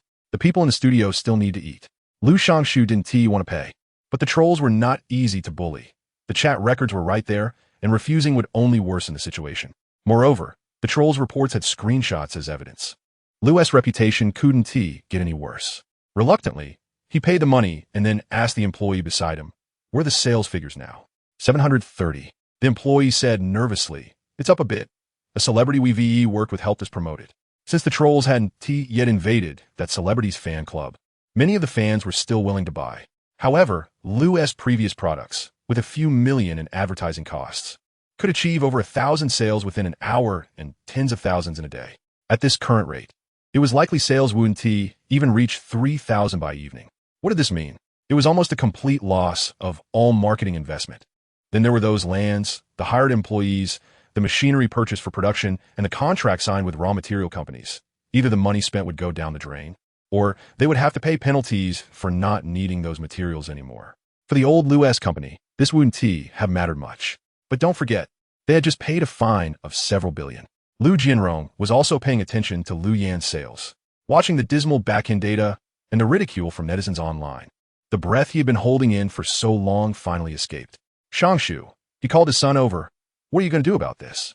You told me before that Chuangxiang and Jiang Huaining were ahead of you. Now, not only are you lagging behind, but you're also making the company's situation worse. You attended yesterday's board meeting. How many directors do not take your father seriously? I was counting on you to restore my face. But now you've messed things up, making them more reckless and finding trouble for me. I consider myself a good father, and I've been fair to you. Over the years, aside from Lu Hao, who have I let into the company? Even Lu Hao, I never let him touch the real core of the company. But now, your performance has truly disappointed me. Tell me, how can I trust you? Lu Jianrong's secretary walked in.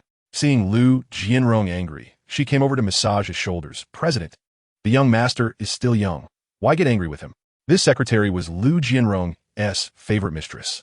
At that moment, seeing her ease some of Lu Jianrong's anger, and he held her hand. You don't need to speak for him. If he didn't do well, then he didn't do well. Don't make excuses for him. Lu Shangshu silently watched the two. The secretary smiled. Don't say these things in front of the child. Lu Jianrong, you respect him, but he has never respected you. He is just a wolf cub. When he grows up, he'll bite. Next month, let Lu Hao be promoted to a manager. Always making him a junior employee is too much of a grievance for him. Lu Shangshu's gaze drooped, looking at the ground as if he hadn't heard anything. Lu Jianrong glanced at his son, a hint of impatience flashing in his eyes. All right, hurry up and go out. Think about how to explain to the directors. If you don't handle this well, whether you could be the heir won't be up to me.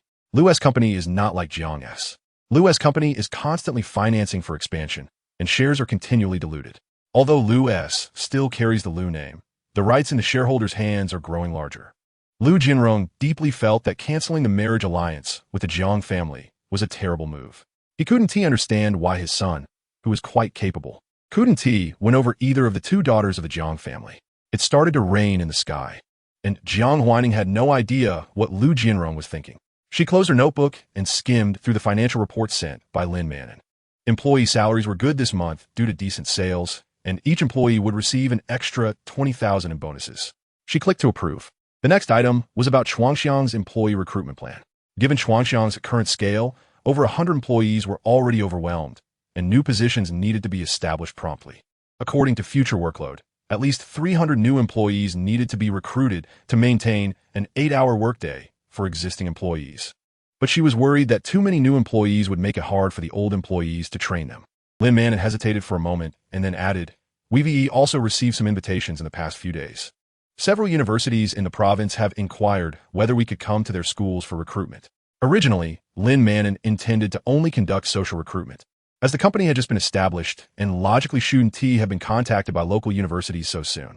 However, perhaps because of the well-known benefits at Chuangxiang, a student who was a counselor at university had reached out months ago, asking if the company was hiring, as the school was worried about students graduating. At that time, Chuangxiang had just been established, and the newly recruited employees hadn't adapted well to the company's work environment, so Lin Manon naturally declined. But now, she was starting to hesitate. Chapter 64 next target inviting us to their campus recruitment fair. Jiang Huaining had also attended a campus recruitment fair in her previous life. In fact, in her previous life, her classmates were there to apply for jobs, while she was there to recruit. Unexpectedly, this time, she had to start recruiting so early. Lin Manon, yes, several universities in the province have almost all sent invitations. Recruiting fresh graduates can provide tax exemption policies for companies. So the first-year salary of fresh graduates is basically comparable to the tax amount exempted by the government for that company. However, Chuangxiang doesn't lack this little money. What they need now are employees who can start immediately. Jiang Huaining pondered for a moment. Then let's go ahead, recruit 200 from campus and 300 from society. Just recruit as you see fit. A slight increase or decrease is fine. Her gaze fell on a contract next to her. Anyway, this office building is ours now. Adding a few hundred employees is also feasible. As for the employees, our current work isn't that complicated. Just let these people join in batches. Give them time to get familiar, and after the 7-day probation period, they will naturally become regular employees. Chuangxiang's probation period doesn't require social insurance, and salaries are paid daily, including meal allowances, totaling 1,000 yuan a day. Lin Man nodded. All right, I'll have HR post the positions right away. The campus recruitment time for several universities is basically next week. Do you want to go? No need. Just let me see it during the final interview. Jiang Huaining didn't want to manage too much. She just bought a new course and was currently learning it to the point of feeling a bit bald. Glancing at the company's current market value, she felt somewhat comforted. With a little more effort, they could surpass the accumulation of several generations of Lu Shangshu. This is really quite good. She looked at the current after-sales feedback. Many buyers have already received the product and left comments. Most of them are for their parents. The comments section is filled with joy. Haha, it's really useful. My mom is over 60 this year and has age spots on her skin. Although it's a normal physiological phenomenon, as a child, it's always heartbreaking to see. So, as soon as I got it, I used it on my mom. The instruction manual said it can be used for medicinal baths, so I directly gave my mom a medicinal bath, and the effect is really great. The age spots are already gone, and my mom says she feels much more energetic. There are also those who are feeling melancholic about their lives through this product. A year may not mean much to young people, but since turning 50, I really feel my stamina declining. The feeling of cells suddenly becoming a year younger is really different. It's no wonder it's certified by the National Academy of Sciences. I'll buy it again next year. I was on the train when I placed the order. The doctor said my grandmother only had 6 hours left to live. I was so anxious and didn't know what to do, fearing that I would miss seeing my grandfather for the last time 5 years ago. And now I might miss my grandmother's last moment again, leaving me with lifelong regrets. Fortunately, Chuangxiang's delivery was very efficient, same city express delivery, and I saw my grandmother standing up again. I always feel there are many regrets in life, the aging of parents, the passing of loved ones. These regrets cannot be redeemed with money. But now, it seems I can redeem a bit. Jiang Huaining scrolled up, and new comments were loaded. I'm laughing so hard. A foreign classmate asked me why he can't buy it. I just realized that it can only be purchased with our country's ID card. It's a bit tragic, but I want to act as a purchasing agent. Lucky me, I managed to grab it. Should I let my mom use it first, or my dad? Any suggestions? Does it really just make you a year younger? I feel like I've become several years younger after using it. My body is full of energy. I can now run 800 meters in one breath. User feedback seems very good. Jiang Huaining commented. The system said, I thought the host was admiring the fruits of your labor. This is indeed admiring my labor results. Jiang Huaining casually replied, if everyone's health improves and they live longer, it means my customer base will grow, allowing me to earn more money. And I can also make more money from this. If they're all short-lived, how can I make money? The system fell silent for a moment. Host, you're really a genius. Jiang Huaining, always have been. She glanced at the courses in the system space. But your courses can make even geniuses feel bald. But that's normal. These courses are the culmination of countless geniuses' hard work and experience from the interstellar era. Learning these things is naturally not easy. How many people are there in your interstellar? The system didn't expect the host to ask this, so it searched its database. Assuming from the beginning of the host's era to the arrival of the interstellar era, there are probably tens of trillions of people. By the time I was born, there were about 200 billion permanent residents. Jiang Huaining felt a bit emotional upon hearing this number. So even a genius who is 1 in a billion would have several dozen counterparts. And those who are 1 in a million would be even more numerous. No wonder these courses are getting harder to understand. However, she was also getting happier the more she read. Jiang Huaining liked challenges that had a degree of difficulty. Overcoming these things would give her a great sense of achievement and satisfaction. The next product, I want to make a hoverboard. After all, she had lost interest in the beauty industry. The new product could solve most skin problems, while others that beauty products couldn't completely resolve should be addressed by seeing a doctor.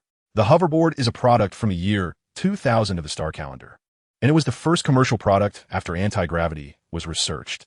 The hoverboard sounds simple, but anti-gravity is anything but simple. Before anti-gravity was truly realized, countless people had delved into this field, speculating and researching for thousands of years. Even when someone finally developed anti-gravity, very few could apply it well. Therefore, in the interstellar era, hoverboards are actually high-end products, not much cheaper than hover cars. Host, if this is to be commercialized, it might take a long time. Someone has already walked a long way for me. Jiang Huaining smiled slyly. And besides, I'm running a tech company. How can there be no tech products? Chapter 65 Accusations from Guangzhou. Jiang Huaining's gaze fell on the courses in the system space. Using the search function, She was able to retrieve numerous courses related to anti-gravity, which could almost be described as dazzling. From introductory principles to later in-depth studies, understanding and applications were all available. Of course, the number of learning points required to unlock them was also considerable, ranging from hundreds to thousands. Your courses are already so detailed. As long as I'm willing to spend time, I shouldn't be unable to learn anything, right? The system remained silent. The courses related to anti-gravity in the learning space were indeed rich.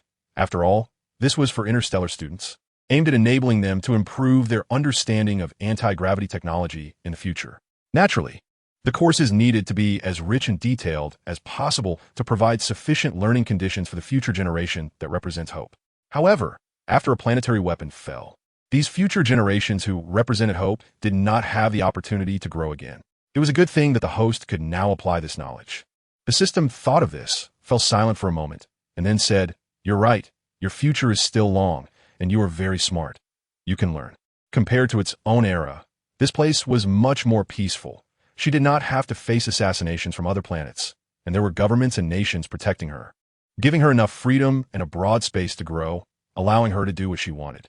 Jiang Huaining first unlocked a relatively inexpensive introductory course. Puzzled. Why did you suddenly say such deep things? I just think. Being young is great. The system's voice was similar to an emotionless electronic neutral tone, but it could adjust its speed to make itself sound as if it had human emotions. However, when it truly wanted to hide its emotions, it would not be discovered, because it was just an artificial intelligence that should not have emotions. Jiang Huaining smiled. You must have just been produced not long ago. You are still young. Perhaps in the system world, you are still a baby, so don't be so sorrowful. The system was slightly taken aback. Its host was truly frighteningly perceptive. The system would not lie, and fortunately, Jiang Huaining did not have the idea of delving deeper. She opened the course and began study. She was not in a hurry, waiting for the day when the system would willingly share more. Before that, Jiang Huaining preferred studying. Her interest in the unknown was endless, and she watched the teacher's explanations in the courses with great enthusiasm. In her time, there were many speculations about anti-gravity, such as the negative energy hypothesis based on general relativity. The conjecture that electromagnetic fields and gravitational fields could cancel each other out, and gravitational field interference based on Einstein's relativity. However, despite the many speculations, and even some theoretical foundations from predecessors and attempts at classic small experiments, the distance to truly achieving anti-gravity remained far. After all, speculations about anti-gravity had existed for hundreds of years, but to this day, the term anti-gravity could only be truly realized in science fiction novels. It was as if there was an invisible membrane obstructing humanity's understanding of anti-gravity.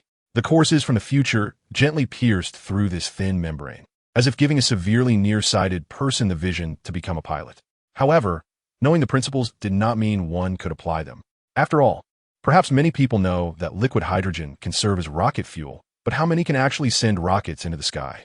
Even some neighboring major countries often face media reports of rocket launch failures, and the implications are self-evident.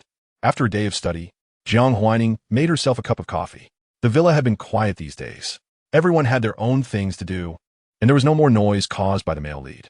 Jiang Huaining took a sip of coffee, sat in front of the computer, and saw that her homeroom teacher, Song Xiaoyang, had sent her a message.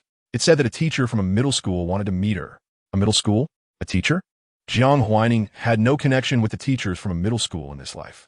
In the office, Song Xiaoyang looked at the dialogue box with Jiang Huaining.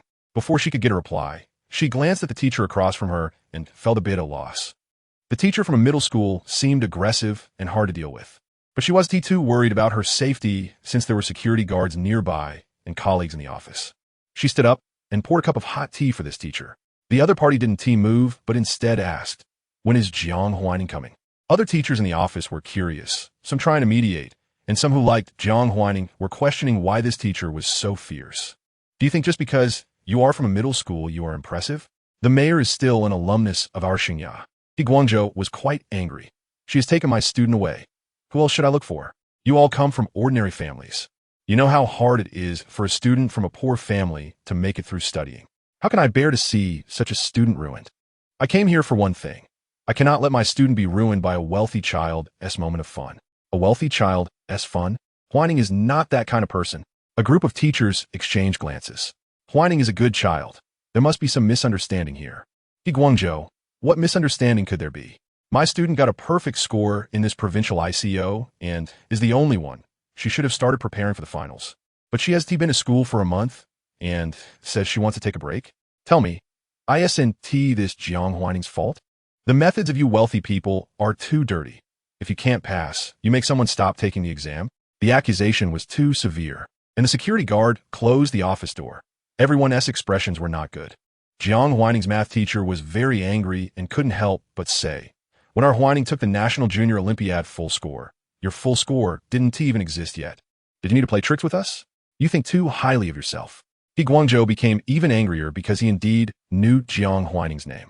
Initially, he was happy that Yin Xiao would definitely take first place since he found out Jiang Huaining hadn't signed up for the Olympiad, but unexpectedly, she got first place in the provincial competition and ran away when it was time to prepare for the finals. How could this be compared? He wanted to become a gold medal coach. How could he only produce a student who stopped at the provincial competition? He felt Jiang Huaining had ruined his future and Yin Xiao's future. Moreover, Yin Xiao had become more defiant and even dared not to answer his calls. Song Xiaoyang seized the opportunity, picked up her phone, and quietly took a picture. Song Xiaoyang, do you know this person? He is very emotional right now, claiming you made his student stop going to school. He is currently in the school office, but you shouldn't come to the school. The teachers will handle this matter. Jiang Huaining looked at the photo and immediately recognized it was he Guangzhou, Yin Xiao's competition coach. However, even without the photo, she could know who it was from the claim about making his student stop going to school. Besides giving Yin Xiao a 3-month free airline travel card. Who else had she told not to go to school? Chapter 66. Arrest. Jiang Huaining replied to her homeroom teacher with 2 words. I know him. Song Xiaoyang's heart skipped a beat. She felt that things were not going to end well. He Guangzhou was indeed coming on strong this time. And he had even brought the deputy principal of the second-year department from school along.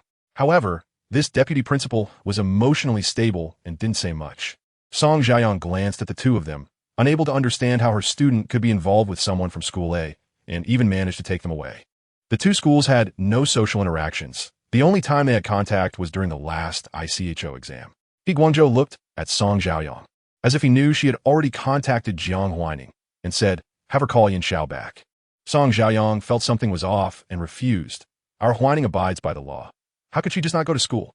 As teachers, shouldn't you reflect on yourselves if students aren't attending school? Why should my school find a way to bring her back? Yin Xiao not attending school has nothing to do with us. Yet you want to dump this on us to handle?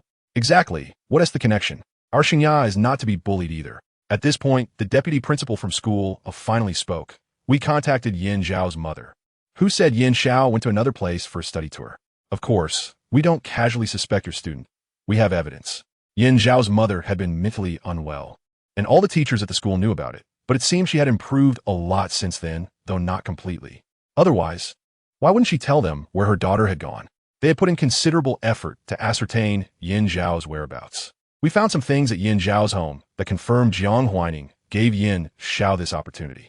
Of course, we must admit this is a valuable opportunity for Yin Xiao. But she is still a student in her second year of high school, and focusing on her studies for the college entrance examination is even more precious. Traveling to another place is certainly great, and we would fully support it after the college entrance exam or after the ICHO finals, but not now. The deputy principal spoke eloquently and did not seem as hostile as Guangzhou. He merely expressed his disagreement and hope for Yin Xiao to return to her studies. Song Xiaoyang said, if it were only this, I wouldn't believe Yin Xiao would skip school. She is already 17 and knows what she should do. She is the full-score champion of the provincial ICHO and a solid C player for the national team. Her intelligence is not low. She knows what choices are best for her. Jiang Huaining saw her homeroom teacher's message and sent a message to Yin Xiao, telling her that He Guangzhou was looking for her. He Guangzhou? It had been a long time since she thought of that name. Yin Xiao's fingers paused over the keyboard. She glanced out at the white clouds. She was currently on a plane, heading to another city for a technology exchange conference. Although it had been less than 2 months since she left school, it felt like a long time had passed, and she had been away from a life that felt like a quagmire for a long while. During this time, she had been busy learning various cutting-edge knowledge and technology and had not thought about her past life for a long time. Her mother was getting better. She was getting better, and she could see that the future would only get brighter. But life, seeing hope, seemed to clear the always overcast inner world. She could occasionally show a relaxed smile. She felt like a tourist with a salary of 50,000. Oh, just a few days ago, She had received a bonus from her boss for creating a small program. She truly hadn't thought about Guangzhou for a long time. She replied to Jiang Huaining, "After I get off the plane, I will give him a call. You can't make phone calls on the plane," but there was Wi-Fi to access the internet, and her flight had half an hour left until landing. Jiang Huaining replied, "Okay." Guangzhou had been arguing with several teachers in the office for another half hour. By the end, Guangzhou was even a bit angry. "If you don't find a way, I will tell the reporters and let them judge. You are helping Jiang Huaining ruin a student's future." As soon as he finished speaking, Guangzhou's phone rang. It was the alert he had set for Yin Xiao. Yin Xiao was in the airport lounge. Guangzhou answered the call. He didn't expect Yin Xiao to call at this time, and a hint of surprise appeared on his face. "Coach He." Yin Xiao's voice was low, but it was no longer the gloomy tone. "Don't cause trouble for Xingya. I'm doing fine now. You are a C player from our school. How can you not participate in the competition?" Guangzhou's tone was a bit agitated. Yin Xiao suddenly laughed. "But I wasn't doing well before." Her fingers were tapping on the keyboard, watching the lines of flashing messages, and pulled up the financial flow of Guangzhou's account. "If you continue participating in the Olympiad, having you there, I wouldn't do well either. What you call well is just what you think, not what I think. I now have better choices, and before I didn't." Her tone was very ordinary, as if she were narrating a simple matter. "How could you not?" Guangzhou said. "You still have a bright future ahead." "Really?" Yin Xiao asked. "Maybe others do." Guangzhou heard Yin Xiao's computer suddenly play a familiar music ringtone. It was a very niche song, and it was a secret. There should be other teachers present, but it didn't matter. Everyone could listen. This song, Coach, you should be very familiar with. After all, relying on this song, Coach had obtained many drugs, which had a very special effect, keeping a person's brain excited and allowing them to quickly solve those Olympiad problems. This was a modified version of a banned substance for Olympiad competitions that could improve scores and completely metabolize from the body within 24 hours. Therefore, without timely drug testing, even if ingested, it was hard to be detected. But it also had a very obvious side effect. It could make a person dumb and cause permanent brain damage that could never be cured. Yin Xiao slightly curled her lips, as if she could see Guangzhou's panic and fear, seeing him want to turn off his phone. It seemed that after spending so long with Jiang Huaining, she had also learned a bit of mischief. "It's useless, unless you listen to the end. Even if you smash your phone, I can still keep talking. You see, I actually have more talent in information technology because I inherited it from my mother. I know you all look down on that madwoman. Only I know how excellent she once was." Yin Xiao smiled and stopped mentioning her mother, turning to ask Guangzhou, "Guangzhou, do you think there are eternal secrets in this world?" "There won't be." Yin Xiao seemed to know something was about to happen. Speaking in a certain tone, "You are about to go to jail." "Go to jail? How is that possible?" For the first time, Guangzhou experienced a blank feeling in his mind. He wanted to say that Yin Xiao was slandering and framing him, that it was unfounded defamation. But the next second, a group of people in police uniforms burst through the door, and the leader quickly locked eyes with him. "Guangzhou, please come with us."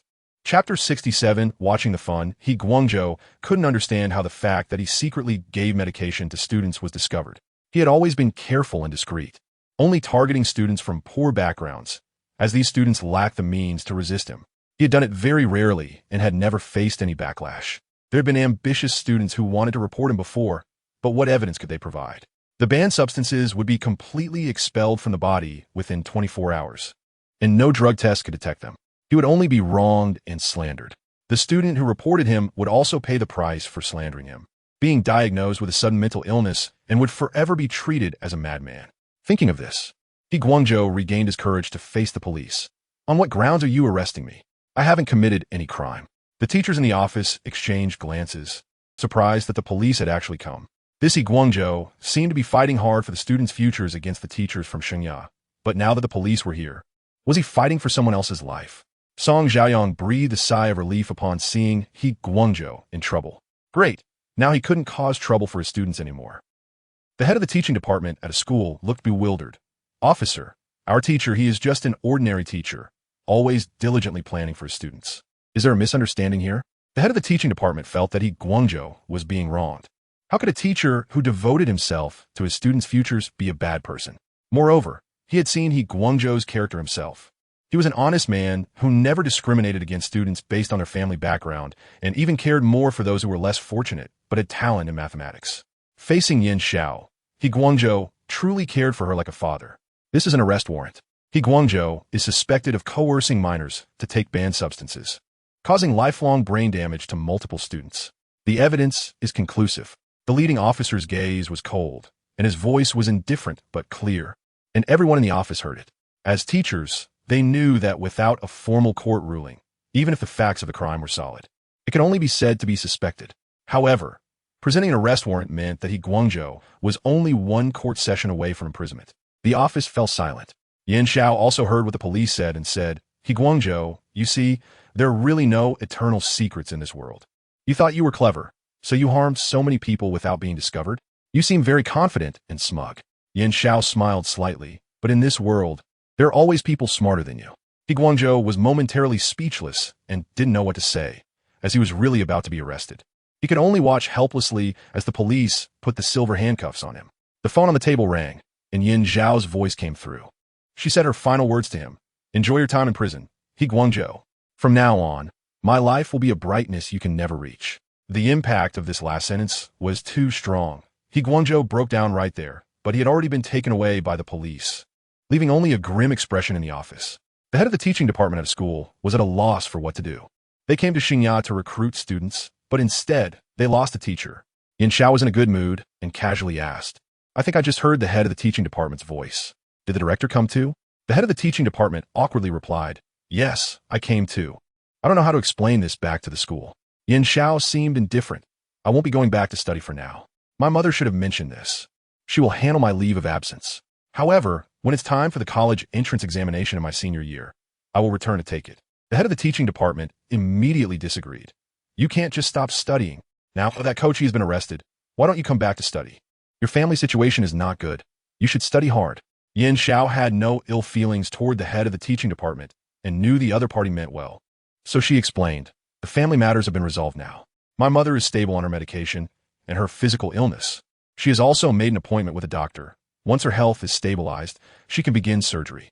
As for the rest, Yan Xiao smiled. I'm quite realistic. Studying is very important, and I will go to college, but right now I have other things to do.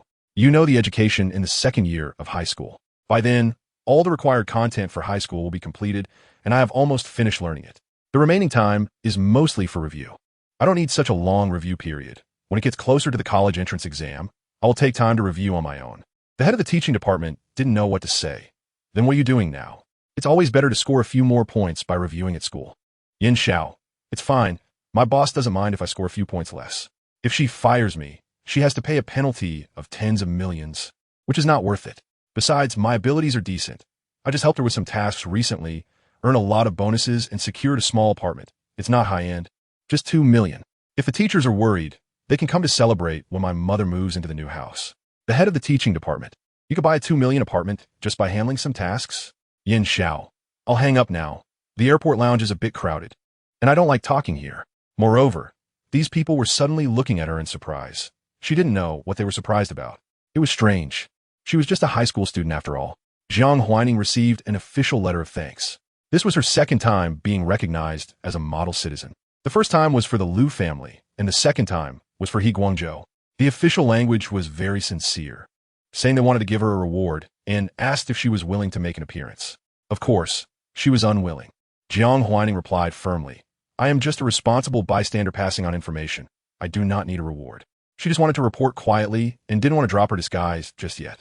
After all, she would need this disguise in the future. Moreover, she had other matters to attend to. The Liu family stock price had recently plummeted, almost crashing down a cliff. The shareholders were angrily cursing the Liu family's disgusting actions, questioning why they couldn't do something good and instead chose to hire internet trolls, and it was foolish to get caught. Now, they had provoked public outrage. And not only were Liu Yan's sales dismal, but all the various beauty products of the company were also affected, with the Liu family's stock price plummeting and curses flying. Jiang Huaining, as an outsider, naturally sat back and watched the fun. However, after watching for a while, the enthusiasm of the netizens was limited, and Jiang Huaining couldn't help but wonder, could she make the Liu family's mess even more lively? She really loved watching the fun. But at this time, the Liu family should also make a new move, right? Chapter 68, Just the Right to Reign. This is the biggest crisis the Liu family has faced in recent years. Any qualified heir or leader would not allow this mess to continue. To silence the board and prevent the group's shares from continuing to decline, Liu Jinrong led the heir Liu Shangshu to publicly apologize and dismiss the marketing department head who acted on his own. Furthermore, to express their sincerity. The Liu family even broadcasted their apology live. Jiang Huaining clicked in, and there were already quite a few viewers inside. Liu Jinrong, though aging, still maintained a certain charm due to good care, and Liu Shangshu, as the male lead, naturally had good looks. People tend to be more forgiving towards attractive individuals. Coupled with their sincere apology, many netizens softened, and the criticism became less intense. Moreover, the Liu father and son distanced themselves from the situation, pushing the blame onto the marketing manager, claiming only a failure in management and not recognizing talent. They transformed themselves from despicable capitalists who fooled netizens into pitiable entrepreneurs persecuted by their employees. There were also hired supporters on site, praising Liu Jinrong and Liu Shangshu, claiming that a tiger father does not produce a dog son, and highlighting Liu Shangshu's impressive achievements, elite education, and his near-perfect score in the high school entrance exam, emphasizing his quality as a cultured and polite person. In short, they painted a rosy picture, suggesting that with such an heir, the Liu family has a bright future. Finally, Liu Shangshu stated that he had been raised by his father and deeply felt his father's love, asserting that although he was busy with high school studies, he would steadfastly stand by his father to overcome this difficulty and not betray his nurturing grace. Applause erupted from the audience. Everyone felt the bond between father and son. Just half an hour into the press conference, Liu's stock price began to show signs of recovery due to the heartfelt performance of this father-son duo. Jiang Huaining pursed her lips. The Liu family was truly deceptive, and this father-son pair was skilled at manipulation. But who was she? She was a model citizen. She directly prompted the gossip media to investigate how many illegitimate children Liu Jinrong had and brought up the past about him keeping mistresses. Yes, Liu Jinrong had long been exposed by entertainment gossip for having a mistress, and not just one. However, this had faded from memory over the years. Now, with it being brought up again, Liu Shangshu found himself in an awkward position right after the emotional display. Your dad has a mistress, and you have a good relationship with him, feeling grateful for his love. Where does that leave your mother? It seems she was the one who raised you, right? Liu Shangshu's mother also learned of this matter and immediately called her son away. Just as one wave settled, another rose. Liu Jinrong sat in his office, unsure of who he had offended. Now, not only was there chaos in the company, but there was also turmoil at home, leaving him utterly stressed. Had those gossip accounts figured out who was behind it? No, the other party used virtual information and was a computer expert. Even attacking their account would only yield a smiley face. A smiley face? Liu Jinrong waved his hand in annoyance, not wanting to look anymore. Chairman, how about we just let it cool down? Wait for the netizens to vent their anger. Liu Jinrong did not want to take a passive approach, because if he did, old matters would resurface, and once he became a turtle withdrawing its head, he would inevitably do so many more times in the future. But he had no other choice. The unseen forces clearly did not want the Liu family to have peace. Or perhaps there were no hidden forces. Maybe it was just that the company's recent feng shui was bad. Let's change the entrance of the company, Liu Jinrong said. Huh? The ordinary employees looked confused. The finance department looked troubled, but the company has no extra funds left in the account. Liu Jinrong, who on earth is it? Such dirty tactics. Jiang Huaining yawned, looking at the shifting online sentiment, and happily opened the system's courses to continue studying. The Liu family was just a spice in her occasional moments of leisure during her studies. Her gaze fell on the course title. This was a beginner course she had carefully selected, relatively simple, with a total of 19 lessons, and she had currently reached the 18th lesson and completed the course test. Each lesson lasted 2 hours, and Jiang Huaining could finish the beginner course today. Then she would need some time to digest and organize the information before continuing to the advanced course. However, once she began the advanced course, she could study while practicing. But the advanced course was ready to be studied, yet the equipment was not in place. The instruments needed for the anti-gravity experiment were no longer the traditional small thermos devices, nor could they continue in a closed multi-person space. Jiang Huaining needed a larger space. However, in City A, available commercial land was either owned or already in Jiang Huaining's possession. She opened the map to check. The system said, "Host, the Liu family happens to be selling a piece of land. Do you want to buy it? The starting price is 200 million. I can create a virtual account to help you buy it, but it's all mountainous terrain, which isn't very cost-effective. Commercial land is always better on flat plains." The Liu family was genuinely short on funds to the point of selling off fixed assets. The system also did not expect the male lead's family to be pushed to this extent by the host, which was quite villainous. Jiang Huaining, where? Does the Liu family actually have extra land? 200 million sounds like a considerable area. The land for production lines, the Liu family definitely can't sell. What they can sell is the unused land. In Songyu County. Hearing this name, Jiang Huaining suddenly realized that Songyu County indeed had large tracts of land. But that land was not very good. Songyu County is close to City A but not part of it. This county has been impoverished due to its barren land and numerous mountains. Even though many years have passed, and Songyu County has escaped the ranks of impoverished counties with national assistance, there are still families that occasionally fall back into poverty due to various circumstances. A few years ago, to help Songyu County develop, the government bit the bullet and gave large areas of land to Liu's Cosmetics in a half-sell, half-gift manner. However, 5 years later, the production line that Liu's promised to establish in Songyu County still has not materialized, and now they're looking to sell this land directly. If the county head of Songyu knew about this, he would surely be furious. This land was originally the hope for the people of Songyu County to avoid falling back into poverty. Now, the Liu family has abandoned their commitment and taken away 5 years of usage rights for such a large piece of land, depriving Songyu County of 5 years of development opportunities. It sounds truly despicable. Everyone in Songyu County must know about this. The system actually thought the host would not buy this land because developing mountainous areas is genuinely challenging. If a company purchases this land, it will significantly increase costs, regardless of its intended use. However, it was also the only large piece of land for sale near City. Jiang Huaining decisively said, "Buy it." Mountainous terrain is the most suitable for testing the performance of hoverboards. Chapter 69. The cunning of the Liu family. Songyu County has a complex terrain but poor land, which requires considerable investment and manpower for most businesses to develop its commercial value. However, for Jiang Huaining, she does not need to develop the commercial value of this land.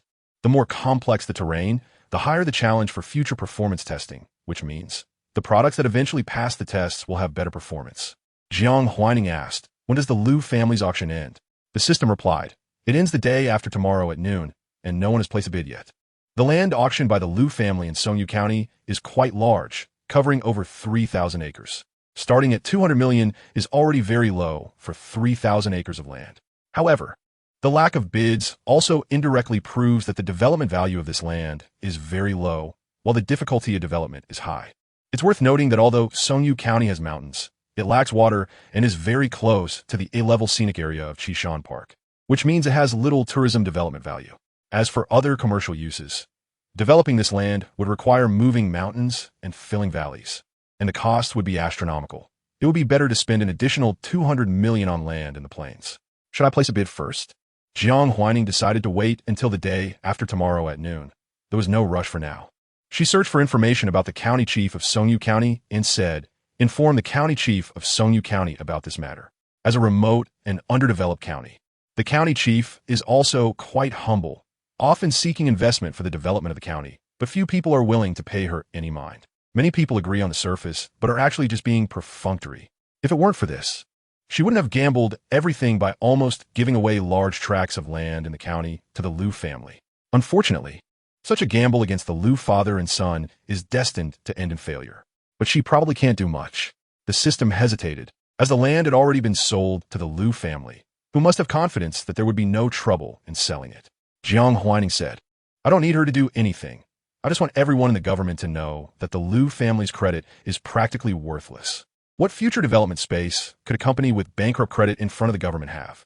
In the past, Songyu County was constrained by the Liu family, as was City A. For the sake of local livelihoods and employment, they had to endure some of the Liu family's minor flaws. However, now that Shuangxiang technology is continuously expanding and will need more and more people in the future, providing far more job opportunities than the Liu family, what reason does the government have to continue tolerating a company with bankrupt credit? The almost free 70-year usage rights have brought no benefits to Songyu County. Even if those lands were left for the locals to find a way to use, it might have been better than giving them to the Liu family. But there are no ifs in this world. If the county chief knew about this, she would probably regret it immensely. Jiang Huaining chuckled lightly. It seems the Liu family still remembers this piece of land. After more than 10 years in her past life, the Liu family had not thought of this land. She thought they had forgotten about it. Now they seem to remember. They must be short on money. Just as she was about to do a good deed, the system informed Jiang Huaining that the Liu family had already notified Songyu County. It was Liu Shangshu who notified them. Jiang Huaining raised her eyebrows slightly. This is quite good. The county chief of Songyu County is named Yu Mingyu. She graduated from the Central Marxist Academy and became a civil servant right after graduation, coming to Songyu County not out of any sense of poverty alleviation, but simply because the civil service exams here were relatively easier to pass. That was all. She originally wanted to use Songyu County as a stepping stone to move up, but after reaching the position of county chief, she found it impossible to advance any further. The achievements gained step by step are real, and the repeated interactions with the local populace to understand their lives are also genuine. It's too hard. It's hard enough to feel abandoned by the times, always thinking that if she abandoned these people again, it would be extremely unkind. So, she suddenly found herself unable to leave. She wanted to do something for this county and for the poor but hard-working people. But it seemed impossible. No matter how hard she tried, no company was interested in Songyu County. County chief, the Liu family wants to resell our land. The secretary suddenly said after receiving a phone call. This was yet another piece of bad news. Yu Mingyu was silent for a moment. What did they say? Didn't they agree to build a factory here? The secretary replied. They said the company's situation is not good recently, and they must sell the land. However, as compensation, they can hire 20 locals to work in their factory. 20 people? What can that do? Although Songyu County is backward and impoverished, the population has been declining. Yet there are still tens of thousands living here. 20 ordinary worker positions. What use are they for the development of this county? How many people's lives can they improve? There are tens of thousands of people here. A mere 20 positions are insufficient to describe the situation. They have occupied such a large piece of land for so many years and are only willing to offer 20 positions as compensation. She was almost laughing in anger. Even if these people could work for the Liu family for 200 years, the wages the Liu family would need to pay would still be far less than the vacancy fees for that land. Truly shameless. After venting her anger, Yu Mingyu calmed down. Wasn't it agreed that if they couldn't establish job positions in Songyu County in a timely manner, the Liu family would need to provide 1,500 positions? Are they trying to breach the contract now? The secretary hesitated. The other party said that due to the current situation, according to the terms, if the Liu family encounters a special crisis, they can reduce the number of positions. Special crisis? Well, that's just great. Yu Mingyu snatched the phone. Liu Shangshu had heard the news and probably realized a different person was on the line. Is this County Chief Yu? He said, Hello, I am Liu Shangshu. Here to apologize on behalf of my father. I'm very sorry that due to the recent difficulties in the Liu family's operations, we can no longer provide enough positions for your county. Although we feel guilty, given the current situation, we are really unable to do anything. If the situation improves in the future, the Liu family is willing to come back to Songyu County to recruit again. And we also welcome everyone from Songyu County to apply for positions at the Liu family. For this time, we are providing 20 positions. We promise that as long as the employees abide by the law and do not violate the Liu family's rules, they will never be dismissed. His words sounded very pleasant, offering 20 iron rice bowl positions as long as one does not violate the rules. A high school student with such emotional intelligence is indeed a tiger father with no dog son. But Yu Mingyu only thought that a mouse's offspring would dig holes. Perhaps she was too angry. Anyway, she was venting her anger on this son. If you really cared, how could you reduce the positions from 1,500 to 20? Yu Mingyu did not believe Liu Shangshu's nonsense and would not be easily fooled. We signed a contract, and I will have it reviewed by the higher-ups to see if your 20 positions are reasonable. Even if I can't use the contract to make the Liu family pay a price, this loss, I will not swallow it so easily.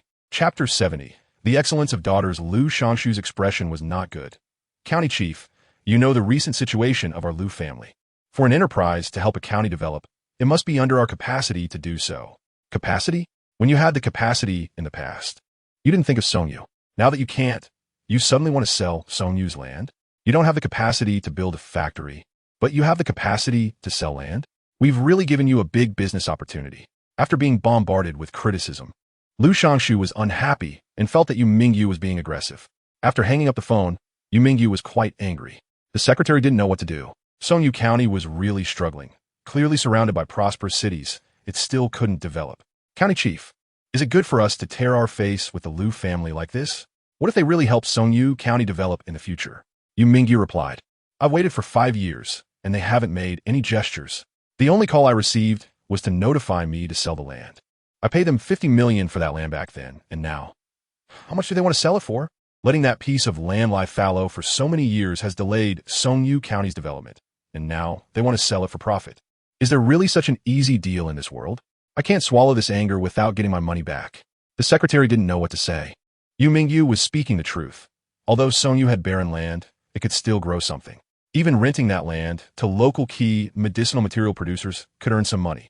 Leaving it idle for 5 years generated no value. If the Liu family had honored the contract, waiting would have been worth it. But now, they not only broke the contract to sell the land, but also wanted to terminate the employment contract. This was truly bullying. The secretary also wondered what the Liu family was relying on to act this way. Yu Mingyu sighed. If only Chuangxiang could open a production line here. Chuangxiang Technology was now famous in the government departments of Province A. Just recruiting ordinary workers for the production line, they expanded by thousands this month. And the company offered good benefits. Even unskilled workers were provided with 5 insurances and 1 fund, earning over 10,000 before tax and after tax. They took home 8 or 9,000. If they occasionally worked 1 or 2 extra hours, their take-home pay exceeded 10,000. She had previously visited an ordinary worker who joined Chuangxiang, who said the company even provided accommodation with single rooms. If they lived at the company, they paid $300 for rent and another $300 for meals. If not living there, they received a $500 subsidy each. Such good conditions were hard to find. The company didn't force overtime. Most people left when the time was up, but those who wanted to save more money would stay for 1 or 2 extra hours. Last month, they just received their salary, taking home $12,000. $12,000 was the annual income for many people in Songyu County. Although Liu's beauty was famous, the salary was just at an average industry level. The base salary was $4,000, and everything else depended on overtime, generally requiring 10 hours a day, resulting in a take-home pay of $5,000 to $6,000 at the end of the month.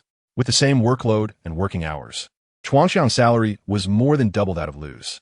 Thinking of this, Yu Mingyu couldn't help but say, if the city government can give land to Chuangxiang, we can too. If Chuangxiang is willing to come, I can give them that land for free. The secretary fell silent, feeling that the county chief was being unrealistic. They're developing well in the city. What attraction do we have? Moreover, the secretary reminded her, County chief, those lands have already been sold. Yu Mingyu replied, it's okay. I'll try to buy them back at the original price. The secretary, that's fine. County chief, you could try. However, she felt the chances of buying them back were slim. Another day passed. Chuangxiang Technology's new product was still selling out almost instantly. Perhaps due to the significant impact of a new product, even foreign media began to report on it. Jiang Huaining had been busy at home these days. When Jiang Zhe saw the butler bringing in a package, she asked, is it for Huaining? Perhaps because Huaining was always so outstanding, even a newly opened company was as excellent as her. Jiang Zhiyue's mood had been great lately, and she often smiled even when facing Jiang Huaiju. Moreover, she vaguely sensed that Jiang Huaiju seemed to really like Huaining. Not knowing what had happened between the 2 daughters that led to this change in Huaiju, Jiang Zhiyue was naturally happy if they could get along well. The butler replied, yes, give it to me. I'll take it to Huaining. Jiang Zhiyue took the package and found it quite heavy. Jiang Cheng was also home at that time, but he didn't say anything. His adopted daughter had achieved such high success, almost like a jewel in the government's eyes. If the company had any matters to coordinate with the government these days, he benefited as well. If it weren't for his self-restraint, he would have wanted to help carry the package. Jiang Cheng had lived for over 40 years, always believing that the relationship between enterprises and government personnel was one of officials and civilians, occasionally a cooperative relationship. He never knew that he could be held in such high regard. He had also used a new product, and the effect was truly good. He originally had a few gray roots, but the newly grown hair had turned black again. Huaining, Jiang Cheng knew his daughter was excellent, but he didn't expect her to be even more outstanding. At this moment, Jiang Cheng couldn't help but feel relieved that he hadn't changed his attitude toward Huaining after his biological daughter returned. There was a knock on the door. It was Jiang Zhiyue. Mom. Jiang Huaining initially thought it was the butler. Seeing who it was, she couldn't help but say, this package is a bit heavy. You should let the butler bring it up. She had recently bought quite a few heavy items. Jiang Zhiyue smiled and replied, Mom isn't that weak. I can carry a package. She patted Jiang Huaining's head and said, I'll make you some soup tonight. You've been working hard lately and should nourish your body. Actually, the Jiang family's meals were already excellent, and there was no need for extra nourishment, but the soup made by Mom was delicious and nutritious, so why refuse? Jiang Huaining nodded obediently. By the way, Jiang Zhiyue said, Qin Xian came to the house today and said she hired a nutritionist for you. From now on, Mom can also learn some things from the nutritionist. Her face was full of smiles. This nutritionist was originally going to train for the National Academy of Sciences, But since they have enough nutritionists there for now, the mayor helped hire one to take care of you. Jiang Huaining was really in a good mood. She only thought about her daughter inheriting the company in the future, not expecting her daughter to be excellent enough to catch the nation's attention. After all, this was a nutritionist prepared for the National Academy of Sciences. If the higher-ups hadn't noticed her daughter's excellence and efforts, how could a mere mayor of a city possibly hire someone to take care of her daughter? Chapter 71. Hoverboard. Regarding the nutritionist, Jiang Huaining was not surprised. Qin Xian had already mentioned it to her on WeChat. It was said that the nutritionist came from a family of nutritionists working at the Chinese Academy of Sciences, responsible for the health and dietary needs of the elderly there. Considering this nutritionist was still young, she might understand young people's taste better, so she was temporarily assigned to Jiang Huaining's side.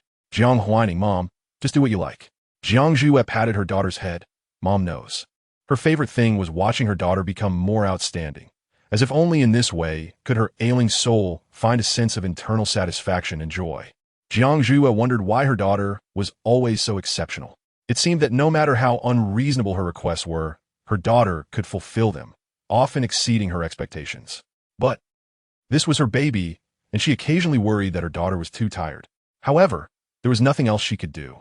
She could only hire teachers for her daughter, send her money, and take extra care of her diet. Other than that, she could only stand behind her daughter and watch her take one step after another forward. That was all.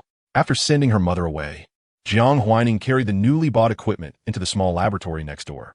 There were already quite a few instruments or parts piled up there. She did not start assembling the large instruments, but simply stacked them together. As for the smaller items, she began to experiment with them. Yin Xiao sent over the design drawings of a company skateboard. Yin Xiao.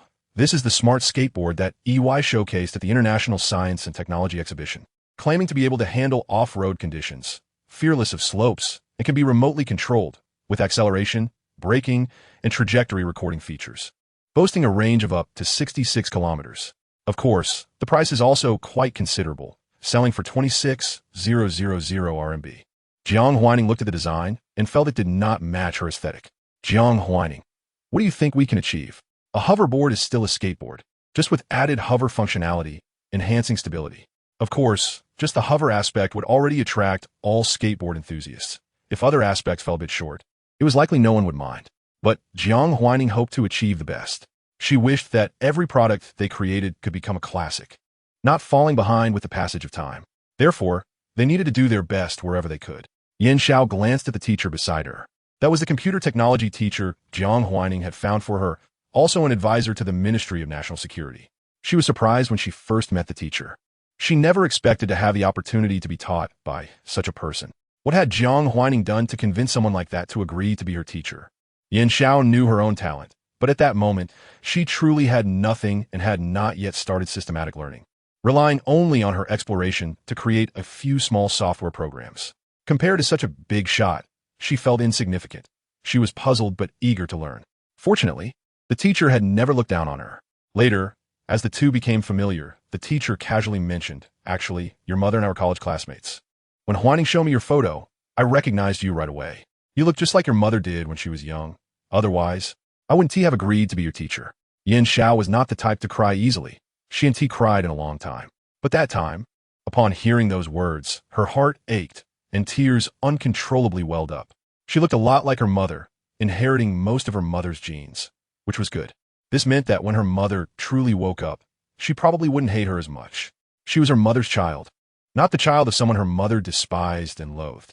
But then she wondered, if her mother hadn't gone through those things, would she have been as outstanding as the teacher? Seeing Yin Xiao looking at her, the teacher smiled gently. "What's wrong?" "Yin Xiao, I was thinking, can we write a better and safer system for the skateboard and implant it into the skateboard program?" The teacher pondered for a moment. Of course. But the skateboard size is relatively small, so the requirement for parts are higher. Customizing them can be managed, but if we want mass produce, the cost will be higher. The teacher certainly understood that Yin Xiao was working for the startup.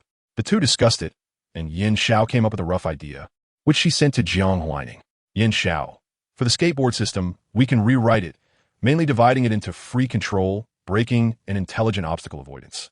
Under these three sections, we can further subdivide into more detailed content, such as free control could be divided into grass, mountain, and road conditions." Jiang Huaining pondered for a moment. "What ideas do you have for intelligent obstacle avoidance? Under the condition of hovering, the obstacles on the ground are greatly reduced. But considering safety, the hoverboard cannot be too far from the ground, so encountering some higher obstacles is inevitable. For example, parked vehicles and roadblocks in the city are all obstacles.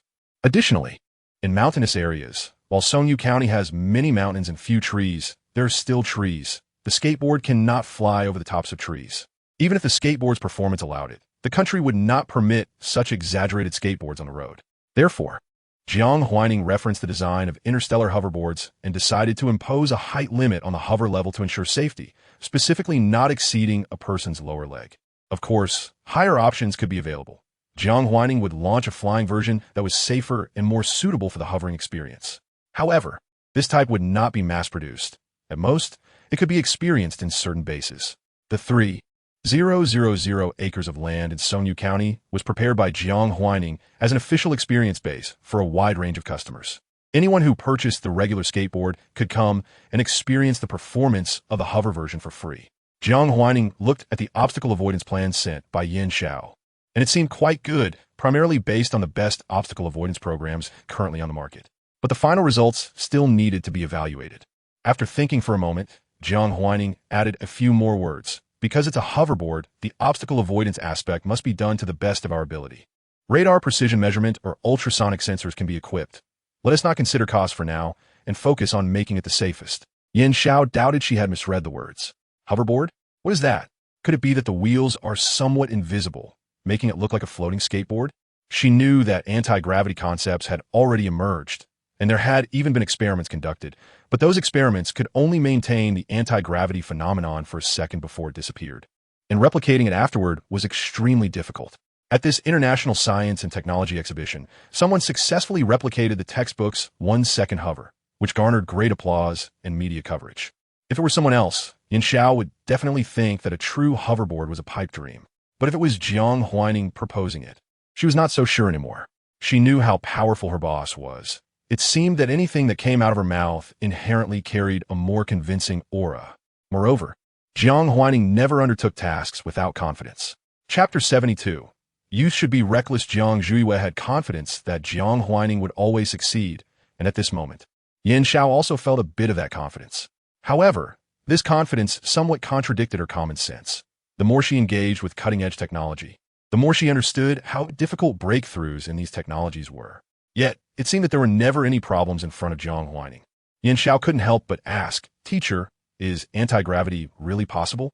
Compared to a stable floating skateboard, the current realization of anti-gravity was just child's play, only capable of lifting the weight of a piece of paper.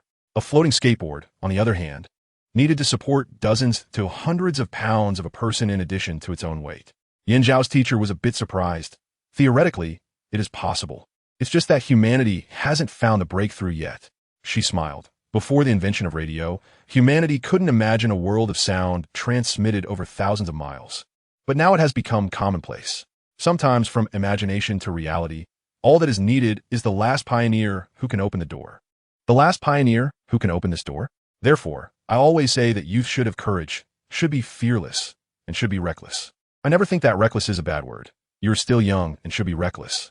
If the youth are not reckless, who will write the future of this world?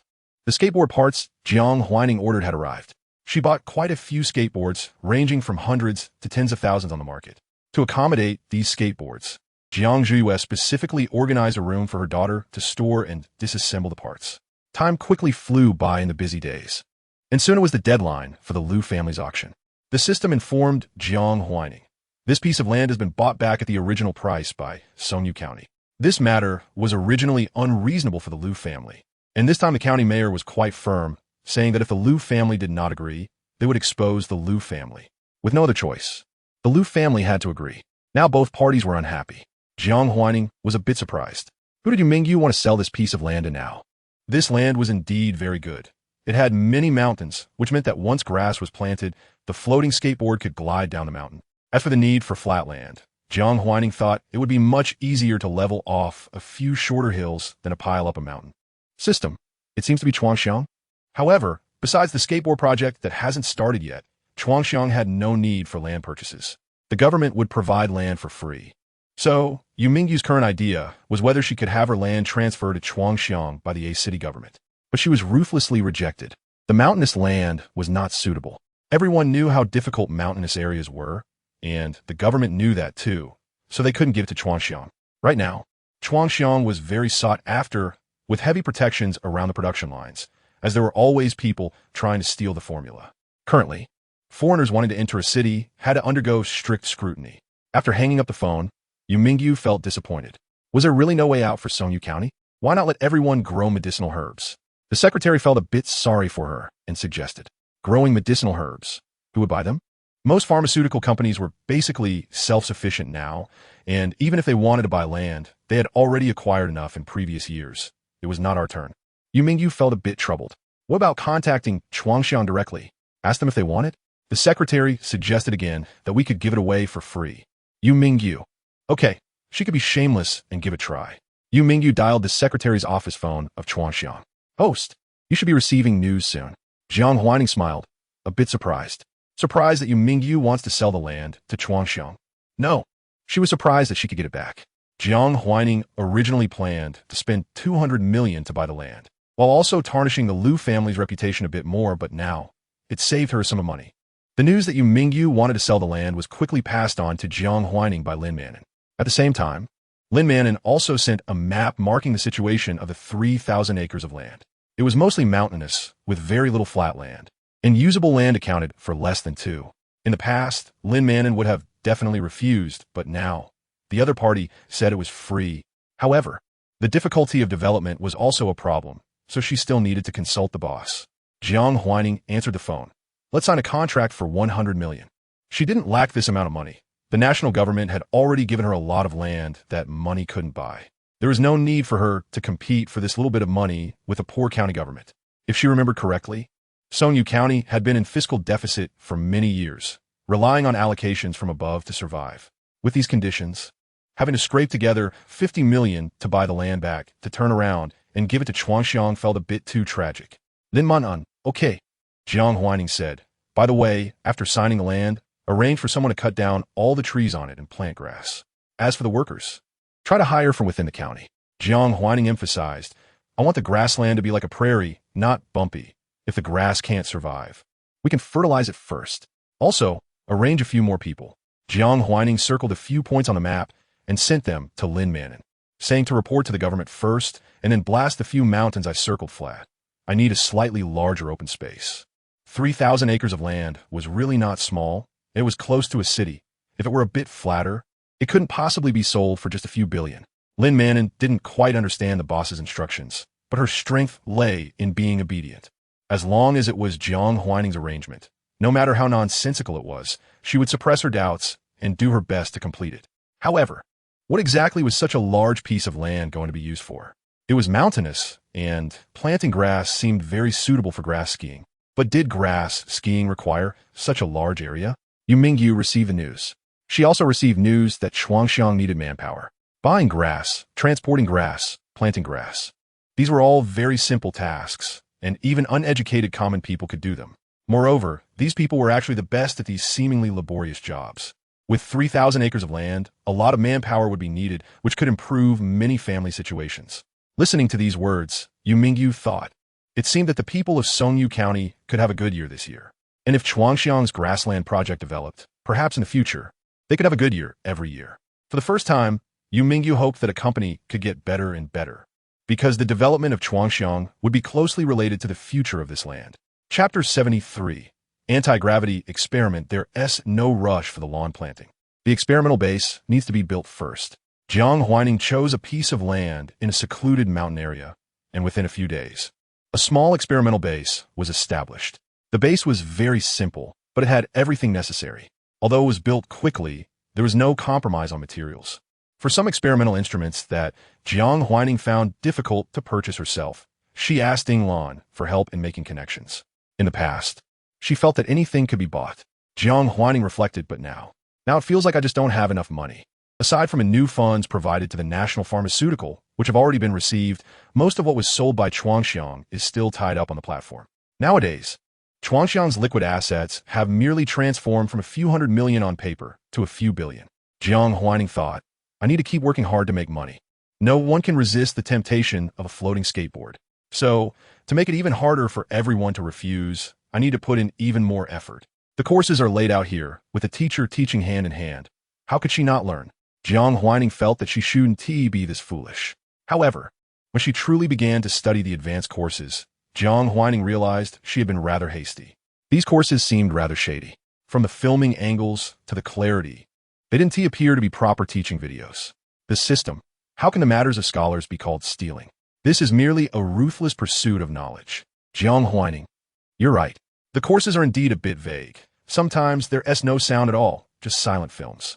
Electromagnetic interference. It's already quite difficult to obtain this. Jiang Huaining. Well, the other party was a bit careless, allowing you to steal it. After joking with the system for a while, Jiang Huaining calmed down and seriously observed the experimental process of the other party. The teacher in the video used high-end instruments and equipment that looked very unfamiliar, while Jiang Huaining only had the most primitive instruments. It was like everyone was using quantum computers for calculations, while Jiang Huaining was still fiddling with her abacus, counting beads one by one. The system felt a bit sad. No matter how much technology between planets was blocked in the interstellar era, at least students could use good instruments, while the host was using tools that could be said to be the most primitive of humanity. In the interstellar era, these things had been eliminated for thousands of years. With these secretly obtained videos, it was unknown how long it would take to solve the unclear questions within them. After struggling for several days without successfully creating anti-gravity materials, Jiang Huaining paused the experiment. The system thought she was going to give up. After all, even those with cutting-edge technology might not be able to research it successfully, let alone the host with just 2 shovels. However, Jiang Huaining merely started frantically doing exercises, unlocking courses related to anti-gravity one by one. Writing test papers was the fastest way to gain learning points. In the past, she didn't write them just because she didn't want to engage in meaningless repetitive learning, but now, it was no longer meaningless. Jiang Huaining spent 10 days in the laboratory, going from completing a test paper in 40 minutes at the beginning to finishing it in 20 minutes later on. In the end, she asked, if I only write the answers and not the process, can I still get full marks? The system paused for a moment. Yes. A few more days passed, and Jiang Huaining completed the college entrance examination papers from the last 10 years and almost all the simulation papers available on the market. Holding these learning points, Jiang Huaining unlocked several more courses, first reviewing all of them, then marking questions, before continuing to watch and repeatedly reviewing until every question in her notebook was clarified. When the last question in her notebook was checked off and answered, Jiang Huaining said, my instruments aren't good enough. Shouldn't I try to make one myself? Perhaps math can be calculated using an abacus. But tiny organisms like cells cannot be seen with the naked eye, no matter how good one's eyesight is. But fortunately, human wisdom lies in its ability to improve tools to achieve its goals. Jiang Huaining's strength was her strong initiative, and many people were willing to help her. With a phone call, the materials she needed mostly arrived, and Jiang Huaining bought another course to learn how to manufacture instruments, then drew the required components into blueprints and handed them to different people. As for herself, she was, of course, responsible for the most critical parts in the final assembly. A few days later, with the help of experts specialized in high-end manufacturing, the required instruments were completed. Jiang Huaining. Since some materials aren't available on this planet, I replaced them with similar types, but the effect should be about the same. To find suitable substitute materials, she consulted quite a few people and even considered using synthetic metals, but in the end, she chose the simplest elemental metals. Now it was time for performance testing. Let's give it a try. Jiang Huaining assembled the instrument and placed a piece of material resembling a block of iron inside. A powerful high-voltage current surged into the massive iron block instantly. 2 months had passed since she started learning. To complete this experiment, Jiang Huaining didn't even go to school for her final exams. The exam paper was sent by the homeroom teacher, allowing her to complete it in the car and then take it back for grading. Jiang Huaining initially wanted the school to give Song Xiaoyang a bit more performance, but Song Xiaoyang refused. What's the point? The homeroom teacher has to do home visits, but Shengyan never needs to. My external work doesn't compare to the amount of home visits. Jiang Huaining didn't insist. Then when I graduate, I'll send you a bonus. This time, Song Xiaoyang didn't refuse. He just smiled. Later, the results came out, and it was no surprise that she was first. And she also heard that Jiang Huailu ranked 5th, improving quite a bit. Naturally, this had nothing to do with her, but the male protagonist might not be happy. If the male protagonist wasn't happy, Jiang Huaining was happy. Liu Shangshu persuaded Liu Jianrong to start a technology company, cutting ties with the Liu family. In this way, the company belonging to Liu Shangshu became a clean and reputable one. But a technology company? Jiang Huaining sighed for Liu Shangshu. How did he get caught in this crossfire? How could the male protagonist be so unlucky? As the male protagonist, shouldn't fate be in my favor? Not thinking about unrelated people anymore, the sound of electric current appeared in the air, and Jiang Huaining quietly watched the black iron block inside. This iron block was the core component of the floating skateboard. Whether the final experiment would succeed depended on this iron block. The system also quietly awaited the final result, feeling a bit nervous for the first time. Would it succeed? But before it could feel nervous for long, the result came out. The iron block, placed in the middle of the instrument, slowly floated up. It only stopped when it reached the highest point within the instrument. Jiang Huaining remained calm, halfway successful. Now it's time to test stability. Stability is the key to whether a qualified product can be made. If it can't maintain stability, even if anti-gravity is successfully achieved, the product would still be a failure. Jiang Huaining took out the iron block and embedded it into the built-in slot of the skateboard. Without the electric current activated, the iron block was merely an ordinary component. It would only have floating properties once powered. The battery was already prepared. It could be activated by pressing a switch or controlled via smartphone. Jiang Huaining tried both methods, and they all successfully activated. This was good news, indicating they had taken another small step toward success. Next came various tests. Chapter 74, I prefer cooler things. The activated hoverboard was about 25 centimeters off the ground, roughly the height of a step. All the various programs inside had already been written by Yin Xiao. Jiang Huaining stepped on it and could feel a slight wobble. But it wasn't significant. The stability was acceptable and could be fine-tuned later if needed, but it wasn't a big issue. The next test. Jiang Huaining didn't step on herself. Instead, she placed a weight equivalent to that of an adult on it. Qin Xian was nearby, there to deliver materials, and she showed surprise at the floating hoverboard. She knew that Jiang Huaining wanted to develop anti-gravity technology and had helped her buy many items over the past few days. But she had never imagined that anti-gravity could really be achieved stably. She thought that even if it failed, leaving behind some experience for future generations would still count as a success. But Jiang Huaining really succeeded. Not only did she succeed, but the hovering performance was also very stable. For a moment, Qin Xian doubted that the person in front of her was human. Can a person really be this strong? A young genius still has to grow up, right? Why does it seem like Jiang Huaining, though still young, has already reached a level that only an elderly genius could achieve? You're here, Jiang Huaining said. I'm conducting speed tests. Do you want to take a look? Qin Xian swallowed hard. Okay. She felt like she was dreaming. The hoverboard moved steadily in front of her, without any bumps, extremely smooth. One could imagine that standing on it would feel the same. Is this a success? She asked dazedly. Yeah, lucky enough to succeed 60 right away. But to reach a marketable standard, it will take at least a few more months, Jiang Huaining replied. I gathered some information. We still need to conduct fatigue tests and charge-discharge tests, which take a lot of time. Jiang Huaining measured a data point that could yield results quickly, recorded it in her notebook, and then scanned it into the computer for backup. Just as she was about to conduct the next test, Qin Xian, feeling a bit restless, asked, Can I give it a try?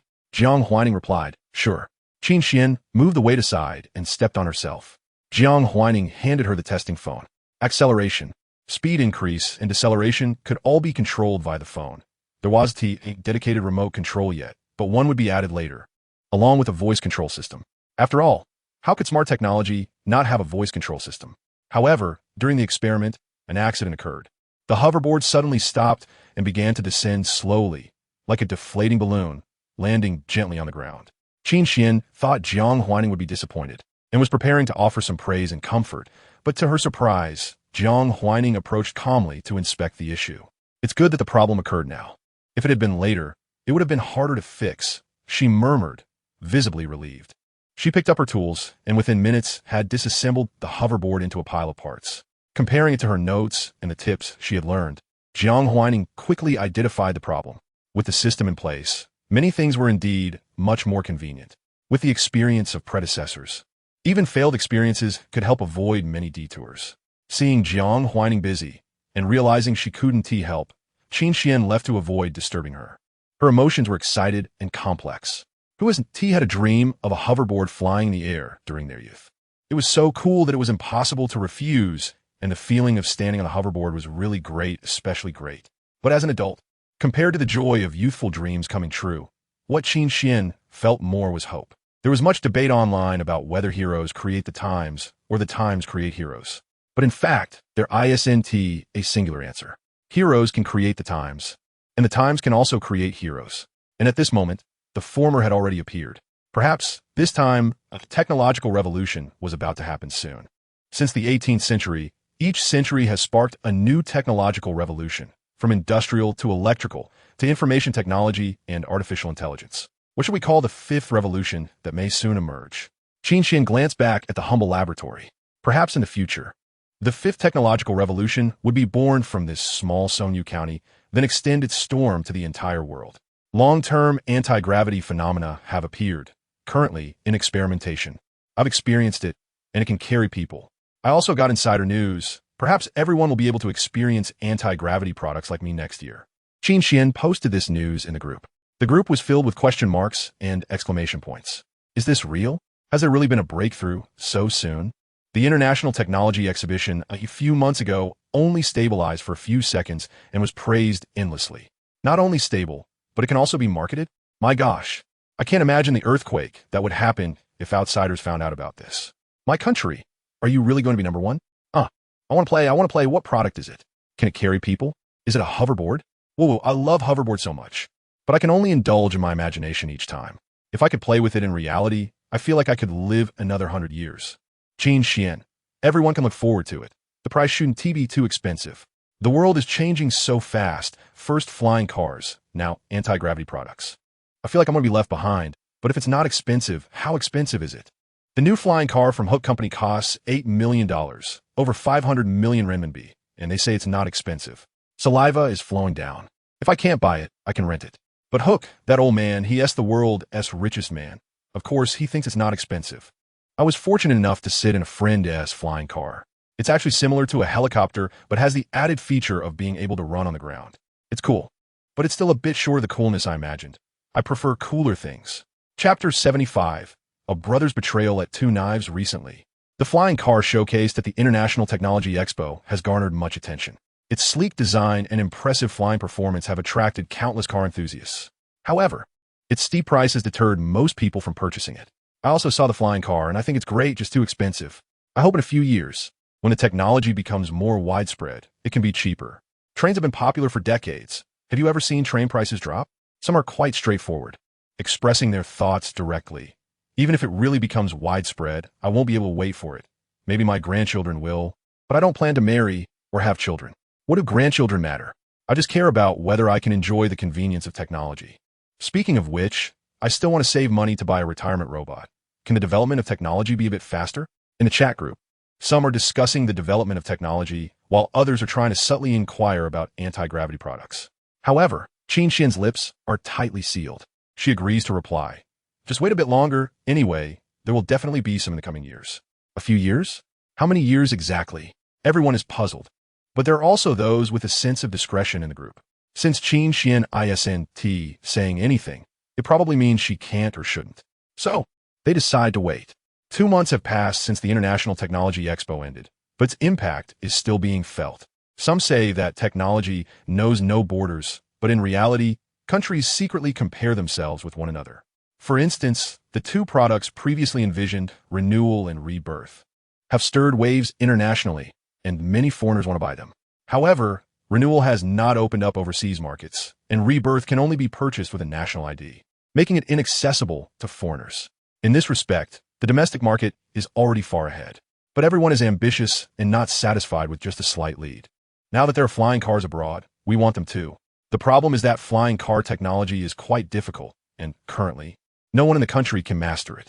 Should we let helicopter engineers work on flying cars? Not to mention the differences between flying cars and helicopters. It would indeed be a waste of talent to have such professionals work on civilian flying cars. But not doing anything is not an option, because foreigner Hook Jet has come to show off in our country. With just a little promotion, flying cars can attract attention. And a single post on social media can garner thousands of likes instantly. The comments section is filled with various envious voices. Some foreigners even jump over the wall to comment in broken Chinese. The flying car is great. If you want it, you can exchange it for the rebirth formula. Without rebirth, I don't agree with Hook selling the flying car to others. We have to wait in line to buy it ourselves. There are also domestic people refuting this. What is the use of a flying car? Isn't it just a fancy helicopter? It can't even be driven on the road, so buying it is just for show. Do they really want our stuff? Exactly, you can only fly it at home. What is the use of buying it? Now it's getting heated, with many people thinking that the others are trying to take advantage of their country, leading to a chaotic argument in the comments using translation tools. Our country will also have its own flying car, and it will be better, so stop bragging. But our country's geniuses will continue to improve the flying car. If you fall behind now, you'll keep falling behind. It's impossible to catch up. The people from Country M are very arrogant and have great confidence in their country's geniuses. At this moment, most of the domestic participants fall silent, because they also know who that genius is. Very few people would harbor ill feelings toward a genius, even if that genius is from another country. As long as that foreign genius doesn't insult their country or threaten their national security, it's hard for netizens to dislike such a genius. And they might even admire them. People are drawn to strength. No one would hate someone who contributes to technological development. At this moment, someone who knows a bit of the inside story leaves a message. You're talking about Jiang, right? He is indeed very impressive. He was born in our country, but later switched to M nationality. Their whole family immigrated, but Jiang often comes back to study in the country. Jiang Huaining also knows about the recently popular flying car. In fact, in her previous life, Liu Shangshu also participated in the flying car project a few years later. And the reason the male lead could participate was, of course, because he had a friend, Jiang. Jiang is of M nationality, but comes to Xinhua to study for a few months each year. The flying car from Hook's company was proposed and led by him. To develop this flying car, Jiang disappeared after coming to school, with Liu Shangshu at the beginning of the school year. Jiang Huaining almost forgot about this person until she saw a push notification pop up on her phone. It also included a picture of Jiang in a white suit, looking into the camera with a hint of just the right amount of arrogance at his teenage age. Normally, Jiang would return to develop in the country a few years later and collaborate with the male lead to develop the new flying car Y series. The strong partnership would directly lead the male lead to the pinnacle of success. Of course, as a male lead running a cosmetics company, he didn't abandon his market. He just gained a little stake in another company. The flying car company's profits were considerable, and as an investor, the male lead owned 40 of his shares. Moreover, the male lead and Jiang even launched a flying car loan lasting 30 years, claiming to allow every ordinary person the chance to own a flying car. The flying car craze in the previous life was indeed ignited by Liu Shangshu and Jiang. Now, Jiang Huaining contemplates a question. Since the male lead has turned to start his own tech company, will Jiang lend a hand? Their relationship is indeed quite good. If that were the case, the male lead's tech company could really take off. Jiang is the second male lead. The author of this book seems to really like this character, but his family background is not as good as the male leads, plus he has a few minor flaws. So he ultimately didn't succeed in rising to prominence. Jiang is the second male lead? Jiang Huaining's tone is strange. He is even worthy of that? Although Liu Shangshu may not have great character, Jiang is even more of a lawbreaker. Liu Shangshu might be considered morally corrupt, but Jiang is a high-tech criminal.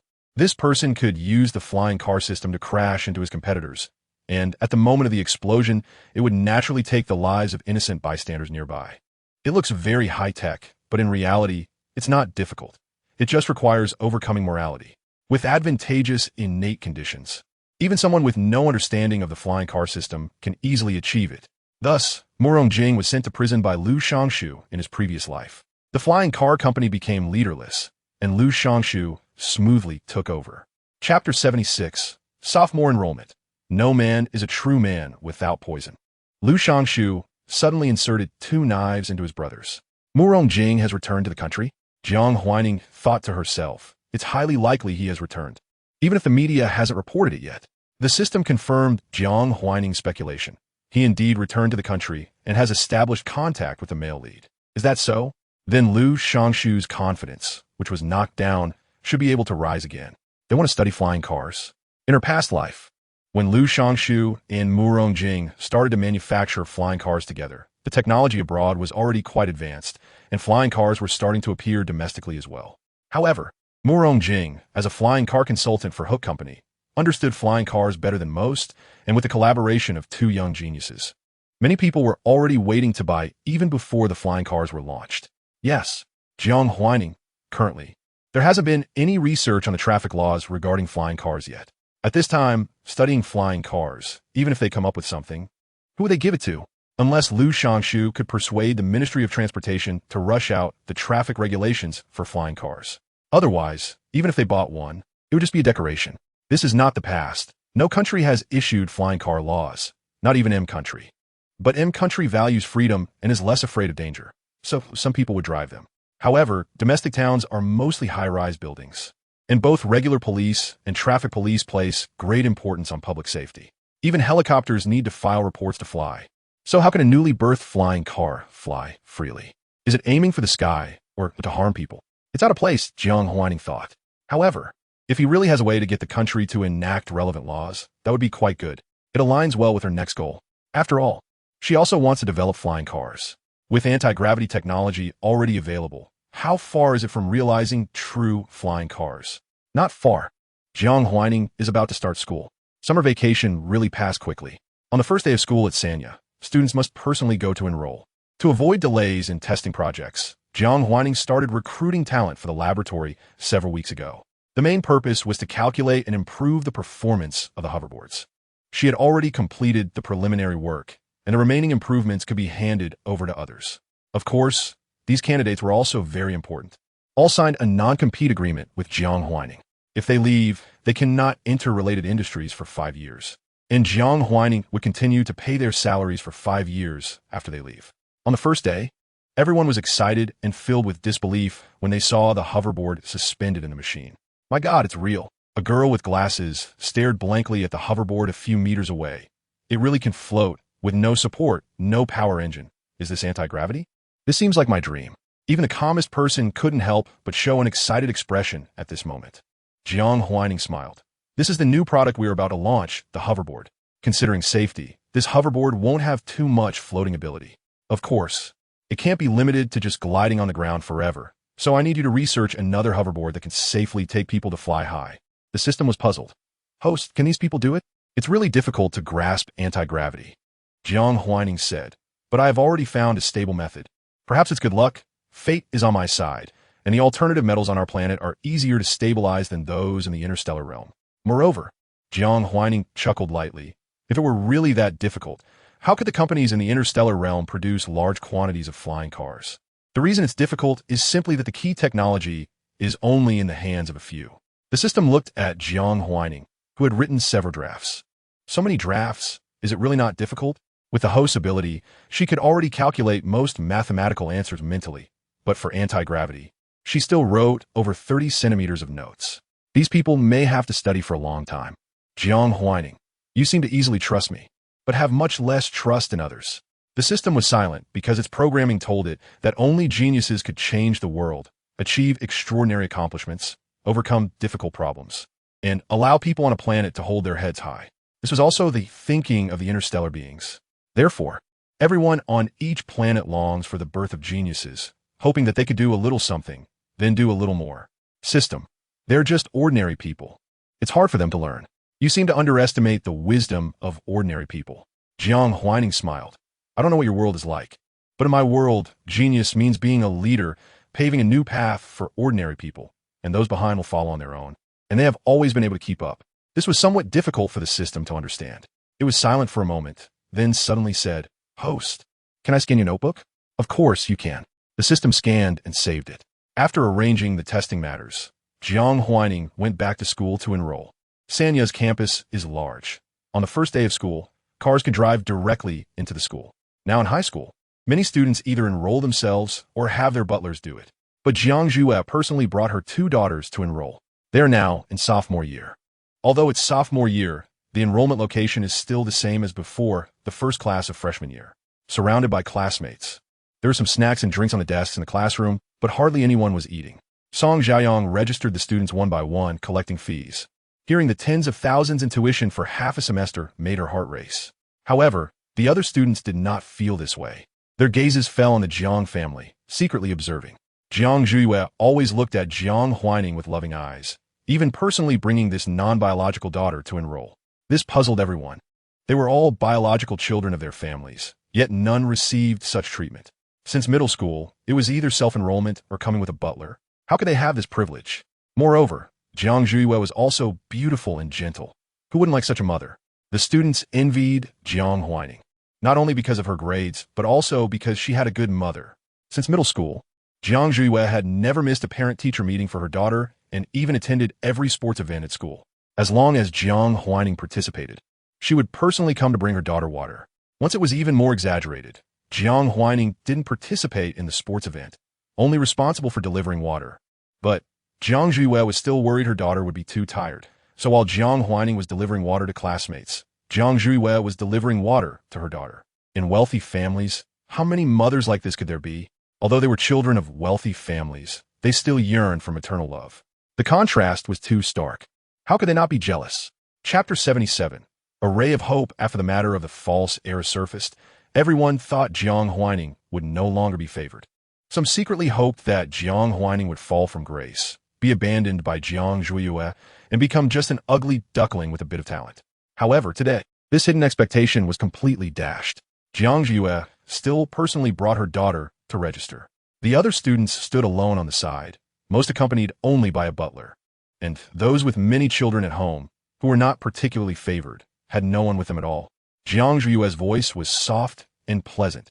Please help my Huaining and Huailu with their registration. Jiang Huailu stood to the side, glancing at her sister. Sister? She said softly. Jiang Huaining was looking down at her phone and didn't notice her sister's gaze. When she turned to look after sensing Jiang Huailu's silence, she found Jiang Huailu was staring at her. Upon realizing Jiang Huaining was looking back, Jiang Huailu blushed. Nothing. Sister, you go ahead. I will study hard this semester and won't pay attention to strange people. Jiang Huaining chuckled lightly. Okay, but what did Jiang Huailu have to guarantee? Shouldn't that be a promise to their mother? However, Jiang Huailu had been acting a bit strange lately, sometimes sneaking glances at her and bringing her food. She was getting used to it. After Song Xiaoyang finished registering the two, he turned to the next page, which was Murong Jing's. She paused slightly. She had contacted Murong Jing before, but it was his butler who answered, and he didn't respond to whether Murong Jing would return to school, just arrogantly hanging up the phone. Now, only a few people had not completed their registration. After waiting for a while, most of the crowd had dispersed, and Murong Jing arrived. He handed over the documents, lacking the arrogance of his butler, and smiled. Teacher, please help me with the registration. Shushu will be here soon. As soon as he finished speaking, Lu Shushu appeared at the door, and the two exchanged smiles. After completing the registration, Jiang Huaining went to Songyu County. The distance from Songyu County to city, it was not far. It took just over half an hour to reach the county center by highway. However, the terrain of Songyu County was complicated, and due to a lack of funds for road repair, the roads became bumpy after exiting the highway. The grasslands had been mostly planted and had grown well, because Jiang Huaining was willing to invest money. Now, as far as the eye could see, the originally bare yellow land of Songyu County had turned into green lawns. Driving further, they reached an artificial plain. Jiang Huaining said, the grass has grown well. Next, we need to install a fire prevention system. After all, it's all grass, and if an accident happens, it would be bad if it caught fire. Moreover, during dry weather, just controlling people won't stop forest fires. Some birds will intentionally carry away half-extinguished cigarettes to dry places to start fires to drive away insects. This is the wisdom of birds. They can extinguish fires, but it doesn't guarantee success, and a careless mistake could lead to a forest fire. So precautions must be taken. Luo Yuanyuan made a note beside her, asking, Boss, what is the budget for the fire prevention system? Jiang Huaining replied, the safer, the better. Let us follow the strictest standards. If a fire breaks out, the losses will be greater, and such a significant incident would definitely trend on social media. And we would be caught by the handle, right? After thinking for a moment, she added, the weather is dry lately. Once the sprinkler system is installed, we should water 3 times a day regularly. The hoverboards are not officially on the market yet, and Haven Tea obtained safety permits. And these grasslands are still in the nurturing stage, so there's no rush to open them to the public. Watering more will help the lawns grow better. The two entered the laboratory. It was autumn now, and the weather had started to cool down. Inside the lab, people were either hunched over notebooks or responsible for testing. Jiang Huaining had even invited people from the Development and Reform Commission to supervise all the testing results to obtain market approval. The performance was indeed stable. Even the weight of 2 people standing on it could be supported, and it was very steady. An elderly man smiled, saying that this little thing was a bit too cute, Once two people stood on it, it would rise 3 centimeters off the ground. And no matter how they called it, it wouldn't fly higher. Jiang Huaining smiled, knowing that the qualified tests had passed. In the future, we will research new products that can fly higher while ensuring safety.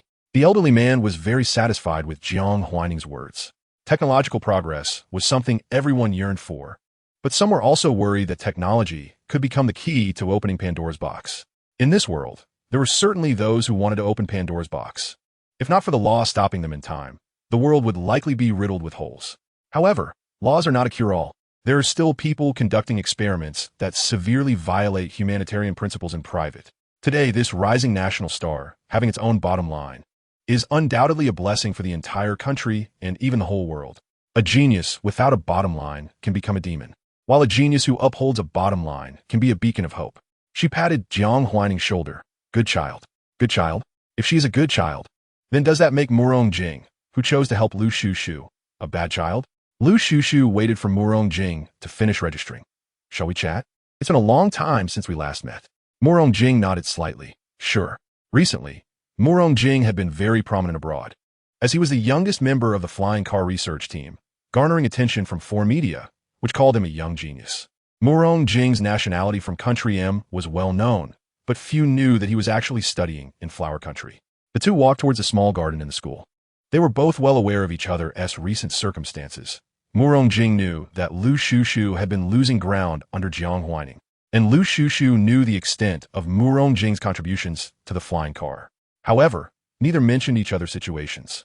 Instead, Murong Jing brought up another topic. I heard you canceled the marriage alliance with the Jiang family. Your father's company seems to be having a hard time lately, and it looks like they are finding you a new marriage partner. This topic made Lu Shushu's expression darken. Previously, the marriage alliance with the Jiang family was to better swallow them. Lu Shushu didn't feel humiliated, but now the purpose of the marriage was to secure new investments, making Lu Shushu feel sold out. His looks, family background, and abilities had all become minor points weighed by other wealthy families. That's right. Murong Jing said, you probably don't know when you offended Jiang Huaining. She has been dealing with you behind your back.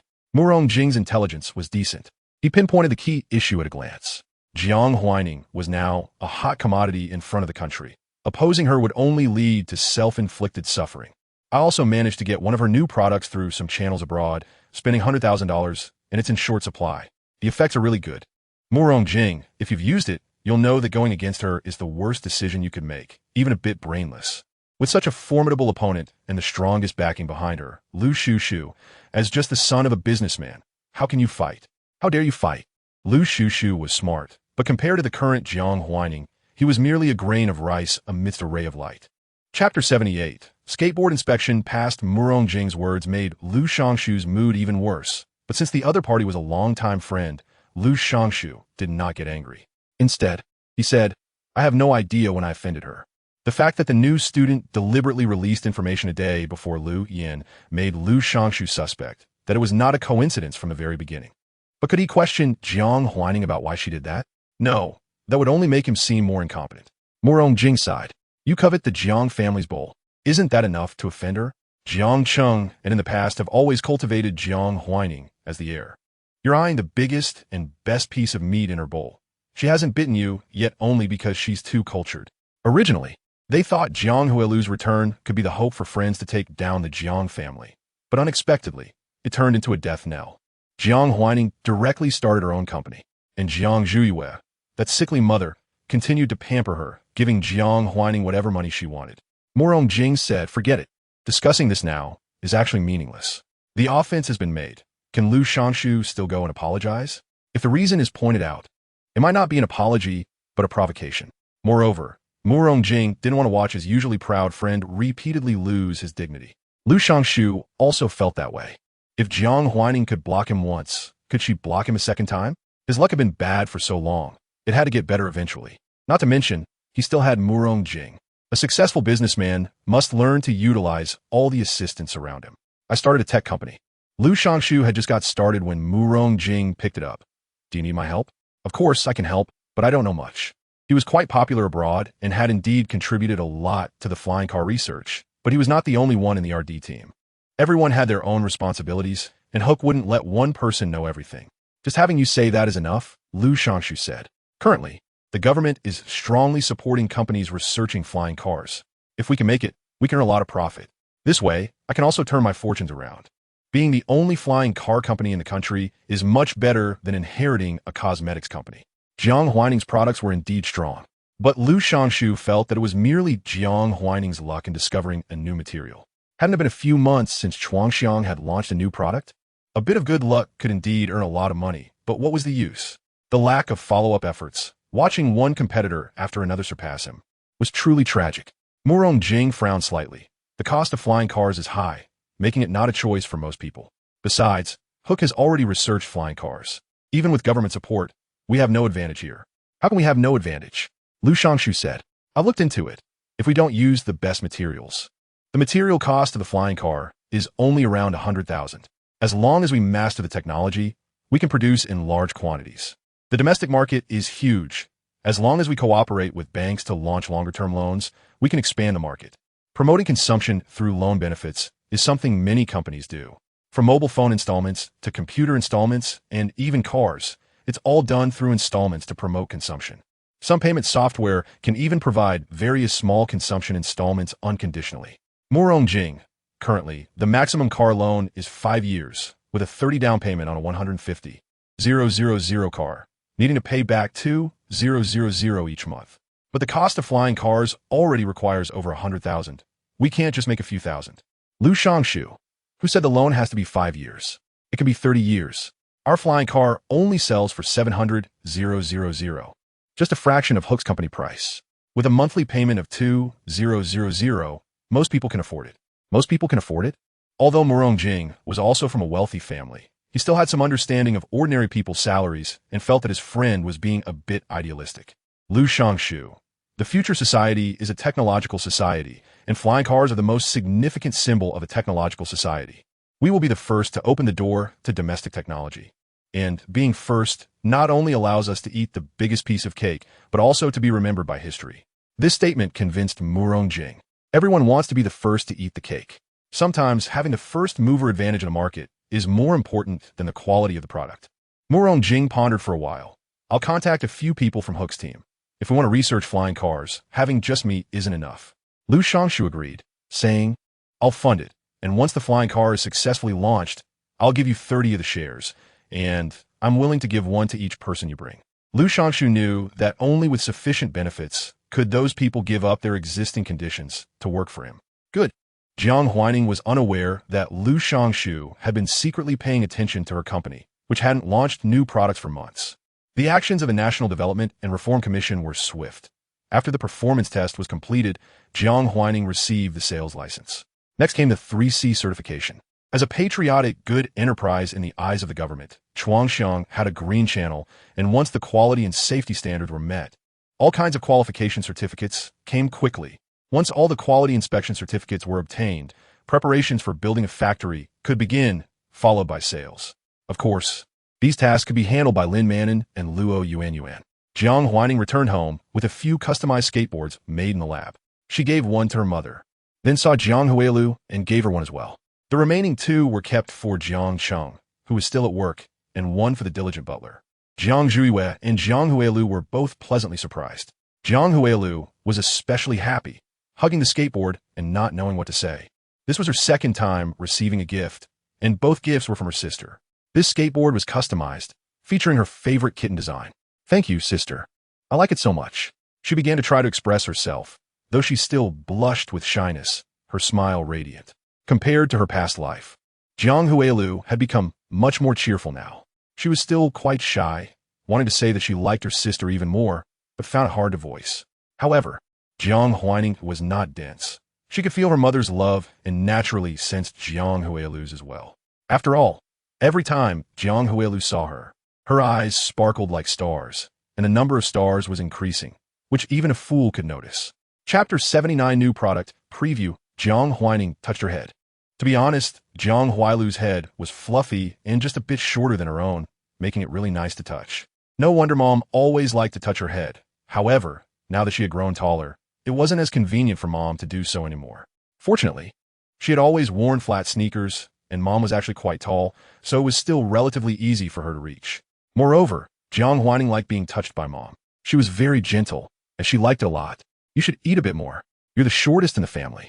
Jiang Huaining didn't say the latter part of the sentence. In fact, Jiang Huailu wasn't short. She was 6 meters tall, which was considered average height in the South. But Jiang Huaining thought being a bit taller wouldn't be a bad thing. Jiang Huailu felt a bit shy. No one had ever shown her such intimate affection before. Okay. Jiang Huailu replied softly. Since her sister said to eat more, she would eat more. Being a high school student, it seemed she really should eat more. Studying and competing every day made her brain work at high speed, consuming a lot of energy. Sometimes she felt very hungry, but since it wasn't mealtime, she didn't dare eat too much, so she continued studying feeling half full and half hungry. Jiang Huaining smiled and taught a few people at home how to operate the skateboard. Operating a skateboard was actually quite simple. It could even be used as a regular skateboard, just in foot motion mode. The people in the lab initially argued a bit over the name, but Jiang Huaining thought it was simple and easy to understand, so she just went with it. The name for the skateboard mode should be as simple as possible. There was no need for obscure terms. After watching them operate for a while and seeing that they all managed it, she went upstairs. In the garden, Jiang Huailu glanced in her sister's direction, pursed her lips, and suddenly stopped. Mom, I still have questions I haven't finished. The teacher is coming to class tonight, so I need to go do my homework first.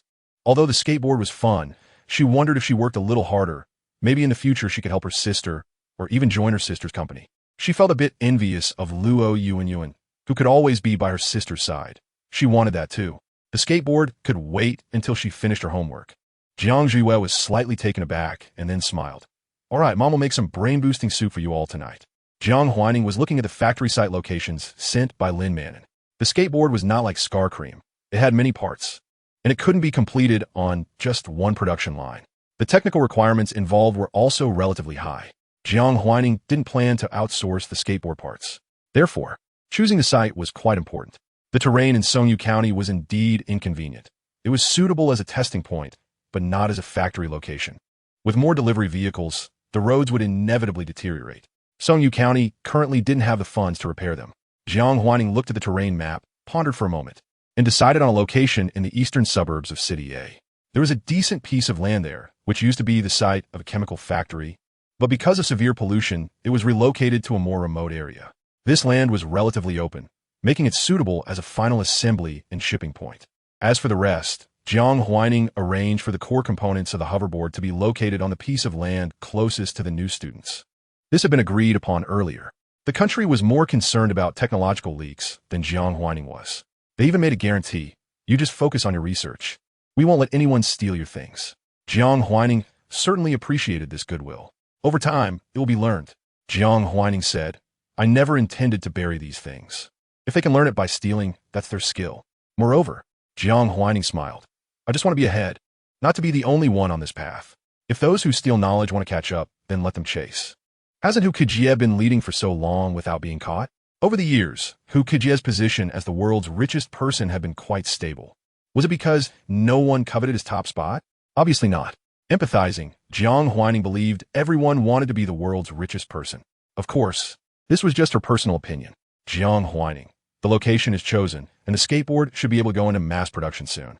We can start the preview. Yes, this time it was just a preview, not a promotion. In fact, this time, Jiang Huaining did not plan to let Chuangxiang directly reveal the name of the new product. Lin Manon received Jiang Huaining's notification. These days, her feelings have been very complex. She often found herself spinning in circles in the office out of excitement. She was already an adult, and her daughter was in her teens, so it was rare for her to be unable to control her emotions. But a hoverboard? Anti-gravity? It was actually going to be realized, and Chuangxiang was the first to release related products. This was destined to be recorded in history. As the group executive president of Chuangxiang, Lin Manon naturally received a skateboard. Due to the confidentiality of the unannounced preview, she only played with it in her office when no one was around. The skateboard, when the switch was off, could be folded up like a regular skateboard, making it hard to be discovered. Lin Manon. All right, I'll arrange the related preview matters right away. Chuangxiang's official blog posted a new entry, still in a lively tone. Chuangxiang Technology. A day apart feels like 3 autumns. Months have passed, and we don't know how many years it has been since we last met. But we have been quietly working hard where you can't see us. So this time we bring a new product to greet everyone. Tech enthusiasts and sci-fi fans. Can you guess what it is? We will randomly select 166 lucky users who guess correctly to receive a new product. New product outline. JPG. Those who like lotteries and guessing joined in. Netizens looked at the outline picture, and the answers were varied. Some analyzed like class representatives, some guessed directly, and others who felt they couldn't guess just wanted to know the price. Looking at the picture, there's only a black-gray outline. Overall, it is rectangular. But on both sides, there are small wing-like things. The small wings may be for design or for other purposes, making it hard to guess. But if we remove the small wings, can everyone guess what the rectangular thing is? Refrigerator? Doesn't look like it. Strictly speaking, the top and bottom of this outline have curves, so it probably isn't a refrigerator. Washing machine? Dishwasher? Vacuuming robot? Why are you only guessing cleaning tools upstairs? These are all available on the market. They don't seem sci-fi enough. I don't want to guess. I just want to know the price to see if my wallet is enough. It shouldn't be a flying car, right? I definitely can't afford that. Sob, sob, sob. Hookah's newly released flying car is much cheaper and also much uglier. But even converted to RMB, it costs 8 million. Currently, the country has no flying car management regulations, and Chuangxiang, being a promising company in the eyes of the state, wouldn't casually produce a flying car to sell. Then I guess if the skateboard combined with sci-fi, it might be a hoverboard. Haha, I don't even believe my own guess. Many people noticed the comments about flying cars and initially wanted to guess, but were discouraged by other statements. Yes, the country hadn't issued flying car management regulations. How could Chuangxiang possibly produce a flying car to sell so carelessly? Everyone had long associated Chuangxiang with the state. Chuangxiang's new product must be supported by the state. This was indisputable. Chapter 80. The function of the hoverboard. The Post 00S administrator managing the official blog grinned widely as she looked at the various comments from netizens, happily refreshing the comment section. This group of netizens really knew how to speak, which made her very happy. As an administrator, when there were no new products launched or inventory changes, she was genuinely quite idle, only able to pass the time by replying to netizens or grinding coffee beans. After a few months at the company, she had already developed a good skill for grinding coffee beans and could work as a barista at a certain coffee chain. Of course, she wouldn't do that, although she was occasionally bored. Where else could she find a job that allowed her to enjoy the compliments from netizens about her work every day? The emotional value was simply off the charts. She didn't even want to date anymore. Netizens were much more talkative than boyfriends, and wouldn't make her angry. When she had just graduated, her parents wanted to arrange blind dates for her. However, since she joined the company, her parents directly helped her reject all suitors, fearing that some man might take advantage of their daughter. The company had good benefits, and after working for more than a year, there was an enterprise annuity. Before joining the company, her family didn't even know what an enterprise annuity was. Now that she was employed, the HR lady specifically educated everyone about it. It was a supplementary pension system aside from the employee pension. If one was willing to pay, they could fill out an application form after 1 year. And in the future, would be deducted from their monthly salary, and the company would contribute an additional 8. This money would be paid monthly into their salary cards as a pension after retirement. Of course, if anything unexpected happened in the meantime, or if one left the job, both the individual and their parents could apply for a refund. Whether it was the money they contributed or the company's contributions, everything would be refunded to them or their relatives. If one had a bad relationship with their family, they could also leave a document for someone else. That night, upon hearing this news, she was overjoyed. As an only child with no concerns, she immediately called her parents to tell them. She asked the HR sister to calculate it for her. If she worked at the company until retirement, she would have contributed to the enterprise annuity for 31 years. Based on her current salary, even if there were no future raises, her monthly pension would be over 11,000, which could be drawn for 10 years. The HR lady said she could also choose to withdraw it all at once, and with the company's contributions and her own, there would be 1.33 million. Moreover, her salary would increase in the future. Her parents at first couldn't believe it. To the elderly couple, they thought, how could there be such a good company? The child next door was laid off at 35. They were also worried about their daughter's future job stability. What if she became unemployed? And at least she would have a partner to rely on. However, this thought was completely shattered by their daughter's words. As long as I save a bit more for the down payment and don't buy too expensive a house, the company's Provident Fund will completely cover the mortgage. By then, you can all come to live with me in City A. I'll buy a 3-bedroom apartment, 120 square meters, just right. The couple was stunned, feeling as if they were dreaming. They were ordinary people, thinking having a house was already great, and they hadn't planned for anything too expensive. It seemed that since their daughter started working at the company, more people had indeed come to their home, and there were also more people introducing potential partners. Will your company fire employees? The administrator chuckled. How could they fire me? I'm not a corporate spy, nor do I commit any principal mistakes. To fire me, the president would have to sign and stamp the papers, and the president is so busy. Why would they go to such lengths for a small employee like me? Besides, the company leaders are very nice, and everyone gets along well. There's nothing chaotic. Even the cleaning staff wouldn't want to change jobs. In the workplace, such an atmosphere is really rare. She had been prepared to accept the deceit and tricks of society. After a while, her mother spoke up, so, if you really don't want to get married, we could use the dowry we saved for you as a down payment. She knew her daughter wouldn't waste money and wasn't a spendthrift. Her daughter planned for her future. But parents always worry a bit more. We should have done this a long time ago. The administrator didn't expect her parents, who didn't earn much, to have saved a dowry for her. She stomped her foot and said, after paying the down payment, wouldn't it be great for our family to live together? Why should I take everything to someone else's home? Her mother chuckled. If you get married, then that would be your home. How could it be someone else's home? But I don't want to get married. Wherever you are is my home. Whoever I grow up beside is my home. Mom, I actually feel like I'm still a child. Right now, I have you, and in the future, I'll have the company and the country providing me with a pension, along with friends to chat with. So, you don't have to worry about my future. I just want to live this life in the way I like. This statement completely convinced her parents.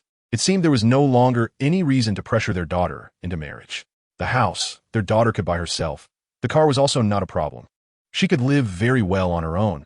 Her current salary and future pension were visibly sufficient. Marriage didn't seem to bring anything to their daughter. And what it could bring was even something she disliked. Meanwhile, Jiang Huaining tapped the table and said, let employees directly announce the results to netizens. With the government giving the green light, the production line was built quickly, and it only took a few days to create a considerable inventory. She stood up, looking at the distant high buildings and white clouds. The official sales time is set for Friday. Friday? That's soon. The Weibo post announcing the new product from the company caused a sensation. Hoverboard? Is this science fiction invading reality? This Weibo post quickly topped the trending searches. The comments section was filled with excited and incredulous questions from netizens. Hoverboard? Really? It won transparent wheels, right? I just bought a membrane keyboard last week that feels like a mechanical keyboard. Please don't trick me. I'm easily fooled. What are you asking for? Just watch the video. It's very clear. It's completely hovering. There's no support underneath the skateboard. If it weren't for the fact that Weibo said it was a new product reveal, I would have thought it was a trailer for a sci-fi movie. I must say, this promotional video was really well made. The administrator was also very excited, or rather, the entire company was excited. A hoverboard. This is a hoverboard. How many people as childhoods didn't dream of having a flying skateboard? Now, it was about to become a reality. Moreover, they were employees. They could purchase it internally without fear of missing out. The administrator replied to the netizens. It's true, this Friday at 10 a.m., it will officially go on sale. Netizens, QQ, do you dare to let everyone in the comment section buy one? The administrator's reply was very official. Dear, we will do our best to increase production. Just not giving a definite answer. Most netizens were anxious, but those destined to own one of the 150 hoverboards were very happy. The internet was buzzing, sharing the news while fearing that their competition would grow. But this was already an unstoppable trend. Only the administrator's parents seemed out of touch, sitting together. Having thought for a week, finally decided to pack their bags on Sunday and bring the dowry they had saved for their daughter to visit City A, to see this prosperous city. On the way, they heard many people discussing something that seemed to be called a hoverboard, but speaking in Mandarin. The two elderly people who had spoken dialect all their lives couldn't quite understand, but it sounded impressive. Just as they were about to check the map and ask for directions to their daughter's rented house, they heard their daughter's voice. The first batch of hoverboards had already been sent out, and it was the weekend, so the administrator came to borrow her parents directly. She was beaming with joy, and it was evident that she had taken good care of herself during this time, Mom and Dad. The couple's daughter got off a skateboard and took the package from the elderly person's hand. After grabbing the luggage, Chi Baiyu turned to the skateboard and said, Xiao Yu, activate cargo mode. The skateboard quickly changed its form, extending black metal wires from all around, soon transforming into something resembling a storage box. Xiao Yu, cargo mode activated. Under the astonished gaze of the couple, the daughter tossed everything into the box made of metal wires. Mom, Dad, this is the new skateboard our company released. It can carry people and deliver packages, very convenient. After saying that, the daughter spoke to the skateboard again. Xiao Yu, activate follow mode.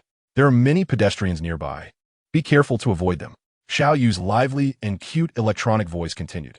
Follow mode activated. Please rest assured, Xiao Yu will make every effort to avoid pedestrians. Chapter 81. Those who like to pick wild vegetables are fortunate. An elderly couple who had just come out from their hometown were stunned by the high-tech scene before them. They had only spent a week thinking behind closed doors in their hometown, and now such high-tech things had appeared. Chi Baiyu couldn't help but laugh at her parents' expressions. The couple looked at the hoverboard on the ground, and then at their daughter. What is this? The mother was bewildered. Can I understand what you say? And how did it transform?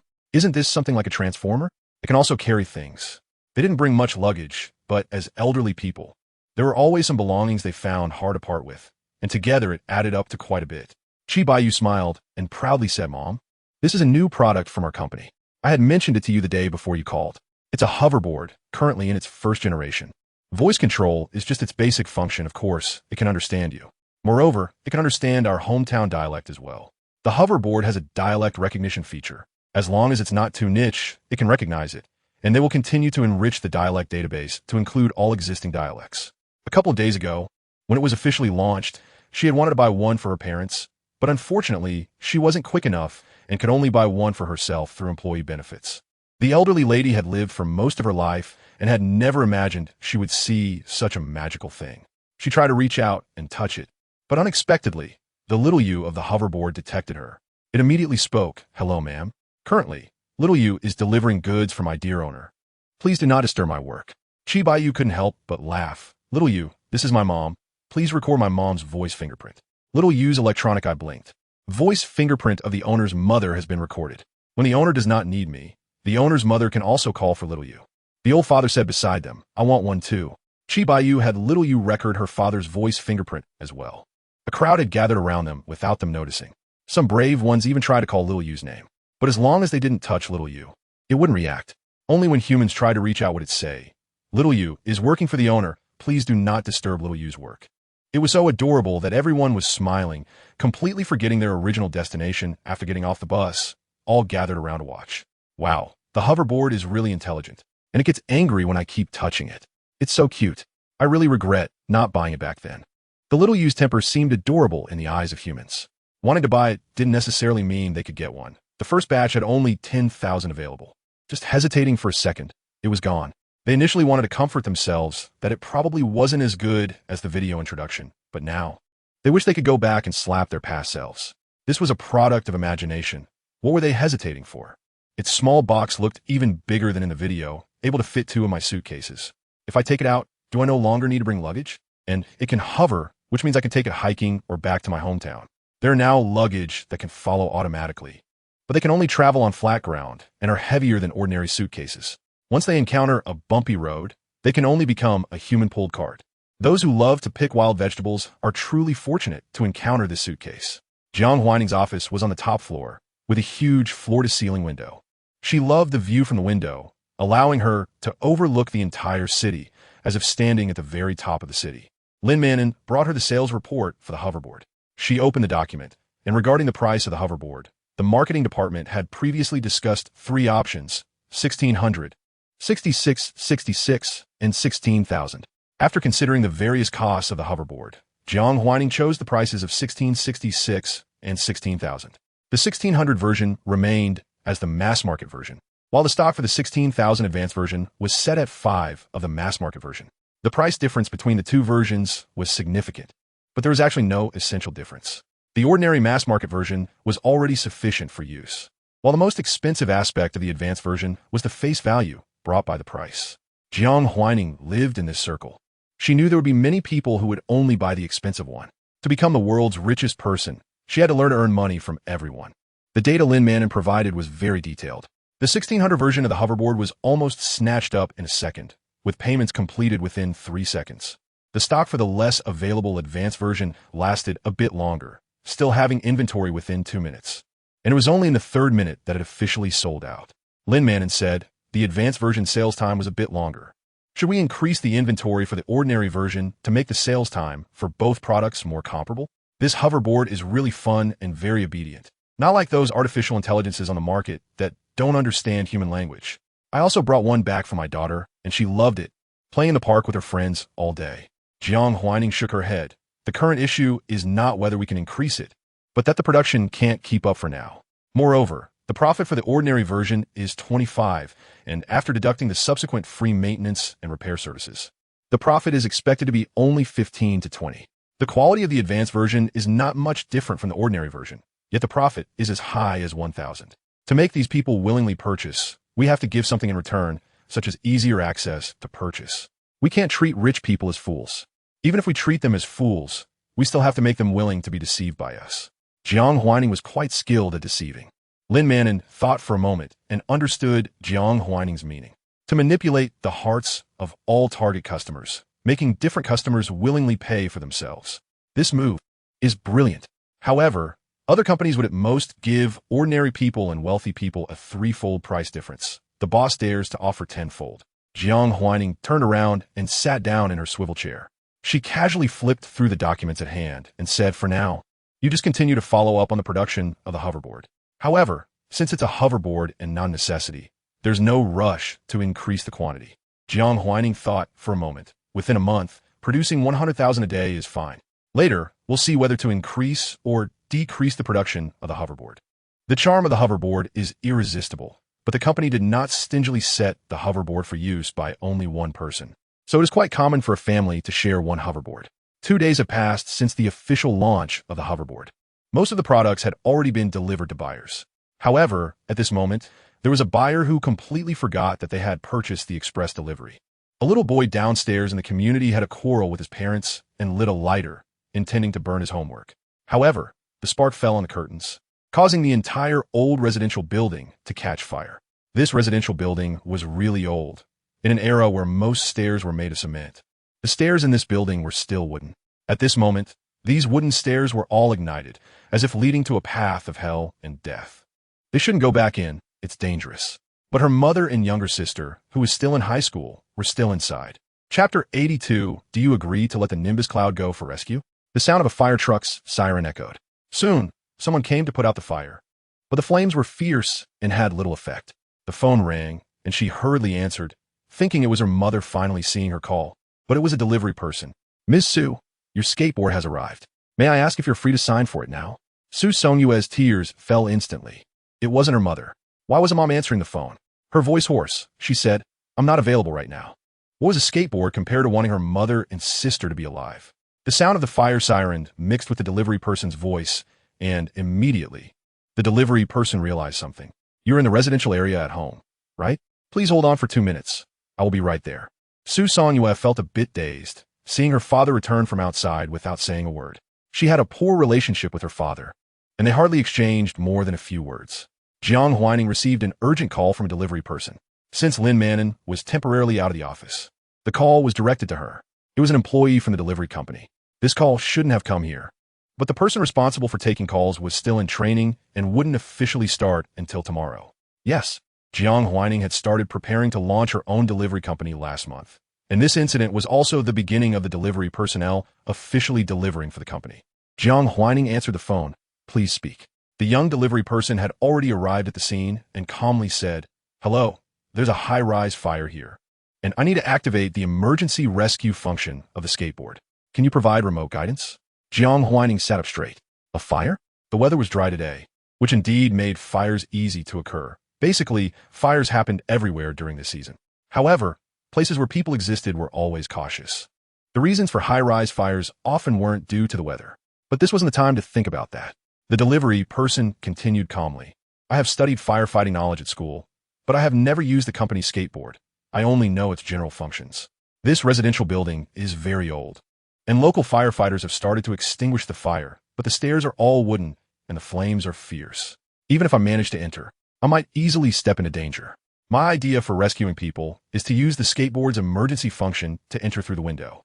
With the fire raging, the surrounding sounds were quite noisy, but the delivery person's voice was clear, and Jiang Huaining could hear the sound of the person unboxing a package. Normally, delivery personnel were not allowed to open customer packages without permission, but at this moment, everything had to give way to human life. The training at the company had never taught employees to prioritize rules over human life. Jiang Huaining immediately said, "Turn on the skateboard's power switch, and it will automatically identify dangers within a safe range and activate emergency mode." After a pause, she added, "Be cautious. The skateboard is fully charged when it leaves the factory. In emergency mode, it can fly up to 100 meters high, but at the same time, it will consume energy at 5 to 10 times the normal rate. If you need to carry someone, the energy consumption will increase to 20 times, and you will have at most 1 hour of time. When the battery is low, it will issue a countdown. So make sure to return to the ground before the countdown ends. Jiang Huaining's feelings were complicated. When developing the skateboard, she truly only wanted to create a high-tech product that people would like. Adding a feature that could provide users with a bit more safety in critical moments came later. Jiang Huaining knew the other party couldn't talk to her any longer, so she said one last thing. It is fireproof, but humans are still flesh and blood. No matter who the user is, safety must be a priority. The delivery person replied with a okay, and she had successfully activated the skateboard. Looking at the chaotic scene and a crowd of crying people, she didn't know how much she could do or how many people she could save. Fire source detected. Emergency mode activated. Should we evacuate immediately? If there is no response within 2 seconds, it will default to evacuating the owner. Yes. Once the emergency mode of the skateboard was activated, the first response was to take the owner away from the dangerous place. But if she wanted to do that, she wouldn't have come here. No. Take me up. The delivery person's voice was calm. At the end of the call, Jiang Huaining heard crying of the elderly, children, adults sobbing, wailing in pain, along with some curses. Jiang Huaining had never been exposed to so many voices and so much suffering. She seemed to see another side of the world, both surreal and very real. She contacted Yan Xiao.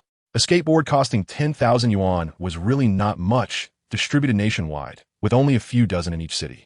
She didn't know how many of those dozens had discovered and signed the mutual assistance agreement from her company. Through the skateboard's holographic image, Jiang Huaining could see the specific situation of the fire. It was a large fire, and the wooden stairs had been burned to the point where they were impassable. Yan Xiao was writing a program when she answered the phone. Huaining? Jiang Huaining. Locate all the Lincoln skateboards within 100 kilometers of this address. Activate the emergency function. And ask all owners who signed the mutual assistance agreement if they are willing to let the skateboards participate in the rescue. Yes, after all customers successfully make payments, the company will send a message to the customers. This is the mutual assistance agreement. Originally, Jiang Huaining thought maybe it would be useful. Moreover, this also reflected the humanitarian aspect of her company. But she didn't expect it to be used in such a situation. However, the mutual assistance agreement stipulated that the company would only bear 30 of the skateboard damage. The rest would need to be borne by the customers themselves. So, how many people would be willing? Jiang Huaining believed in the goodness of human nature, but she also believed in the evil and indifference of human nature. The choice was only a thought away. Yan Xiao was quick. She activated the backend query function in no time.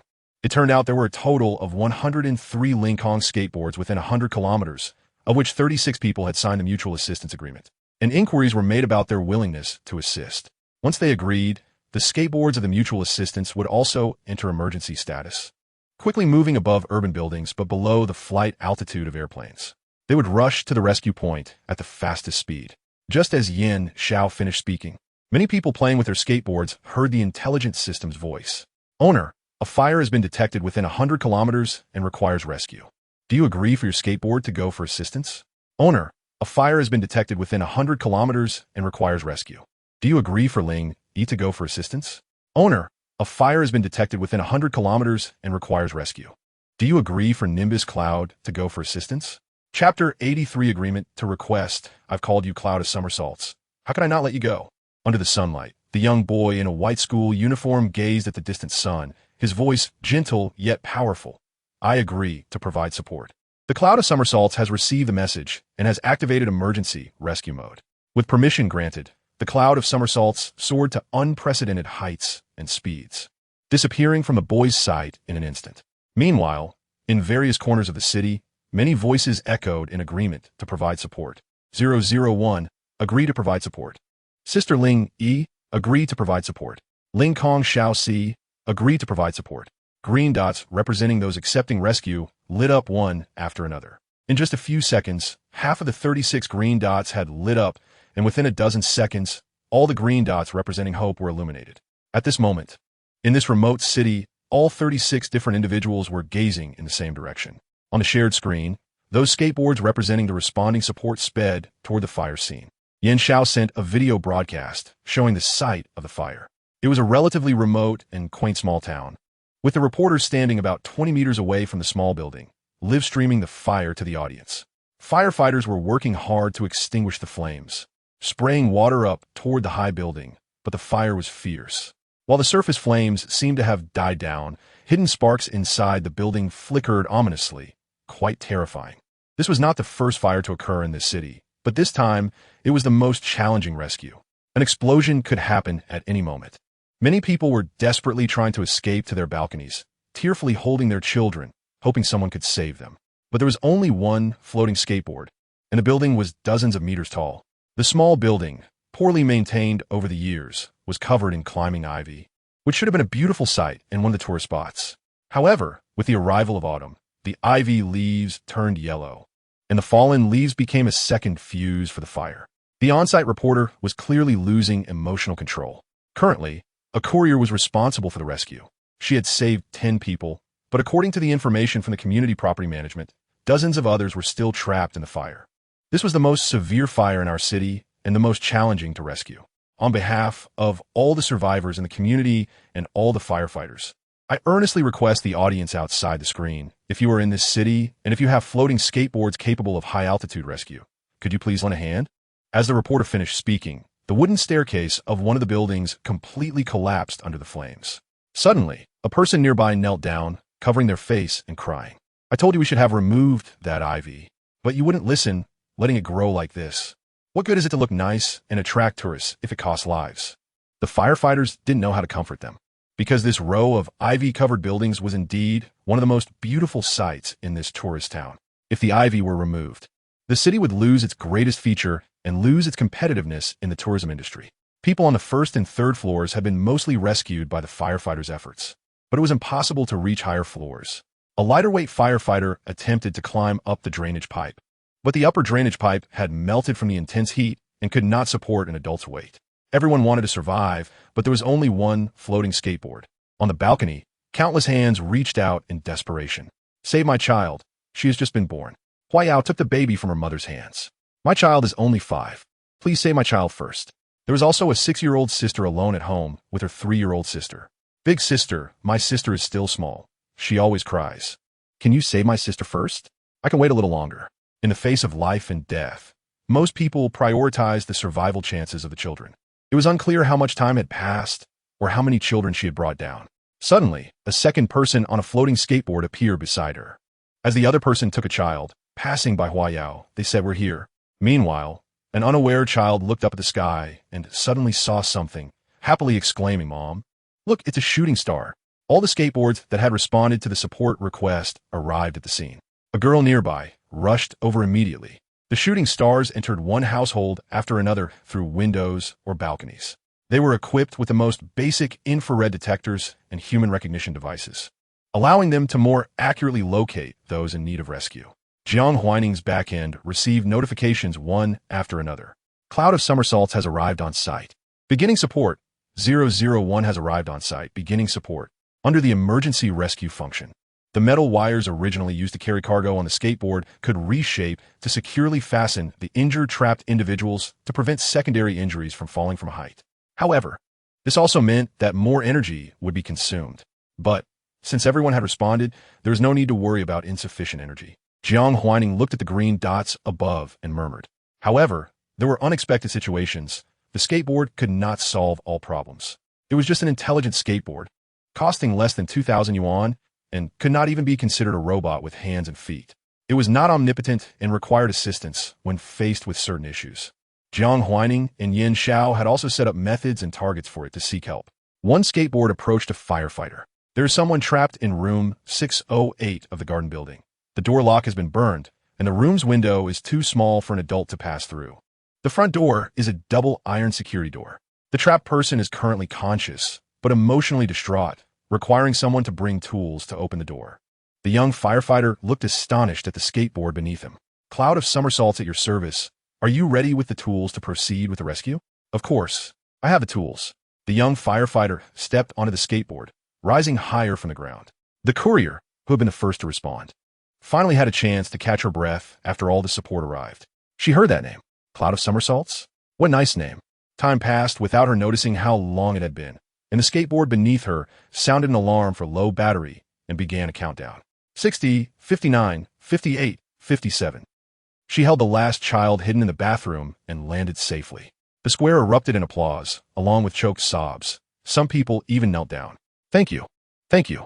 The sound of ambulances blared continuously. The good news was that although some were seriously injured, no one had died. Chapter 84, completing the mission, a total of 37 skateboards, 5 of which were completely wrecked, while the others sustained varying degrees of damage. Some were smashed. Others had metal wires bent by flames. The current energy and state can no longer support them returning to their owner. But the owner has come to retrieve them. 01, I'm here to take you home. Nimbus, let us go home. 01 and Nimbus are the skateboards that were wrecked during this rescue operation. They had just been acquired and not played with for long before breaking down, and no owner would feel heartbroken. Nimbus heard the owner's voice. Its voice control system was still operational, so it emitted a series of intermittent sounds.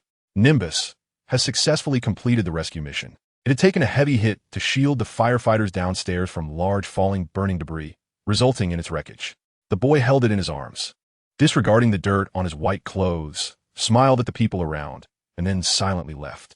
Someone called out to her, wanting to catch up and offer her a bank card to compensate for the loss, but she vanished into the crowd after just a few steps, never looking back. The after-sales department of Lincoln received numerous calls, all requesting repairs. There was one person with a particularly special request. My skateboard. The external and internal parts are severely damaged. Can you check if its chip is still functional? If it is, I would like to give a new body. The customer service representative was momentarily taken aback. Of course, but the cost will be higher than purchasing a new skateboard. And our company does not provide a 30% subsidy on the cost above the skateboard sale price. The boy's tone lightened a bit, finally showing a hint of a smile. That's fine, as long as it can come back. I said I would take it home. The live stream on the computer continued, but there were hardly any viewers left. The last ambulance whizzed away, like unwilling souls screaming sharply against death. Jiang Huaining watched the live stream, seemingly able to recall the white-clad boy who had walked away. The skateboard clearly was a true emotional AI, but at that moment, she felt a sadness for the skateboard similar to his. With this impressive performance, Lincoln would receive even more fervent support. In fact, the online support had already begun the moment the Lincoln skateboard appeared. The company's backend suddenly saw many new comments. Most buyers preferred not to comment, opting for silent praise or waiting until they were happy with their purchase to leave feedback. But now, the positive reviews flooded in like a swarm. Jiang Huaining glanced at the comments, hoping to find suggestions for improvements. The skateboard's emergency assistance feature can actually fly that high. I was too busy playing with it and didn't even take a close look. The mutual assistance agreement is surprisingly strong. I thought it was useless and didn't sign it. I just found a link again and signed it immediately. It was really touching. I ride it to work, and it's quite spacious. I used to complain about it flying too low, thinking it wouldn't let me become a wizard, but now I dare not. Because at critical moments, it can really take me far away. I saw the video. It's really amazing. Even if it's injured and unconscious, it can still take you away, providing a strong sense of security. Do I no longer have to fear human traffickers? Because even if I'm tied up, it will still carry me away. I watched the live stream as several skateboards broke. It's so heartbreaking. Although skateboards don't really have lives. Their voices are cute, and they risk everything for humans. I hope they can be repaired. Can you make the skateboard have more door-opening functions? Sometimes in danger situations, it's hard for humans to get in. If the danger is human, can the skateboard also take me away? After reading a dozen comments, she finally found a few constructive suggestions. She also saw the order details from the after-sales department, where someone requested to keep the chip and replace the shell. This peculiar request reminded her of that white-clad boy. She liked perfection, and this time, she felt it wasn't perfect enough. While she originally thought Lincoln was good enough, perhaps it was time to develop a second generation, at least to enhance the protection on the chip and add cloud storage functionality. As a high-tech entertainment product, Lincoln might already be outstanding, but if it comes to rescue, there's still many shortcomings. She flipped through the comments again and thought the battery capacity should be enhanced. Nowadays, the battery life is indeed sufficient under normal mode, but still needs charging once a week. Jiang Huaining was originally satisfied with a weekly charge, but now she felt she could do better. Could solar panels be installed on the skateboard's surface? How to create solar panels? The principle was easy to find with a search, but turning it into reality required more detailed courses. Jiang Huaining purchased new courses. There were already many such courses in the interstellar realm. The system observed for a long time, somewhat confused, and even it didn't understand why so many people were willing to lend a hand. Host, Why don't you develop one specifically for rescue? Why not? Jiang Huaining replied, because the price wouldn't be much cheaper, it wouldn't be portable, so very few people would buy it. Danger is rare, and I don't want to create panic by selling something to everyone. Moreover, some people might never encounter life-threatening situations in their entire lives, so most would have a sense of luck. Skateboards have a relatively large size, but are portable and can intelligently follow. Other items find it hard to achieve this. While chatting with the system, Jiang Huaining received a call request from Qin Xian. The other party, representing the official side, hoped that Shuangxiang could strengthen the rescue function of a Lincoln skateboard, and the country was willing to fully subsidize this function, offering tax exemptions and free promotions. This fire incident allowed the country to see the potential and hope of Lincoln. No one wishes to witness sacrifice and death. Even if there are many people in this era, every life remains equally precious. For family, even if one person is ordinary and unremarkable, as long as that family member does not break the law or lose their moral integrity, they are indispensable. For that person themselves, life is equally precious. Qin Xian's tone was neither forceful nor annoying. It was filled with sincerity. She even knew that Jiang Huaining liked to hear compliments, praising her with her high education and emotional intelligence. But there was no coercion. It felt more like a friendly joke. This was the experience she gained from Principal Shanya. Our Huaining is our school's most outstanding student. Although she appears mature and steady, she actually enjoys hearing compliments. And what I like is to shower her with praise. Chapter 85. Lu Shangshu's ambition for flying cars. Qin Xian has high emotional intelligence and is very capable. To be honest, Jiang Huaining really finds it hard to dislike someone like her. Moreover, what Qin Xian said was originally something she planned to do, so it can be said that it was a timely opportunity for her. However, Qin Xian's flattery is not as strong as the principal's. But it is understandable, since the principal has been flattering for more than 3 years. With all that flattery, he is almost running out of compliments in this world. Qin Xian is waiting for Jiang Huaining's response. People from the government never thought Jiang Huaining could develop anti-gravity technology and quickly commercialize it. The journey from a technology's inception to its official commercialization is usually long, sometimes taking years or even decades. But Jiang Huaining seems to have a smooth path, as if she has always known how to apply this technology. She appears to have an innate business sense and strong hands-on skills. Throughout her growth, she seems to always be the most outstanding one. Even when facing young geniuses from across the country in the youth class exams, she still shines the brightest. At this moment, those who know Jiang Huaining can't help but wonder, how outstanding can this child really be? Just the renewal and rebirth are enough for her to leave a mark in human history. Not to mention now, she has developed a hoverboard. And what's even more frightening is that Jiang Huaining is still young, perhaps too young. She once told Xiang Dinglan that she would bring more products, and she has delivered. Jiang Huaining looks at her somewhat messy notes and thinks, actually, I already have ideas. If there is anything else you need, please let me know in time. We will definitely work hard. Qin Xian smiled, saying, we are adults, we can't always let you, a child, contribute while we do nothing. Jiang Huaining is used to it, but the system is once again confused. It feels that the people of this country and those of the future are somewhat different. Should adults contribute and be proactive about it? In the interstellar era, everyone takes pride in following geniuses, but the most important thing is glory, not contribution. Yet the adults in this country seem afraid that the host will suffer losses. Murong Jing has invited several members of Huku's flying car team for Lu Shangshu. He originally thought this would be difficult, but to his surprise, it didn't take much effort, and more people were willing to come than he initially expected. As the sole leader of the new company, Lu Shangshu understands the importance of treating talented individuals with respect. He specifically changed into a suit and went to the airport with Murong Jing to greet them. The timing was perfect. It wasn't long before he saw a few blonde foreigners descending from the plane. Compared to Lu Shangshu, these foreigners appeared a bit more robust, both in stature and muscularity. Murong Jing stepped forward and shook hands with the person at the front, enthusiastically saying in English, Marco, long time no see. Marco is a foreigner and can speak a few words of Chinese, so when Murong Jing spoke in English, he responded with a few accented Chinese phrases. Long time no see, my friend. Recently, the development in Huagua has been rapid. I've heard that a rejuvenation elixir has emerged here that is particularly popular. I wonder if I have the honor to try it. A rejuvenation elixir? Isn't that referring to Jiang Huaining's product? Lu Shangshu deeply felt that the robust foreign man in front of him was quite oblivious. Marco seemed to just notice Lu Shangshu. Oh my god, who is this? Just as Murong Jing was about to introduce Lu Shangshu, The other two foreigners began to disregard the occasion, only discussing what they were interested in. I've also heard that Huagua has recently produced many good things, but unfortunately, you're too stingy to sell them to us. Your hoverboards are really great. I've seen the videos, they look particularly cool. Speaking of cool, the curly-haired Jin Feng made an exaggerated expression, indicating that he really liked them. Lu Shangshu quietly interrupted their compliments, saying, I am Lu Shangshu, and in the future, I will also be your boss. The hoverboards are indeed good, but in terms of speed and safety, they definitely cannot compare to our flying cars. They cannot become mainstream transportation. This huge market will only have us as the first pioneers. He spoke in English and fluently, which made the few foreign men look at him with more interest. However, they had all been under Huku and were not easily swayed. Huku's flying cars cost at least hundreds of thousands of dollars, and the price is quite high. Even for us, we need to consider our wallets before buying. To be honest, flying cars are cool, but only a small portion of people can afford them. Why would those who can afford them choose your product over Huku's? A qualified boss must also be a qualified salesperson, understanding their product's positioning better than anyone else.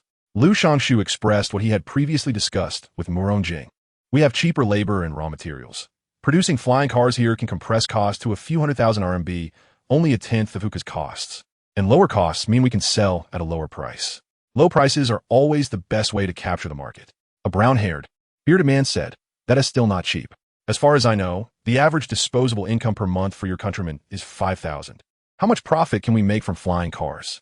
The price of flying cars cannot be lower than traditional fuel vehicles. Whether a flying car can be sold, and how much it can be sold for is greatly related to its pricing.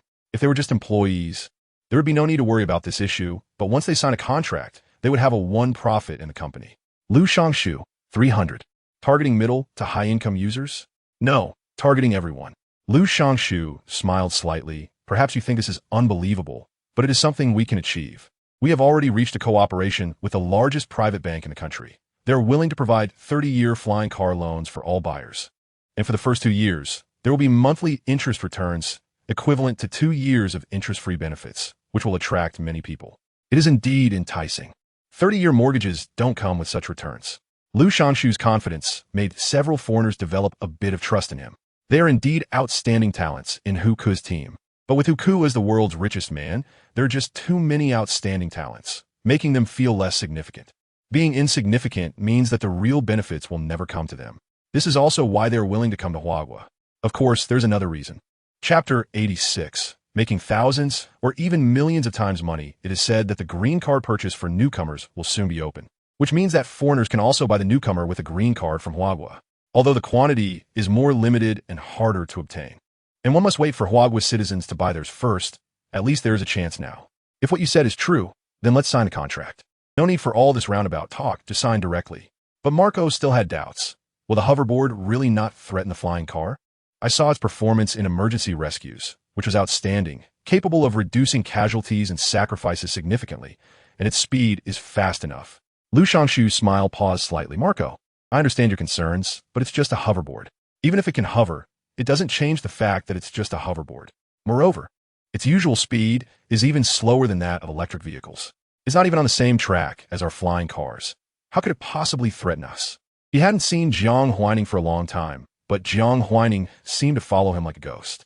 A few weeks into the second year of high school, Jiang Huaining hadn't attended a single class, yet she remained the center of discussion every day, whether it was about her or the hoverboard. At school, Jiang Huaining's fan club was growing stronger, and even his original fans had climbed the wall and switched sides. The girls who used to blush at his presence, and even the boys who admired him, started to blush at the photos on Jiang Huaining's honor roll, not knowing what a guy had to be embarrassed about. He seemed to have suddenly transformed from a highly sought-after teenage idol into a dull, ordinary person. So he left school, focused on handling company affairs, and prepared for the ICHO finals. Marco showed a look of realization and said, "What you said seems reasonable. But if we make the hoverboard bigger, can it also become a flying car? It still hovers." Marco's thinking was quite active, and he considered possibilities that Lu Shangshu dared not think of. Murong Jing calmly replied, "In an ideal state, it is indeed possible. But the reality is that the construction of cars and hoverboards is completely different. A hoverboard can bear a maximum of 300 pounds. But a flying car needs to bear 1,000 pounds, and it also requires more advanced safety and navigation features. These things are not easy to overcome. We're just getting started. We shouldn't boost someone else's ambition while undermining our own. Now that Huagua is strongly supporting the research and development of flying cars. When we successfully create flying cars, that will be when we truly occupy this vast market. This statement was agreed upon by everyone. Thus, Liu Shanshu's flying car team was officially established. While Liu Shanshu's flying car plan was in full swing, Jiang Huaining officially completed the improvements for the second-generation flying car. The second-generation hoverboard was equipped with improved solar panels, allowing it to fly as long as there is sunlight. Of course, the most significant improvement was the emergency rescue function. Yan Xiao rewrote the system for this flying car and integrated it with a national public security alarm system. She seemed to naturally resonate with Jiang Huaining, always able to understand her intentions at the fastest speed and write the most suitable programs for her. Currently, the second-generation hoverboard has been sent for testing, and results are expected soon. Signing Yan Xiao to the company was truly one of the best decisions I made. Jiang Huaining reflected on her keen eye for talent. She really enjoyed discovering talent, and Yan Xiao was undoubtedly the one who resonated with her the most. Sometimes, she would just say a few general words, or even not elaborate, and Yan Xiao could directly understand and even propose improvements. For example, integrating the public security system was Yan Xiao's suggestion, but this required permission. Yet, Jiang Huaining had Qin Xian and countless political bigwigs who liked her and hoped for a safer society backing her, making this matter quite easy. Moreover, integrating with the public security system had minimal costs aside from system maintenance, and it could further enhance the safety and rescue capabilities of the hoverboard. Additionally, Jiang Huaining also made improvements to the mutual assistance agreement for the hoverboard. Previously, it was filled out via a link sent by customer service. But now it was directly embedded in the hoverboard's activation system, which would ask if the user wanted to sign a mutual assistance agreement when the hoverboard was activated. In case of a fire, all those who signed the mutual assistance agreement would lend a helping hand. But that didn't mean that everyone who signed the agreement afterward would do the same. Jiang Huaining understood the goodness and evil of human nature. She couldn't let good people feel disheartened, nor could she allow the wicked to always take advantage of good people. This was Jiang Huaining's principle. So she had Yan Xiao add a feature to the mutual assistance system. Those who participated in the assistance would receive a little red flower, while those who refused 3 times would receive a crying face. 1 refusal could be understood. Perhaps it was inconvenient. 2 refusals could also be understood. But if someone refused 3 times in a row, they should question why they signed a mutual assistance agreement in the first place. The terms weren't just for show. If these matters weren't clarified, someone would inevitably be unhappy. Good people could take a loss once, twice, 3 times, or even 7 or 8 times. But if good people always suffer losses, who would still be willing to be good? Don't treat good people as fools. Even if good people are willing, their families may not be. The first generation of Lincoln seemed to have suddenly sparked a craze, but then it quieted down abruptly. Of course, the quietness was only in terms of the concept, not among netizens. 3 weeks passed, and, aside from the first batch of newly released hoverboards, there was no news about the second batch. Netizens couldn't sit still any longer, with some continuously urging, "It's been 3 weeks. The production should be ramping up by now." The company next door researching flying cars is already eyeing us.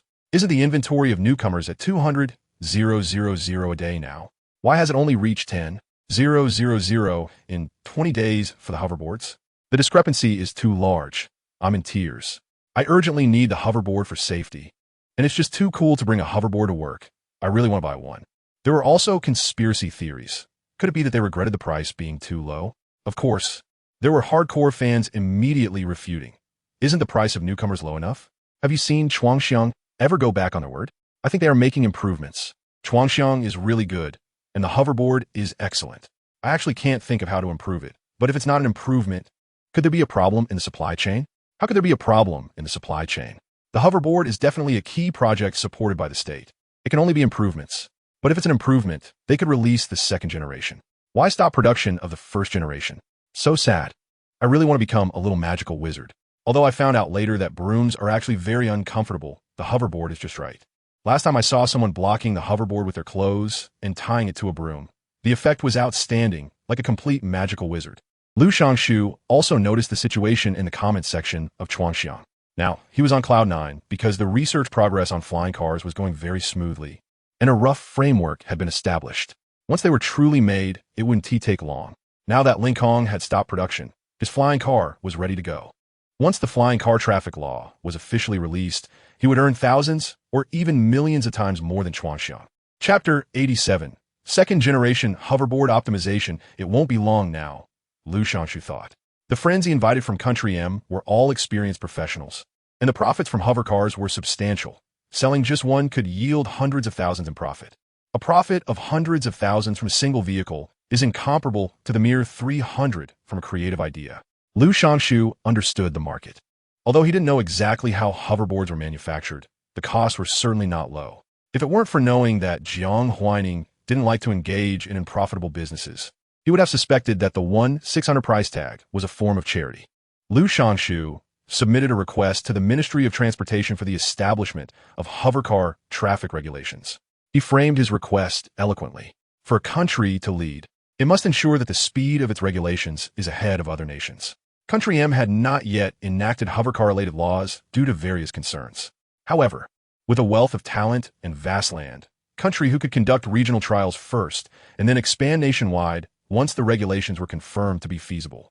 He also attached a draft of hovercar regulations that he had his lawyer prepare. A leading company in an industry can set standards for that industry. For example, the protein content in every 100 milliliters of milk is not actually mandated by the government, but is determined by a few leading companies in the industry. Lu Shanshu wasn't fond of drinking milk, but it didn't stop him from having ambitions to become a leader. Therefore, he submitted the hovercar regulations that would benefit him. This regulation soon landed on the desk of the Minister of Transportation in City A. She opened the thin envelope, put on her glasses, and read the letter. Though she was getting older and her hair was turning gray, her mind was still relatively sharp. There was a draft of regulations attached at the back. After reading it, she commented without showing any particular emotion. He knows quite well what regulations would benefit him. Ambitious, greedy enough, and capable. He also knows how to leverage the resources around him to get Huku's employees to work for him.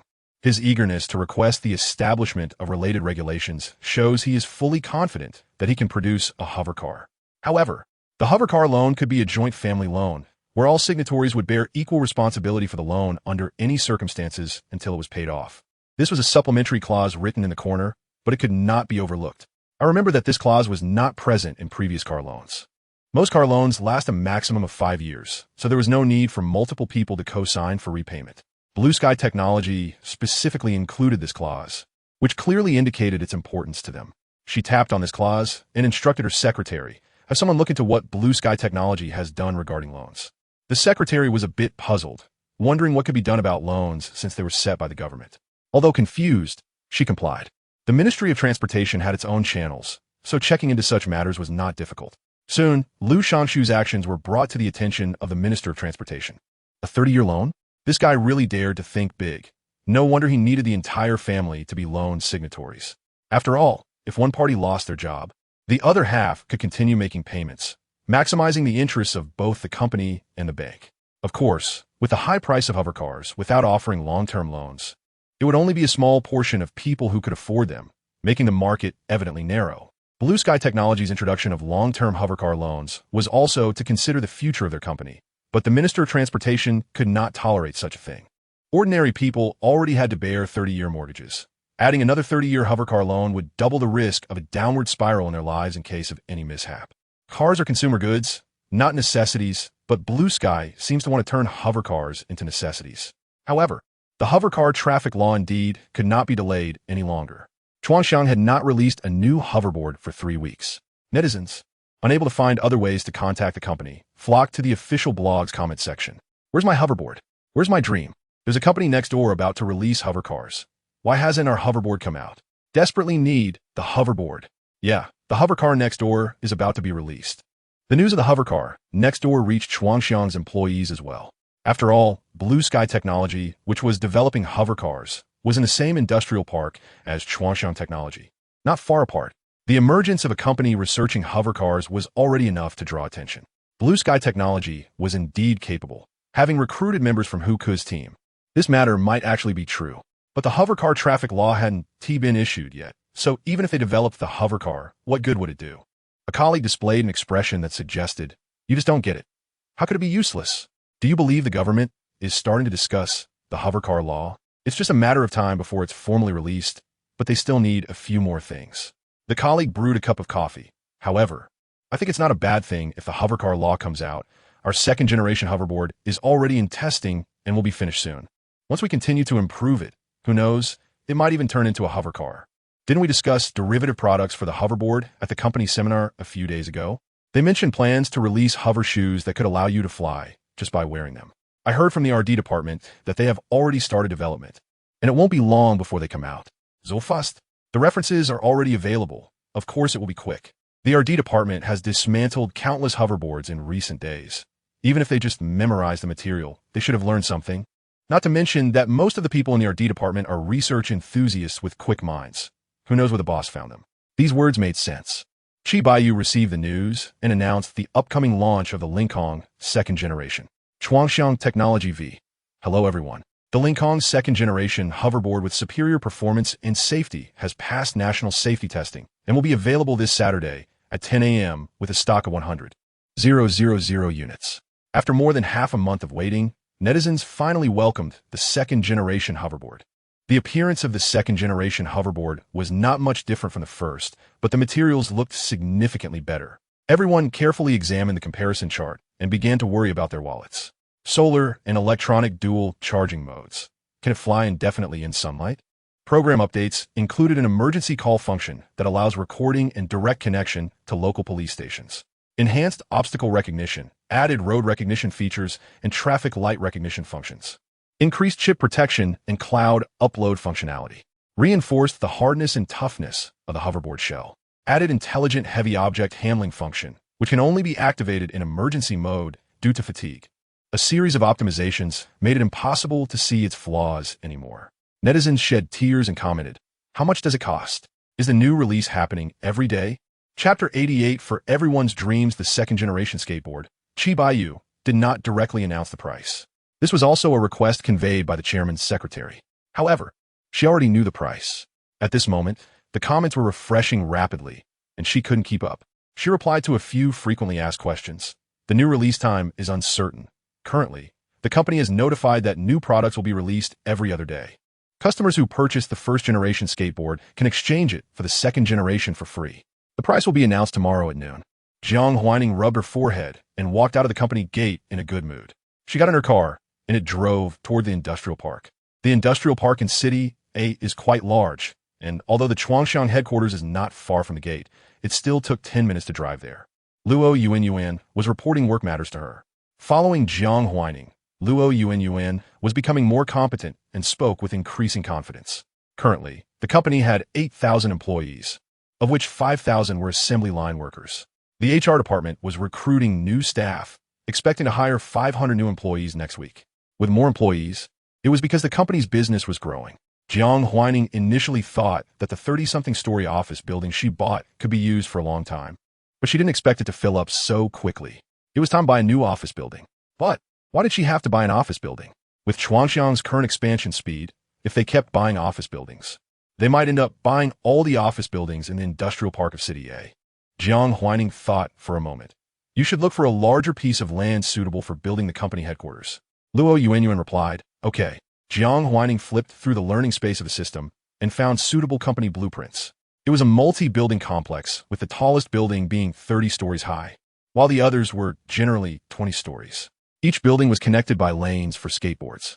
The overall design was full of a futuristic sci-fi vibe, both in terms of design and employee capacity, which made Jiang Huaining very satisfied.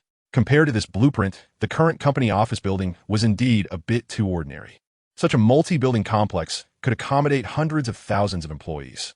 Of course, the price was also quite beautiful, costing over 100 billion. Jiang Huaining checked the balance in the company account. It was sufficient. In fact, it was more than enough. After arriving home, Jiang Huaining went to her study and began to refer to the blueprints of the multi-building complex. The computer screen was on, and a blog post popped up. The genius Murong Jing from the Hyuk flying car team has returned to the country and joined the domestic flying car research industry, currently working at Lantian Technology. It was a long title that directly stated the main point. Jiang Huaining did not click on it, but saw the small text in the first line of the body. Lantian's philosophy is to allow everyone to realize their flying car dream.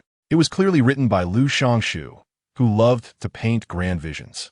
A vague dream was fine, but it was worrisome if he was painting a pie made of iron that would knock out all of someone's teeth. They had already started promoting and creating hype. Had they almost finished the research? That was quite fast. It took her nearly a month to improve a skateboard she made herself, but Lu Shangshu, who stepped into a field he had never encountered before, only needed a month? However, it was still too hasty. It seemed that the Lu family's financial gap was severe. Even marrying off his son couldn't fill it. Of course, there might be another reason. Lu Shangshu wanted to redeem himself. Lu Shangshu was arrogant and could not tolerate others being better than him, unable to accept being inferior. Therefore, he used suppression against those close to him. He was naturally good at destroying a person's self-esteem, making them dependent on him for life.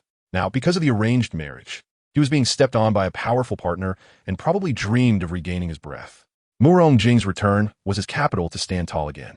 Jiang Huaining clicked on the blog post, and, as she expected, there were many positive reviews and expectations. Netizens were very interested.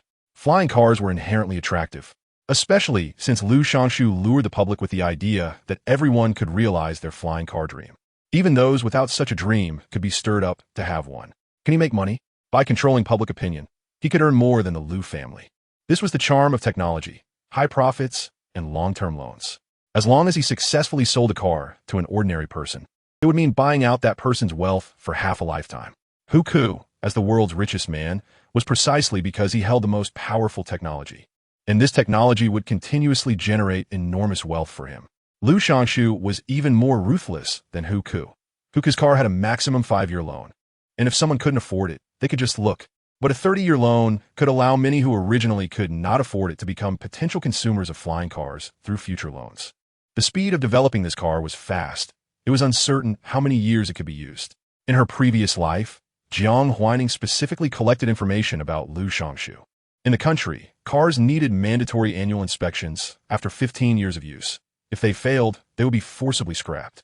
With a 30-year flying car loan and mandatory inspections every 2 years after 15 years, how long could this flying car last?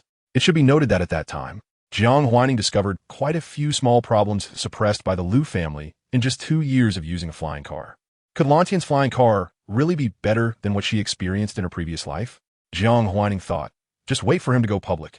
He is eager to recoup costs, so it should be soon. Jiang Huaining scrolled through the page. Of course, she also wanted to make flying cars. But her first consideration was how to ensure the safety of users. The speed of flying cars is very fast, and they operate at high altitudes. If an accident occurs, it would be a high-altitude fall. How many can survive such a fall? The speed at which Lantian is going public is indeed very fast. When the Ministry of Transport announced the pilot cities for flying car legislation, Lantian Technology announced that their flying car had been successfully developed. The next day, Lantian Technology held a press conference. Jiang Zhuhe and Jiang Qinghe were invited. However, Jiang Qinghe did not go. Hu Ku's flying car is relatively safe. If I want to buy a flying car, why would I buy his? Jiang Zhuhe also did not want to go. He has bad intentions. Something will happen sooner or later. Jiang Zhuhe had a gentle personality. Even if he hated someone, he rarely attacked the other party. Jiang Huaining certainly would not go either. But the video of Lu Shangshu's press conference was already everywhere online because the flying car indeed flew under the live cameras. This was the first flying car in the country. Our flying car is priced at 700,000 RMB, which is merely the price of an average mid-range car. Only 1/10 of Hu Ku's company's price. Of course, this is not because I don't want to make money, but because I know that many people share the same dream as me, to drive their own car, fly into the sky, and embrace freedom. To allow more people to own and drive flying cars, we can earn less money, just to help everyone achieve their dreams. A reporter at the scene asked, Chuanxiang has now released the second-generation skateboard, which has superior performance. Given that everyone now has hoverboards and can experience the freedom of flying in Songyu County for free, how does your company guarantee that flying cars remain a dream that ordinary people are willing to pay anything for? Chapter 89. Unwelcome guest. The reporter's questions were sharp and clearly unfriendly. What does it mean to pursue a dream at all costs? A flying car doesn't require one to pay everything, but if we exclude the cost of living, the reporter's words can't be entirely dismissed. Lu Shangshu realized that this reporter was not someone he had invited. Yet, she was fully equipped with a microphone and camera, sitting in the audience. Unwelcome guests. His smile faded slightly. I don't know if it would be the dream of all ordinary people. It probably isn't. But as long as there is one person's dream of a flying car, it shouldn't be ignored. As for skateboards, Lu Shangshu paused and said, the performance of the conceptual skateboard is indeed superior, and can provide the feeling of freedom in Seongju County. But the sensations of cars and skateboards are different. And I believe everyone knows that. At this point, a savvy reporter should have backed off. But this reporter continued to ask, "Can your company really confirm that the flying car is meant for ordinary people?" Of course, Liu Shangshu, dressed in a suit, smiled somewhat helplessly. "If that were the case, we could easily set the price at 7 million, targeting only a small number of people, rather than at the 700,000 that everyone can work hard to afford." The reporter smiled. So it seems that the owner of Blue Sky Technology truly cares for ordinary people and supports everyone's dreams. This confrontation seemed to be coming to an end, and the audience was about to applaud Liu Shangshu's ideals and the reporter's concession. But the reporter spoke again. "However, I mentioned Seongju County earlier, and from your tone, you must be familiar with Song County. I, unfortunately, am from Seongju County and am also a reporter from there. 5 years ago, Seongju County was very impoverished, and families occasionally fell back into poverty. To change the situation in Seongju County, the county head half sold and half gave 3,000 acres of land to Liu's Beauty in City A. Our people deeply appreciate Liu's Beauty's righteousness, and Liu's Beauty promised to build a factory in Seongju. But the people of Seongju County have waited 5 years, only to hear news of Liu's intention to auction off the land in Seongju County. As a reporter, I interviewed Mr. Liu Jianrong, who cared for the people and the country 5 years ago, and I have some impression of his son." The reporter smiled. "You've grown up now, and your appearance resembles Mr. Liu Jianrong more and more. Not only have you succeeded in your career, but you also hold the dreams of the people in your heart. Truly, like father, like son." Liu Shangshu looked at the reporter and then glanced at the equipment next to him that was broadcasting live. Blue Sky Technology was supposed to sever ties with Liu's. However, his relationship with Liu Jianrong was publicly exposed by this reporter. The sale of land in Seongju County ultimately left dissatisfaction in the hearts of some people. The reporter's words caused a murmur to ripple through the entire press conference. What should have been a joyful event filled with applause was disrupted by this reporter's actions. The other party didn't openly attack or insult Liu Shangshu. Their tone was casual and calm. But at this moment, it was no longer appropriate to say that they cared about ordinary people because his father hadn't achieved that. "Liu Shangshu, Blue Sky Technology is an independent company. We will provide every purchaser of the flying car with 3 years of free insurance. And we will also establish a dedicated department to provide professional answers for all customers who buy the flying car." Liu Shangshu pressed a button in his hand, projecting the various features of the flying car onto a white screen. Intelligent voice, automatic cruise, automatic parking, panoramic 360, radar monitoring.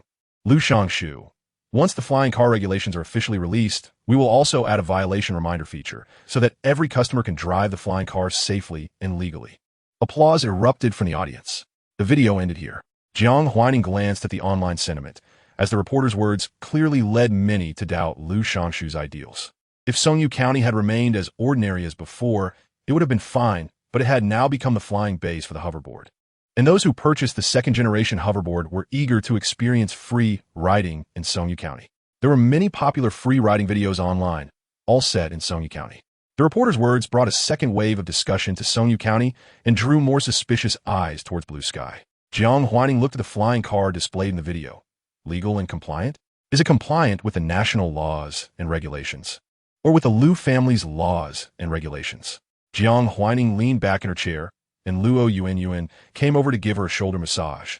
The pressure was quite comfortable. "Boss, should we pay attention to Liu's movements?" Jiang Huaining said. "Not for now. They will dig their own grave." Did you see Liu Shangshu mention so many dreams of ordinary people? Did he ever mention that the flying car loan is a 30-year long-term loan? Do you think he didn't want to say it? No, he didn't dare to say it, didn't dare to say it in front of so many people behind the camera. Once it's said, things become uncontrollable. Real estate has already made ordinary people pay for it with most of their lives' efforts. Do you think he could have a car too? Life's 3 mountains, and Liu Shangshu added another one. Moreover, she doesn't believe the country will overlook the issue of long-term flying car loans. Even in the previous life, the state intervened in the 30-year flying car loan issue, even criticizing the behavior of flying car loans in the People's Daily. However, at that time, Liu Shangshu's capital had already developed very maturely, naturally allowing a large group of people to charge forward for him. All the talk about technological development, always accompanying growing pains, was used to whitewash Liu Shangshu. At the end of the press conference, Liu Shangshu announced that they would start selling flying cars on October 1st and would launch even more favorable loan policies at that time. welcoming anyone interested in purchasing to come for a test drive. The audience applauded. Lu Shangshu also breathed a sigh of relief.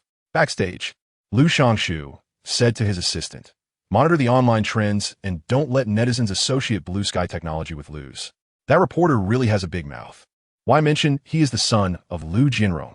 The assistant glanced at Lu Shangshu's appearance today, a bit confused, and nodded. Okay. Lu Shangshu had previously attended Lu's apology meeting, so to avoid being recognized today, he specially changed his look, altered his dressing style, and even subtly changed his standing posture. Yet he was still pointed out. Investigate where that reporter works and get her fired. If she can't speak properly, she shouldn't be a reporter anymore. The assistant. Huh? He's an assistant, not a gangster. The assistant stammered. Boss, you said before that we should try our best to meet the researchers' requests, but they want the second-generation hoverboard, which seems to be launching tomorrow. I feel like my hands aren't fast enough to grab one.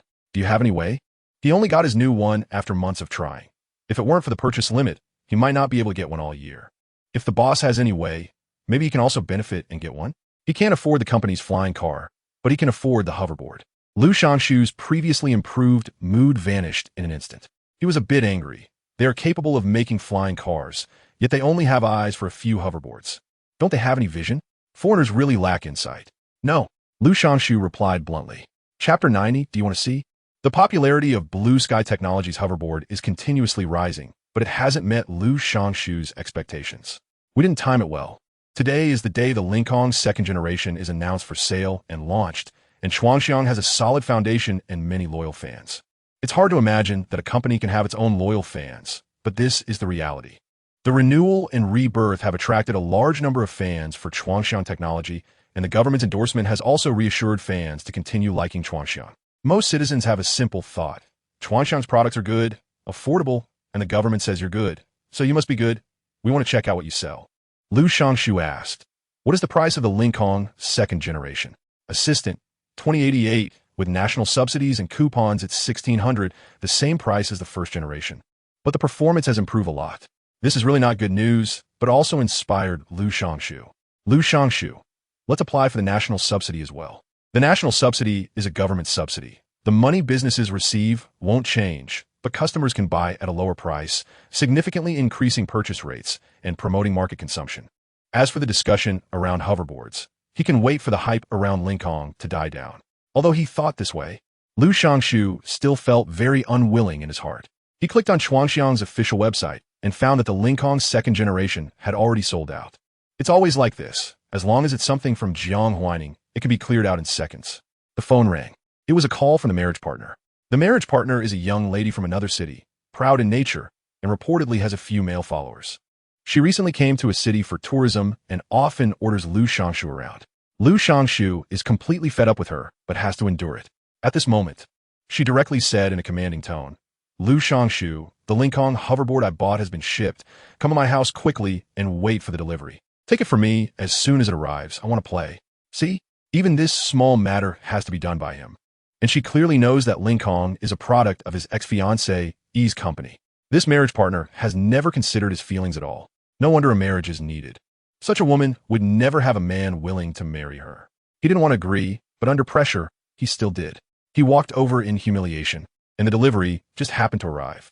It was a white rectangular package, wrapped very tightly. Lu Shangshu tidied up his mood, put on a smile, and walked in.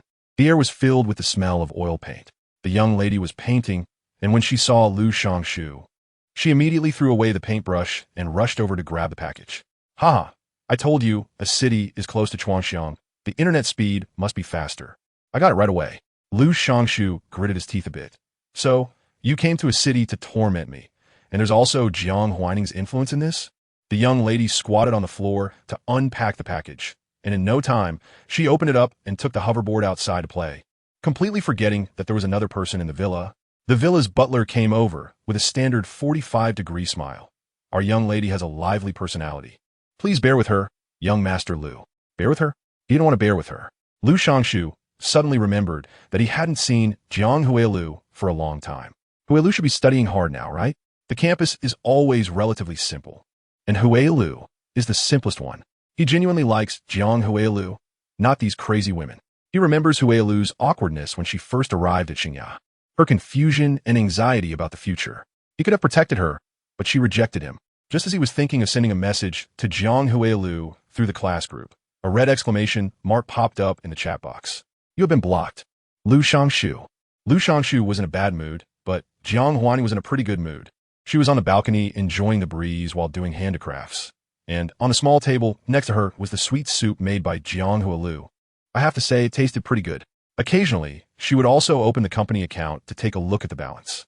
The money was indeed increasing, which means she was getting closer to the status of the world's richest person, which was quite pleasing.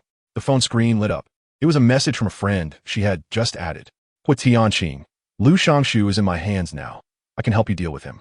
Can you give me an internal purchase qualification for Chuanxiang's new products? Your company's stuff is really hard to grab. I didn't even get the hoverboard the first time I tried. Okay? Please, I'm begging you, cat praying. JPG, Hua Tianqing really likes hoverboards after playing for a while. She was already on her way to Songyu County to experience free sliding. After thinking it over, fearing she wouldn't be able to grab Chuanxiang's new products in the future, and knowing that she found Lu Shangshu unpleasant, she guessed Jiang Huaining didn't like Lu Shangshu either, so she came up with a plan. She could exchange labor. She is the youngest daughter of the Hua family, with an older sister, Hua Jiao, who is 7 years older, already the entrenched heir of the Hua family. So she is destined to only have a little dividend stock and live off her sister. Thus, she developed two faces from a young age. She would act cute and beg for pocket money from her sister, while being like a bully towards outsiders. She is really good at making things difficult for others. This is her greatest strength. After sending this message, Hua Tianqing felt a bit nervous, afraid Jiang Huaining wouldn't agree, so she continued typing. Hua Tianqing, I can show you anything you want. Lu's family relies entirely on my Hua family's funds now and doesn't dare to resist me. I heard Lu Shangshu wanted to throw your sister into the sea before. I can make him fall into the sea. You can decide which sea you want him to fall into. Hua Tianqing has a kind of naive cruelty. When her methods turn dark, they can indeed be very ruthless. But she still has a bottom line. At least she doesn't bully the weak and innocent and won't target kind ordinary people. Jiang Huaining was not surprised that she knew about this matter. The Hua family has connections in the public security system. She had heard about Hua Tianqing's willfulness. Jiang Huailing happened to see this message, not because she wanted to snoop on Jiang Huaining's phone, but because she accidentally saw it while preparing to feed her sister some fruit. Jiang Huaining looked up at her and asked, Do you want to see? If you want to see, I will agree to her. Chapter 91, I want to see Jiang Huailing's hand, suspended in the air, froze. Did she want to see it? Was this something she could decide? As long as she said she wanted to, would Lu Shangshu, who once had ulterior motives toward her, be thrown into the sea? It seemed that Jiang Huailing had always been the one whose fate was decided by others. Just like when she discovered she wasn't biologically related to her parents. Before she could decide whether to return to her biological parents, her adoptive parents had already eagerly taken her support money and severed ties with her. Now, could she decide the fate of others? Jiang Huailing hesitated for a moment, feeling a bit tempted. But her past upbringing made it hard for her to come to a decision in her heart. Is it really possible? Jiang Huaining laughed out loud. Of course. If you want to see it, you can. What's wrong with that? This is what he deserves.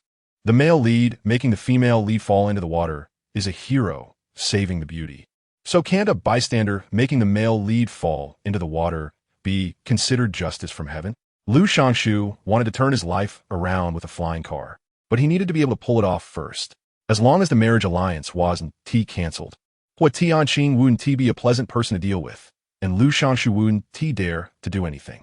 Although Hua Tianqing was the youngest daughter of the Hua family and had no inheritance rights, she had plenty of assets like houses, cars, dividends, and real estate, which meant that even if she didn't work hard for a lifetime, she had wealth that generations couldn't exhaust, giving her the capital to be willful.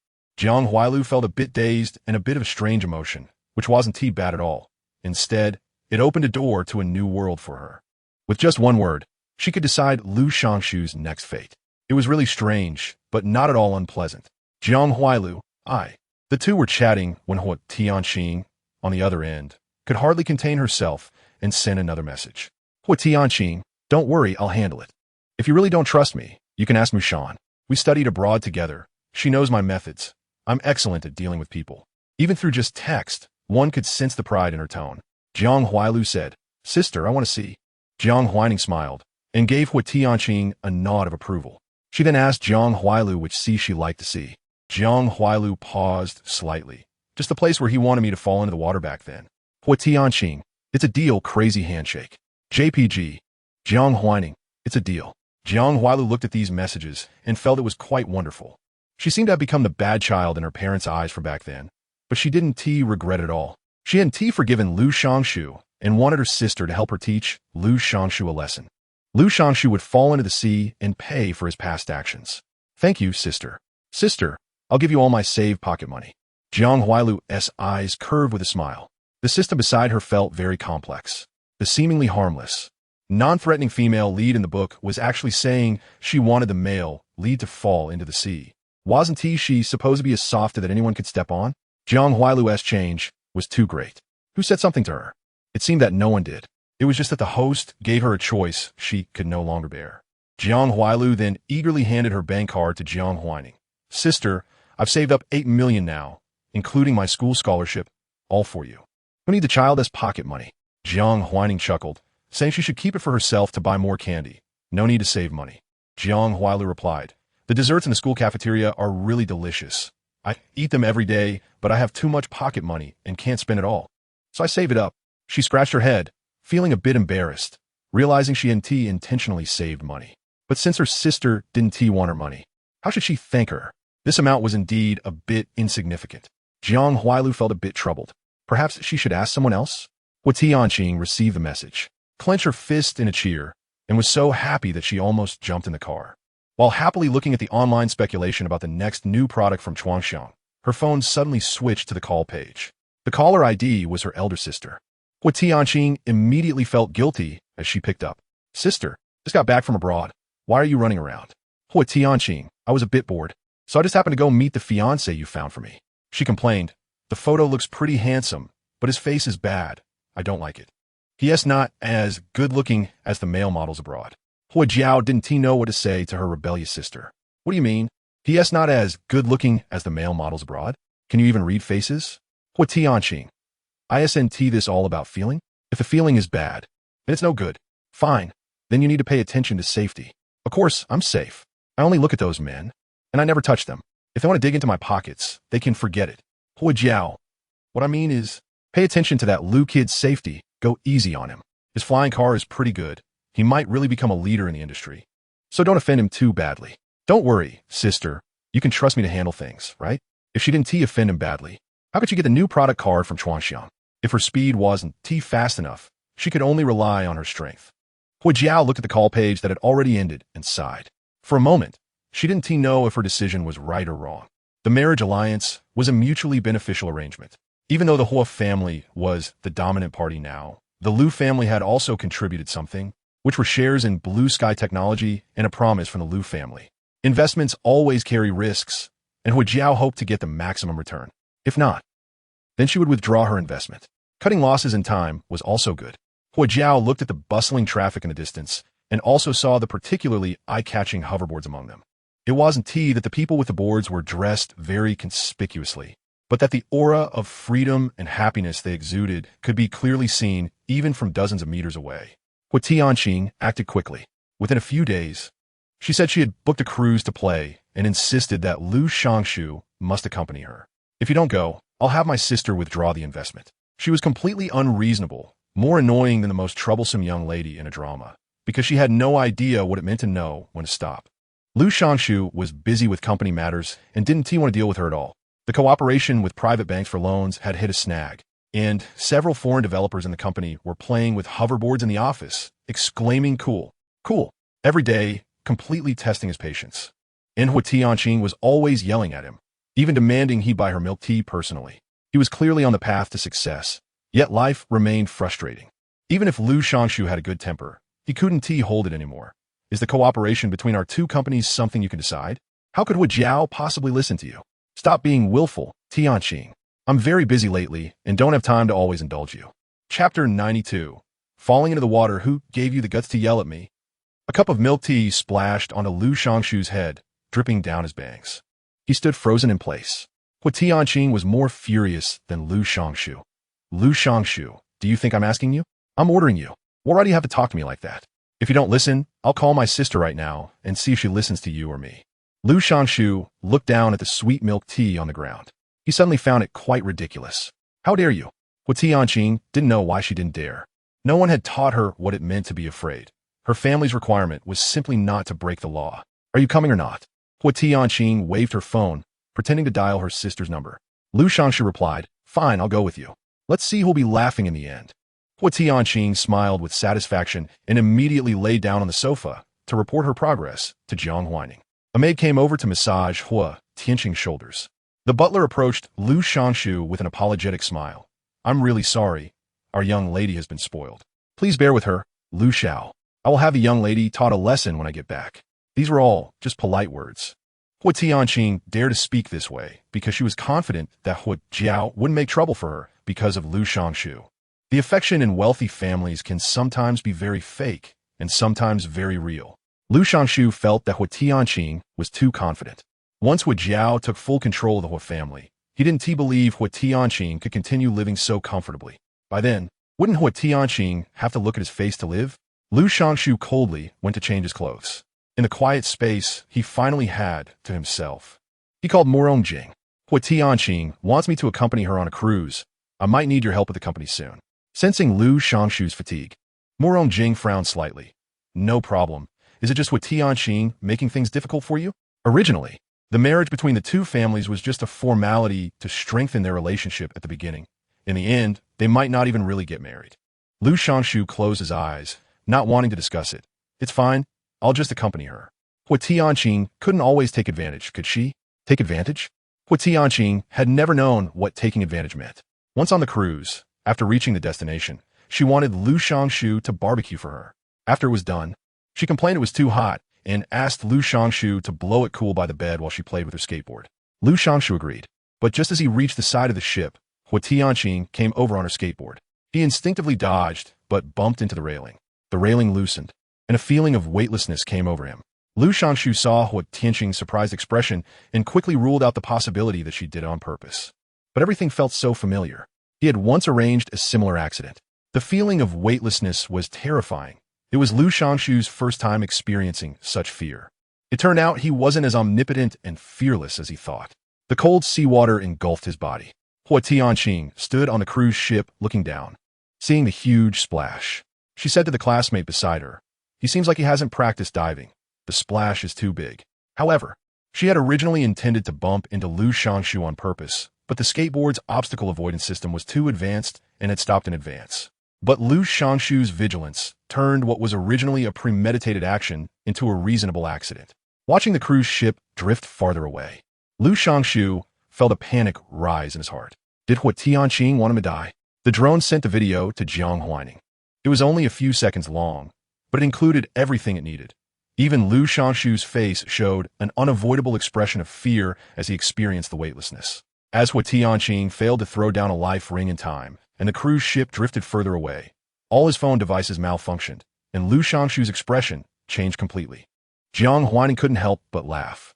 When had Lu Shangshu, who had always been high and mighty, adorned with glory since school and later became a domineering boss, ever tasted fear? It seemed Hua Tianqing had finally found the life ring and turned the cruise ship back. She tied a rope to the life ring and threw it down, pretending to be anxious. Lu Shangshu, grab it quickly. We'll pull you up. Exhausted and anxious about dying, Lu Shangshu didn't care to think about anything else and grabbed the life ring. Thus, the hero saving the beauty plan that Lu Shangshu had set up months ago finally came to a perfect conclusion today. But he did not fall in love with the person who saved him as planned.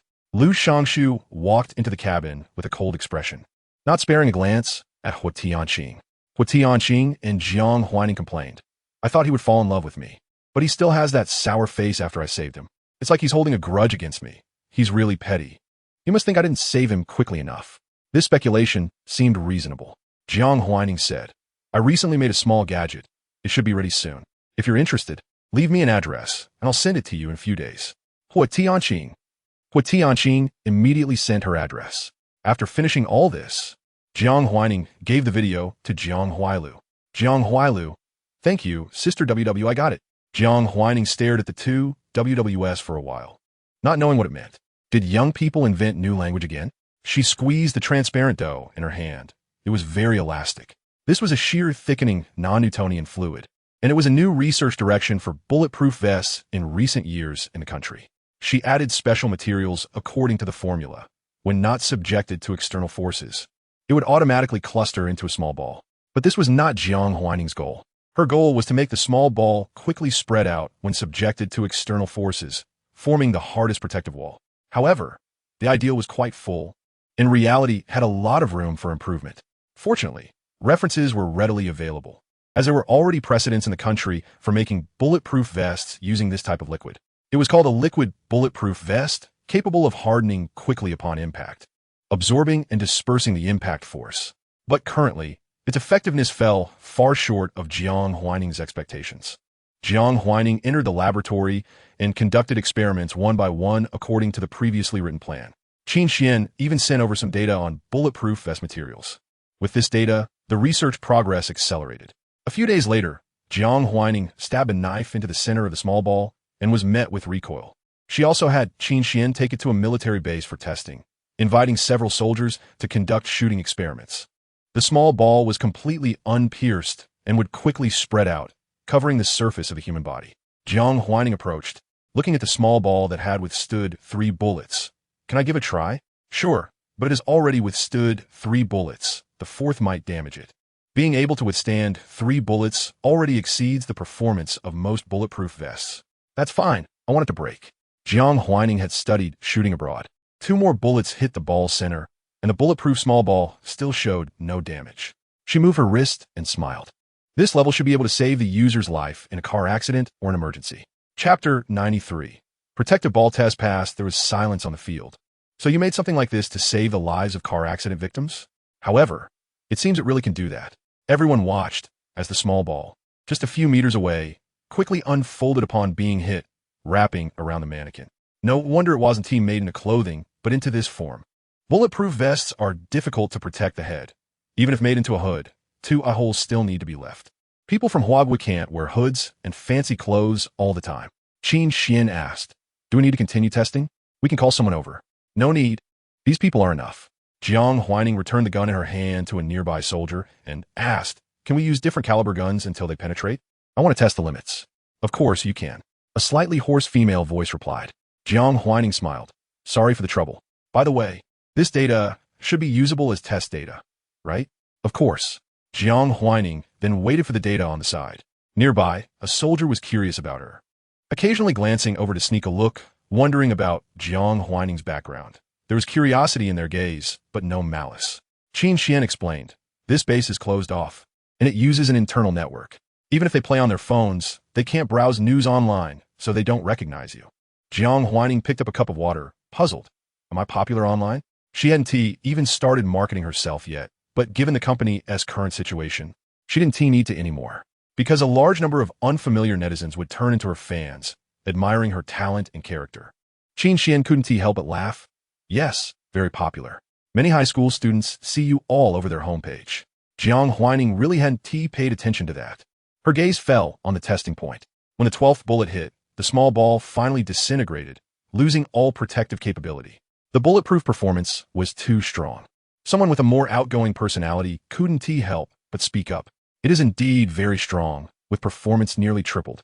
Qin Xian also looked very pleased.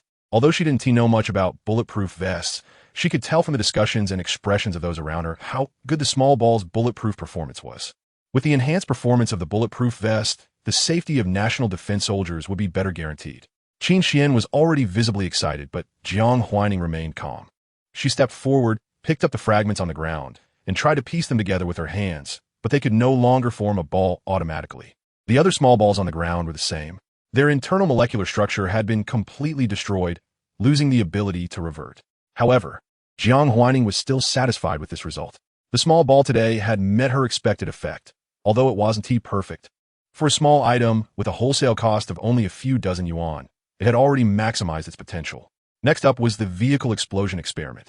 Jiang Huaining hoped that the results of the impact tests would also meet her expectations. Vehicle collisions were relatively dangerous, so Luo Yuanyuan rented a remote piece of wasteland, checked the surroundings, confirmed there was no one nearby, and set up a warning line to officially start the experiment. For this experiment, Jiang Huaining procured a batch of old cars, ranging from 2 to 10 years old. Luo Yuanyuan originally wanted to buy new cars, but Jiang Huaining rejected this proposal. Most users have driven their cars for over 2 years. so using old cars could more accurately reflect the performance of the protective balls under vehicle explosions. Thus, Luo Yuanyuan bought 25 cars from the secondhand market, spending a total of 1 million yuan, with prices ranging from 7,000 to 70,000. The mannequins purchased from abroad also arrived, all custom-made, with both male and female figures, better reflecting the protective function of the protective balls on the human body during impact experiments. The testers equipped each car with 4 mannequins and then activated all the surrounding surveillance cameras. Living people retreated to 100 meters away, observing the situation through the road and in-car surveillance. Soon, the first car started under the intelligent driving system created by the testers. The mannequin's feet were remotely controlled to press the accelerator, speeding off into the distance. This was a nearly scrapped second-hand car that Luo Yuanyuan had bought for only 7,000 yuan from the second-hand market. It rumbled forward, straining with all its might, and the entire car's parts were creaking incessantly. Before long, it collided head-on with the second test car. Upon impact, flames instantly engulfed the car, and through the surrounding high-definition surveillance, it could be seen that debris flew off as the vehicle disintegrated, with many fragments heading toward the occupants inside. This happened almost in an instant. The protective balls on the mannequin also activated in that moment, forming a transparent protective membrane that shielded the driver from the impact debris flying toward their eyes. Jiang Huaining watched the flames burn. Firefighters are in position, beginning remote firefighting. Qin Xian watched from the side, her excitement uncontrollable. Once it was safe, they approached to check the condition of the mannequins. There were no injuries on the bodies, and in slow motion, it could be seen that the protective balls had already deployed a second before the collision occurred. The protective balls used in the vehicle collision experiment naturally could not remain exposed, as bullets could hit the core of the ball, while the chaotic metal parts from the vehicle might not necessarily hit directly. Therefore, Jiang Huaining designed a radar shell for the protective balls. As long as danger was detected, they would activate.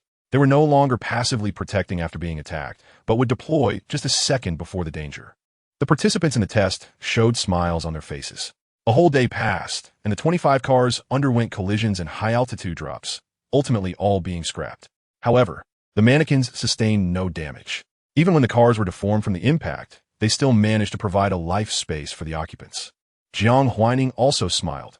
Everyone has worked hard. The safety tests have passed. Cheers erupted on the field. Jiang Huaining announced that they would go to the largest restaurant in City A for dinner tonight. Just for dinner, no alcohol. There is no drinking culture in Chuanxiang. Jiang Huaining stood on the top floor. We can start researching flying cars now. Her gaze turned to the distance. From here, she could faintly see a tall building. That was Lu Shangshu's building. At this moment, the building was brightly lit. She knew that Lu Shangshu's flying car had probably been developed, but she was in no rush. What does it matter if Lu Shangshu runs for a few days first? What is more distressing than failure is the moment when one believes they are about to succeed and then suddenly falls hard, and there is no visible hope of getting back up. Time flowed slowly. At 8 o'clock on Monday night, it was news time in Huagua. At this moment, television stations in various provinces and cities broadcasted local news. Jiang Cheng happened to be at home today. He had the habit of watching the news, so the living room was playing the evening news from City A. Today's content was related to flying cars. City A was selected as the pilot for flying car regulations, but flying cars were not allowed to enter urban areas to avoid panic. They could only operate in less populated areas. Moreover, before officially hitting the market, they must pass the road closure tests by the Ministry of Transportation. Today's evening news was about the flying car test from Lantian Technology. Chapter 94. Incitement. Today's news in City A is quite special, as it has adopted a live broadcast format and extended the airing time. The news anchor stylishly takes on the role of a field reporter. The headline is also quite eye-catching. The first flying car in the country has its first trial run. This has become a major event, not only in City A, but also throughout the flower country. The ratings for the City A news station have reached a peak in recent years. At the same time, there is a simultaneous online live broadcast. Just by clicking on any social media platform, one can see the flying car trial trending in the top searches. Many netizens are discussing this event. Jiang Huaining took a sip of milk and casually opened his phone, seemingly not paying much attention to what he was looking at. However, Jiang Qinghe couldn't help but be a bit concerned. He looked at Lu Shangshu on the news station and didn't need to think to know how proud Lu Jianrong must be at this moment. In recent months, Lu's beauty products have seen a decline in sales, and former customers have drifted away. As Jiang's company also operates in the beauty sector, they have certainly taken a slice of the cake that originally belonged to Lu's, with monthly revenue increasing by 10 to 15. For a company, even a 0.5 increase in performance is significant, let alone such a substantial rise. Jiang Huaining naturally hoped that Luz would not rise again. But once Blue Sky Technology becomes the country's first flying car company, it will inevitably benefit Luz beauty products, thereby jeopardizing Jiang's share of the cake and potentially losing what originally belonged to them. Soon, the flying car test began. First came the ground test. From pressing the accelerator to the official start, everything looked smooth and the car's body was very streamlined. The wings were also retracted, enhancing the car's aesthetic appeal. The news station couldn't see the reactions and questions from netizens, but the online live broadcast could. Lu Shanshu was answering questions from netizens in the live broadcast room. How high can it fly? Currently, the flying car is limited to a height of 3 meters, and our flying car is also 3 meters. How much does this flying car weigh? When will it be on the market? How can I buy it? Is the price $700,000 after landing? Lu Shanshu had mentioned the price of the flying car during the press conference, so it seemed that there were indeed people interested in buying it. The flying car itself weighs 600 kilograms, with a weight limit of 900 kilograms. Once the trial run is successful, it will officially go on sale within a week, and $700,000 is our guide price. Additionally, we are genuinely offering various flying car decorations for free. The landing price will be at least $780,000. Plus flying car insurance, it will definitely be more. Lu Shanshu pretended not to see this comment. How do I buy insurance? We have reached a cooperation with Taiping Car Insurance, and specific insurance costs can be consulted with Taiping Car Insurance. For the first year of car insurance, we will subsidize $20,000. Subsidize $20,000? Then how expensive must the original price be? Someone checked and then came back to share that the insurance premium is said to be $60,000 a year, with a subsidy of $20,000, making it $40,000. The audience outside the live broadcast room counted their wallets and fell into deep thought. Didn't they say everyone could own their own flying car? How can some of them not even afford the insurance premium? Someone raised an objection, and the next second they were immediately attacked. If you can't afford it, don't buy it. Who forced you, you poor person? Are you the only one with a mouth? This price is already very cheap. If you have the ability, go tell the $7 million cars that they are expensive. This price is indeed cheap among flying cars, but I bought a second-hand car for $7,000 and have been using it for 5 years, passing 2 annual inspections. I wonder how many rounds this flying car can withstand. The flying car is indeed a dream for many. It is like a magnificent dream from childhood, making many people eager to pursue it. If it weren't for the emergence of hoverboards, which raised everyone's expectations for technological products, the live broadcast room would have been bustling, and no one would have questioned the price of the flying car, because it really is cheap. Hook's flying car costs $7 million, and this one only costs $700,000. However, the hoverboard that can truly float only costs $600. Most people in the live broadcast room remained rational. Lu Shanshu also maintained his composure. Everyone, please don't argue. Whether to purchase the flying car can be decided based on your own financial capabilities. Our company will also provide the most favorable loan options for everyone. Currently still in testing and featured in the news. Lu Shanshu couldn't publicly mention the long-term loans that the government had hinted should be canceled several times. But giving up is not an option. If they gave up this, wouldn't the flying car really just become a dream for ordinary people? Only things that can be reached by standing on tiptoe can open the keys to ordinary people's pockets. $700,000 is certainly not a price he casually picked, but rather the mortgage for most homes in the flower country. Just by giving up their house, they can own their dreams. Lu Shanshu believes this is a very simple choice. Our flying car seats can all be reclined, equivalent to a large bed of 1 for M by 2M. We also provide heating and cooling air conditioning, a 13-inch central control screen, and onboard Wi-Fi, so there's no need to worry about data usage. It really sounds good. And Lu Shanshu even played a promotional video. A flying car was seen flying towards the grasslands. This is the dream of every urbanite trapped in cubicles. We hope the sky can take you to the places you want to go and embrace the freedom you desire. After the promotional video ended, the next step was the flying test. Obstacle avoidance, parking, turning, ascending, and descending. Each test passed successfully. The Blue Sky employees breathed a sigh of relief.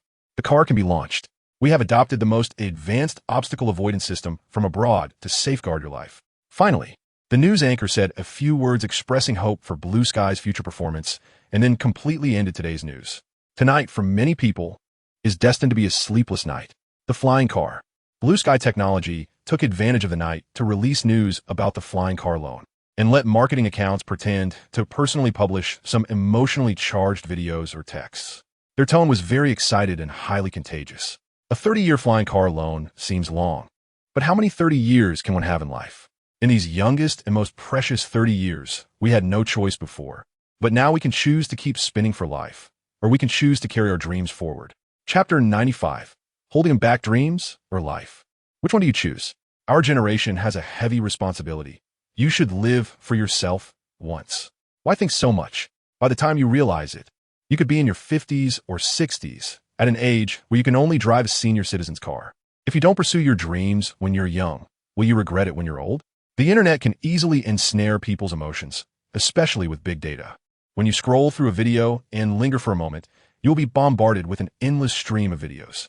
They may appear to be a candy, a lawn, or a few people, but the content is quite similar, all suggesting the same thing: freedom, living for yourself. On the surface, it seems to be for your good. But in reality, it's all about promoting their products, just like tricking the elderly into buying health supplements, as if taking a few expensive vitamins could grant them immortality. For capital, anything can become a means to promote consumption.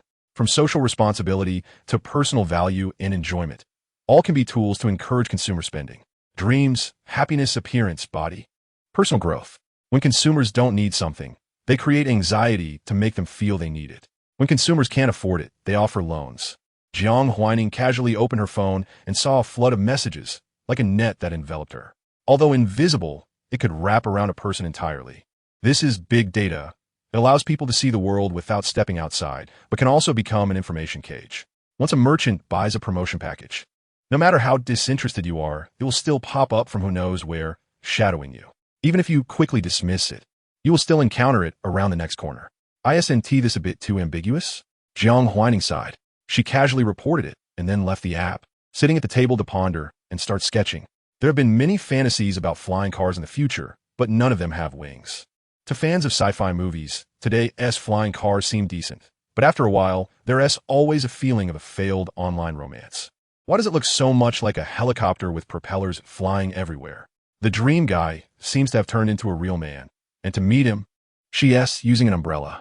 Thus, Jiang Huaining naturally had to be the one to fulfill the fantasies of this group. After finishing the sketch, she casually pulled up the shell image of the sky in the live broadcast room for comparison. Very good, a complete victory. To be honest, most of the designs from Blue Sky Technology reference Hook Company's flying car, but because the materials are not as good as Hook's, the plastic feel is much stronger. However, Lu Shangshu cleverly used a more advanced luminous coating on the surface of the flying car to cover that plastic feel. But one battery for the flying car costs over 100,000. And with the expensive coating, how much safety guarantee can Blue Sky Technology provide for the flying car? Leaning back in her chair for a moment, Jiang Huaining asked Liu Anyuan to notify Lin Manon to speed up recruitment and also let Qi Baiyu release a preview of the company's protective balls. This matter was not urgent initially, but since Lu Shangshu's flying car was about to be launched, what if something went wrong and harmed her customers? Not only would it lead to greater resistance to flying cars, affecting the sales of the upcoming conceptual hover car, but it could also hinder the flying car laws, leading to the downfall of the flying car and damaging the wallets her customers had prepared for themselves. This absolutely cannot happen. Then everyone noticed that the long-silent official account of Chuangxiang Technology finally made sound. And it was quite a big deal. New products. Chuangxiang Technology V. Dear gods, Chuangxiang brings you the long-awaited new product. The guessing image for this new product has been released. Just guess its function. The first 1,000 gods who guess correctly in the comments will receive the new product for free. New product back image. JPG. Price tag. JPG. This time they even disclosed the selling price. So how could this god not guess it? Confident netizens clicked on the guessing image, but found themselves wrong. Just 2 circles? One big and one small? I admit the new product's price is really cheap. Only 70 yuan, but what can 2 circles do? I enlarged the big circle to the average height of Chinese people and found the small circle is about 4 centimeters, just right to hold in the palm. So I guess this is a giant balloon that can fit a person when blown up. The person above is so meticulous. They must be a science student? Just learned CAD drawing? No, I'm a liberal arts student who studied geography. It's hard to guess the function, but the price is a bit subtle. Chuangxiang's favorite number is 6, and the price always includes 6, but today it's 7. Is it because the flying car in the same city costs 700,000? Chibayu noticed this comment and replied, "The price is also a small hint." Is this also a hint? Everyone wanted to guess the new product's function as something sophisticated, but it's only 70 yuan. Rather than guessing some high-tech features, it's better to think it's just a balloon. Lu Shangshu also saw Chuangxiang Technologies Weibo. Or rather, he had quietly followed Chuangxiang's Weibo with his alternate account long ago. Every time Chuangxiang posted, he would check it. Therefore, he also knew that nothing good ever came from it, including this time. But the selling price of the new product relieved him. A 70 yuan trinket was just a toy. What storm could it stir? Confidently walking into the company's assembly workshop once again, he saw a lifeless scene. Lu Shangshu felt a bit unhappy. Blue Sky Technology was on the rise, yet the employees looked like sick ducks. The workshop director hurriedly approached. "Mr. Lu Shangshu, what is wrong with the employees? Didn't you say they were in good shape? Why does every one of them look so listless?" The workshop director said, "They have been working overtime for 10 days. She became the workshop director because most of the people in the factory used to work with her parents, and after her parents passed away, they continued working with her. When they received Lu's order to make flying cars, they were initially very happy, thinking they could make money and contribute to the country, gaining a sense of self-worth. But unexpectedly, the company that had been promoting itself as the light of domestic automobiles, Blue Sky Technology, turned out to be a penny pincher. The assembly and welding of cars are physically demanding jobs. Especially welding, the glaring light can make people tear up, and even those wearing protective goggles need to take frequent breaks to avoid excessive eye strain. Many people in the group have already experienced a recurrence of cataracts or photokeratitis. Working while wiping tears, these people watch her grow up, and, as a younger generation, she inevitably felt a bit sour. However, Lu Shangshu felt this was just an excuse and impatiently looked at the dirty workshop director with a hint of disgust in her eyes. "What do you mean they've been working overtime for 10 days? Didn't I give overtime pay? Do you think I'm not qualified to call on employees to work overtime?" The workshop director, "Of course, I can't say that. You've certainly paid the overtime wages, and, of course, you have the qualification. Everyone is working hard now. It's just, their stamina is a bit lacking, but it hasn't affected the speed, so don't worry. Once they rest, they'll be back to normal." She had to say it nicely. Although the overtime pay given by the boss wasn't much, how could she argue with the boss? Lu Shangshu, it's just 12 hours of work a day. What is there to struggle with? Besides, he even pays them. He is much better than his father towards these employees. However, he didn't expect that this kindness would only lead to employees taking advantage of him. He clearly stated that he wanted physically capable workers. Yet he ended up hiring these useless people, and within just a few days, it turned out like this. What a waste. Chapter 96. Face-to-face with speed hasn't changed? It's all excuses. When people are tired, how can their work speed not change? His dad told him that employees are the best at finding excuses to be lazy. He didn't believe it before, but now it seems to be true. Thinking about how the company even sent a little piece of junk worth 70 bucks just to annoy him, Lu Shangshu felt even more frustrated. Rest. Lu Shangshu. The company has arranged accommodation for you and even installed washing machines for free. After deducting meal times, you have 10 hours of rest time. Isn't that enough? Is it really enough?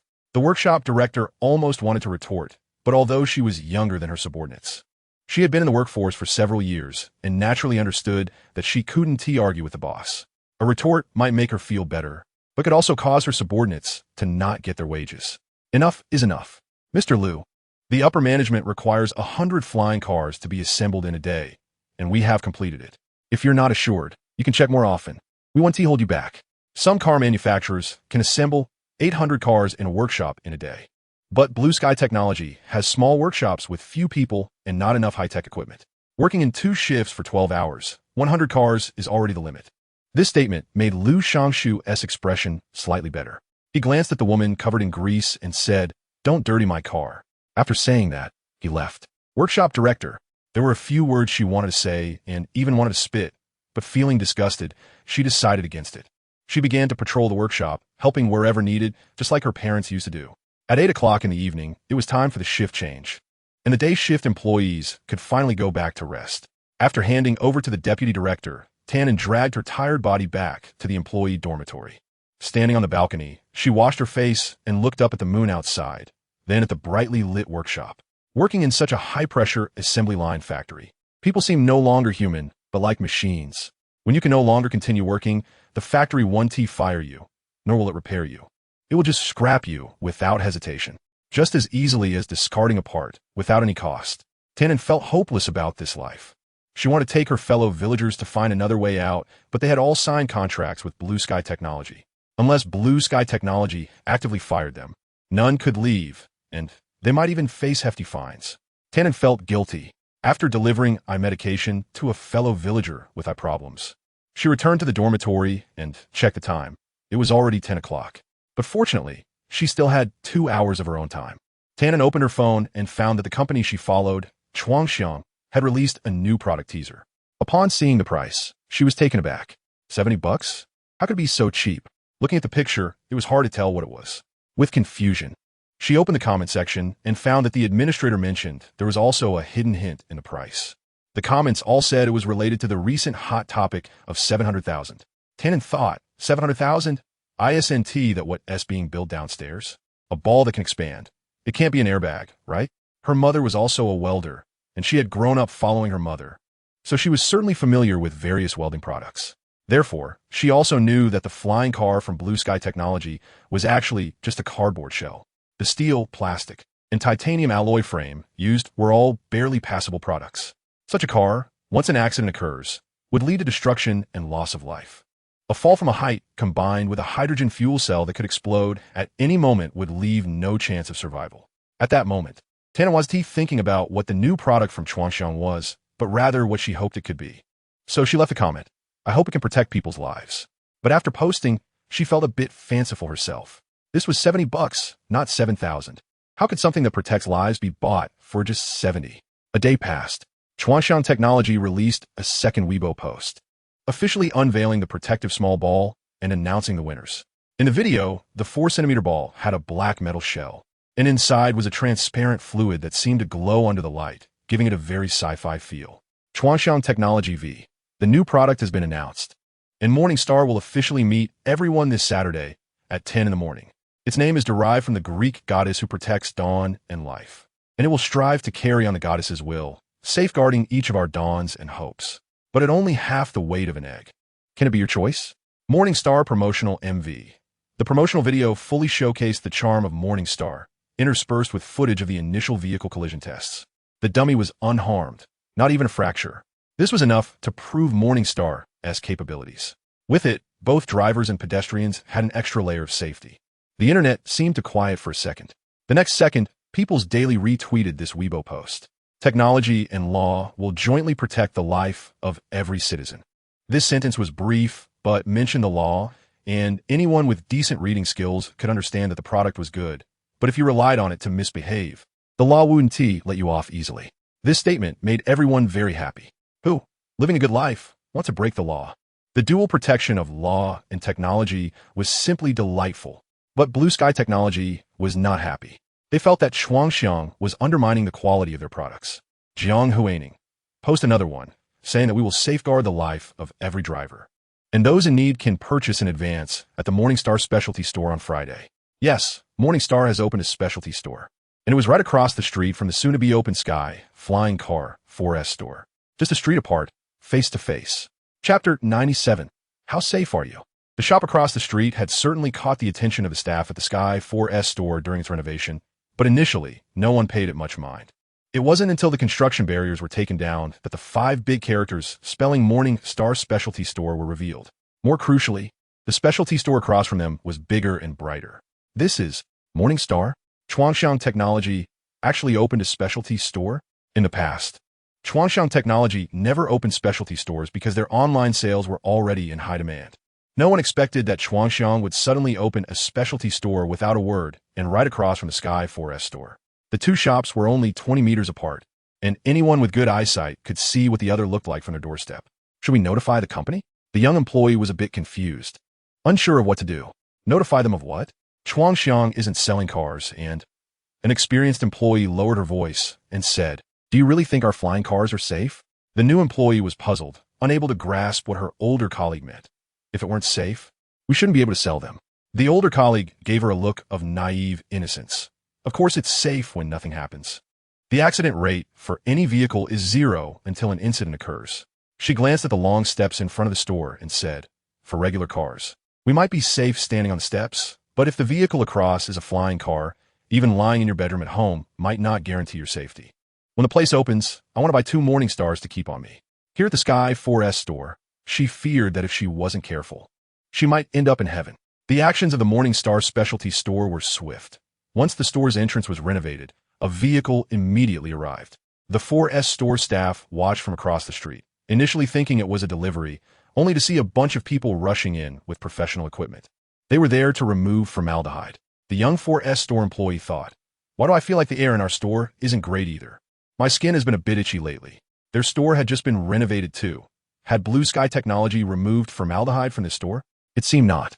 After just 2 days of ventilation post-renovation, they moved in, and while it didn't feel off at first, seeing the other side removing formaldehyde now made her uneasy. Allergies to formaldehyde can cause skin itchiness, but one might think it was a clothing issue since the clothes we wear haven't been washed and might have formaldehyde on them. Other employees. Formaldehyde is an indispensable solvent in the chemical industry, and many sectors need to use formaldehyde as a solvent, such as in the clothes we wear. So, should we go back and wash them?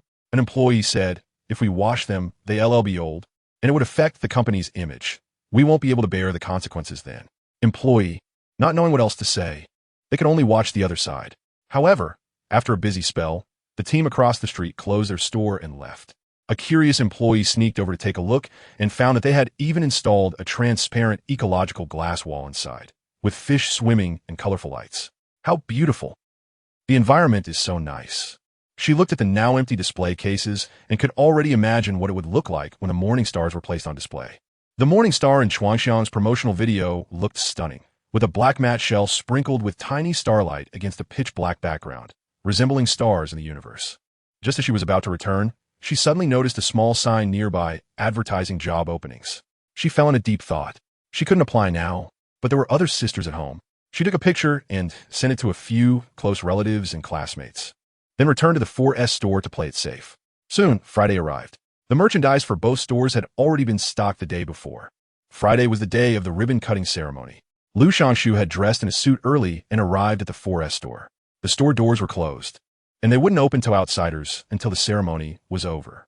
Murong Jing and several foreigners also arrived. The hairstylist was fixing Lu Shangshu's hair, which had been blown around by the wind. Shangshu, the Morning Star specialty store, is right next door. Murong Jing had noticed this when he got out of the car.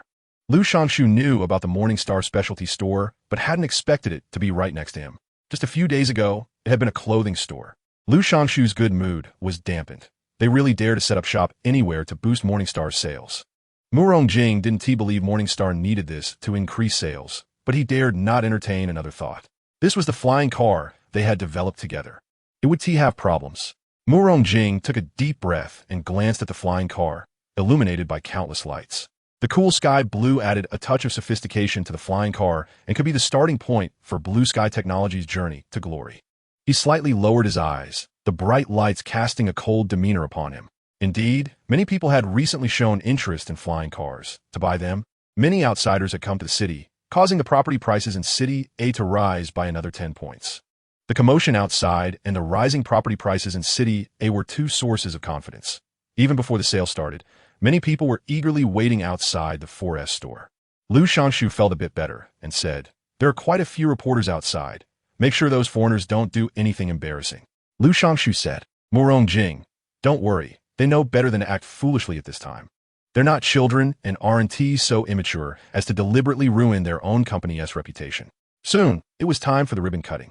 The reporters' flashlights were somewhat blinding. Lu Shangshu stood on the steps, delivered a few formal remarks, and then smiled as he cut the red ribbon. "I hope everyone can get closer to their dreams." He concluded with this phrase. The surrounding applause was enthusiastic, and the originally spacious road became congested due to the car show today. Traffic was severely jammed, yet the applause continued unabated, as if it was coming from even further away. Lu Shangshu regarded this as his own achievement. This was all thanks to the sky. In contrast, the scene across the street was relatively subdued. There was no ribbon-cutting ceremony. Although there were still many people, it lacked a certain flavor. A crowd surged into the 4S store. The Morning Star specialty store had set up a speaker at the entrance. The announcement was not about anything else but the origin of the Morning Star name. It was very simple, non-aggressive, but constantly reminded people to pay attention to their safety. This made some higher-ups feel a bit clear-headed. Your company seems to have never introduced how safe this car is. Chapter 98. Hanging stars safety? Is it really that important? What kind of dream is it if there's no determination to risk everything for it? Lu Shangshu wanted to say this, but he couldn't. Our flying car safety inspections have all passed. Everyone can drive with peace of mind. Please trust that we will keep every customer's safety in mind. So, how exactly do you guarantee the driver's safety? What measures are in place? However, Lu Shangshu had no intention of continuing. Jiang Huaining was watching the video broadcast. The first flying car in the country had brought a lot of attention to blue sky technology. If there were no accidents, many people would sign purchase contracts on the spot today. Based on the number of people present, blue sky technology could earn at least tens of millions today. This was certainly a good income, and even bank representatives were present. Those who needed to buy a car but lacked funds could apply for a loan on the spot. Our loans are for 20 years, which can lighten your repayment burden. Initially, we wanted 30 years, but due to government pressure, we could only change it to 20. The 4S store staff, following their leader's instructions, helped promote the bank's loan contracts. However, once they spoke, many people hesitated. A down payment of 100,000, a loan of 600,000 for 20 years, with monthly payments of less than 500, and you can take the car home. Someone nearby commented, but the insurance for flying cars is expensive. It adds up to 8,000 a month. This statement instantly cooled the heated atmosphere. It's worth noting that the average salary in the country is only 5,000. Just leaving the car unused, without maintenance, charging, or repairs, would incur an expense of 100,000. Lu Shangshu glanced at this person. The person was dressed in the most ordinary clothes, with familiar oil stains. But Lu Shangshu didn't recognize him at all. How could someone who looked like a beggar even enter the car exhibition? His smile faded. This is indeed a fact, but we have offered the lowest price. As for the subsequent matters, it requires the efforts of the dreamers themselves.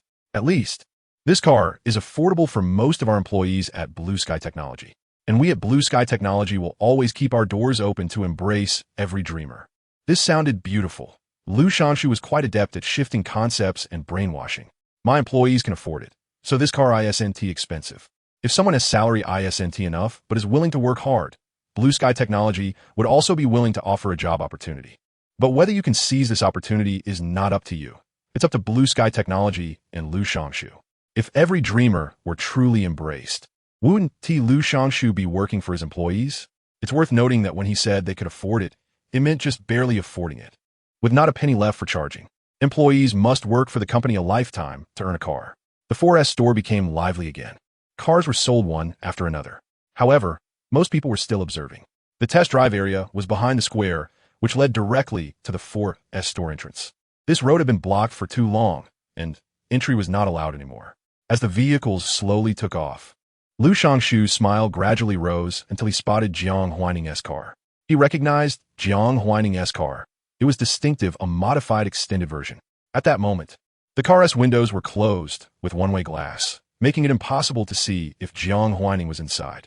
But Lu Shangshu guessed she was. On the first day of the Morningstar store's opening, she should come. That would be great. It would show Jiang Huaining how he took off in front of her. The roads were lined with people. Lu Shangshu lost focus for a moment, and Jiang Huaining's car disappeared. In fact, Jiang Huaining had arrived at the store. Lin Manon followed her closely. They took the inventory from the store, found a ladder, and hung it on the door, instructing the staff not to leave the store casually. The store manager recognized Lin Manon, but didn't know Jiang Huaining well, only finding her voice somewhat familiar. Seeing Lin Manon lead, she hurriedly followed Jiang Huaining's instructions. The two stores were indeed very close. The buzzing sound of flying cars from across the street was clear to everyone inside. Some cheered, some were joyful, and some shouted to fly higher, but she felt only panic. If a flying car crashed over, would a person survive if brushed by its propeller? Two female employees found a ladder and stock from the warehouse and began to hang the Morningstar sign on the store door. They specifically chose white, which matched the overall decor, looking like a decoration. A few potential buyers happened to walk by, seeing the flying cars above and momentarily unable to move. Oh my, that is so cool. The drivers of the flying cars were also excited, shouting continuously. One of them pulled a friend, saying, "Let's go by Morningstar first.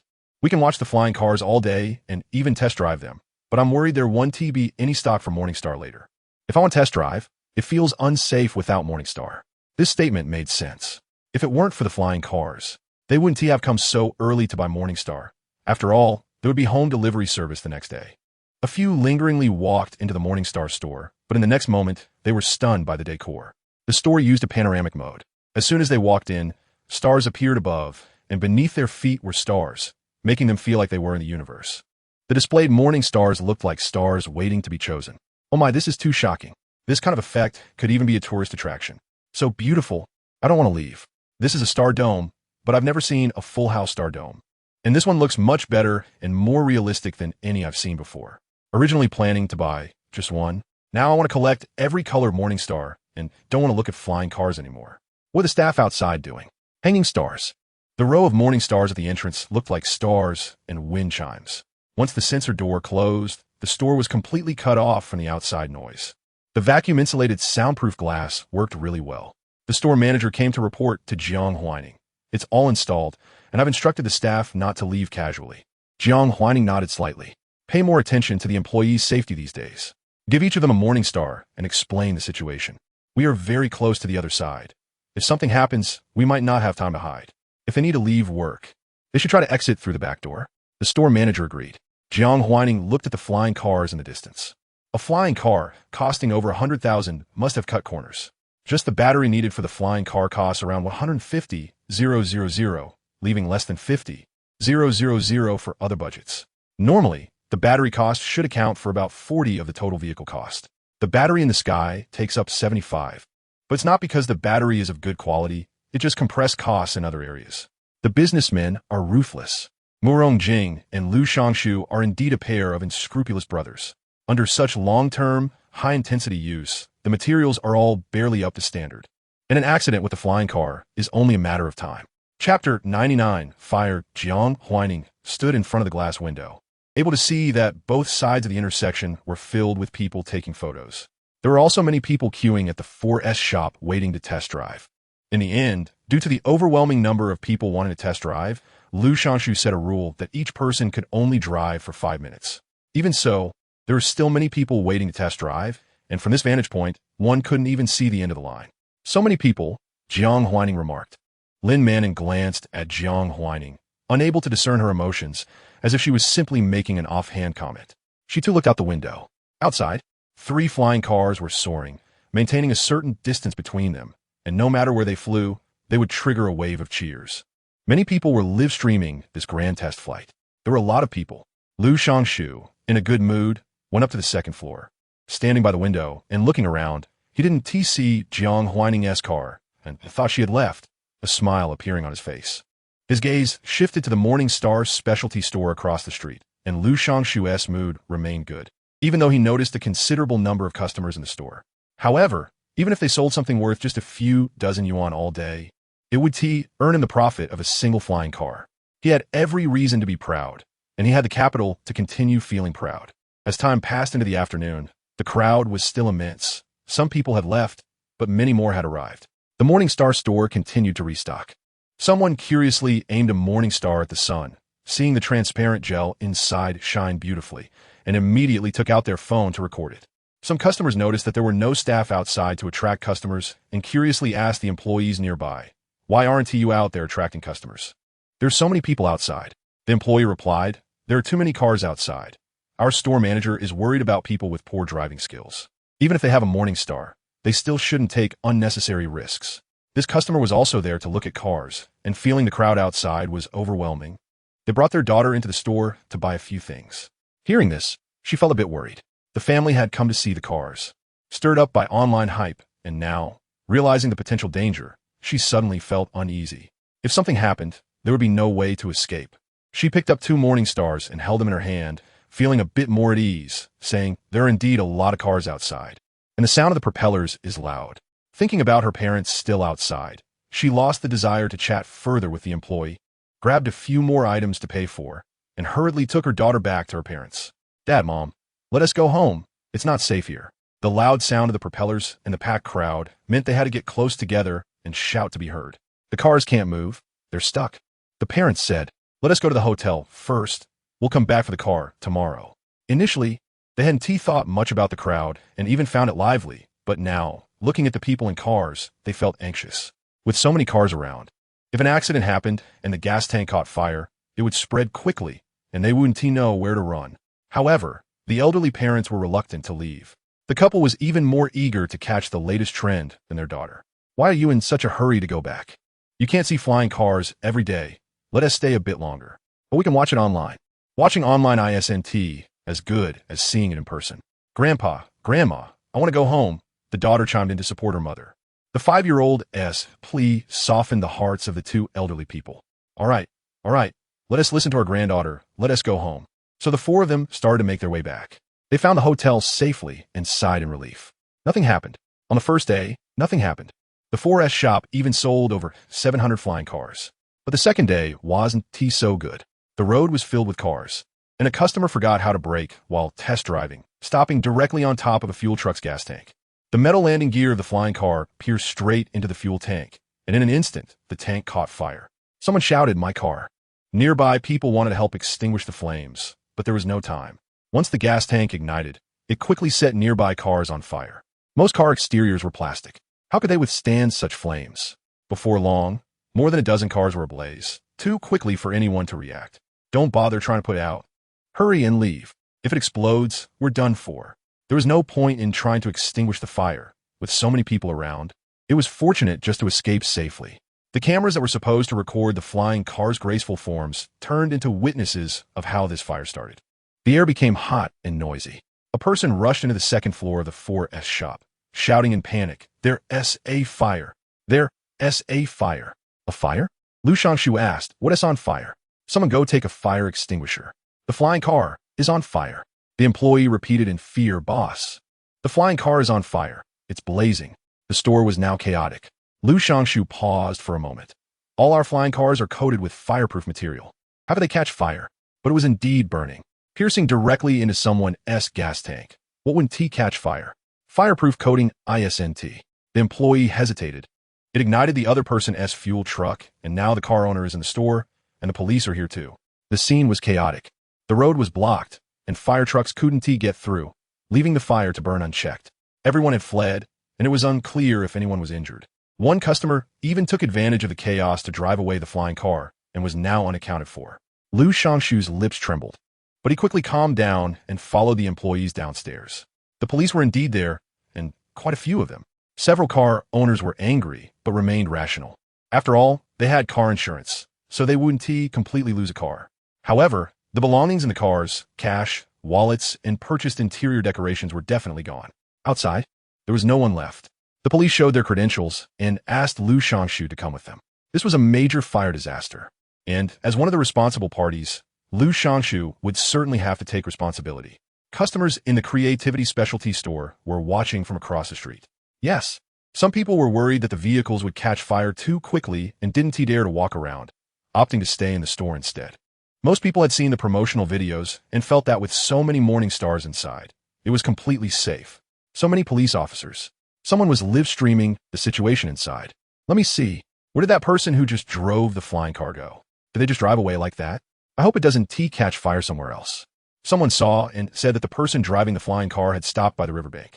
After discussing the accident and worrying about the missing flying car, others began to wonder if, after such a big incident, they could still buy the flying car. I've already paid the deposit. With this happening, I'm not sure if I can buy it. This is ridiculous. Driving the flying car's landing gear into someone's gas tank takes a certain skill, effectively causing the first setback in the development of flying cars. This couldn't be blamed on blue sky technology, could it? Chapter 100. She did it on purpose. Some people were discussing the recent accident, while others were watching the live broadcast. In a live stream on the phone, there were rows of burning cars. From time to time, the sound of explosions could be heard. The camera also captured a flying car that had been set ablaze, now burned to the point where its skeleton had deformed, dripping liquid like melting ice. The entire intersection looked like a sea of fire. The doors of the 4S shop had melted from the extreme heat. After sending off all the customers, Morningstar also closed its doors. The store manager said, "We will be closed today and tomorrow. Wait for further notice the day after tomorrow. Everyone leave through the back door and be careful." After sending off all the employees, the manager tidied up the shelves, leaving a few staff members in the store while the rest were moved to the warehouse. Then, she went upstairs to report the situation. To be honest, she felt a bit nervous, as one of the individuals was the executive president of Chuangxiang, and she never imagined she would see the president in person. The other person, although unknown, seemed to be a high-ranking official, probably a director from Chuangxiang, exuding a special aura. Jiang Huaining nodded slightly and left with Lin Manin and Luo Yuanyuan. Something had happened at Blue Sky Technology. However, none of the three displayed any relaxed expressions. In fact, such a large fire was not good news for Chuangxiang, which was about to launch the flying car. The National Development and Reform Commission and the Ministry of Transport would definitely pay attention to this fire. If things went poorly, the flying car pilot project in City A could be canceled. They could only hope that Liu Shangshu would provide some support at this time and not ruin the flying car project in front of the nation. Although Jiang Huaining was confident in convincing the government about Chuangxiang's flying car, she did not want to needlessly increase her workload. The next day was Sunday. The whole city seemed to have fallen silent. Various promotional videos for flying cars online suddenly turned into a silent fire scene. This is the driver's fault, unrelated to Blue Sky Technology. The landing gear going into the fuel tank might be unrelated to Blue Sky Technology, but what about the burning skeleton? It clearly didn't use good materials. It burned worse than the 50,000 yuan car next to it. What good can cheap things do? With so many cars burned, will the insurance company compensate? They probably will, but they will definitely haggle with Blue Sky Technology. At least they will make Blue Sky Technology pay. You all only care about compensation. I care about my life. When that propeller fell, it almost took off the head of the person next to me. It scared me to death. It was aimed right at the neck. Ever since I got out of the flying car, I've been afraid of that propeller. Now it's finally become a reality. I'm afraid too. Even a fan's blades can leave fingers bloodied, let alone the flying car's propeller. Can others drive flying cars on the road? I'm worried my head will suddenly fall off while walking. The topic inevitably shifted here. Then, netizens with differing opinions began to argue. Some worried for their own safety, while others felt it was a low-probability event that should not lead to abandoning progress. Liu Shangshu had the PR department post a blog. The development of technology is always accompanied by growing pains. We should face these growing pains head-on, but we should not abandon development because of them. This PR piece was well-written and quickly received a lot of likes. But there were also many opposing opinions. Why must technological development involve growing pains? The growing pains you speak of continue to develop at the expense of public safety? I don't understand the significance of this development. Moreover, Chuangxiang's technology has never made ordinary people bear the growing pains. Even my wallet has never suffered because of it. I don't oppose technological development. I support it, but I oppose your disregard for human life. You're able to speak lightly about public suffering because of Morningstar. But if that day someone without Morningstar had their head taken off by your propeller, would you still dare to speak to us about enduring growing pains? You can stand here and speak without facing a manslaughter lawsuit, because you were lucky you just happened to open a store next to Morningstar, a place that cares about people's lives. If it weren't for Morningstar, why would you have to say those things that ask people to endure? Lucky, it was clearly deliberate. The netizens made valid points, but Liu Shangshu could not feel grateful toward Morningstar at all. Could Morningstar really be well-intentioned? They were merely there to watch the spectacle. Therefore, even though no one died because of Morningstar, Liu Shangshu still could not feel happy. He was in a gloomy mood. A message popped up in the work group on his phone. As the class leader, Liu Shangshu had not returned to school for a long time. The homeroom teacher had chosen Jiang Huailu as the acting class leader. Perhaps Jiang Huailu's personality was not assertive enough, but she had an older sister in Hua Yi to help her. Thus, Jiang Huailu managed to be class leader relatively smoothly. He had considered using his position as class leader to contact Jiang Huailu, but every time he picked up his phone, he would think of that red exclamation mark and the bitter seawater he tasted when he fell into the ocean. He suspected Jiang Huailu knew something and dared not act rashly, thinking that when Blue Sky Technology became a top company, he could return to school with a glow and gift Jiang Huailu a custom flying car. Stronger men who make a mistake with the girl they love can always be more easily forgiven as long as they sincerely admit their wrongs. Even if the girl does not forgive, there will be bystanders to help persuade her. This was a lesson Liu Shangshu learned from his parents' marriage. He was also a bystander in his parents' marriage, helping his father persuade his mother to forgive. If he has children in the future, they will be the lubricant in the marriage, able to help solve emotional problems and stabilize the marriage, just like he did. Speaking of his mother, Liu Shangshu realized she had not called him in a long time, which was quite good. Otherwise, besides work, there would be another annoying matter. Just as he was about to turn off his phone, he saw a sudden message from the homeroom teacher in the class group. Song Xiaoyang, Chuangxiang Technology has donated a batch of Morningstars to all schools in City A, including ours. Tomorrow morning at 8, the class leader will go downstairs with me to collect them. Jiang Huailu received. An ordinary conversation. But this donation at this time felt like adding fuel to the fire for blue sky technology, constantly reminding the people of City A about the flying car accident. In the class group, led by Mu Shan, a bunch of messages popped up thanking Chuangxiang. Lu Shangshu almost smashed his phone. Jiang Huaining. Good, very good. And Mu Shan, along with these fence-sitters, must also know he is in the group and are deliberately posting these things.